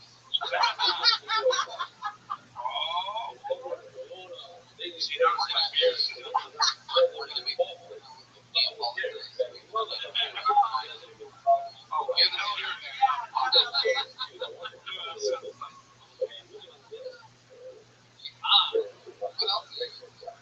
do you do special when you're nanny? Oh, hold on. Brian puts their poison on. Do you do anything special when you're nanny? wins of me. Breastfeed? Wow. Breastfeed? What do I do special? Little white kids? That's hilarious. They're Jewish. They're Jewish. Oh, they love those titties. Wouldn't it be crazy if they were Fran Drescher's kids and you were like the nanny? Hey, I'm a Jewish lady in LA, you piece of shit.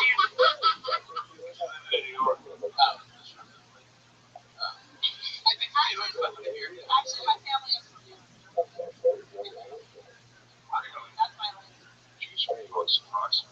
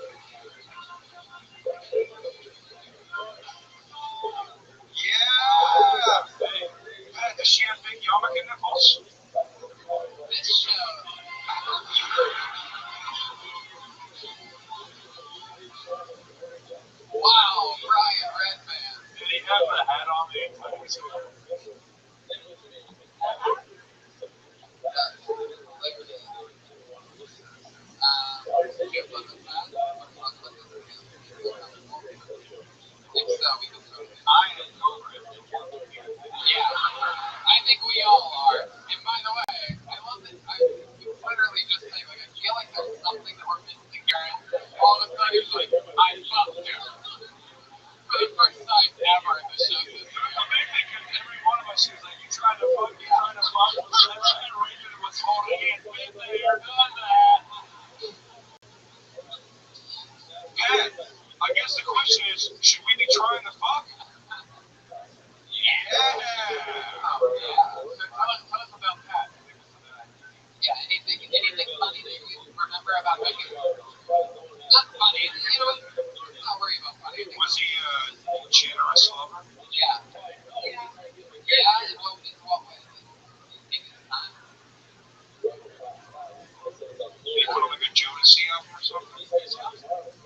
Oh, yeah. The 90s. Dude, you know what? I did the first time I was Gibby. Word up? You get fucked up word up by a white boy? I don't know if he was alive, but if he is. By the way, I'm pretty sure that I just heard the first time.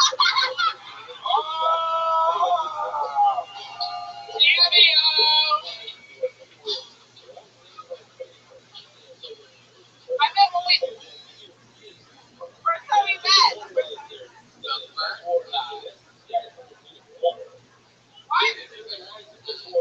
Why do you ask that? Someone brought it up. Hey, what up? How excited is the Westworld guy just got?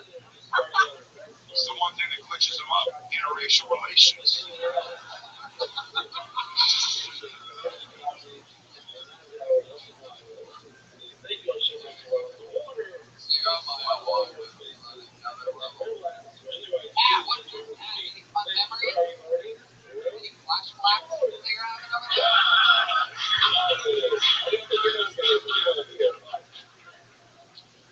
Do you mind if we ask you super candid questions or you don't want to know? Go for it. Where'd you finish, dude? Where'd you finish it? I gotta know. Yeah, you do. Everyone remembers the first time they see their badge on that hot black skin on. I'm gonna take a guess. I got this. Analysis.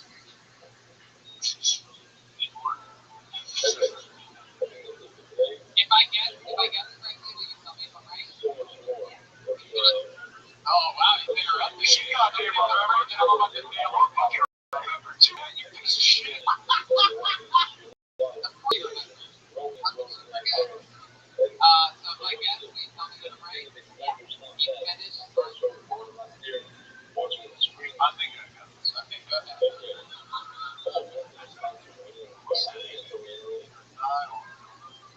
Yeah! Fucking Lake Chisholm right in the belly button. Is this at your house? No diving allowed. I would say it's in a hot day. Yeah, where did it happen? Did it happen at his place or your place? Oh! She said go! The first time was at your place, and then the next time was at his place. He got started being threatened by your cousins. Yeah!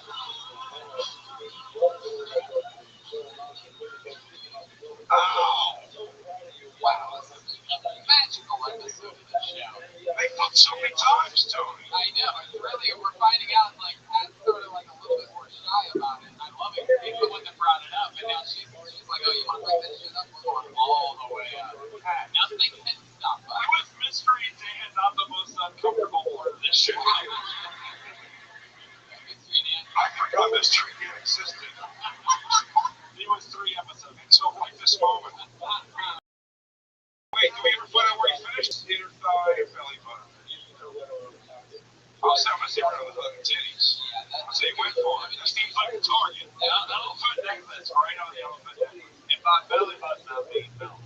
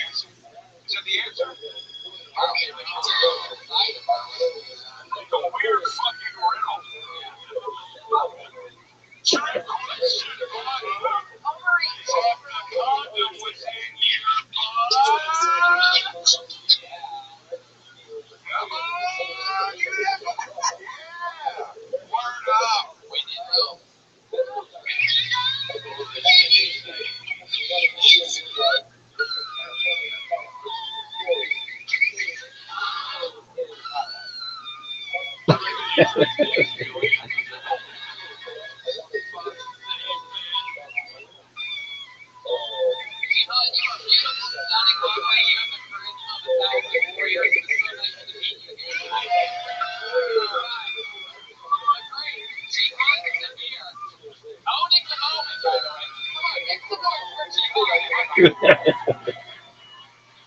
are people freaking out there? Jihad.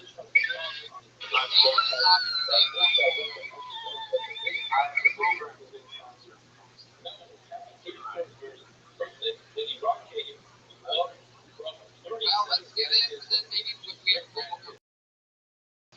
we go. Then we're gonna go back to the bucket actually. We're gonna get on one regular. We have one regular. We have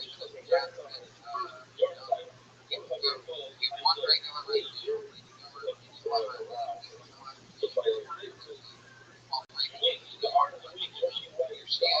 Allie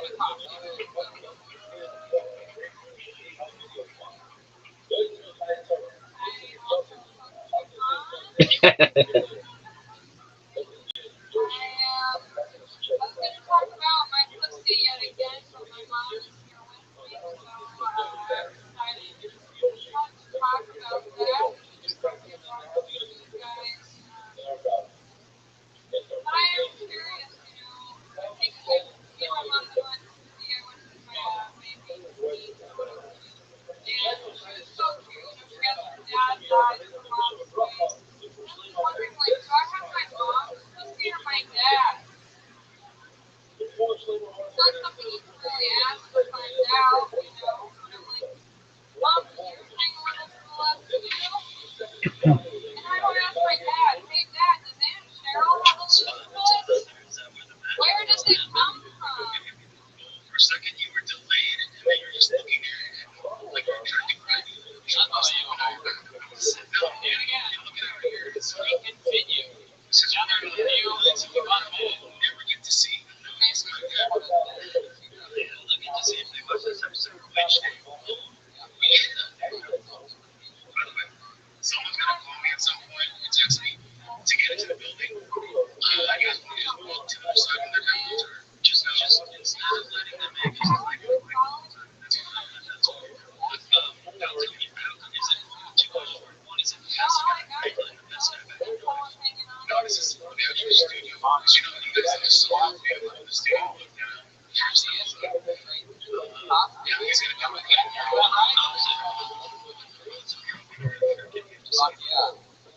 can tell it's gonna be something with, I know he wants, that freaking video film. Have you seen it? Have you guys seen it? You guys have done it? No, I have not. I've seen some. I've seen it. It's usually almost like years back, the big reveal. You mark your seat for the first time, the big reveal of the UFC 250.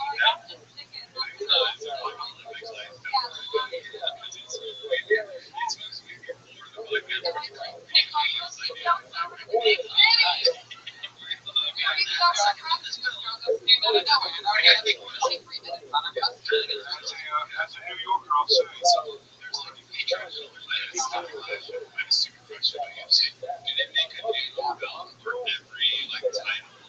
Yes, for every number of them. So like every number of it, they make a different belt.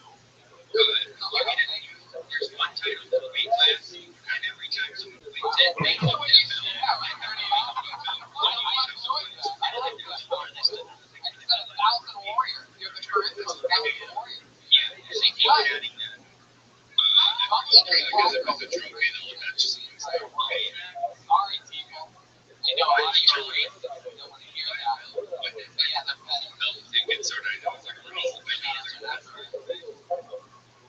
So the very first champion in any combat sport is hands down. Okay. So give you a belt, it's just that someone's built out of the audience and every pair of eyes. So that there's probably any sort of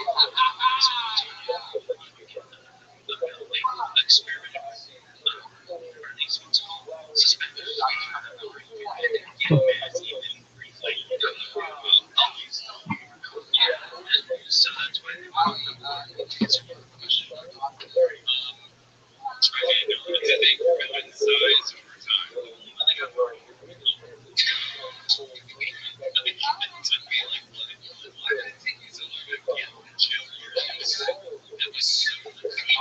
talking about her putting in front of her mom, and everyone was flying uncomfortable.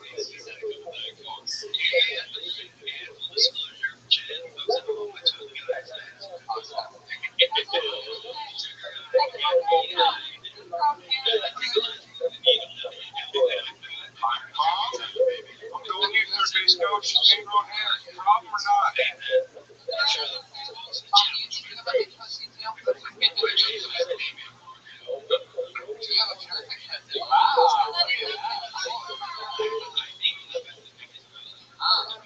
No St. Road Hairs?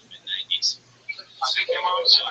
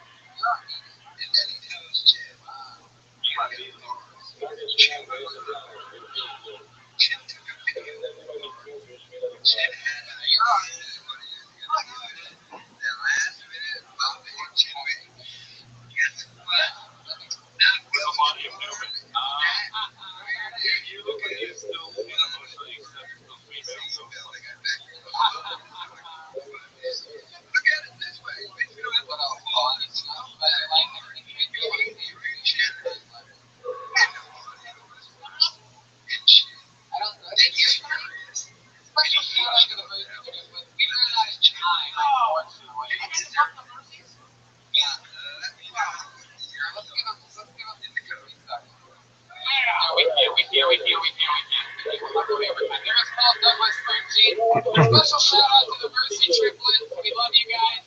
We'll get you up here next week. The drawing for Ryan J-Bell. I mean, look at that shit. Unbelievable. Special shout out to David Deary helping us out, Jamie Vernon back at home, RyanJBell.com for your art friends. Joshua Connick, Allie Nikotsky, Allie's mom, follow her in Perfect Pussy. Oh. Pat Reagan. I just started with this. This is a church society. Headline that show. Me. There you go. Pat Reagan's on Twitter at Patty Reagan. Jeremiah Watkins is At Jeremiah stand up on all social media. Reach out. I really appreciate it. He really does. He actually does respond to you. If you reach out to him, he has so much extra time and not enough going on to where he literally responds to everybody. Where you'll get lucky to get like a favorite from me. He'll literally type out every fucking response there. I've seen him do it. And check him out on Roast Battle every Sunday at 11 o'clock. Roast Battle, Comedy Central. And my joke was funny because he has so much going on. He's also on the goddamn Comedy Channel on Comedy Central. Yeah. His own kid show. Joel Minutes on Twitter posted, sorry, Nick J. Oakenson has a new show coming out on TiVo called What's Your Fucking Deal? I did it. Crowdwork show, New York City. So fun, man. Yeah, listen to Legion Skanks and Bonfire and all that shit. Legion Skanks, one of my favorite podcasts in the world. Nick J. I love you, Tony. Thank you for having me, man. Here's what I'm telling you. I love you, buddy. Reigning, defending, amazing, roast battle champion of the world, the great Mike Lawrence, everybody. What's going on with you, Mike? Zany, Chicago, February 16th. Yes, and I'll be in Zany, Chicago soon after that, in March or April, or something like that. I love that. Great time. Hey, Mike Lawrence, Zany, follow him on. And the trombone guy. The trombone is packed. Mount St. Barrington, if you want to follow him. Yeah, no one wants to follow him. Get him and tweet it on. Just see how this storyline develops. You guys were here the first night with the shy trombone player. Live audience, thank you. Good night.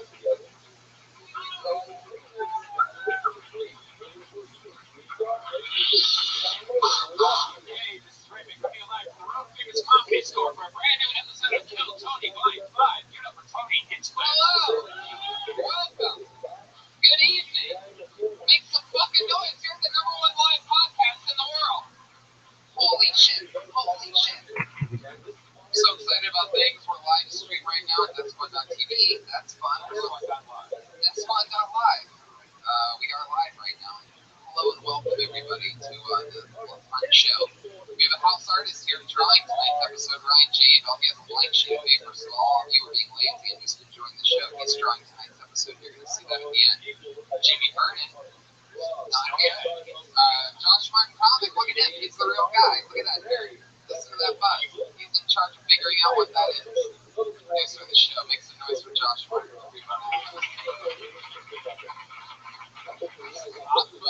We're in San Francisco this Saturday doing Kill Tony live at San Francisco Sketch Fest. Those of you listening live stream around there, go there.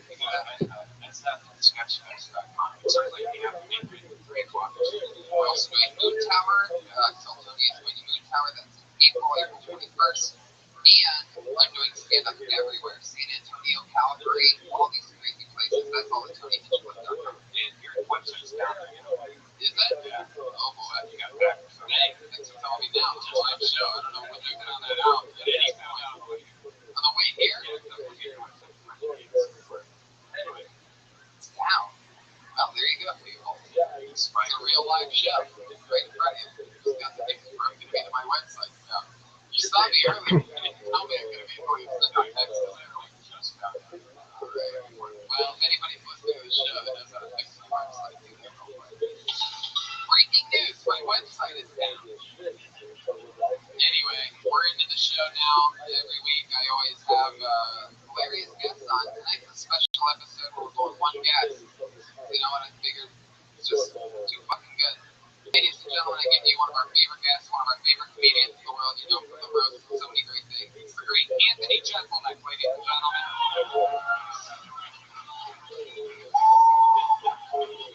Yeah.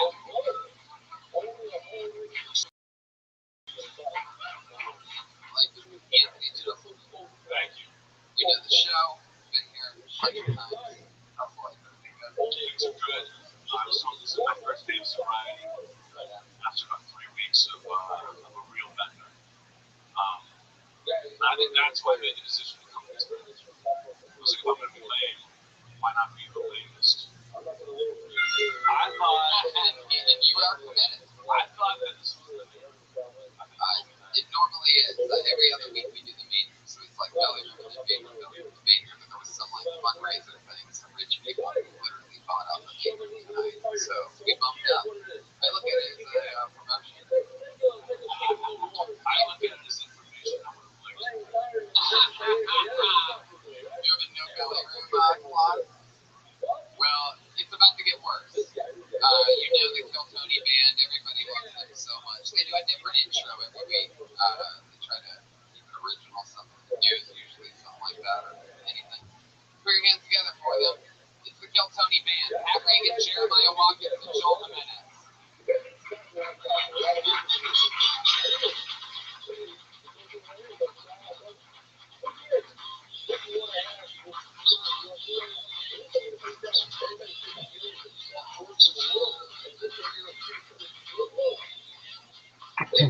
All right, they've I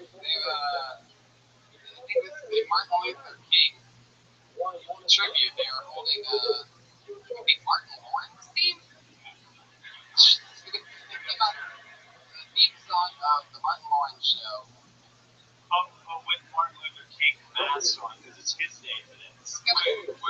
I got the back of yours has Raisin Bran. Did you guys get those off of cereal boxes? Is that a thing they did?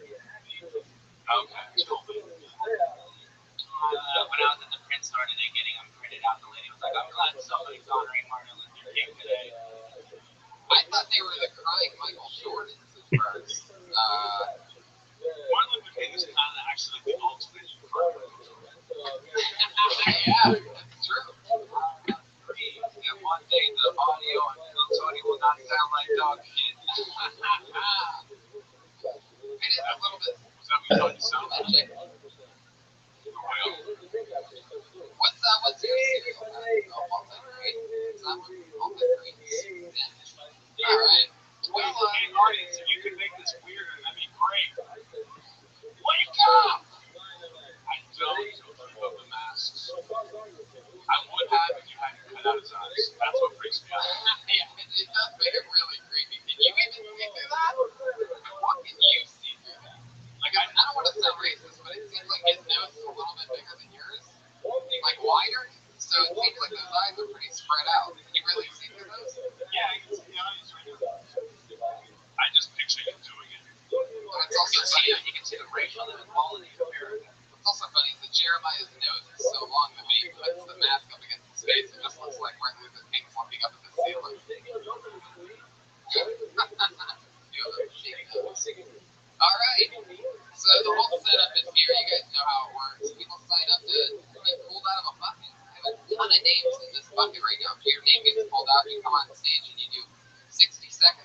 time. Sometimes it's one of the top rising comedians that we've never seen before, and sometimes it's crazy people. We've met a lot of fun characters lately. I haven't been in a while. Like, what are the odds?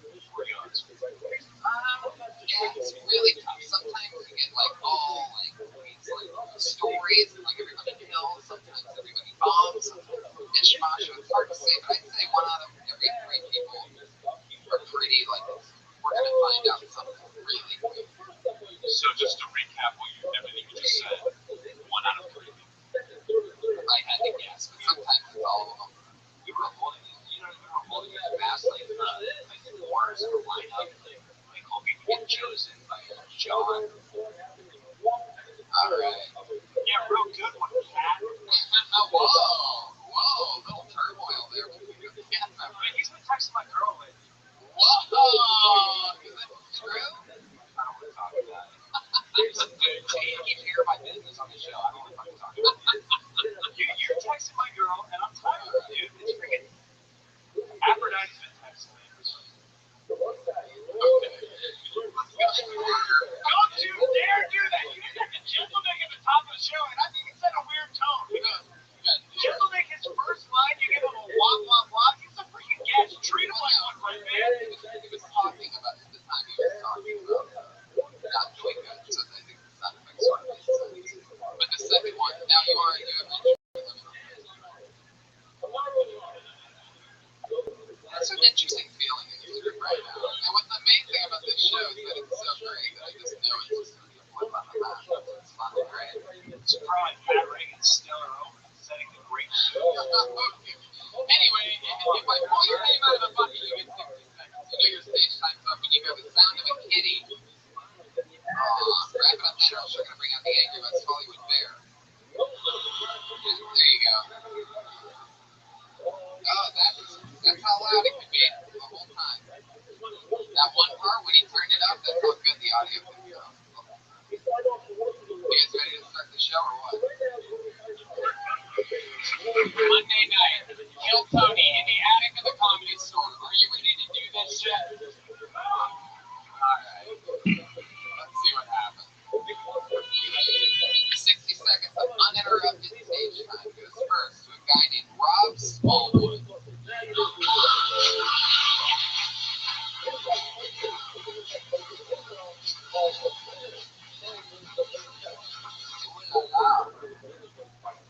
Whoa. No Rob Smallwood movement back there? Comedians are shoved extra deep tonight into stairway. Rob Smallwood, isn't that name for Jeremiah Dick? It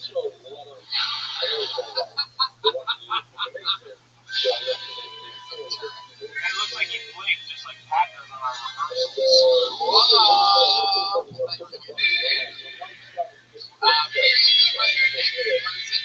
Sky.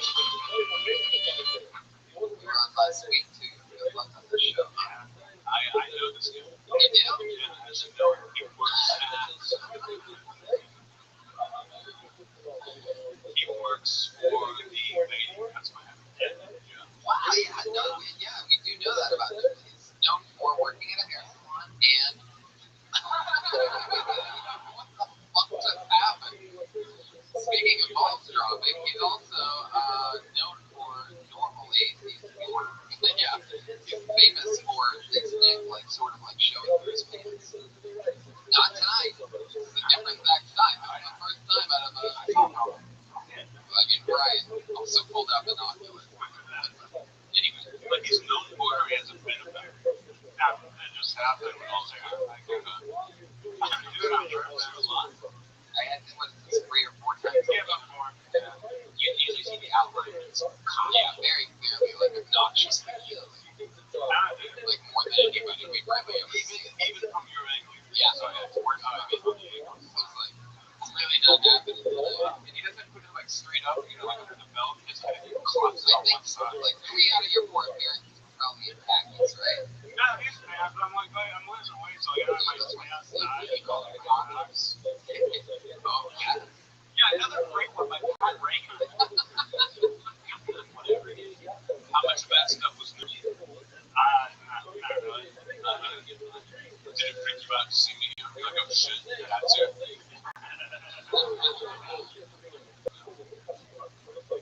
Anything crazy happened at the hair salon this week, Zach? You were on the show last week, right? Yeah. That's not sure how crazy. Someone quit. I had to interview people who quit. Lindsay, the assistant with the long black hair. I didn't know your name was Zach until You talk like you're like shoving the last bit of something through. Does that make sense? Yeah. Just like very little, like you give the minimum amount of effort when you talk. Yeah, hear you people. His dick is so big that normal motor functions can't work properly because the blood is flowing all the way to his penis at all times. So Martin Luther King here. Martin Luther King here, Zach. You talk about feeling fat in your joke. If you're feeling fat, maybe you should go on the Billion Man Hunt.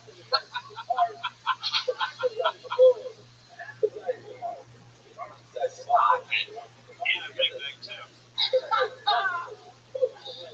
Oh my God. All right, Zach. Well, you were on last week. Let's get one. We're going to get another one up here. There you go, Zach Stein. Good job, Zach. What joke? I love that Chick-fil-A joke.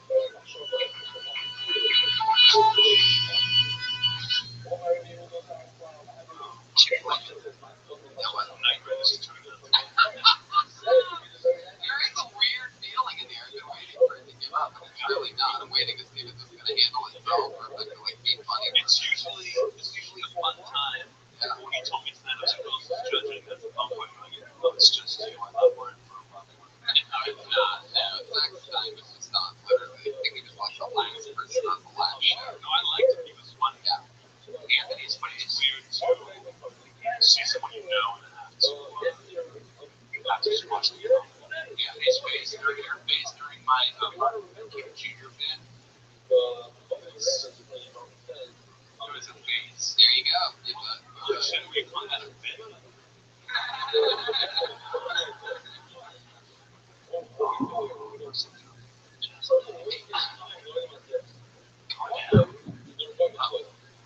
Weird over there. It's a very weird show. Like if you like the wave, but you wish there were less fun, you would like this. Man. They pulled another name out of the All right. Pat and I were doing a bit where we're going to be angry at each other. But guess what? We're joining forces and we're going full steam and gentlemen. So you better watch yourself. And watch yourself, audience, too. What's wrong with everybody tonight? What's happening, everybody? We can't do a whole show like this. Everything's okay. We're just getting started, guys. I don't know what's happening over there, but I pulled another name out of the bucket. Hey, you shut the fuck up. Now that's unacceptable. Pull the name out of the bucket. 60 seconds, uninterrupted. Kim McVicker.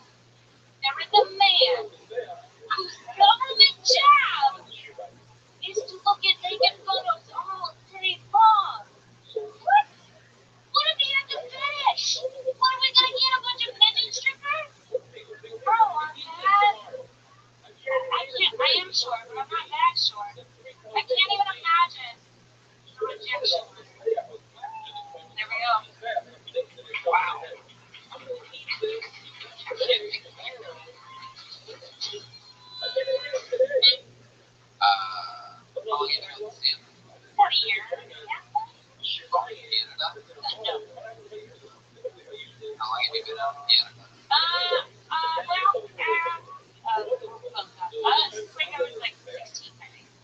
Yeah. I really haven't seen it. How long have you and Anthony Jeselnik been wearing the same t-shirts? Oh my god. How long do you think you zero in on white t-shirts? A full 60 seconds, Anthony. I didn't come here for this kind of disrespect. I thought you had like a really interesting premise. I was about a Canadian talking about Trump. I even thought the thing about strippers was interesting. Had like these great premises. You just like crash the way. You know what I mean? I think I would just like rework what you have, but like your instincts are good. You're just bad at everything else. Yeah, when he started getting really angry, going, and then you have to. I agree with that. But it seemed very uncomfortable. And like your news fight will be the big deal in this one. White t-shirts are like me. I'm so sorry. What do you do for work?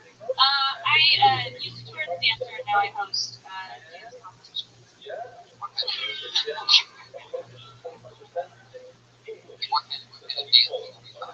I used to tour for like P-Diddy. Oh, awesome. Yeah, Like the actual P-Diddy. White girl.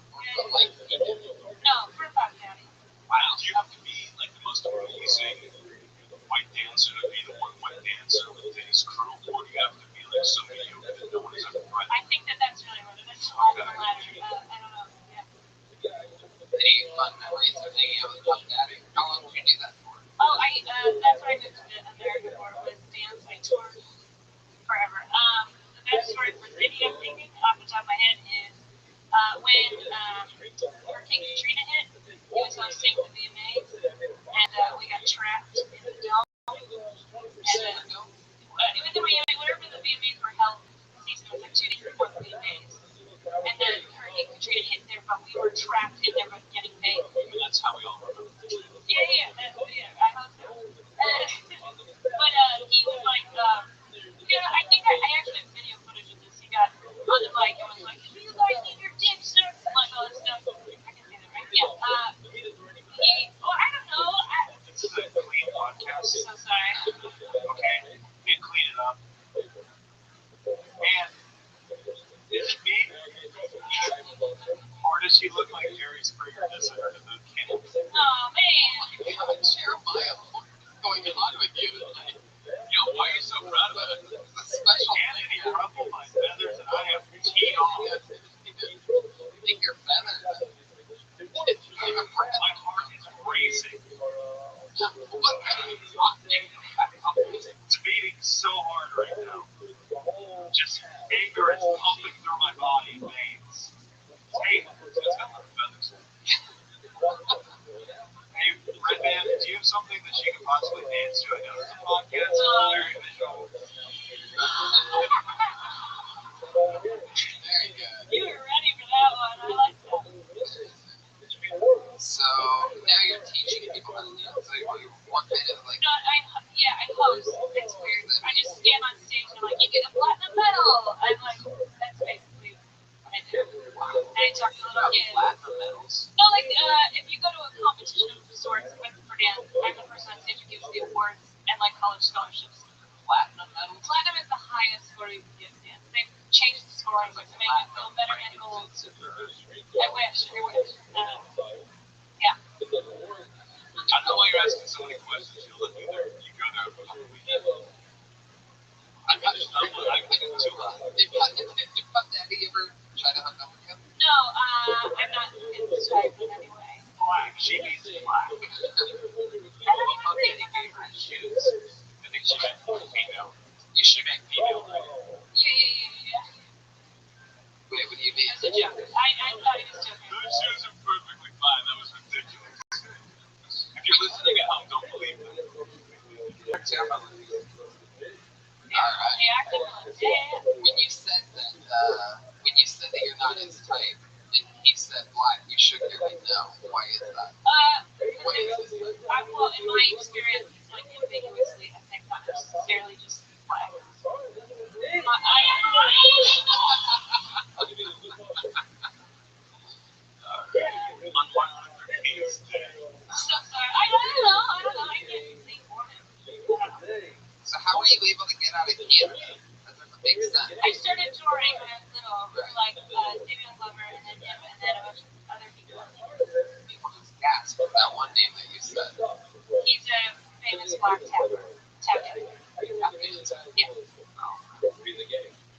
Yeah. Okay. How did you get to work with Puff Daddy?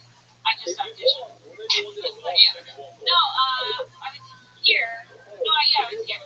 Yeah, I was sorry. So sorry. That's all right. How much time do you have stand-up wise? Good joke, less than 10. Maybe like, yeah, maybe. I feel like 10 to 15. Talk about being a dancer. No. That scare you to death. I just don't know any, like, I think I'm too attached to the topic to think of, like, something funny from my angle. Like, I'd be too specific. Oh, I understand. Yeah, I feel like I should. I don't. Like, every time I'm like, oh, that's not accurate. I would say make that your goal. To make that like your dancing community. Easier. Okay. Yeah. Kim, it was nice to meet you. Kim McVicker. Kim McVicker. I used to have an Italian teacher named Miss McVicker that I hated. She hated me. I think we all do. I try to be positive. Now let's flip it around. Hey, you guys remember that one episode that you came to? No, they already. Okay. It's just one name. Put your hands together for Thurston. Here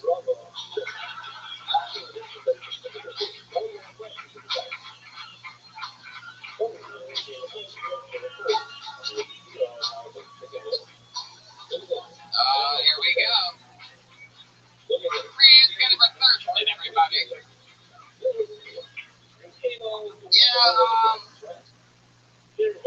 thanks to your show, man, I just got out of jail because, like, I put this on Twitter that I'm gonna kill Tony, and unfortunately, a guy that was treated by the name of Tony was actually killed, and the only evidence is my dumbass tweets. So, like, it didn't help that my neighbors also ratted me out. They was like, yeah, you've been talking about going to kill Tony for the past couple of months. So, like, I'm in the interrogation room, and the detective's like, yo, so why you went to go kill Tony? I was like, no, I'm a comedian. Mike, that's not what it is. Like, oh, you're a comedian? Is that what they call you on the streets? You find murdering people funny? They're like, no, I don't. He's like, well, I got a nickname for you. They gonna call you Mike in jail because all the inmates will get 3 to 5 minutes inside your asshole.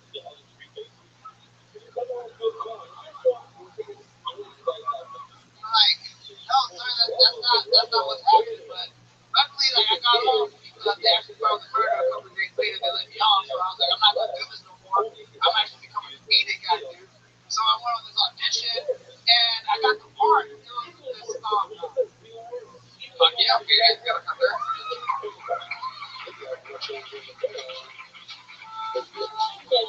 That's the first comedian ever to do pretty much a whole minute on the Kill Tony. They can only really work to Kill Tony. It works everywhere else. Like, actually, like, it lasts for that joke because, like, I think it's a real, like, story. And you set it up like there's a show called Kill Tony. Yeah, I do. Wow. That works. Yeah, it does work because, yeah, they get, like, drawn in, like, oh, did you really go to jail? Like, oh, yeah, and I bet your plans are great ones. Really getting the word out. I appreciate the promotion. You're welcome. It's great. What do you do for work? I work at Lexus. Right now, I'm transporting there. Transport. Yeah, I'm a porter. Porter? Yeah, that's what they call it. Yeah, that's what they call it. Yeah, that's what they call it in the industry. It's porter.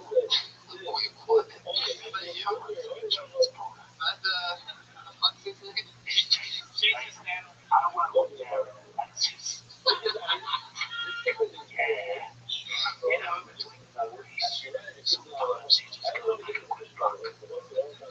Wow, Jason Statham. Wow. Where are you taking people to and from? Like to their house. Sometimes I like people who's trouble. Sometimes I gotta sleep, but I'm always content.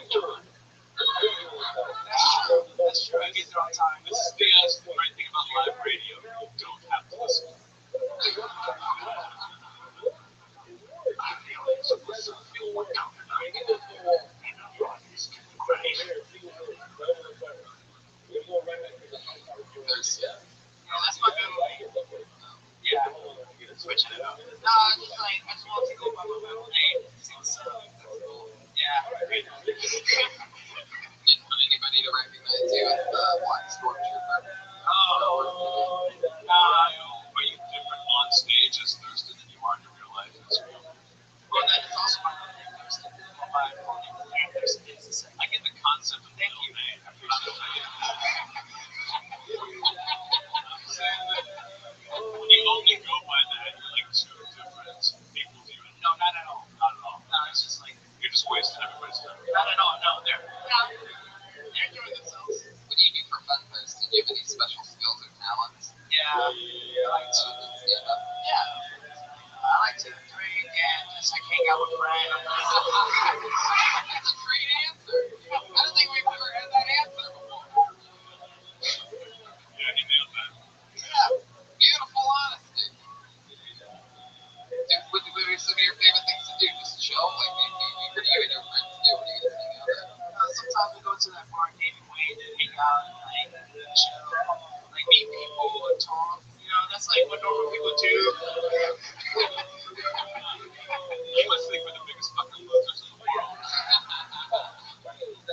You guys are all drinking water, so you guys are just like sober, I guess. Yeah, well, we're successful now. We don't do that shit.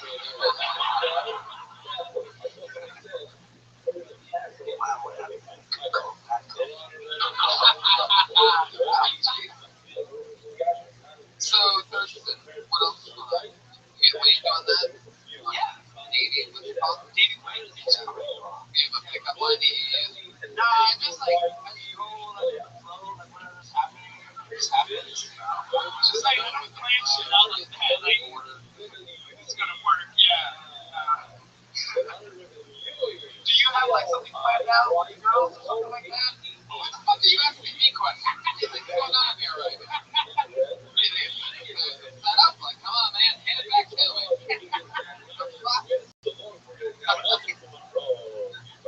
So, like the last time you got laid, like, how did that go down? You go up to a girl, what happened then? Like, what was before that? Like a one-night stand?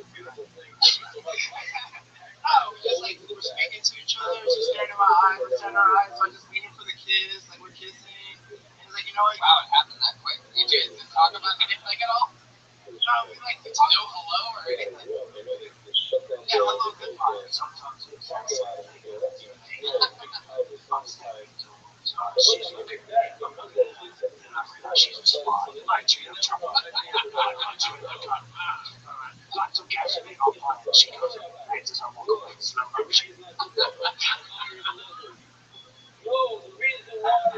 you're looking at her eyes, she's looking at yours, you're starting to kiss, you're still in the bar? Yeah, and then what? You remember any about the conversation or anything? Conversation is over. Oh, wait.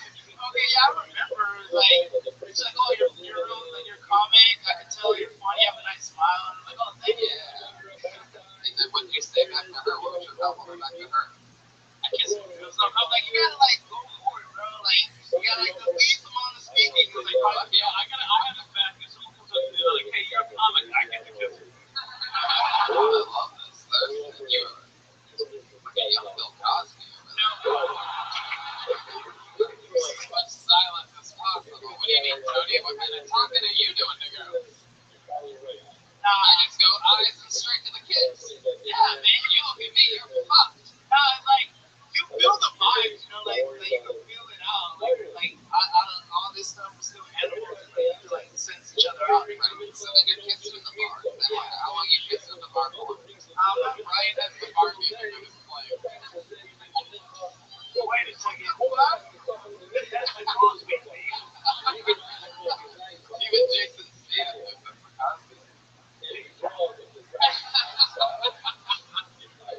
So, like, how long you kissing in the bar for? Like, you know, more than like 25 seconds. You know? 25 seconds, and then all of a sudden you're inside of it. No, not even. I was leaving it back and forth. We're not fucking in public, man. We don't fucking public. Something real gentle. Yeah. Back to your place? Like usually like the girls in Hollywood, like they go like outside like the city, so they have like their own spot around here. So we just go back to the spot. Well, me. Did you live for me? No, yeah, my parents are roommates. Wow. You born and raised here in LA? Yeah, I'm from the valley. I know I wasn't born. I was born in New Orleans. I was raised in New Orleans. Like charity hospital area, like Houston. My Rothschild'S. Oh, cool. Where you graduated? 2001. Nice. My best friend is on the my best friend.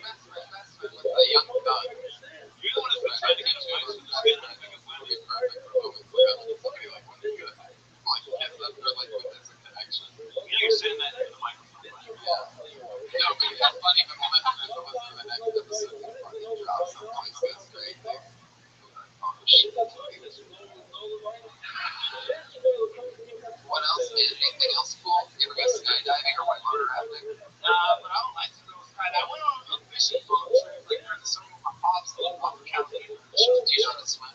Yeah, I do. I'm taking a laugh. I was just curious. I would have asked anybody that. No, but like I learned how to swim out of fear. Yeah. Like I was afraid of drowning, so I was like, you know, never again. So I decided to take like just like the summer to like learn how to swim from my own shit. Awesome.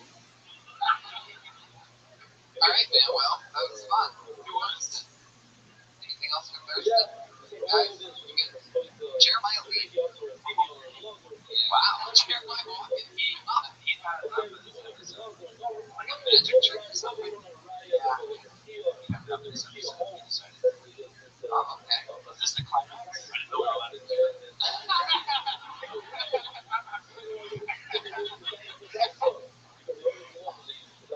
Alright, let's keep moving on. That's fun. Great stuff, Thurston. There you go. With literally a kill Tony minute. Thurston. Back to the bucket we go. Ramsey Bottleway. Ramsey Bottleway.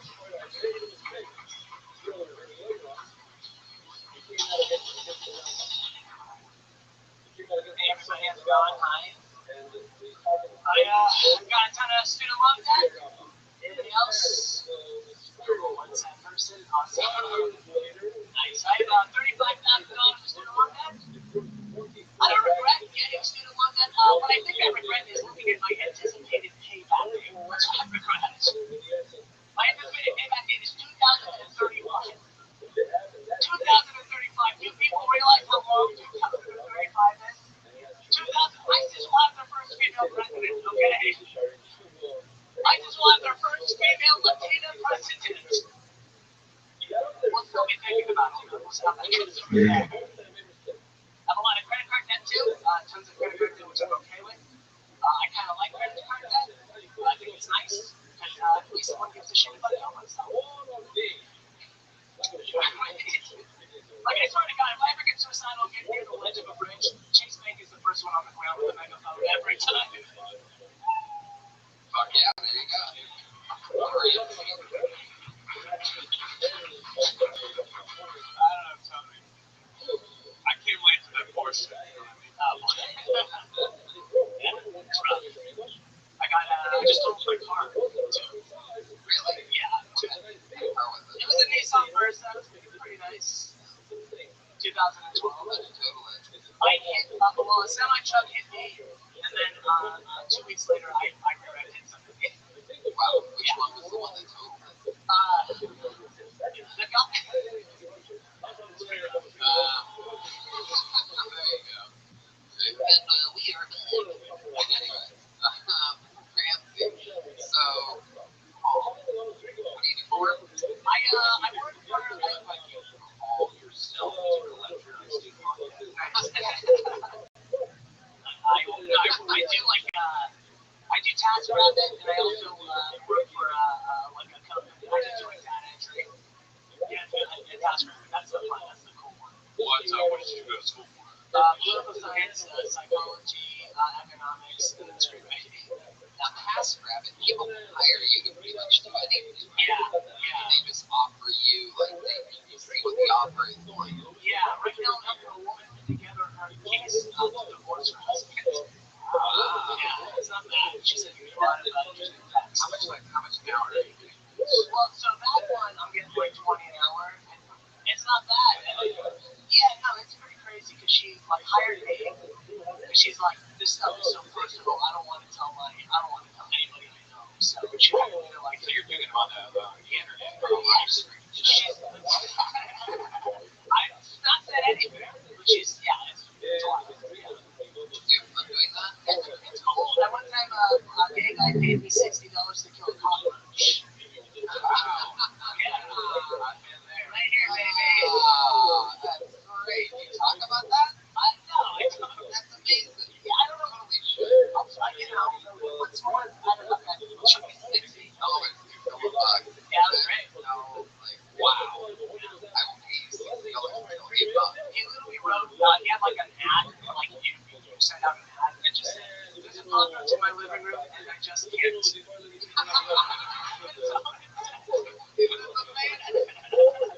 It sounds like one of those people who's party online is really annoying.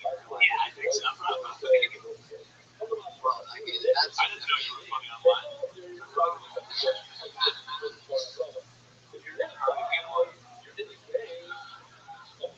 So, Ramsey, where are you from?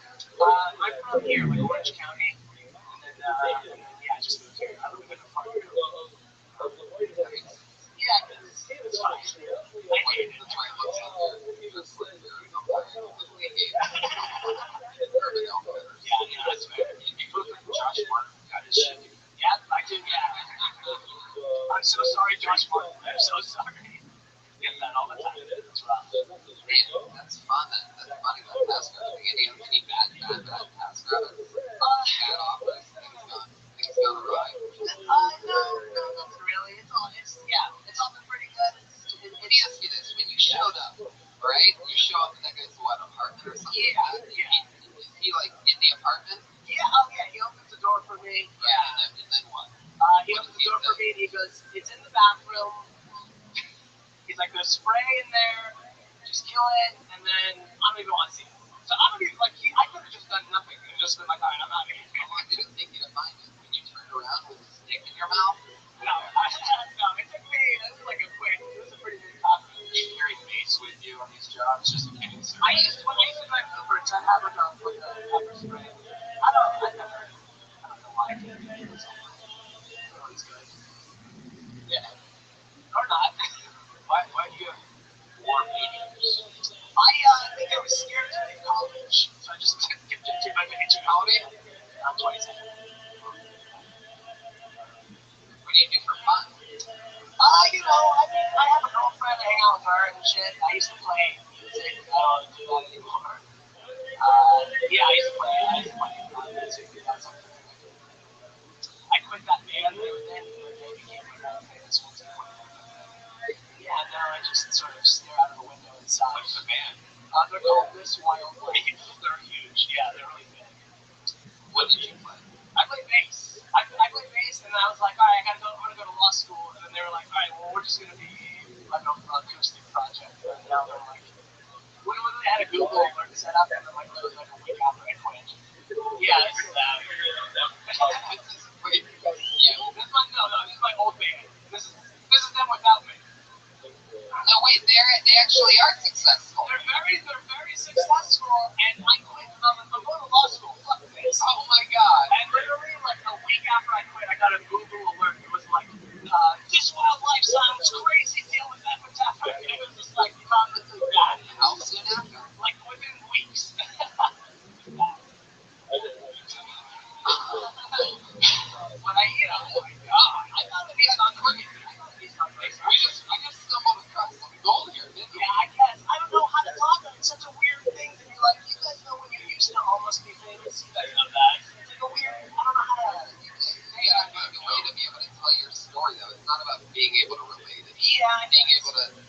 Don't relate to that. Everyone's imagined like not buying a lottery ticket. Yeah. Sure. Somehow that's very relatable.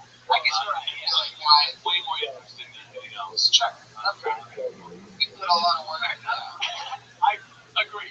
How did that go down? Like, were they? I mean, So yeah, I quit, and then they were like looking for new members, and then it didn't work. So they're like, let's just do acoustic kind of stuff. Did you have to come back? No, I didn't. But I'm like, hey, can I open for you? Now they're like, maybe. Oh my god. I quit. Yeah, I literally feel like I quit to pursue my dream of someday opening for them. That's what it feels like now. I feel What's your biggest dream there? We picked them up and we were okay, so one time, this is 100% true. One time I picked up two like teenage girls, and I was like, yeah, here's the auxiliary cable, and the first thing they did was they plugged it in, and then they played my games, and I just drove them for $4 to a bowling alley. It's miserable.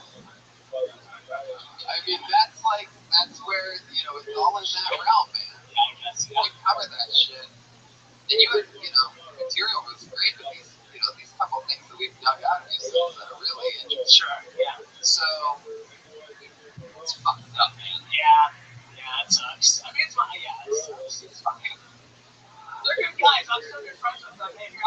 want to open for you guys. Oh, it just got fatter. Don't blink, you might miss it. We're so friends. We're good. It's all good. Is your girlfriend cheating on you with? Right now, I would double rail if I did. It's real life. Just hanging my friend's girlfriend. I don't even know what this sounds like. You pretty much nailed it. It's not that hard. Yeah, it's Did you hear this? Do you picture them fucking your girlfriend in that? Now I will. Thank you. Slowly. She's squirting for the first time. You've never even seen her do that before. You're just like, babe, I didn't even know. Never gonna get hard again. Thank you. It's wildlife. Yep.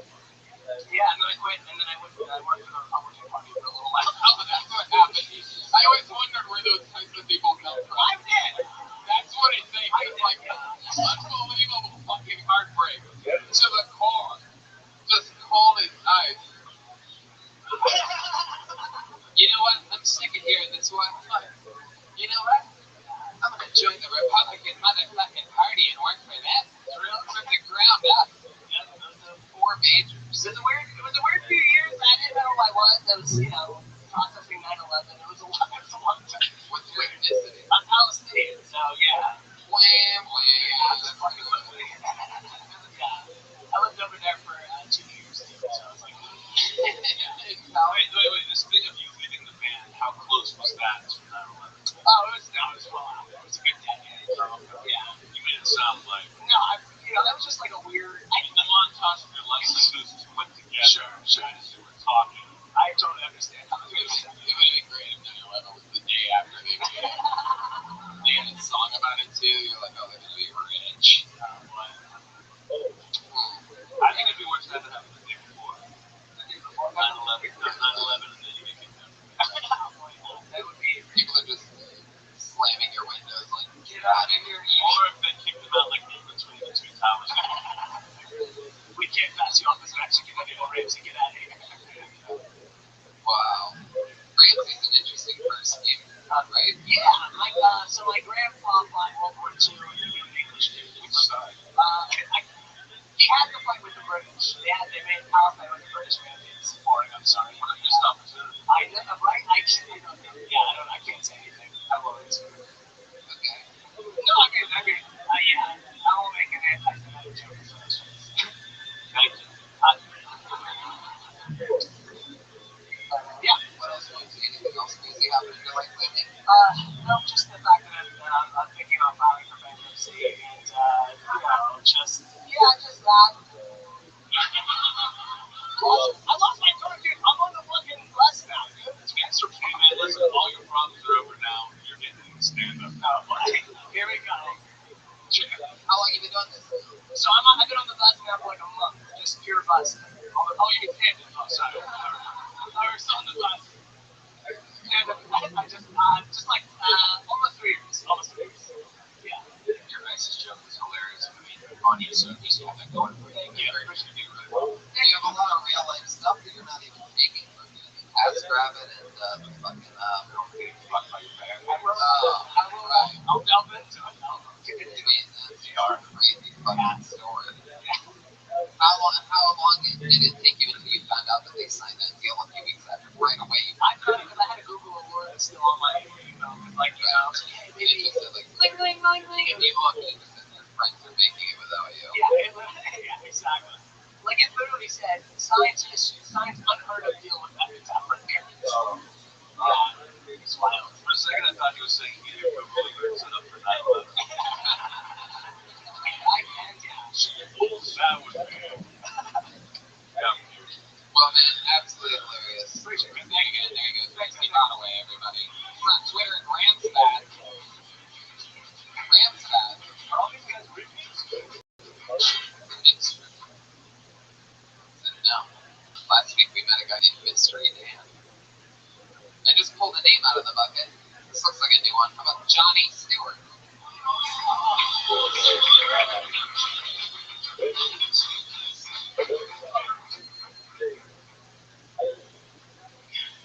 Favorite comedians?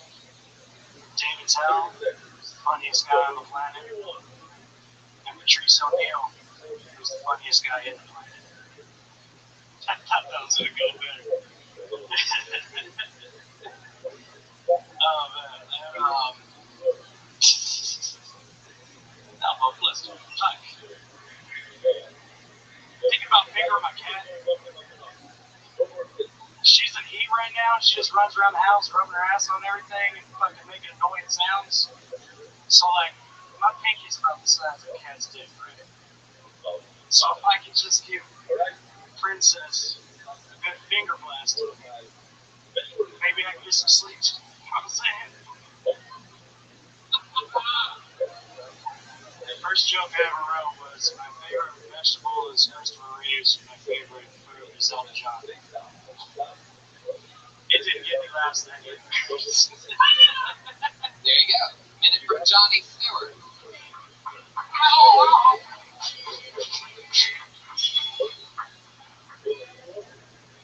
Maybe saying inside. How long have you been on stand-up? About 3 years. 3 years. Those were new. Really? I was actually on Kill Tony like 3 weeks into doing stand-up for Rabbi. And then he was like, yeah, no, I was like 3 weeks into doing comedy and Rabbi was there. It was like my fucking comedy idol pretty much. Like, Is that here? yeah. But he was telling me, he was like, dude, you should quit comedy because I was married. And then it was going to like fuck up my marriage somehow. Since then, I got divorced, guys. Wow. Ralphie was actually right. Fucking called it. Wow. And you didn't think you were going to get divorced when you said it, but... No, I mean, you know. Right. Yeah. You can get more stuff. Yeah, I don't know what that's about. Yeah. How often do you go on stage when you say 3 years? Like, where are you doing it at? Where do you live? Well, I used to live in San Bernardino, but then, so a lot of my kind of connections are out there, like, in Empire and shit like that, so I just got moved back to LA since the fucking wife split. You moved back to LA from San Bernardino? Yeah. How far away is San Bernardino? 60 miles. Yeah. You finger blast your cat with those gloves on? Think about it. You mentioned something about that finger blasting the cat bit. Is it the reason why it's interesting is because it truly sounds like you're just the guy that's really considering fingering your cat. Like, it doesn't really seem like you're really like written anything for it. It seems like you're just the guy sort of really pondering and excited to finger your cat. Love animals. Because she's been gay in a shirt. Why would you use a finger? Like, why? Oh, jeez, Brian. How do you go lower than Johnny Stewart? I'm trying to figure out how he's so bad after doing it for years. When they go low, Brian goes lower. Your first joke was really good. The one that you didn't get a reaction to it, and I just didn't get you. It took me a while to figure out what you were talking about. Whoever it was. It's very insight-based. But you said inside the thing. It said in the would probably be just the same inside. Would probably make it easier. First of all, that motherfucker was pre-made scout.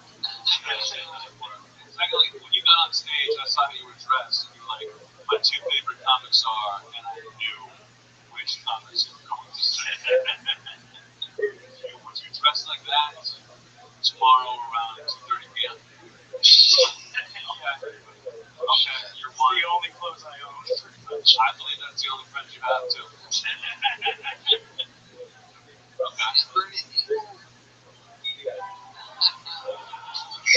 a good one, yeah. Got a friend. So, wow, Johnny, what do you do for work out there? How long you been in LA? I lost my job at the beginning of the year, so I've just been driving around. Beginning of 1 year.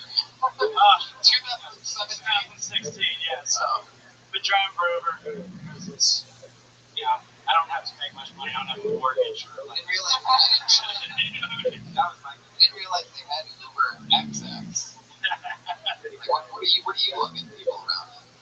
Mostly just, you know, right next to the colleges. No, I mean, what are you driving people in and Oh, Prius. 89 Camry with the Cradle of Filth sticker. Uber hearse. Uber pedicab. Hey, could we get the sound to get that one less microphone?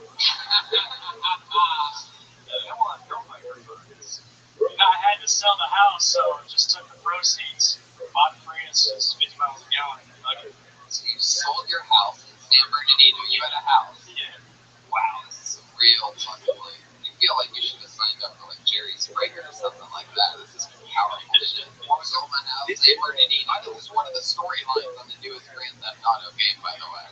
You're up there, San Bernardino, that fucking guy Trevor. You know what I mean? You gotta just like, there's certain things you can do with your character, like you can make him strong and all this other stuff. You can just like let him go and just let him live this weird fuck like San Bernardino life.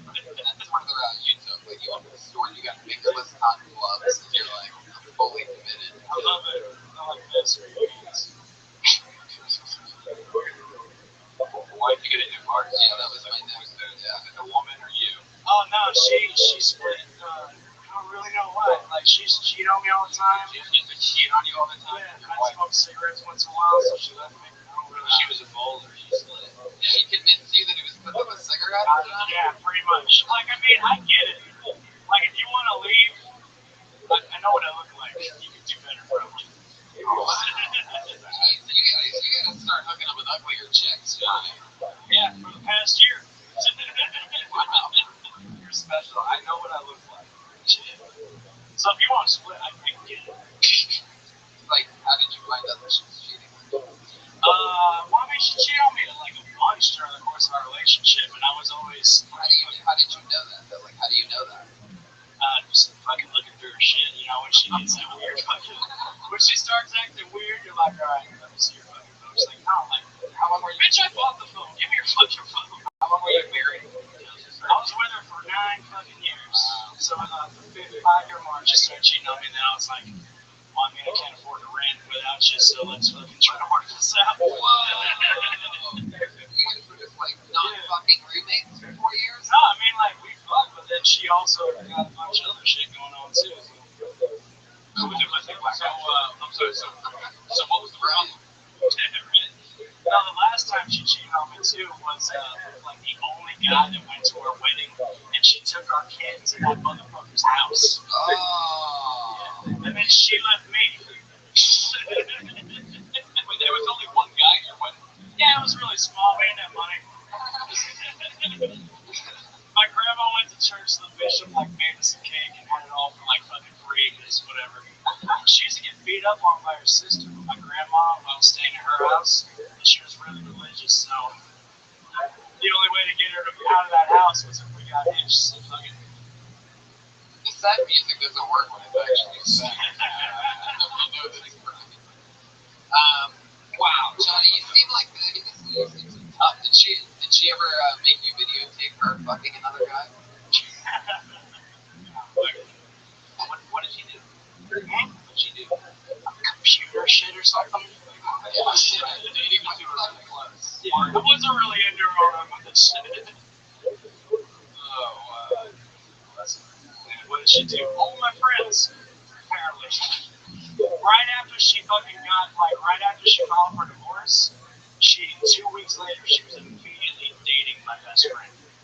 And he was like the first guy I went and confided in, like, my wife left me. It's so funny that you thought they were fucking before that. Yeah. It was this while back. You just hear Ramsey shoot himself in the head in the back of the screen right now.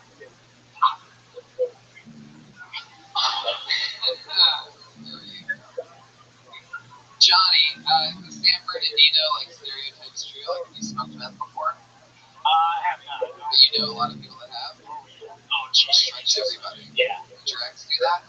I don't know really what she was up to be honest. Yeah. Apparently. Boy, oh boy. So what's been happening fun lately? Anything exciting? Like 2016, I wanted to take a year off, so But you got to do that. You have to yeah, hire. I don't have a mortgage or anything or any like real responsibilities. Right. I just full custody of the kid, right now, so it's all good. But like I worked 300 hours the entire year. I worked 300 hours. I was working at Six Flags Pride Fest. I got fired for smoking weed on the job. Six Flags what? Pride Fest, like they're not scary porn. I was a zombie. Tied all the fucking time. Wow. Why is your tone that of someone who's bragging? Because it was fucking awesome. But you want to get high and just scare hipsters all fucking day? How long through the night until you got fired? How long did you last? It was like the last fucking week, but then I almost fucked this chick in porta potty that was dressed up like Harley Quinn. So I was kind of on like an emotional high, so I just walked past park. You wanted to fuck Harley Quinn? Yeah, I saw this chick. She was like a 9. She was dressed up as Harley Quinn, and I was like, oh. I was like, oh, I work here. Let me get you on face free, and I tried to fuck her in the porta potty. You tried to? Yeah, 9s don't go for that. Okay. No, we were smoking a joint, and then, you know, some guy with a badge came up, and he's like, you work here? And I was like, no. Where were you? Wait a second, though. I want to back up for a second, just like we did earlier. So, were you inside of the porta potty with the girl for that moment, the Harley Quinn? No, we were walking by the backstage area, and then I was like, porta potties, she wouldn't have it. Porta potties wanted, and she was like, oh, fuck that shit works sometimes. You gotta go for it. Listen to me, keep it over here. Johnny, what did we like, how did that really go? Like, did you say, like, hey, you want to hook up in the porta potty? Like, yeah, we were making out and shit like that, but she was dumb, so I didn't really want to catch her number. So it's gonna happen right now, because I don't want to get coffee. This chick is boring. A 9 that was hanging out with you. 9s are fucking terrible. Like, they don't have to develop personalities. I hate them. When you say a 9, you don't mean. Yeah, like a San Bernardino 9. It's like an LA 4. I'm asking you if you're a pedophile. Oh, no. You talking about the pros and cons of 9s. So let's get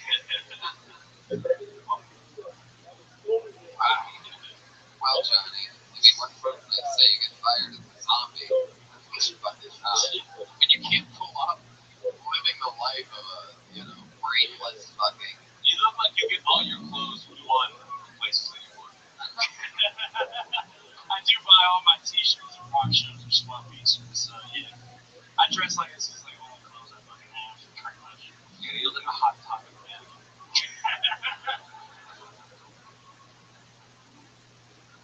Big drinking problem. You have a big drinking problem. No, not anymore. But is that because you just finished your beer? No, problem solved. No, it's because I just got divorced. I don't have reason to much anymore. You were more upset before. You were going on. It was stressful. It's the best. If you're married, fucking get divorced. I swear to God. How old's your kid? 3.5. Alright. I got this. I got my daughter and the ex-wife on me. Oh, shit, wait, we're halfway. That is tricky. Oh, my Yeah. God. Entire life. You don't get much more white trash over here. Is there a way you can pull down the collar instead of having it lift all the way onto your shoulder? You gotta show off the beer belly. Hey, ladies, want some? I'm single. Your odds would be better if you were inside of a porta potty right now. All right, buddy. Well, there you go. Thank you very much. And all the way from San Bernardino, Johnny Stewart. I feel like Johnny Stewart might be a big name now.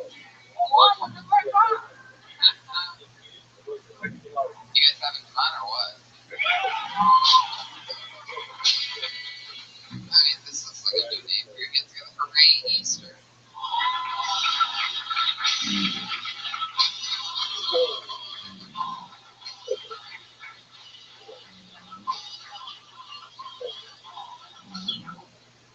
Alright, I guess it worked. So I've been out in LA for a little while now. One thing that I've noticed is people are very outspoken about what they believe in. They don't wear that shit for their shirts, which is kind of annoying when I see it. Like I was out in Santa Monica and I saw this woman with this shirt that said, I am one of the badass vegans. They want to once I miss that public service. All these badass vegans running around here smacking hot dogs out of people's hands.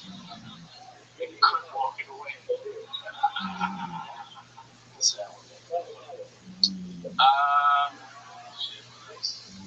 Not prepared to come up. So I want to talk about, there you go. There you go. Breeze. Jesus Christ.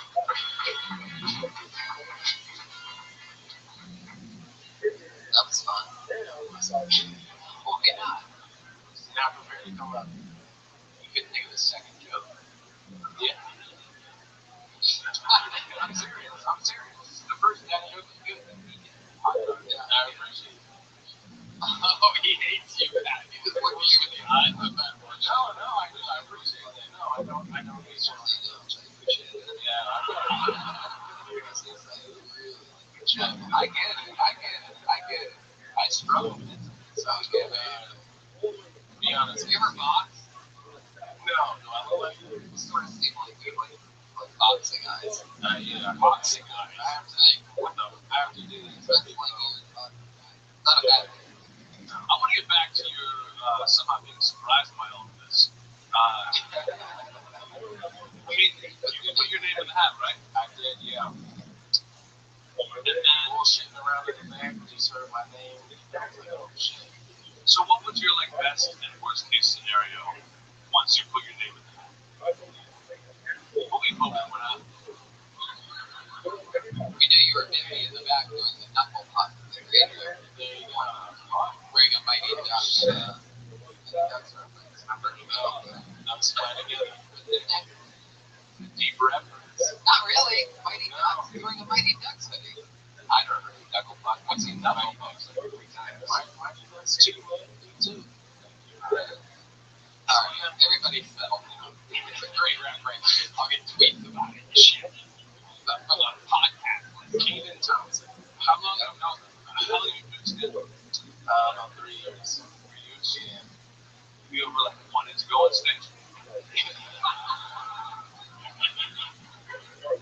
It's been a while since I got baffled.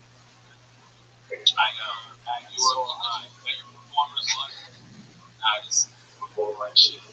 But I mean, you kind of successfully stretched. You had a fucking minute. Yeah. A minute is 1 minute. You couldn't just on the fly throw a minute together? And if not, then why did you put it in? That's a good idea.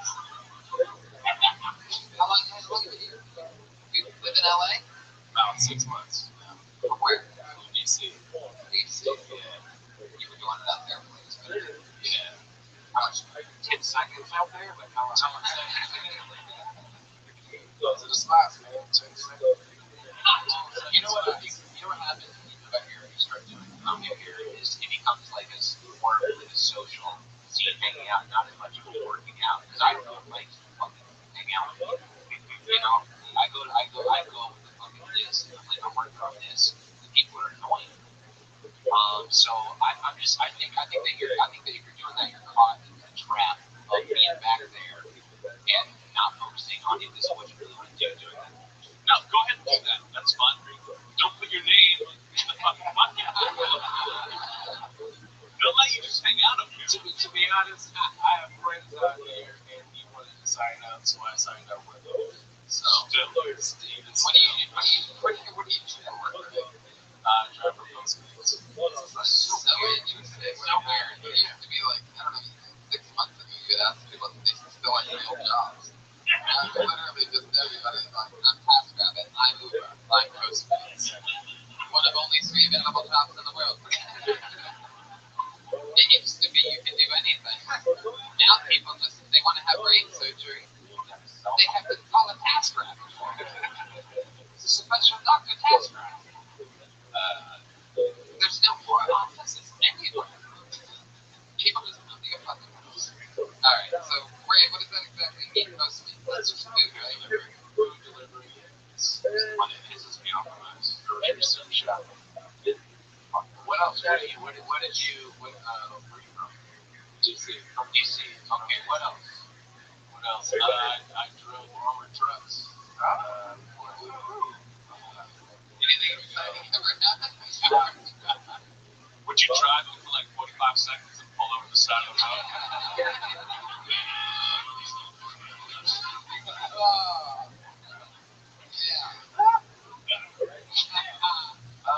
shit. That's why I don't work there. What happened? What happened? I just quit this bullshit job.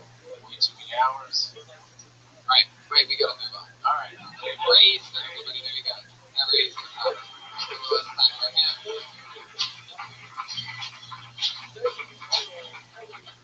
Let's do something fun.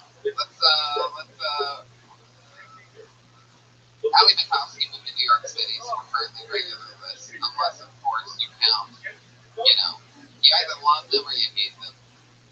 You've seen them, everybody has their take on them. Can I guess what I'm gonna be? I have a feeling. But sometimes, they've been fucking making adjustments. Who knows? Right? Ladies and gentlemen, I give to you the Percy triplets.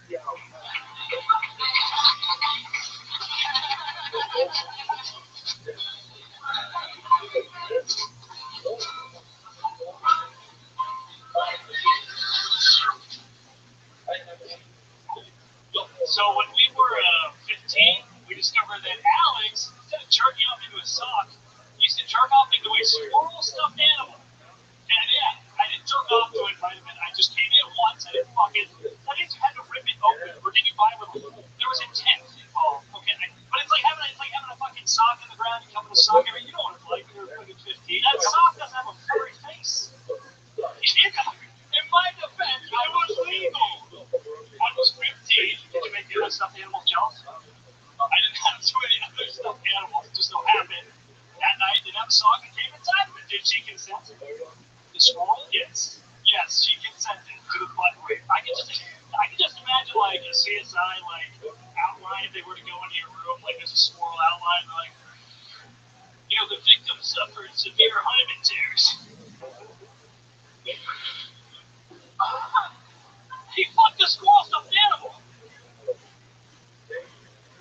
So we go. Wow. I mean, out of all of the performances on this show, it's never been that bad. I mean, that's almost like...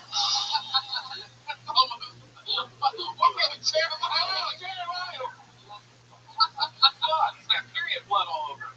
What is happening? I just called back from the mission and now get on.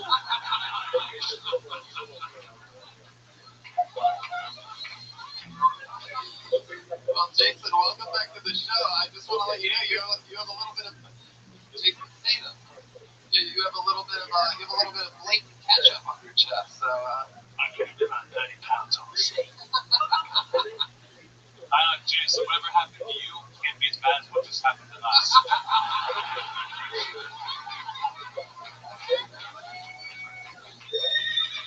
It was so bad. I mean, I couldn't even. Here's why it couldn't have been any worse. Let me just explain it to you right off the bat. It's because you guys tried to pretend like you were having this conversation. Were you doing a private podcast? We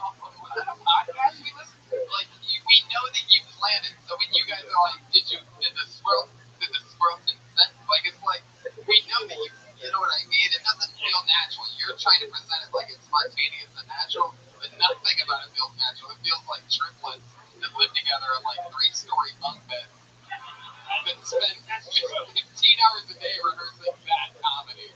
And like, it sounds like you guys nailed what you thought everything would work, and that's way off.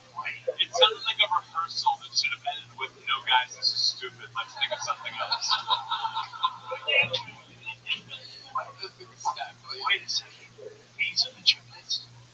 Yeah. Don't you guys always go on stage together like this? Is this your act? Yeah. Are you guys actually triplets? Wait, these are the triplets. I normally in some way love what you guys do, and you guys show content growth, except for tonight.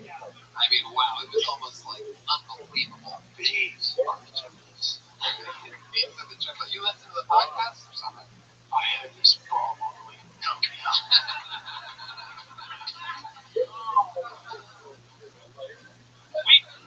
You gave me know the last time you wanted us to try and improvise it, and we tried to get like a loose structure on this, and it just That's not improvised. no, you were Planning on. How about next week only one of you does it, and then the following week another person does it, and then the following another one does it. Let's see how it goes that way. I would love to see you just do one person.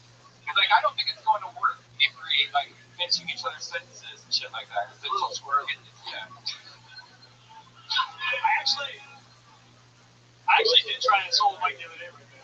How'd it go? I bombed horribly. That's something, but that's something. Were you only doing 1/3 of the dialogue of the jokes? And when you bomb, can the other two feel it?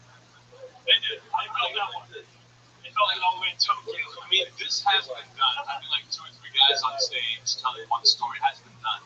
And even the people who were the best at it, they still suck. Like, I don't know what you're hoping to gain from this. It's true. Like, I want you to rethink everything. Yeah, seriously. Whoa, jeez, Ryan, look at that. I can't take it anymore. I fucking shut can't take it. It's like we give them the same advice over and over and over again. Don't make accidents. You're being actors. You're doing a script. You know, it has Jeremiah always. Yeah, we've been trying to take all of those. It's 6 Sorry, man. Right. Me, Jeremiah, Pat, and the Mersey triplets all like the Mersey triplets. I think this is an opportunity. You guys are going about it completely wrong. Like if you were trying to get in a match or something, I'd be like, yeah, those guys are gonna fucking kill it. Those guys are gonna be awesome in matches. This is like, You guys do any magic tricks? okay, everything. Yeah, He makes slapstick disappear. No one would ever see you guys walk on stage and go, oh, good.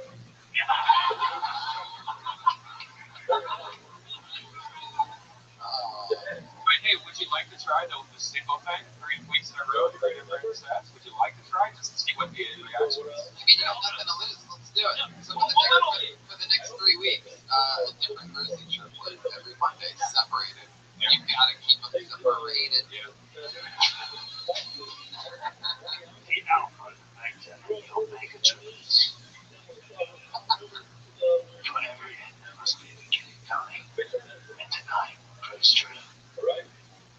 I think it's barbecue sauce now that I look at it.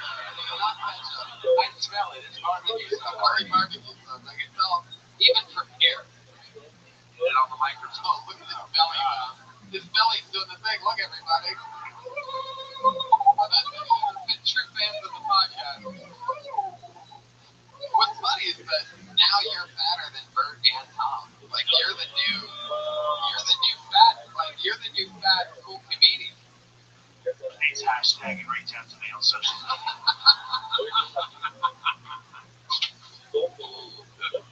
Mersey triplets don't be discouraged. Don't take this. Yeah, Well, it's good. Yeah. I don't know if you guys. This is the worst I've ever seen you. That doesn't mean that's the direction you're going. It just means that sometimes, any given Sunday or any given Monday, you can just fucking. There was no way that was going to go well, by the way. There was nothing you guys could have done in your performance. That was all in the perspective thing of, like, you guys trying to make it seem like, hey, what'd you do? Like, it just seemed so unnatural that it made it 10 seconds in. We just weren't buying any of the bullshit. It was not natural disaster. Is that one of your movies? No, that was just right. I would say keep trying. Try something else. Got it. I like staying in comedy, but like figure this out. Just try. We're still figuring everything out. Oh, that's very cool. Anthony, what? What are you gonna do? Please don't tell John that's still embarrassing on the Big Valley. Maybe. I think it's your fault, Jason. Jason, it looks like you went all the way to Tokyo to buy a McRib. Oh my God.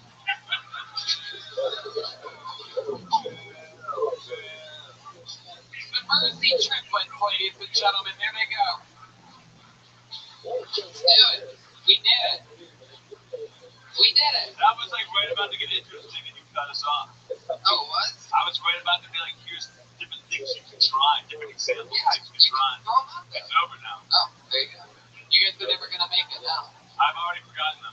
Put your hands together for Ryan J. Ebelt's drawing while you all sat there chilling. Ryan J. Ebelt draws every episode. Oh, look at that. Wow. That's a crazy one. Yeah. Jeremiah Watkins, ladies and gentlemen, covered in barbecue sauce for your pleasure. Jack Reagan, Pat Reagan and Jeremiah Watkins. Reagan and Watkins, the band. Yeah. Reach out to us on social media at Jeremiah Stand Up, at Patty Reagan, at Mostly Story for Joe Minutes, and watch Roast Battles on Sunday on Comedy Central. Watch the Eric Andre show and don't believe anything you read. Mostly Story, Joe Minutes. Anthony, you going on the road or anything? Oh yeah, actually at the end of January, I'm going on like a 12-city club tour. Yeah. Like end of January through middle of May. Tour dates at AnthonyJustling.com. Yeah, it's funny you mention that. I'm doing the exact same thing. I'm on the road every weekend. San Antonio, Calgary, San Francisco, Providence, Chicago, a bunch of fucking crazy places. So everything's at TonyHinchcliffe.com. I'm on the road every weekend. Oh yeah, that's right. My website's out right now. But by the time Brian uploads this on Christmas, it's going to certainly be up. Fun show, right? Yeah. Hey, big announcement. Death Squad's about to open up a whole new microphone down the street. 2 new Death Squad shows every month. It's going to be a big deal. Look for an announcement soon. More mics are going to be happening for Death Squad. Good lord. I don't even know what that means. Yeah. Follow me on Twitter. Like a crazy announcement. Yeah. There you go. Live audience, thank you so much for coming to Cody. We'll see you again soon.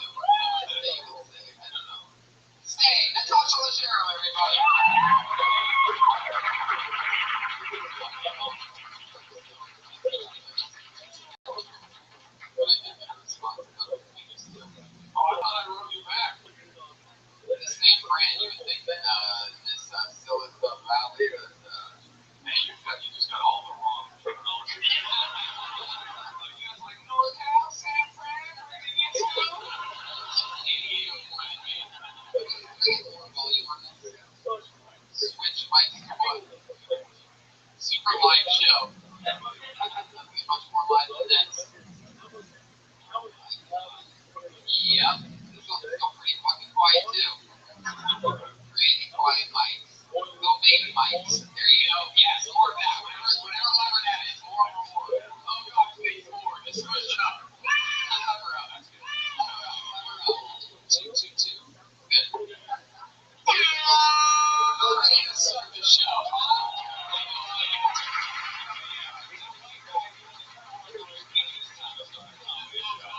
We have a very special treat for San Francisco. We've done this show on the road in numerous fucking cities. Columbus, Pittsburgh, Austin, Dallas. We've been all around. Never before have we had the accessibility, since we're so close to Los Angeles, to have members of the official Kill Tony band here. Put your hands together for the Kill Tony band.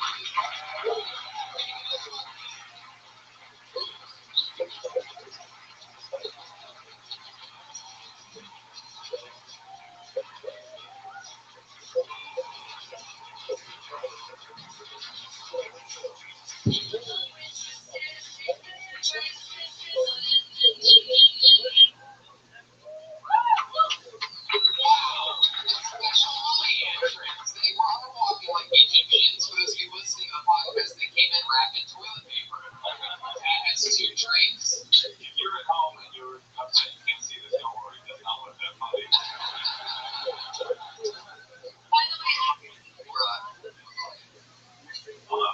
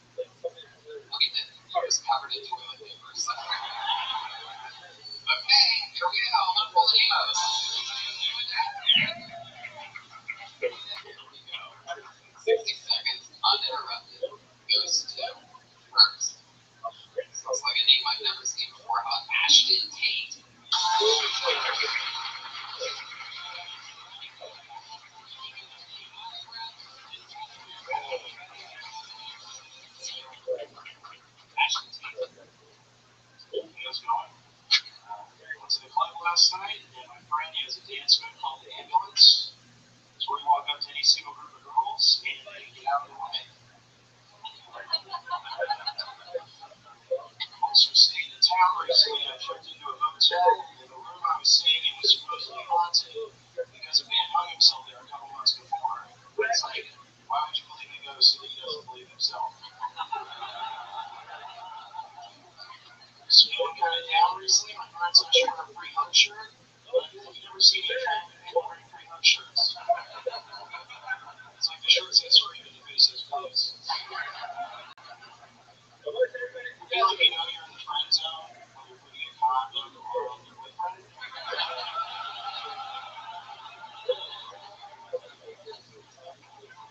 Tried playing Grand Theft Auto recently. I haven't done it for the first time since high school, and I was playing it thinking these cops are just doing their job.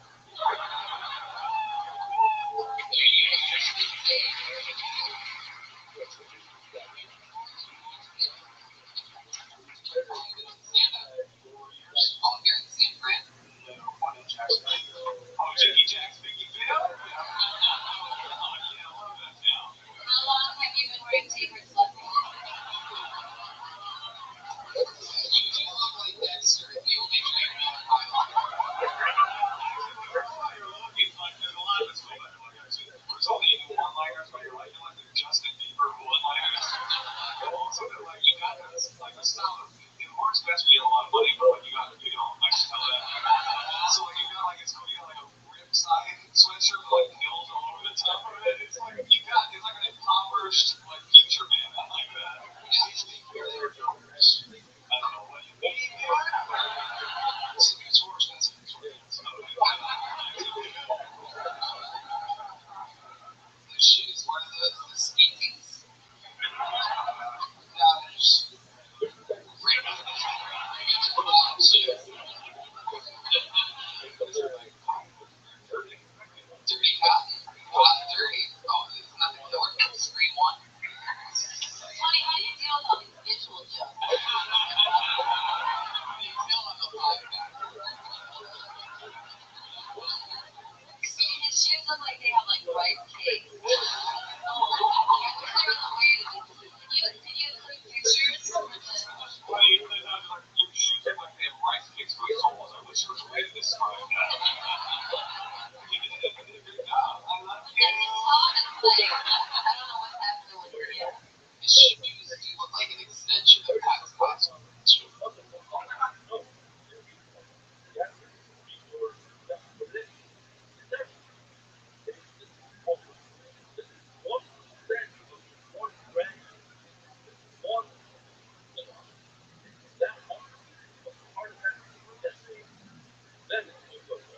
We also can't see that. People thought they do 1 minute of stand-up and then we roast initially. So I don't know, we got the wrong podcast. We thought that's what this was. I thought that some of them jokes were good. Ashton, what do you do for work? Counting?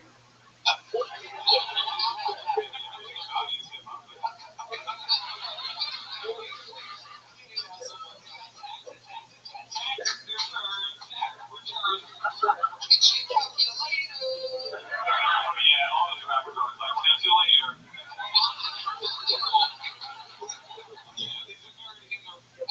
Or maybe it's not rap, maybe it's like the accounting pros.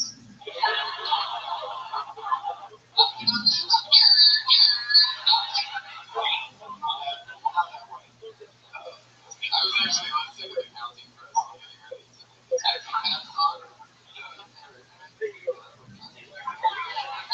The Joni Mitchell song, that's not I accounting. know. It's one of those like no more better and we know the answer is not Ashton Tate. I get a lot of jokes, but that Enzo joke was really funny.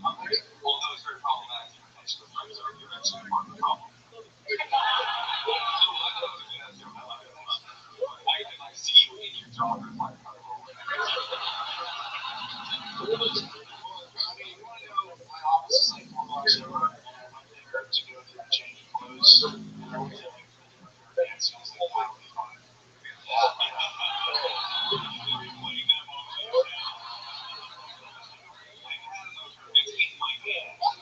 There's no way you can count on us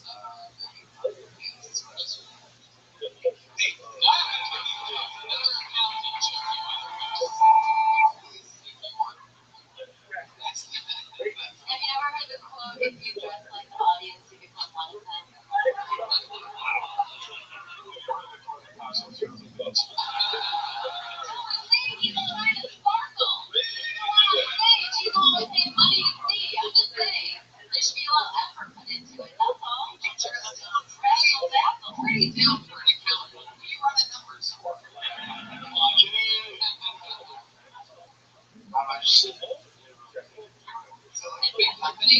Yeah. What is it? I'm not saying. Yeah. What is your love life like? Are you really good condoms on these?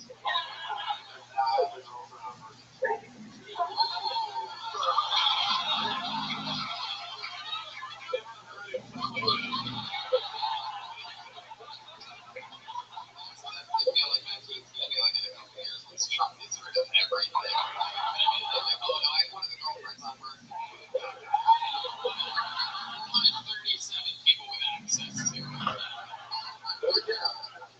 Got one of those girlfriends on the base station. That's cool, man. I think you're funny.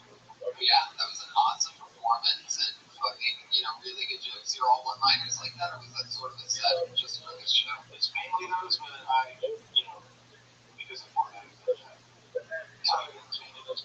awesome. You have the personality of a chicken terror.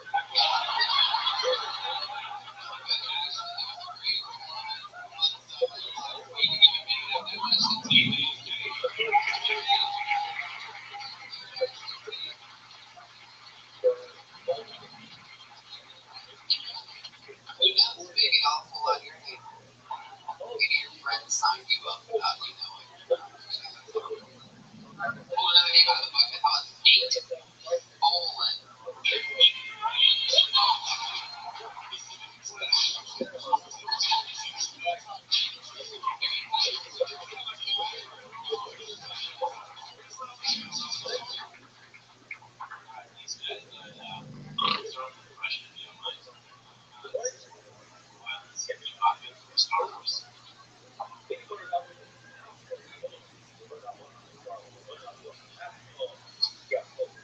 just the walk around.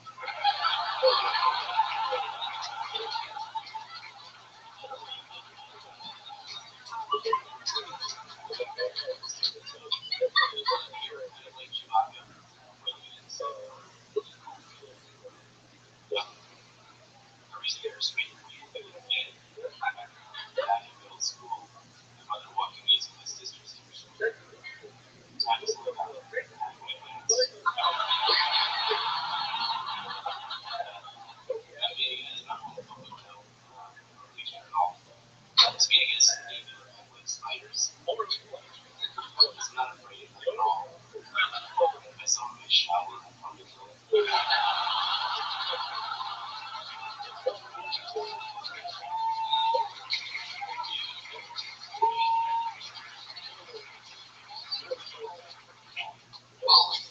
Fallen. So good. You were so great. I didn't care about your shoes. Good thing, because those are even worse than the last one. You were so funny at work.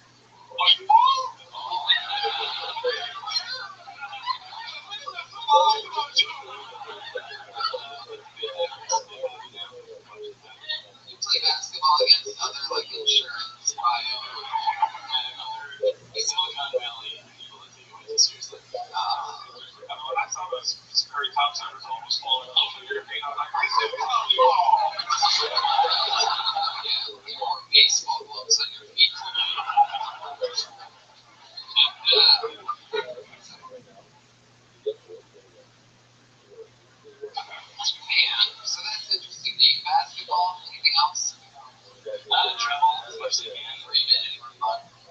What's the darkest skin country you've been to?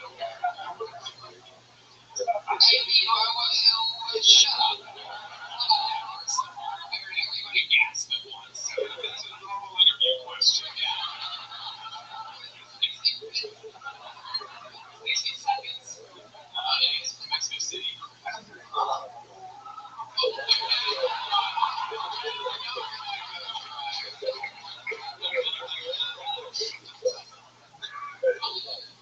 Anything crazy happened to you in Mexico City? Honest memory? Saw some pyramids set up. Pyramids? Yeah. You're talking about the same Mexico City?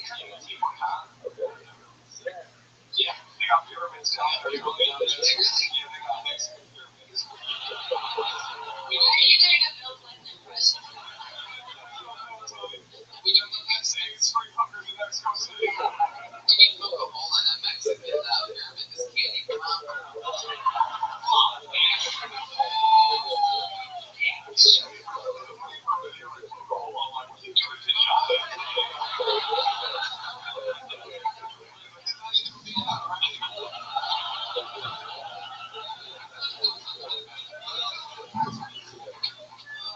shit. Well, Nate, I mean, that was an unbelievable performance. 3 absolutely well-paced, killer fucking jokes. Very, very amazing stuff.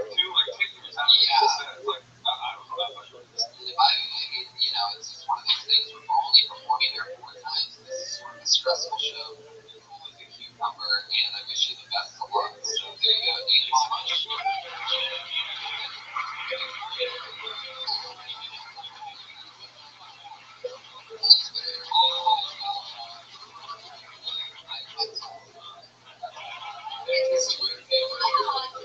Yeah, all one word. Telephone or telephone? Telephone.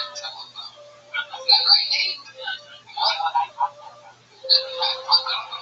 Got one of those iPod telephones. Listen to the music, make a call. It's like smart telephone.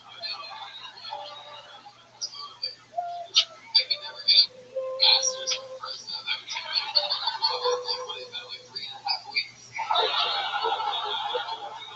He's like, yeah, I got a master's in biology, but I just decided I'd go ahead and do stand-up. Fuck you again, man. That's all we could do. Well, they handed me that diploma that I worked 7 years for. I wrote a dick joke on it. What's another name for the bucket? How about Mike Killerman? Wow.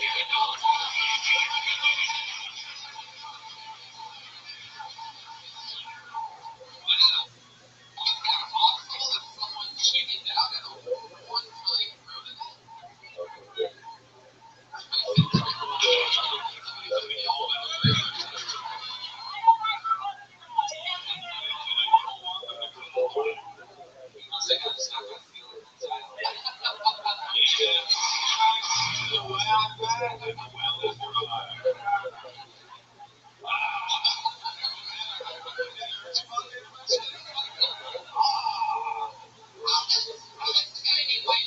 Sign up within the past hour and then disappear. Like, what kind of bad edibles go on in that situation? Where it's just like, I gotta get the fuck out of here. Unless we step on Killerman's eyes.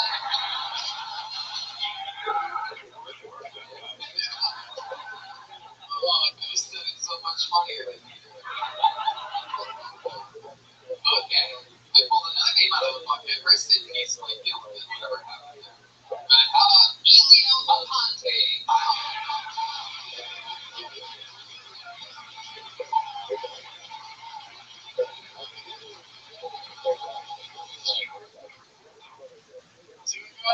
I'm from Venezuela.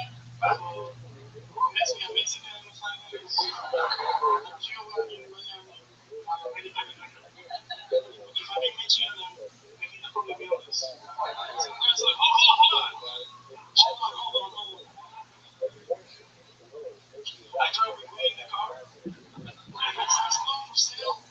I just want to fuck you free. I see how we're going to do the cheap guys. They don't know that people in Venezuela who live against movies. Like your job in Venezuela is to find money.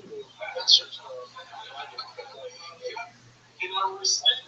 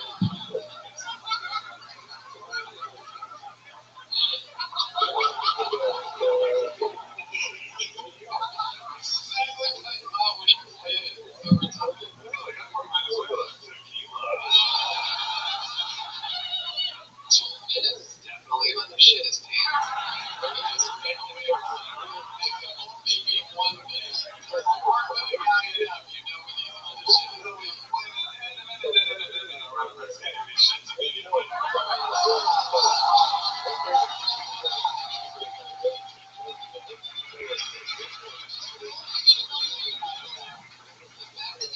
rolls of toilet paper can only mean one thing, and that is that they overestimated how much toilet paper it would take to wrap themselves in toilet paper. And they were stealing toilet paper from one of them, like, almost certainly in the comedy store.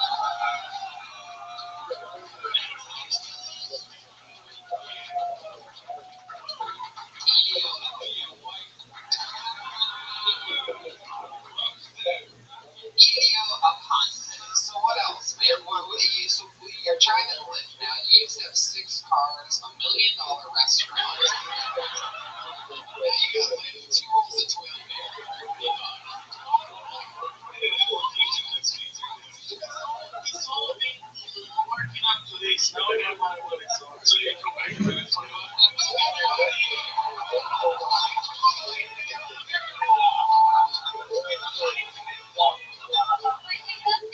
happy and positive. I love it. You want to go back to it? So what do you say first? You're going to sign us on this. You're going to have to repeat that.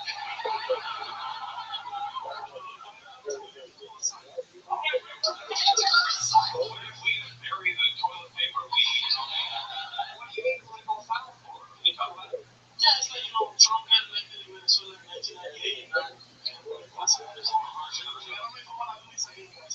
To Chile or something. Who for Chavez? Yeah. I was against a bad boy. And then you were like, I'm out. That was a key on what happened. Oh, wow. Give me John Dennis, Portland,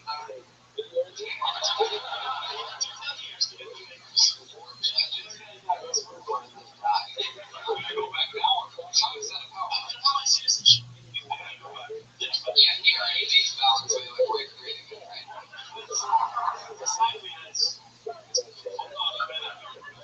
Don't look at that. These people don't even know American politics. They have no idea what we're talking about.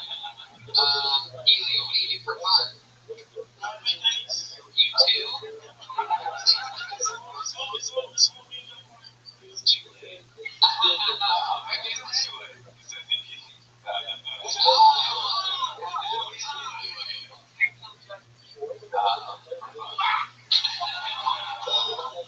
So you play tennis? What else? I feel like you're very, very romantic. I feel like you're very good with the ladies. Am I right about that? I don't know that.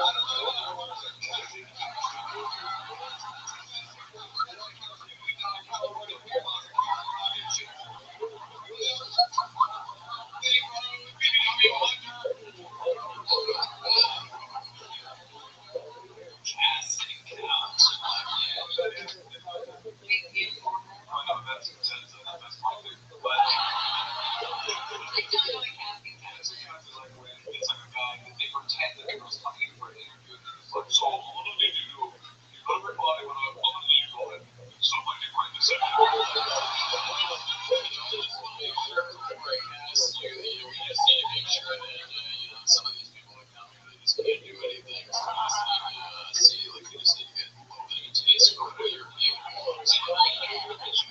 And the acting is so bad. The girl's like, what? Really? No.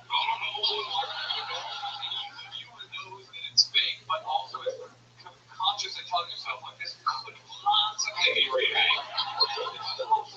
My favorite is also the taxi cab ones, you know what I mean? When they pick them up and the chick's always like, oh my god, it seems like I have forgotten the money for this ride. We're literally in a cab rigged with cameras, which for a porn website. And she's like, yeah, it's worth it for this $30 fare to fuck you.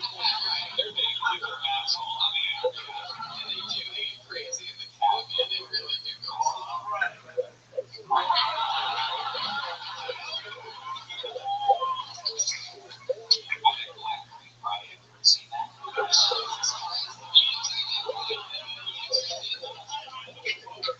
Since we're on the topic, you know what I will bring up is I found out about pogs this week. I didn't know what pogs were. Do you know what pog is?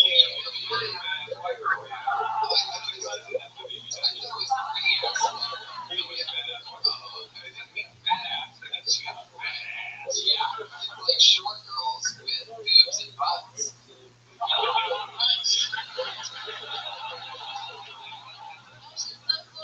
Specifically all of the search.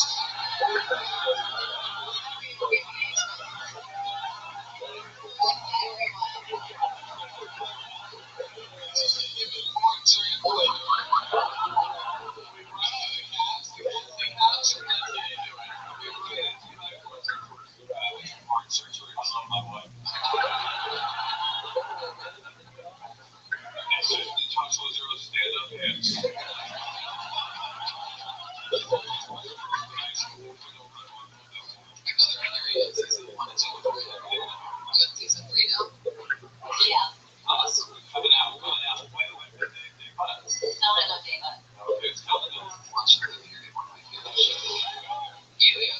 I do want to know, like, he seemed romantic. Like, last date you went on, how did that go down?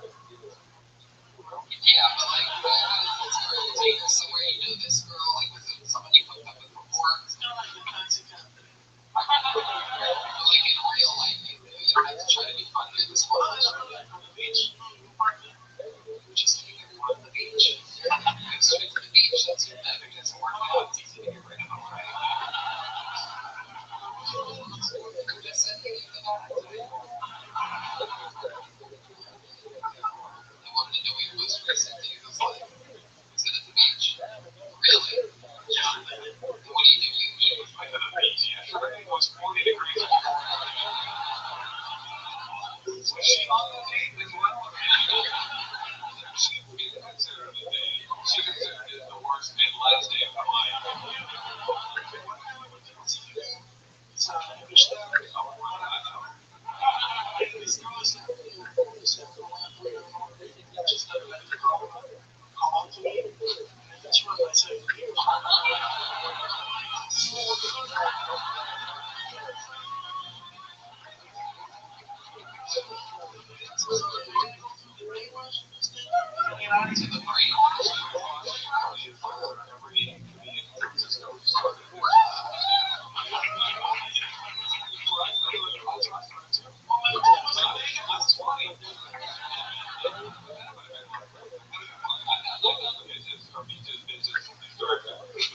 Honestly, we're doing any real stuff. I just think you should maybe you're nervous because of how much you looked on it. But kind of slow down because I'm going to do the accent. So like those jokes are funny, but I was like, I think we're going to put that together. Because we are listening, we do want to know. We're listening hard, and it is sort of an advantage almost what you have because it makes you like people really want to like get it, so you can whack motherfuckers. But we just need to be like 15 to 75% clear.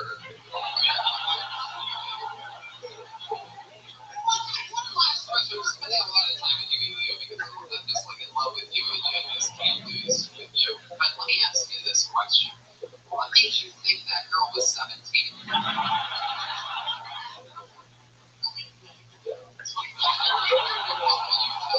Did she tell you she was 17? She did, but even it was like she was the language of love.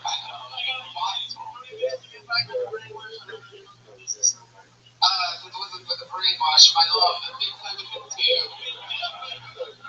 That's Caracas accent, especially I've never heard of it. Even was in Florida.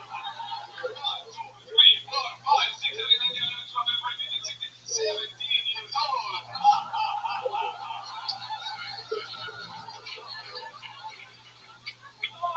You are an instant classic. I absolutely love you. I can barely understand anything you say, but your spirit and your positive energy and your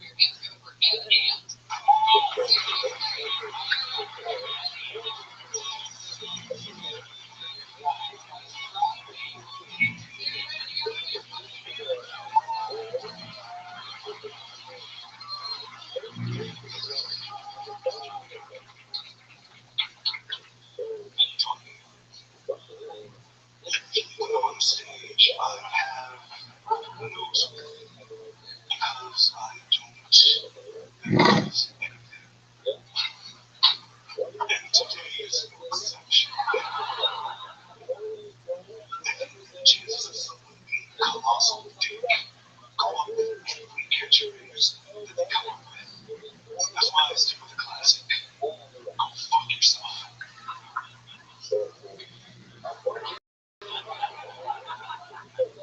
Everybody immediately summed up with one single word. And if you believe that, then the word is wrong.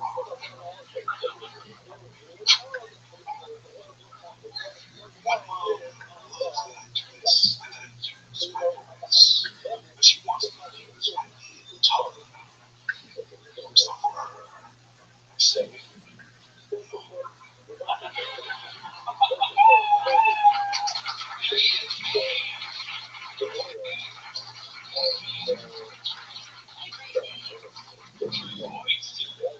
You should do voiceover. Yes, I definitely did work into voiceover.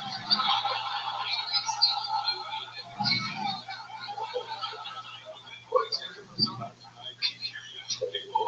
In a time where no one could survive, There was anyone in his own will. Everyone wants me to say this. You sound like a professional voiceover guy, and you dress like a professional movie.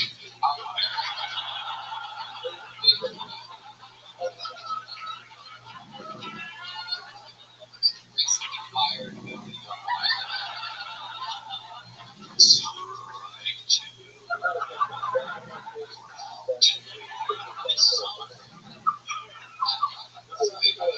one man struggled to pay his Xbox Live membership. Anything you watched a lot of comedy? Yes, I have. How long you been doing it for? Do you have a lot?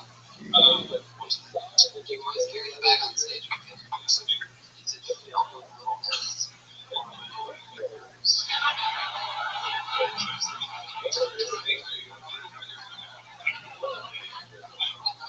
I just think he has it's so bare except for the most important part, which is like most would say the punchline. You're Like we want to go a little harder. I actually think you should just do stand-up more once a week. See, I mean, I'm not one of these dudes. I think that's every 2 times a week.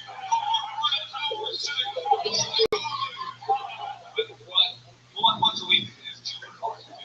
I mean, Oh yeah, you could do it 4 or 5 times a day. Yeah, I mean, people work at the minute their schedule. You got nothing going on. Wow. How do you survive doing that?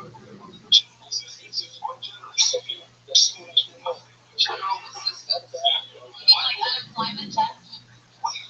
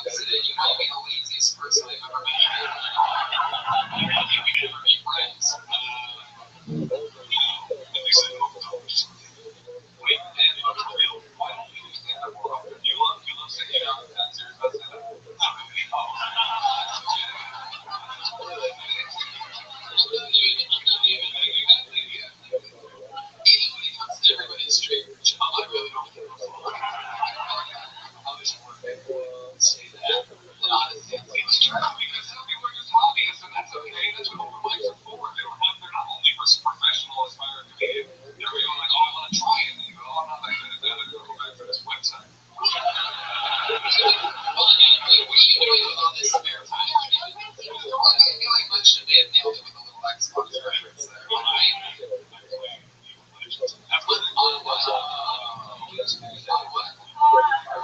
It's a PC.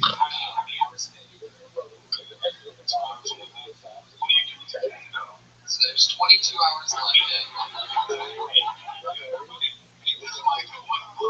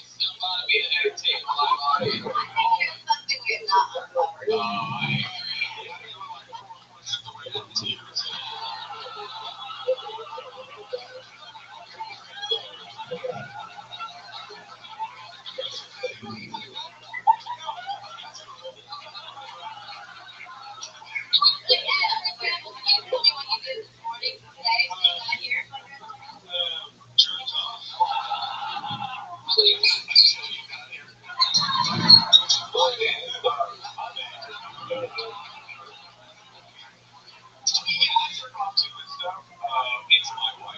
when you got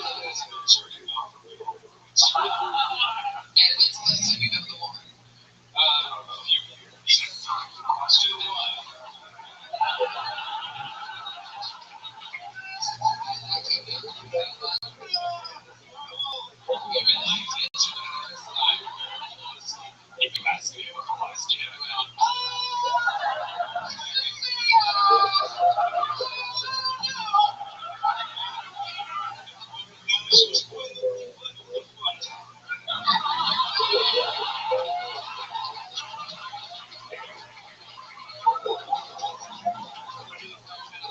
It strikes me my smile. Question, where are you from? And I feel like you're like pretty highly educated live. Small town around And did you go to college? I went to an art school. Why do you make like an indie game? He just wants to jerk off though.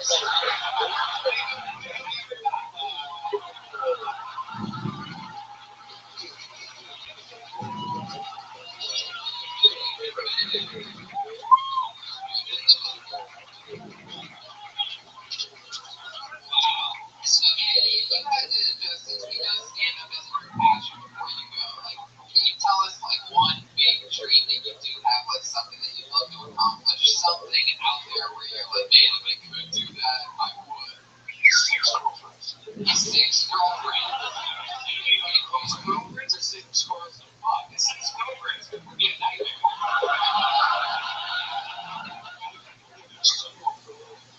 Stuff like that. Yeah, have you ever thought about getting into the steroid business for bigger?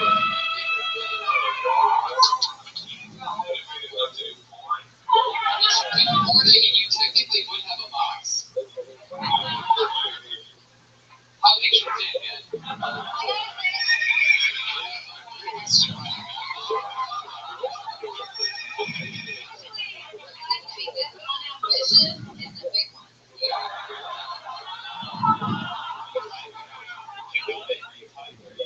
Yeah, is it?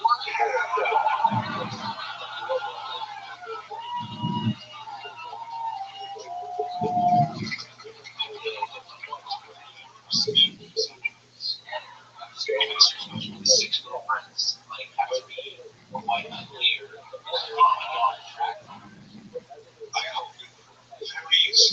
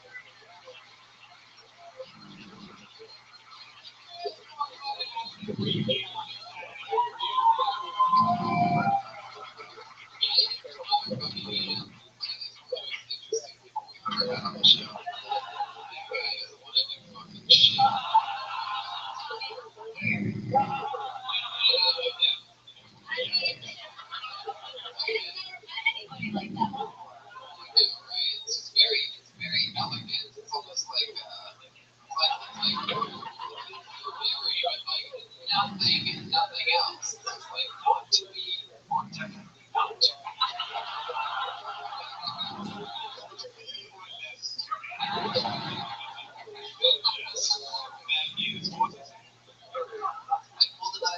Have you seen anything back? We're getting together for Brady Hold, everybody.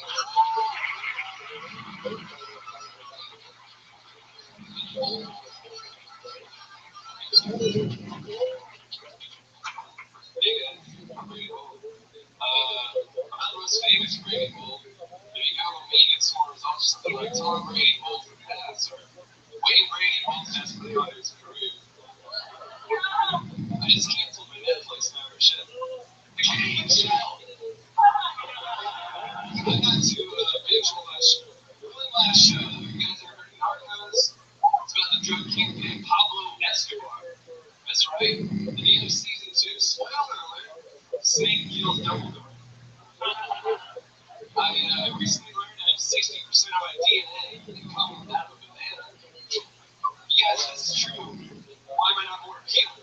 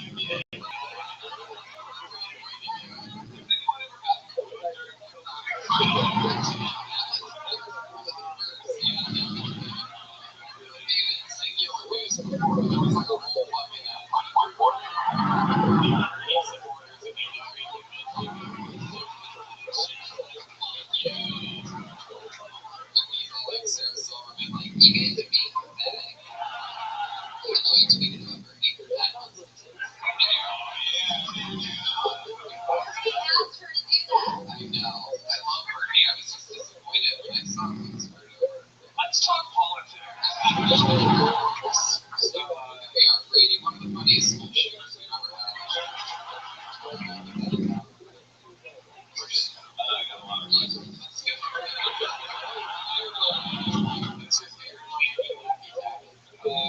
Spanish. Second follow-up question, how come your dick hasn't seen it?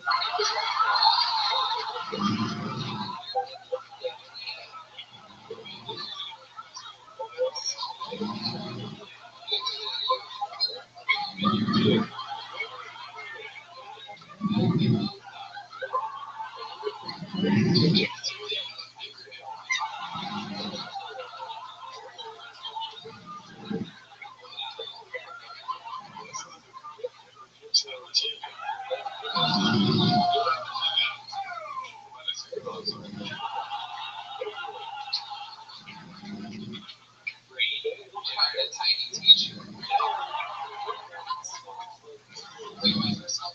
I'm trying to wear professional clothes.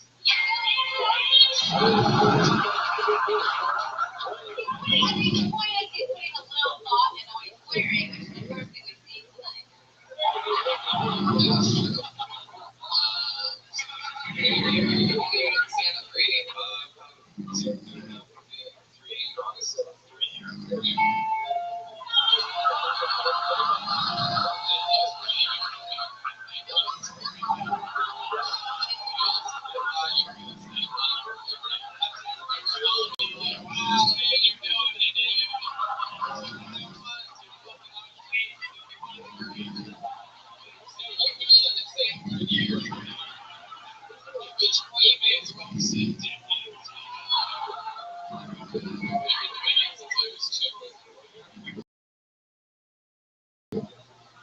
Brady. Healing Jim, don't think like that. That's hot dog shit.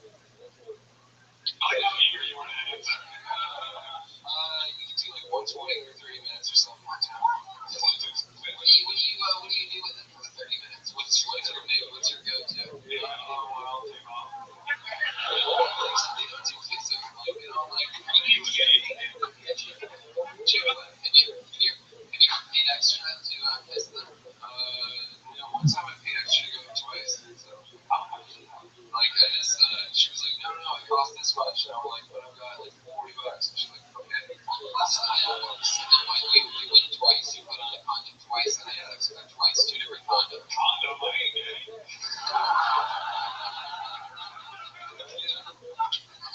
I'm trying to lay out here. That is the condom.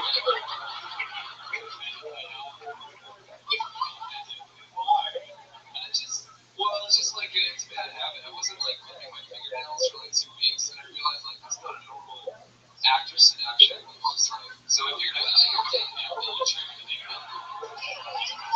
Fingernails have to do with your prostitute addiction.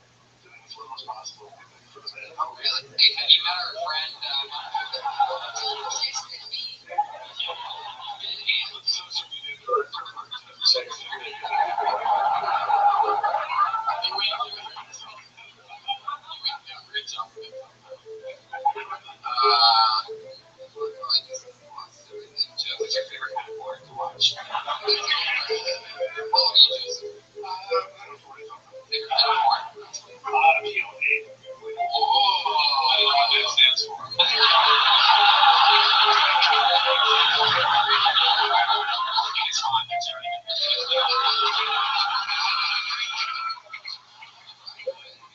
So you got the virtual reality porn yet? Chicago's down. I want to do that. What is it about the POV that you like so much? You've been doing it. Do you like put it like really close to your face, like a monitor or whatever? Oh my god, this is totally me. I'm fucking this girl. And then like you have a certain setup that you do, like you put like your laptop on your chest or something and just lay down and jerk off. Like is it a standing thing, like you put it on a shelf and just go hard at it? What's your setup like?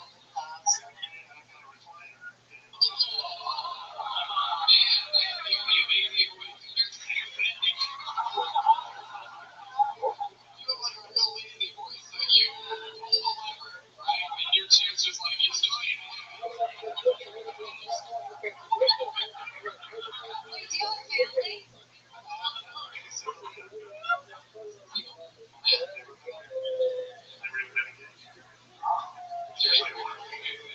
Strictly ladies. So the cop thing, I didn't really get into it.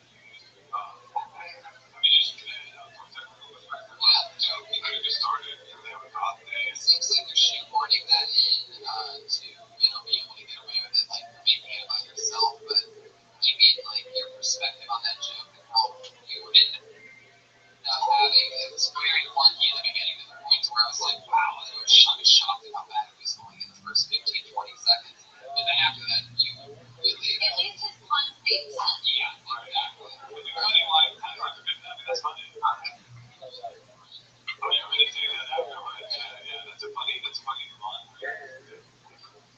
I don't like how confident you are right now.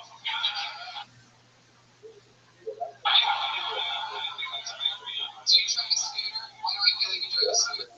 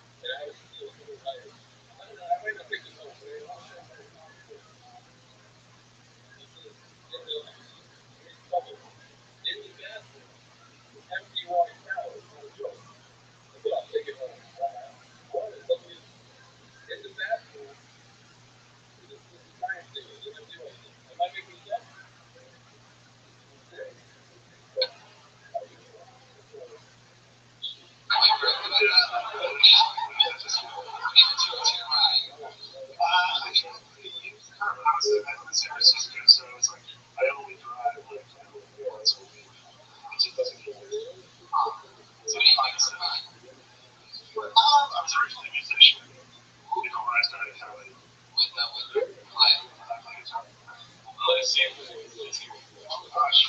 Mariachi style or like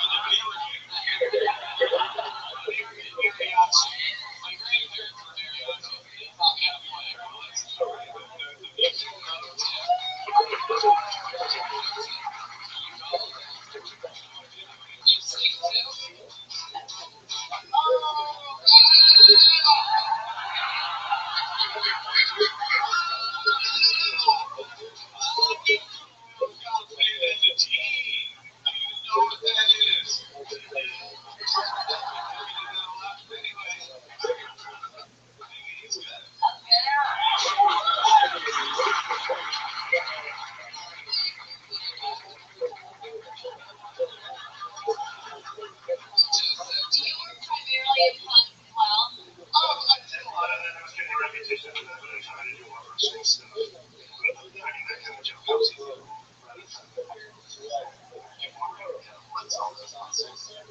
the thing people do in comedy. I feel like it's supposed to be real. It's supposed to be focused on real life. Just like that, right? Yeah, I mean, you move it, and then all of a sudden you get a check, and you're like, fuck. That's what love is. He's good. You suck. Yeah, you know what I'm saying? It's like, no, I just see part of it was real, and I don't know anything about Zach Galvin. That's his personal life at all. So I got a last guy though who was into prostitutes. You want him to talk bad. That banana shit was just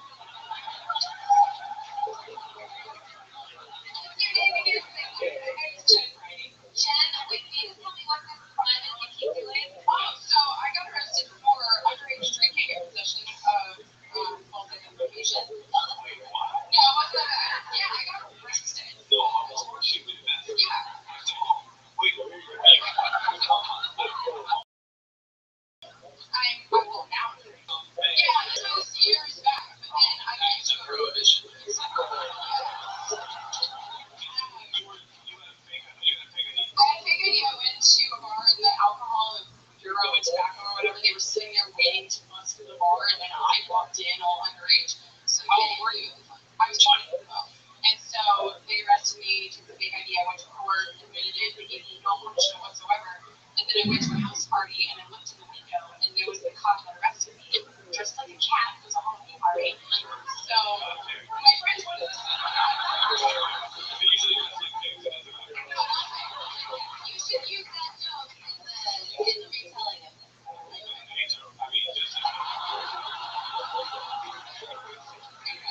You show up at a party, like a house party, and he's dressed like a cat. Is she party? No, she's a cop. She was the mean one too. There was a guy cop and a chick cop, and she was the mean one. And I see her, and my friends were like, "Okay, we need to sneak you out." I'm like, "Let me just see how this goes." And she wasn't a total bitch before. Here, whatever. So I went in there and I was like, "Do you remember me?" And she agreed to it.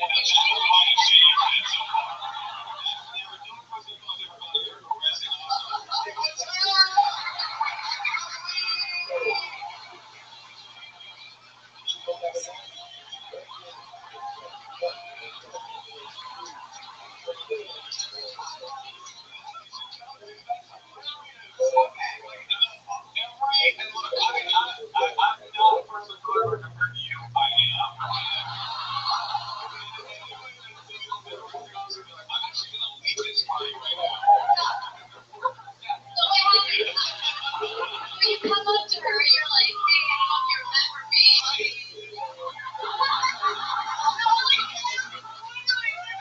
Hi, do you remember me?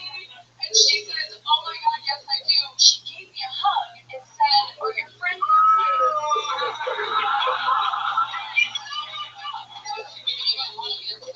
and she said, "Tonight, you don't have to worry about me." I'm like, "Oh my God, what were you over 21 at the time?" No, I was still 20, 3 months after she arrested me. That's the privilege fucking thing. How long are you anyway, Tim?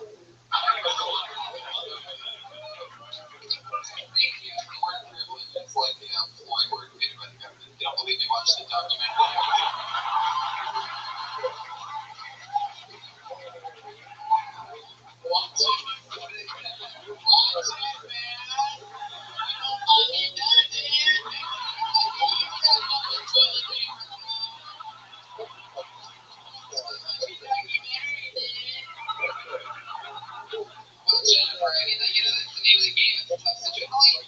We talked about your stand-up. You do it often. This is my first time ever.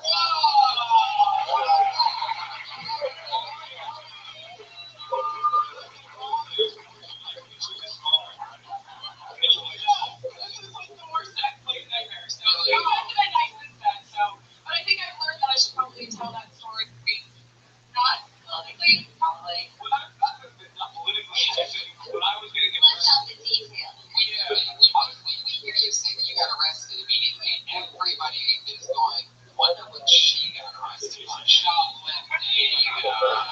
That's not the funniest part. You got arrested for something that's not that big of a deal. Yeah, totally amazing. It's the part that the cop saw me and was stoked that we drank till sunrise. Yeah.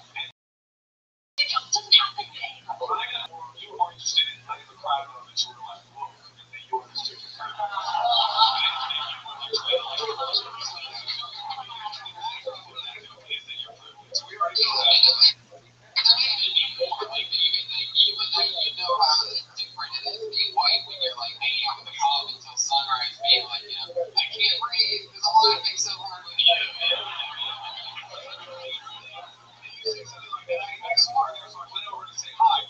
Stop you there. Think about what I just said. I landed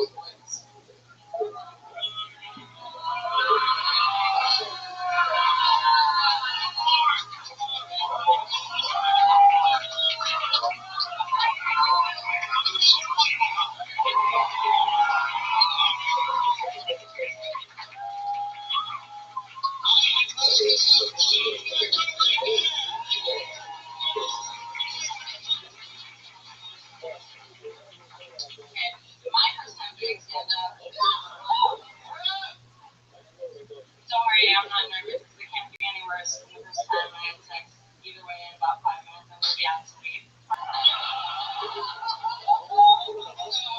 UCLA and I majored in design media arts and I minored in getting date raped. LA is a really fucked up place, but I can see why people move there because it has a lot of really great social programs. Like for example, there's this really great program where the city gave sponsor where for every murdered prostitute, the city plants a palm tree.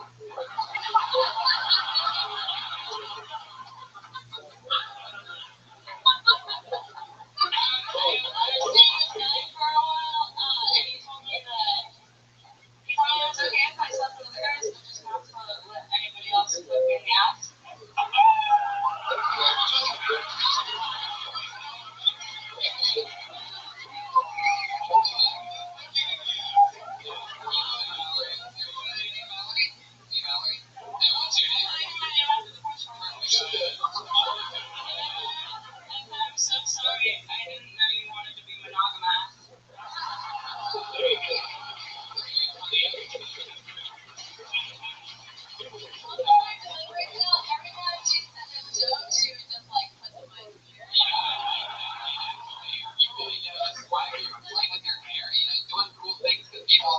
I really appreciate that. You're so excited.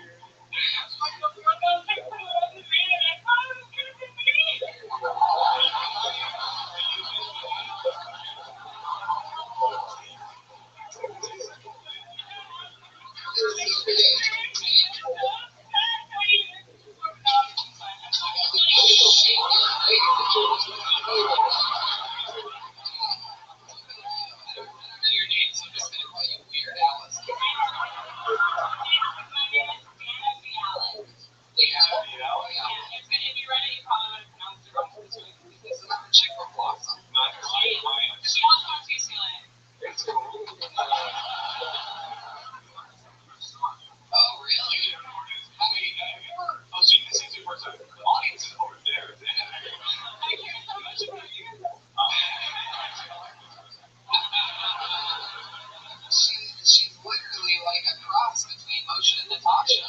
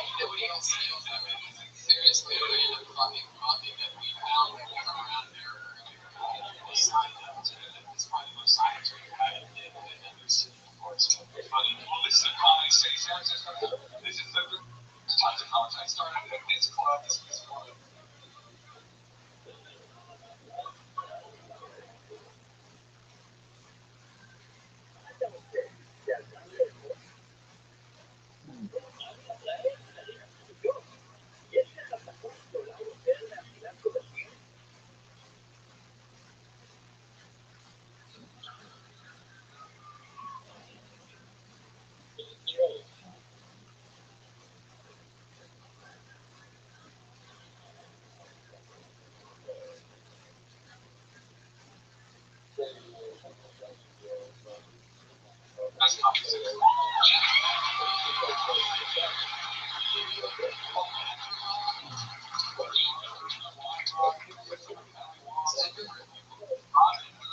Rob Williams, yeah. Yeah, Robin Williams. Picture is hanging on the wall.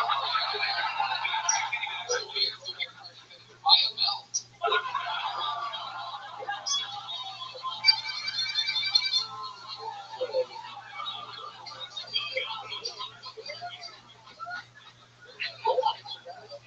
I said that part of the snap earlier. They barely laughed. What do you look at? I told you.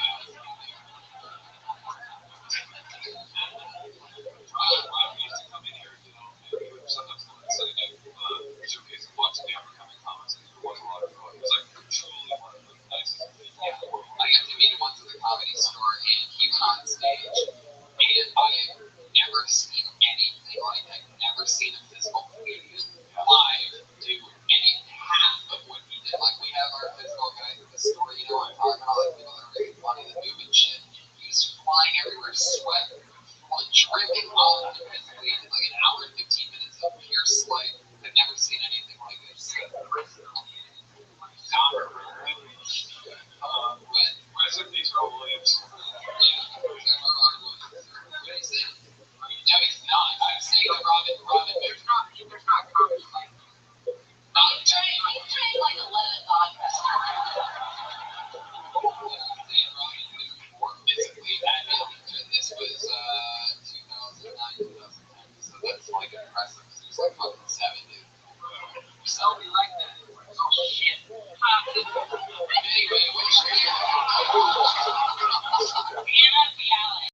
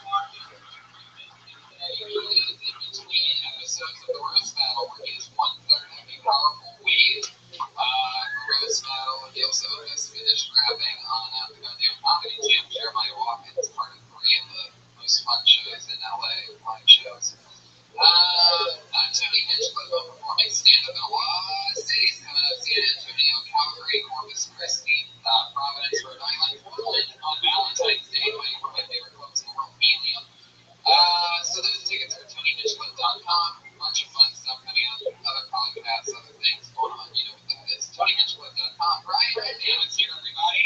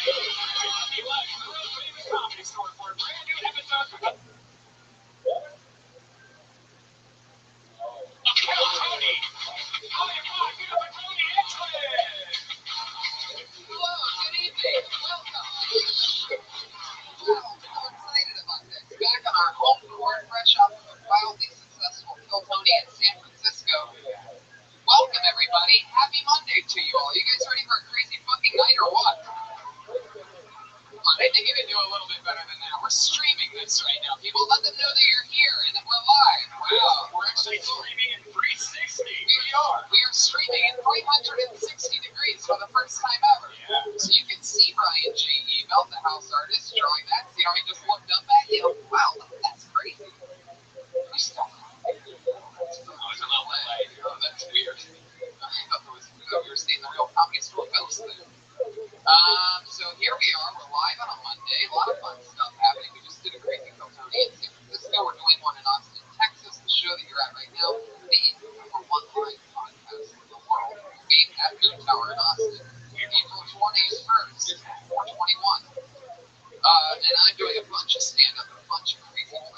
Calgary, Canada, San Antonio this weekend with all my pro wrestling buddies. We're going to the Royal Rumble after that. Corpus Christi, Texas, Providence, Rhode Island, Calgary, Canada, Chicago, Illinois, Las Vegas, Rosa, California, Madison, Wisconsin, Kansas City, again, and yeah, Columbus, Indiana, Columbus, Ohio, the Columbus Crew Soccer Stadium. Fucking soccer stadium. You can hang out with me in this stuffy shoebox of an attic tonight. I'll let you all of you. Really? Yeah. I'll let you clap at that. That's Josh Martin. You know him, you love him. He's at Josh Martin on Twitter. So let's jump into the episode, shall we? We got our dates out. We talked about life, people marching for Hillary. Here we are, all unified. The belly room of the comedy store. I'm excited, people. You should be too. What do we do first? Bring up the band? What do you think, Josh? I guess we're bringing up the band. So let's jump into it. You guys ready for a fun time tonight? Let's do it one more time. We're back in. Post promo. What can I say about this band that I have said 1,000 times before? I love them. They love me. I'm part of the unit. They made it up to San Francisco. This is the entire band. You're a very lucky audience. They're all so busy nowadays making it in show business, so we don't always get all three of them at once. This is a beautiful solar eclipse. Always with a different, I never know what they're going to dress up like or what type of intro it's going to be. It's always a secret.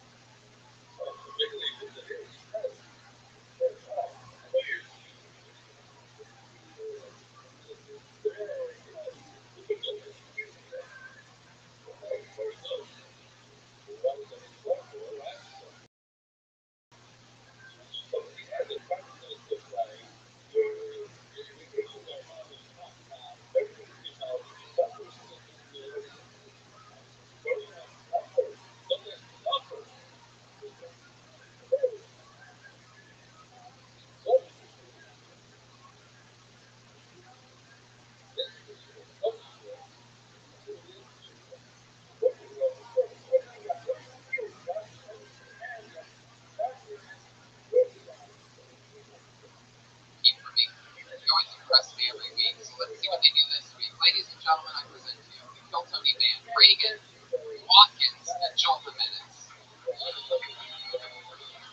Ted Reagan, Jeremiah Watkins, and Joel, oh my god, that's so funny, I mentioned it for no reason.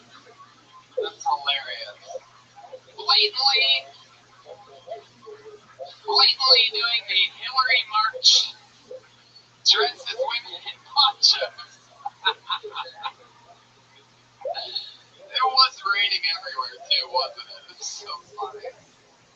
People in San Fran were just soaked. Hey guys, welcome. Hillary Marchers, how's it going? Good, I'm just exhausted from marching. This March shit was pretty fucking crazy. I don't know how close you guys got to it. I was in San Francisco and just witnessing it. It's very amazing. Just much like, it's amazing because nobody wants to tell their kid, like, what they're like, Trump's saying all these bad things, and I don't want my kid hearing it. So I'm going to put it on a sign and make them scream it over and over. A bunch of 5-year-old girls like, don't touch my pussy! Don't touch my pussy! Joe Rogan, ladies and gentlemen. Your powerful guest. They just came up, the band just came up dressed as Hillary Marchers. That's them dressed as women in the ponchos. Outstanding. How's it going, Joe? Better now.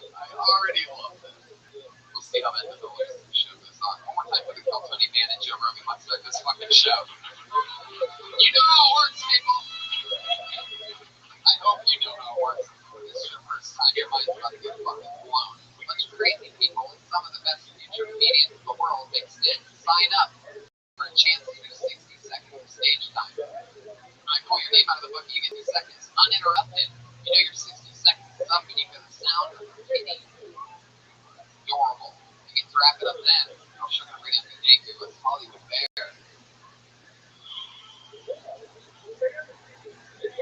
Sure. So there you go. There's a fucking cow in there too. So let's just jump into it. You guys ready to start the show? 60 seconds. Uninterrupted. That sounds more like a bear than a article. My shoe is broken. You kill bears with bow and arrow. Those bad ones. That was just good. Wow, really? Okay. Jeremiah, you're pretty good at playing a Hillary supporter. It's not bad enough. I don't know. What's up your shirt, Jeremiah? Show what you really are hiding in there. Do it. Oh, look at that gun. Total.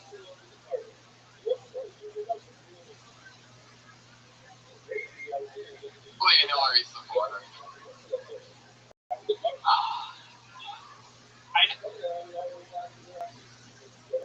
I want to say I feel objectified right now.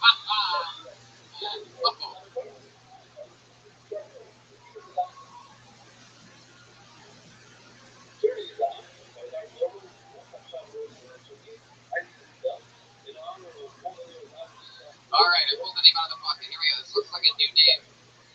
We're getting together for Joey the Sorrow. Yeah.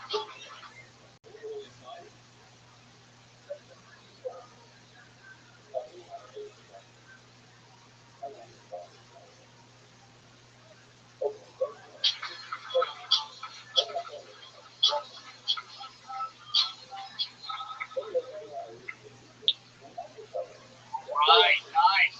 Just moved to Los Angeles. Now in a long-distance relationship. I don't know if anyone here has been in a long-distance relationship, but I gotta tell you, sometimes I get lonely. I look at the moon. I know there's a chance wherever she is, she's probably blowing a guy with the same moon. My girlfriend got me playing recently too because she's all in politics, she's all in the election. And like, all I do is watch football. That's all I do. And like, she freaked out. She said, "You don't care? All you do is watch football. It's why before you never played. Why do you like football so much? Why do you like football? Who's your favorite football player?" I'm like, right now, there's nobody O.J. Simpson. That's my favorite football player. I just love the way that guy finished. It's just great. Went out on top. Oh my God.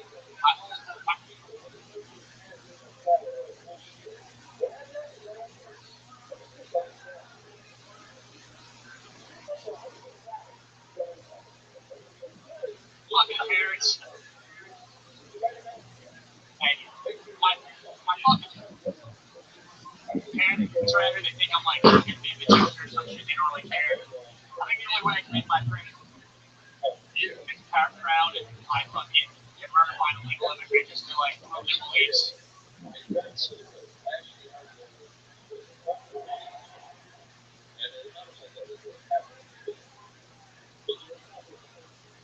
Wow, that sounded more true than a joke. Yeah, you did. A little bit. Sounds very honest. Just a little bit. Parents are a little bit racist. Well, You can tell the truth. okay, yeah.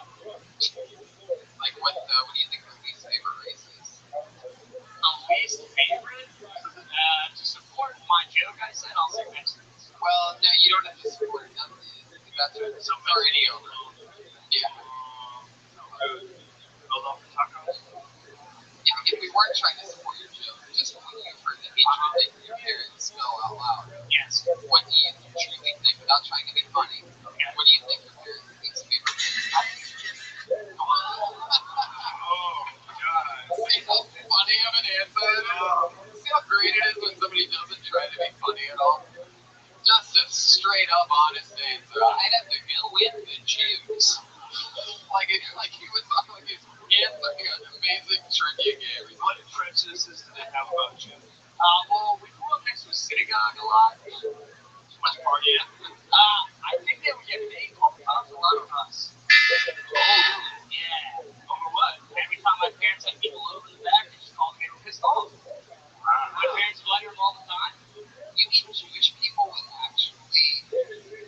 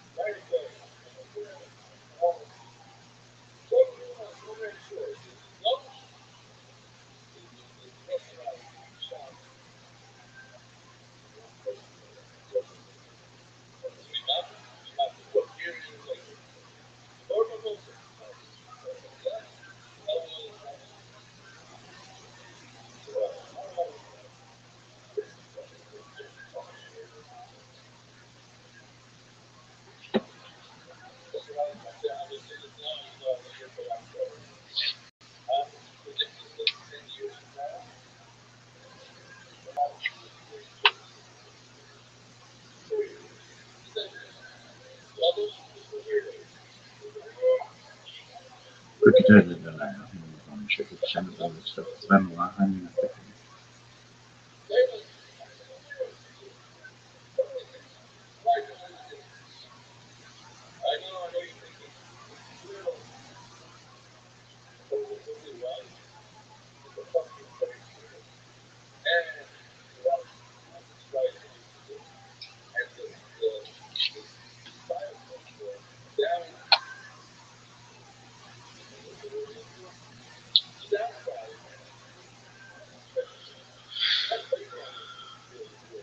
perché c'è denaro e non lo conosce che c'è una cosa strana come spoke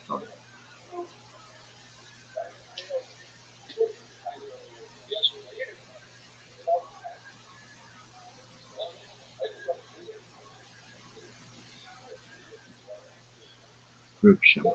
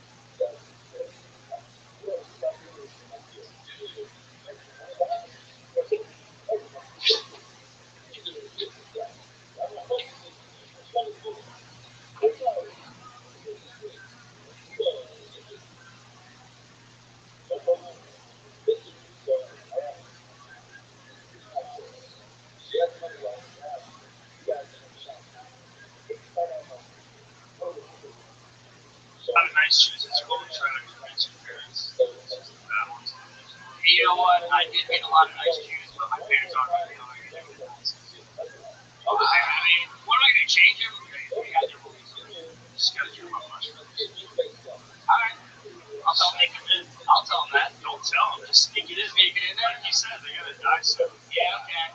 Put the lasagna? Just cook for them. Yeah. Okay, a little homemade meal like Maybe these chocolate bars. You know what's so much fun is to walk straight into the synagogue and start praying. I hope. We might sign up. Maybe we'll pray in the local. I don't know. We might just decide, like, who cares what we believe? Let's just join. Maybe these people are friends. You talked about being in a long distance relationship. Yes, yeah, well, I don't know. How long's that been happening? Well, I went through 2 weeks ago, so 2 weeks. Wow. Yeah, exactly. I just want to say you opened up very relaxed. It's a hard thing to do. First guy up.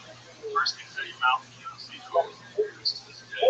Right? And you did it very comfortably. It's a good way to open. You planned it out well. It's a smart way to open. It's like, you establish who you are. Get it. So you can do this. Just, it's way far. How long you do this. It's like everything else, man. It's a long road. It's a long, disgusting road. How long have you been on the scene?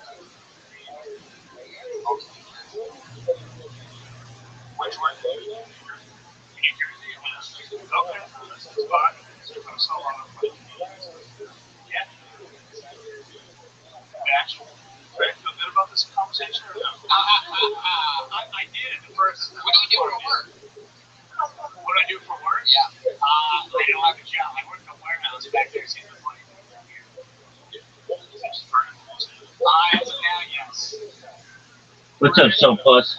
That's the plan, probably. How's it going? Living the dream. Every day's a holiday, every meal's a feast. How are things in your neck of the woods? Okay. I haven't been here in a long time, so I just wanted to check on you. Absolutely. If I may ask, please remind me, how'd you find out about me? In a random server. I joined almost a year ago, or over a year ago. Yes, you're the person who threw the party for their niece and their nieces or something for Valentine's Day, right? Yeah. Oh, excellent. Yeah. Okay, I remember you. I know all about you. How you have a very interesting career. How's that going? Going good. Excellent. How's everything over here? Oh, How's your 24/7 live stream? well, fortunately, still been able to continue it. Yeah. All right. So, in the last time we spoke was February 14th, 2005. 2025. Pardon me. Approximately, right? Yeah. Yeah. Exactly. Okay. So since then, well, I've got two podcasts coming up today, so that's good. I've been booking a lot of podcasts, or more and more recently, which is good to get my name out there. And these are more permanent discussions that I have with people on topics, specifically on futurology. That's really what tickles my fancy, and it's been really good. I just finished a 5-part series with a podcaster and radio host in Australia that concluded last week. So we did 5 of them consecutively. The man's name is Mike Holt, the Mike Holt Show, and we talked about in the first session um, how to improve the world. The second section, no, how to improve ourselves. The second section was how to improve the world. The third section was mega projects, which I've really been getting into things like the Bering Strait Tunnel, transatlantic tunnel, clearing the Darien Gap in an environmentally friendly way, perhaps a Gibraltar bridge or tunnel, um, perhaps a bridge or tunnel system linking Asia to Australia, that kind of stuff. Um, Space tourism, space elevators, that kind of stuff. The fourth session was on um, like getting off planet, and the fifth session was on extraterrestrial life. And so that concluded last Monday. It was really good. Today's session, and the interesting thing is when I book one of these discussions with an individual, nobody knows what to make of me. And I understand that, but they find me to be very interesting. So, like, Mike Holt, we first met, and he was like, I can tell that I want to talk to you multiple times. So, would you be interested in doing a series with me? I said, absolutely. The most recent podcast on which I've been is someone from the Czech Republic. And when he met me, he was like, I got to talk to you more. And so we went from 1 session to 3 sessions. And that's very positive because it's like once people hear what I'm doing, they find it to be interesting and they want to talk to me more. So that's great. I also have a podcast today with a woman who um, she and I have not met, but I'm more excited for this one because it's long form. The other ones have been like basically like either 20-minute or 30-minute segments, and this one is supposed to be like anywhere between 30 minutes and 2 hours. And as you know, I can go on and on about my interests and such. So that's kind of what I've been doing for a podcast um, uh, schedule. Um, in terms of growth of the server, we're approaching 3,000 people in here, which is great. We've got more people. So since you've been here, we have some people who actually live in here with me. So Brandon has moved in, basically. We have some other people who sleep in here at night. So that's been really great.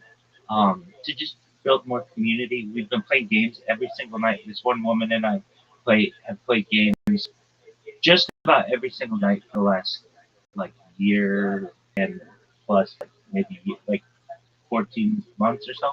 So that's been really cool to develop those types of friendships. We've been doing a thing. A person in Canada, and I have been doing a thing where we watch documentaries every night.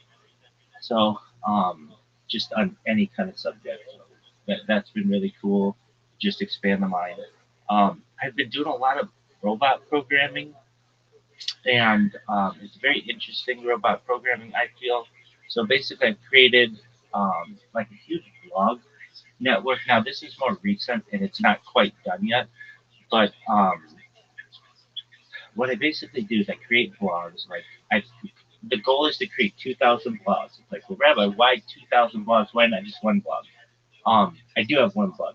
Actually, if you have this, oh, so if you have the chance, Sophia, um, can you go to when you have a chance, RabbiRothschild.medium.com, and you will see my serious blog, things that I've written on that are really important to me from a just a like benefit of the world. They're kind of they're not necessarily they're just my thoughts, and I feel they're written in like very professional manner. Sometimes too professional.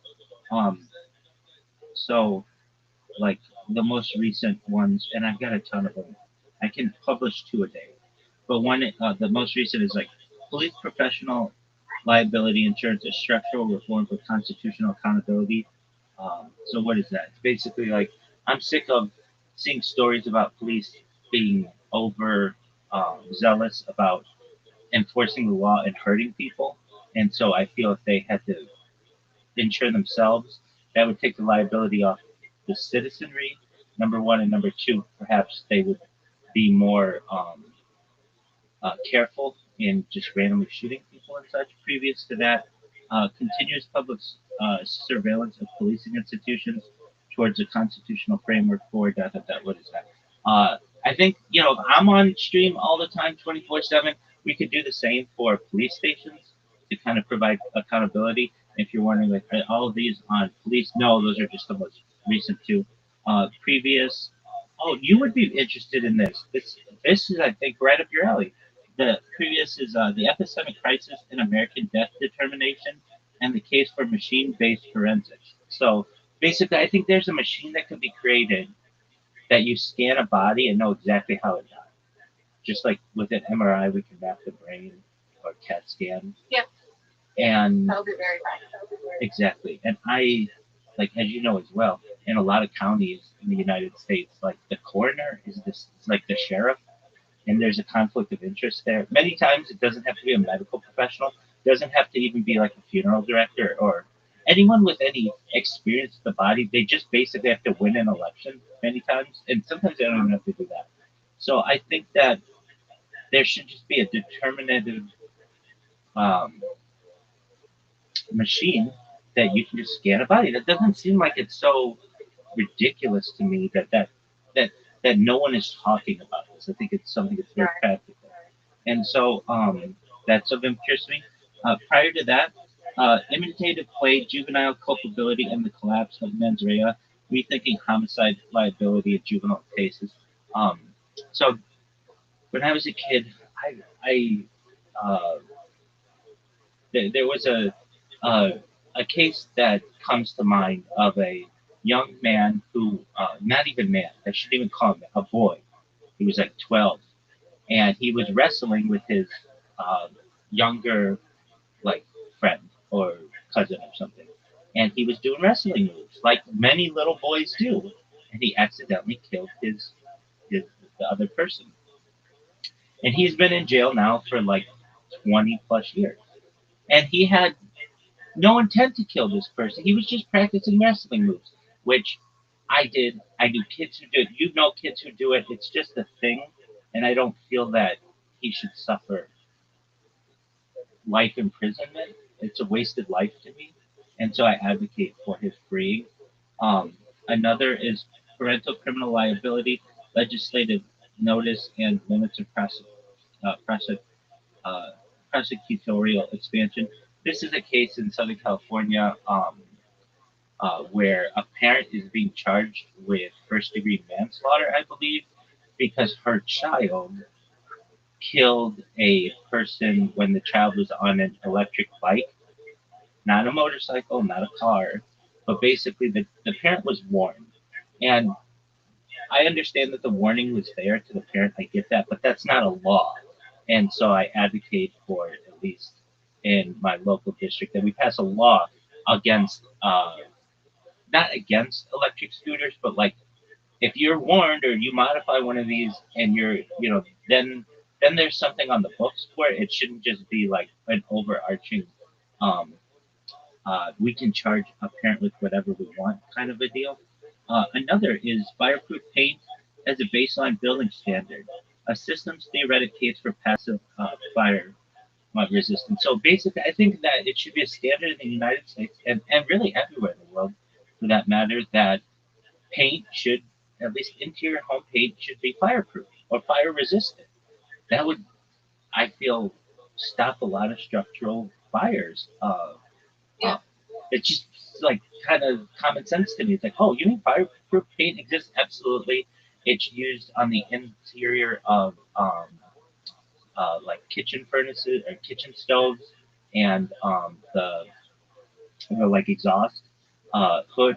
And why aren't we using this in at least like in children's rooms or like it's just but everywhere? I don't understand it. Um, Next is the continued incarceration of juveniles for accident, pure and pure athletic thefts. We talked about that a little bit. Compelled civilian participation in undercover policing. I'm against the practice of dirty policing, and I only have such a like a platform, but really, if I if and when I do go viral, I would like to be able to be an advocate for social justice and justice for people in general. And in this one, um, I don't feel it should be legal for the police to say to you, Sophia, hey, you got caught with a small bag of marijuana, let's just say, and we can either throw you in jail for 5 years, or you could work for us on the inside. I don't feel that that is proper policing. Basically, you're compelling someone, you're making a plea bargain with them. You're going to work on the inside, and they're not professionals, and so they're going to be going into a drug deal that could be very dangerous to them, and they could have a wire. And if they have a wire, they're going to be killed. That to me is just too Hollywood. I don't like that kind of policing. So here's one I hope we can agree on. 1 bar, 2 bars, 3 bars, four. Toward a legible law of cellular connectivity. You're like, what is this? I'm sure it's the same where you are. It's the same where I am. It's been the same for 30 years. Why is it that when I connect to my cell tower, it either says 1 bar, 2 bars, 3 bars, or 4 bars? And it's been this way for 25 years. Why can't we have like a percentage based system? Like, oh, I have like 75% signal strength or 85%. You get what I'm saying. You know exactly what I'm saying, Sophia. And I know, apologies when you first came in. I couldn't see your name, so I was just kind of working on the name. But I remember you very well. And I think, I think, And I'm impressed that you remember me. oh, yeah, yeah, yeah. I remember, I know what you do. I remember Valentine's Day, all the stuff that you did with your family. And that you know that I do karaoke. You used to listen to me. I absolutely remember that. The next is buses within boxes within boxes. So a lot of the things in which I talk are like improvements to technology and criminal reforms and things like that. So what are boxes on boxes? There's just no standardization on a phone about how big something's going to be, or like where the X button is going to be, or sometimes you press close and it doesn't really close. There's just a lot to that. I don't know. Absolutely, and then they have they have like what is it called? Basically false X buttons, so that you click it and then it opens up the app store, and it's like, what? That's not. That Oh, I hate it too. And so these are like the things that I write about. And so anyway, they're really interesting topics. So if you ever want to take a look, it's rabbirothschild.medium.com. But that's not the blog network I was talking about. So there's that. That's like a serious thing that I do every single day. I write one of these out, or two of them out actually, and publish them. And I have a huge backlog of them. Anything that I hear about in the news or somebody brings to me or I just experience, if I don't like it, I go and I create an article on it, and then I put it in the backlog and it gets published. My blog network, though, is different. So one of the major issues that I encounter, it's like, you know, I'd be honest with you, Sophia, I wish I were viral by now. And you can tell I've changed up some strategies about how to get more and more popular. But one of the major issues I was experiencing, or I still experience, is there are other Rabbi Rothschilds out there. So when somebody Googles me, I'm not always the first Rabbi Rothschild to show up. In fact, there's a very famous Rabbi Rothschild from who previously lived in Atlanta, and he was friends with Martin Luther King Jr. And it's like, how am I supposed to overtake this spot in Google when somebody types, Google Rabbi Rothschild or something like that? They do. It's like, okay, so this is a civil rights leader. Well, yes, in my own way, but not the same as this other rabbi. So I have used this blog network to basically populate AI, so that when someone like looks me up in AI, um, I it talks about what I do, but it puts me up there with him, and then it helps me in the search engine ranking. So what is this different blog network? It is basically a series of like 1,900 blogs. At the end of the day, I want it to be at least 2,000 blogs, not blog posts. I mean individual blogs. So what a lot of times Google does is it crawls the whole internet for information, and it will put a bunch of results in there. And if I can flood the results with my blogs, then maybe you type in Rabbi Rothschild and this rabbi from Atlanta from the 1960s shows up, but then I'm the next 9 results or something like that. That's my goal. And but you need content for blogs. So I created bots that basically, when you type into, um, what do? I can give it a topic on whatever I want, and it will write about it, and then it will publish blogs about it on 10 different blogs simultaneously. It takes a little bit of time, but it does work. So, what are the topics that I've chosen? Um, well, right now, I have one working on like supercomputing. So basically, I'll go to ChatGPT and I'll be like, ChatGPT, please tell me 100 types of computers that are more advanced than quantum computers. And it'll be like, all right, well, many of these are hypothetical or experimental or whatever, or emerging, but here's 100 of them, which is like a lot of different types of computers. And then this robot takes each one of those and puts it into AI, and then we'll find out, like, it'll outline the practicality of them, their cost, their capabilities, like all of these things. And then it'll create about like 25 different entries there, and then it moves on to the next one. And I can basically like give it like ammunition for different blog posts, which I find to be pretty interesting. So that's one of the bots is doing that. The other bot is basically I'll give it like a topic. Like, I can notice when people Google me what they look up, and it's not civil rights leader from Atlanta. That's not what they look up. They look up YouTube and Discord and Kick and Reddit and like things that are direct to me. So it's almost like the people are saying, "Hey Google, we understand that Rabbi Jacob Rothschild was a historical rabbi in Atlanta, but that's not what we're looking for. We're looking for the one that's contemporary." Exactly. And so basically I like am making blogs that are like, who is Rabbi Rothschild? And then it'll have a huge description of them. I've also put out a lot of different press releases recently, which have really helped. So this may be helpful to you as well, Sophia. I don't know. I mean, I don't want you to get too into your job. But if you have your own business, you know that SEO, search engine optimization, is like really important for people to click on what you do and everything. And searching kind of realm, it's known as not SEO, search engine optimization, but GEO, which is generative engine optimization. But that it's not even like the the the industry hasn't even settled on that name. But basically, it's AI and AI engine optimization. So what is this? Like, um, you can. We're still in the early days of AI, where you can manipulate it to know anything that you want about either yourself or about what you do. And you're like a private individual, so I understand that you're not like, hey, I don't want it to know anything about me. I get that. But if you did, you can like put out a blog article or a blog post or a press release and tell it about yourself, and then within like 24 48 hours, when someone looks you up in AI, it like knows everything about you, pardon me, from the article that you gave it. And then um, that's a really powerful way of marketing yourself, and also getting people to find out about who you are and what you do.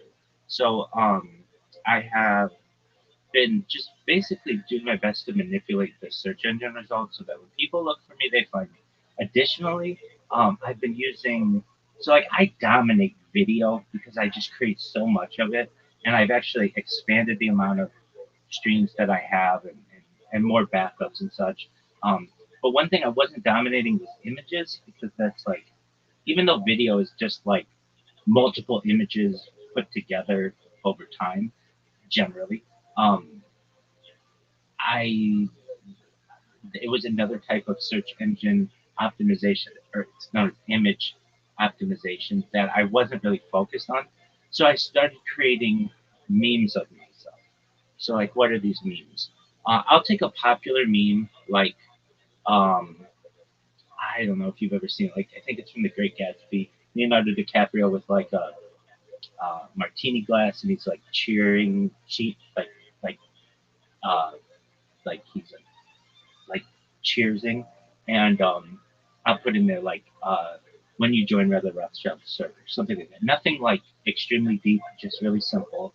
But these are um, memes. I created like quite a few of them to just populate within these meme databases, and then they show up on Google Images, which I have found to be helpful. Then I did this thing. Um, I I I love beauty, and so one thing that I thought would be interesting is, what if I took pictures of beautiful women? Now, not like Instagram models, but like Audrey Hepburn and Marilyn Monroe, like classic vintage beauty. And I put like made those into memes. So I went to the Getty Image database, and I downloaded like all of these very modestly dressed uh, pictures of these like actors and models of old, and basically put text over it that was like, please join Rabbi Rothschild. Actually, it's please type Rabbi Rothschild into YouTube and filter by live, and then it has my link tree and it has my Discord. And um, then what this did is, a lot of people see these pretty women and they click on them, and then I get like social media credit for that or whatever. Boost, exactly. And You post those on TikTok? do I post those on TikTok? Um, Yeah. so I I did something else on TikTok. But Like that would work really well on TikTok. I do too. TikTok kind of limits the amount of posts I can do like that a day, and it's like, okay, okay, Rabbi, but you don't have to do like you know me by now. Like, if you tell me that I can drive 200 miles an hour, I want to drive 200 miles an hour. I don't want to drive 180. I don't want to drive 50. I want to go all the way. And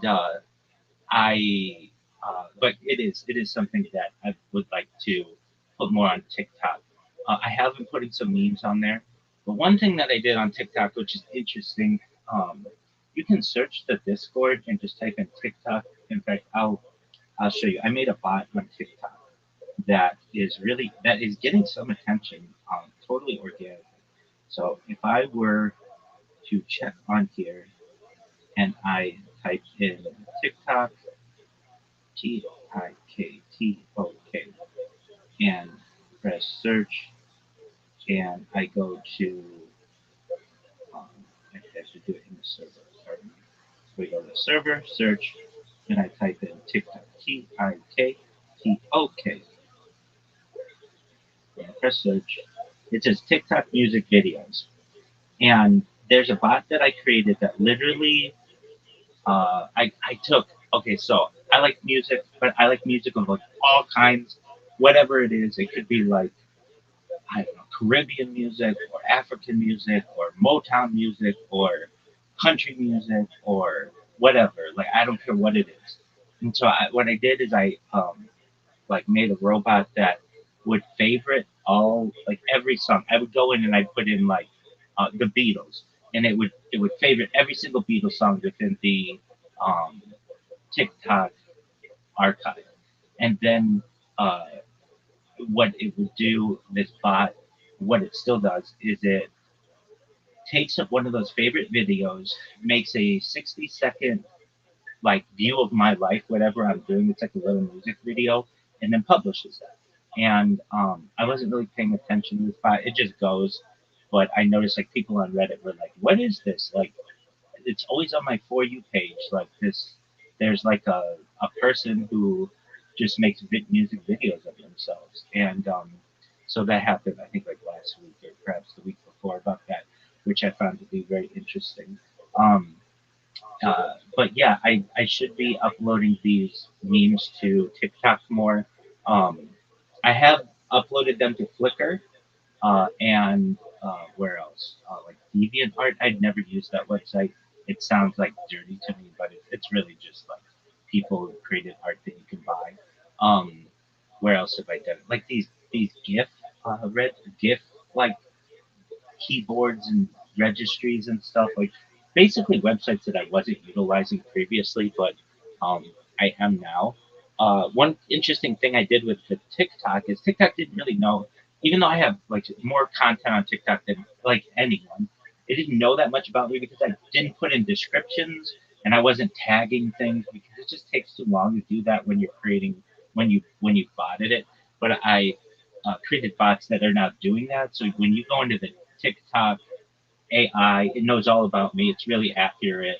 And so I was able to manipulate that one. I was able to do the same on Instagram. Um, I also on X, I streamed a year of my life on X Spaces, and then I archived that account because I don't want to. One of the things that I do is I'll create an account.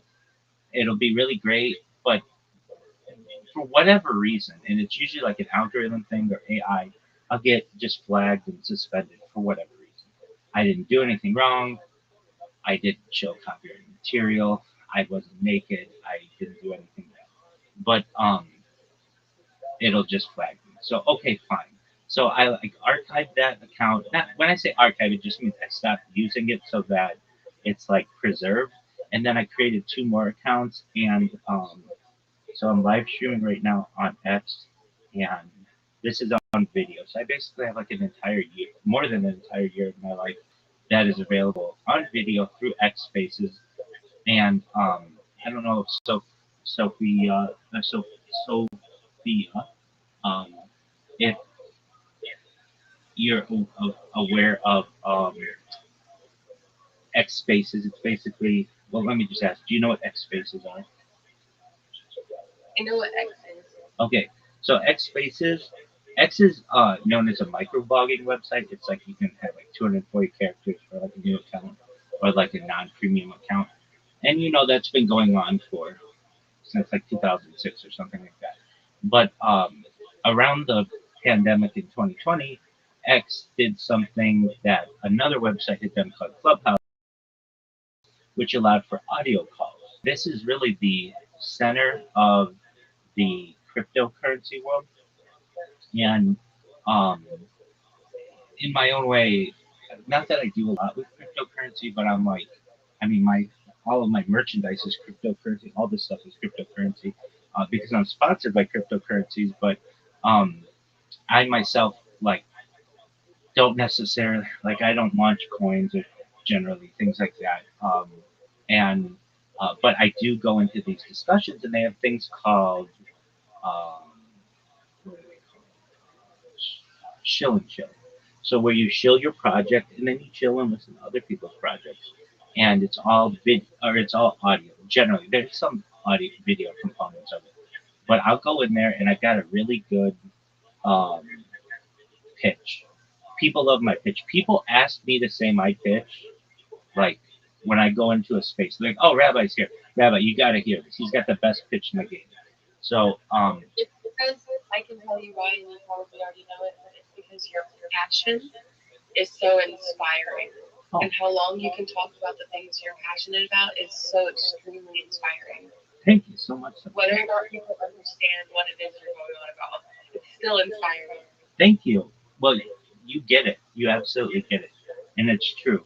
I am inspired by what I do. I'm passionate about it.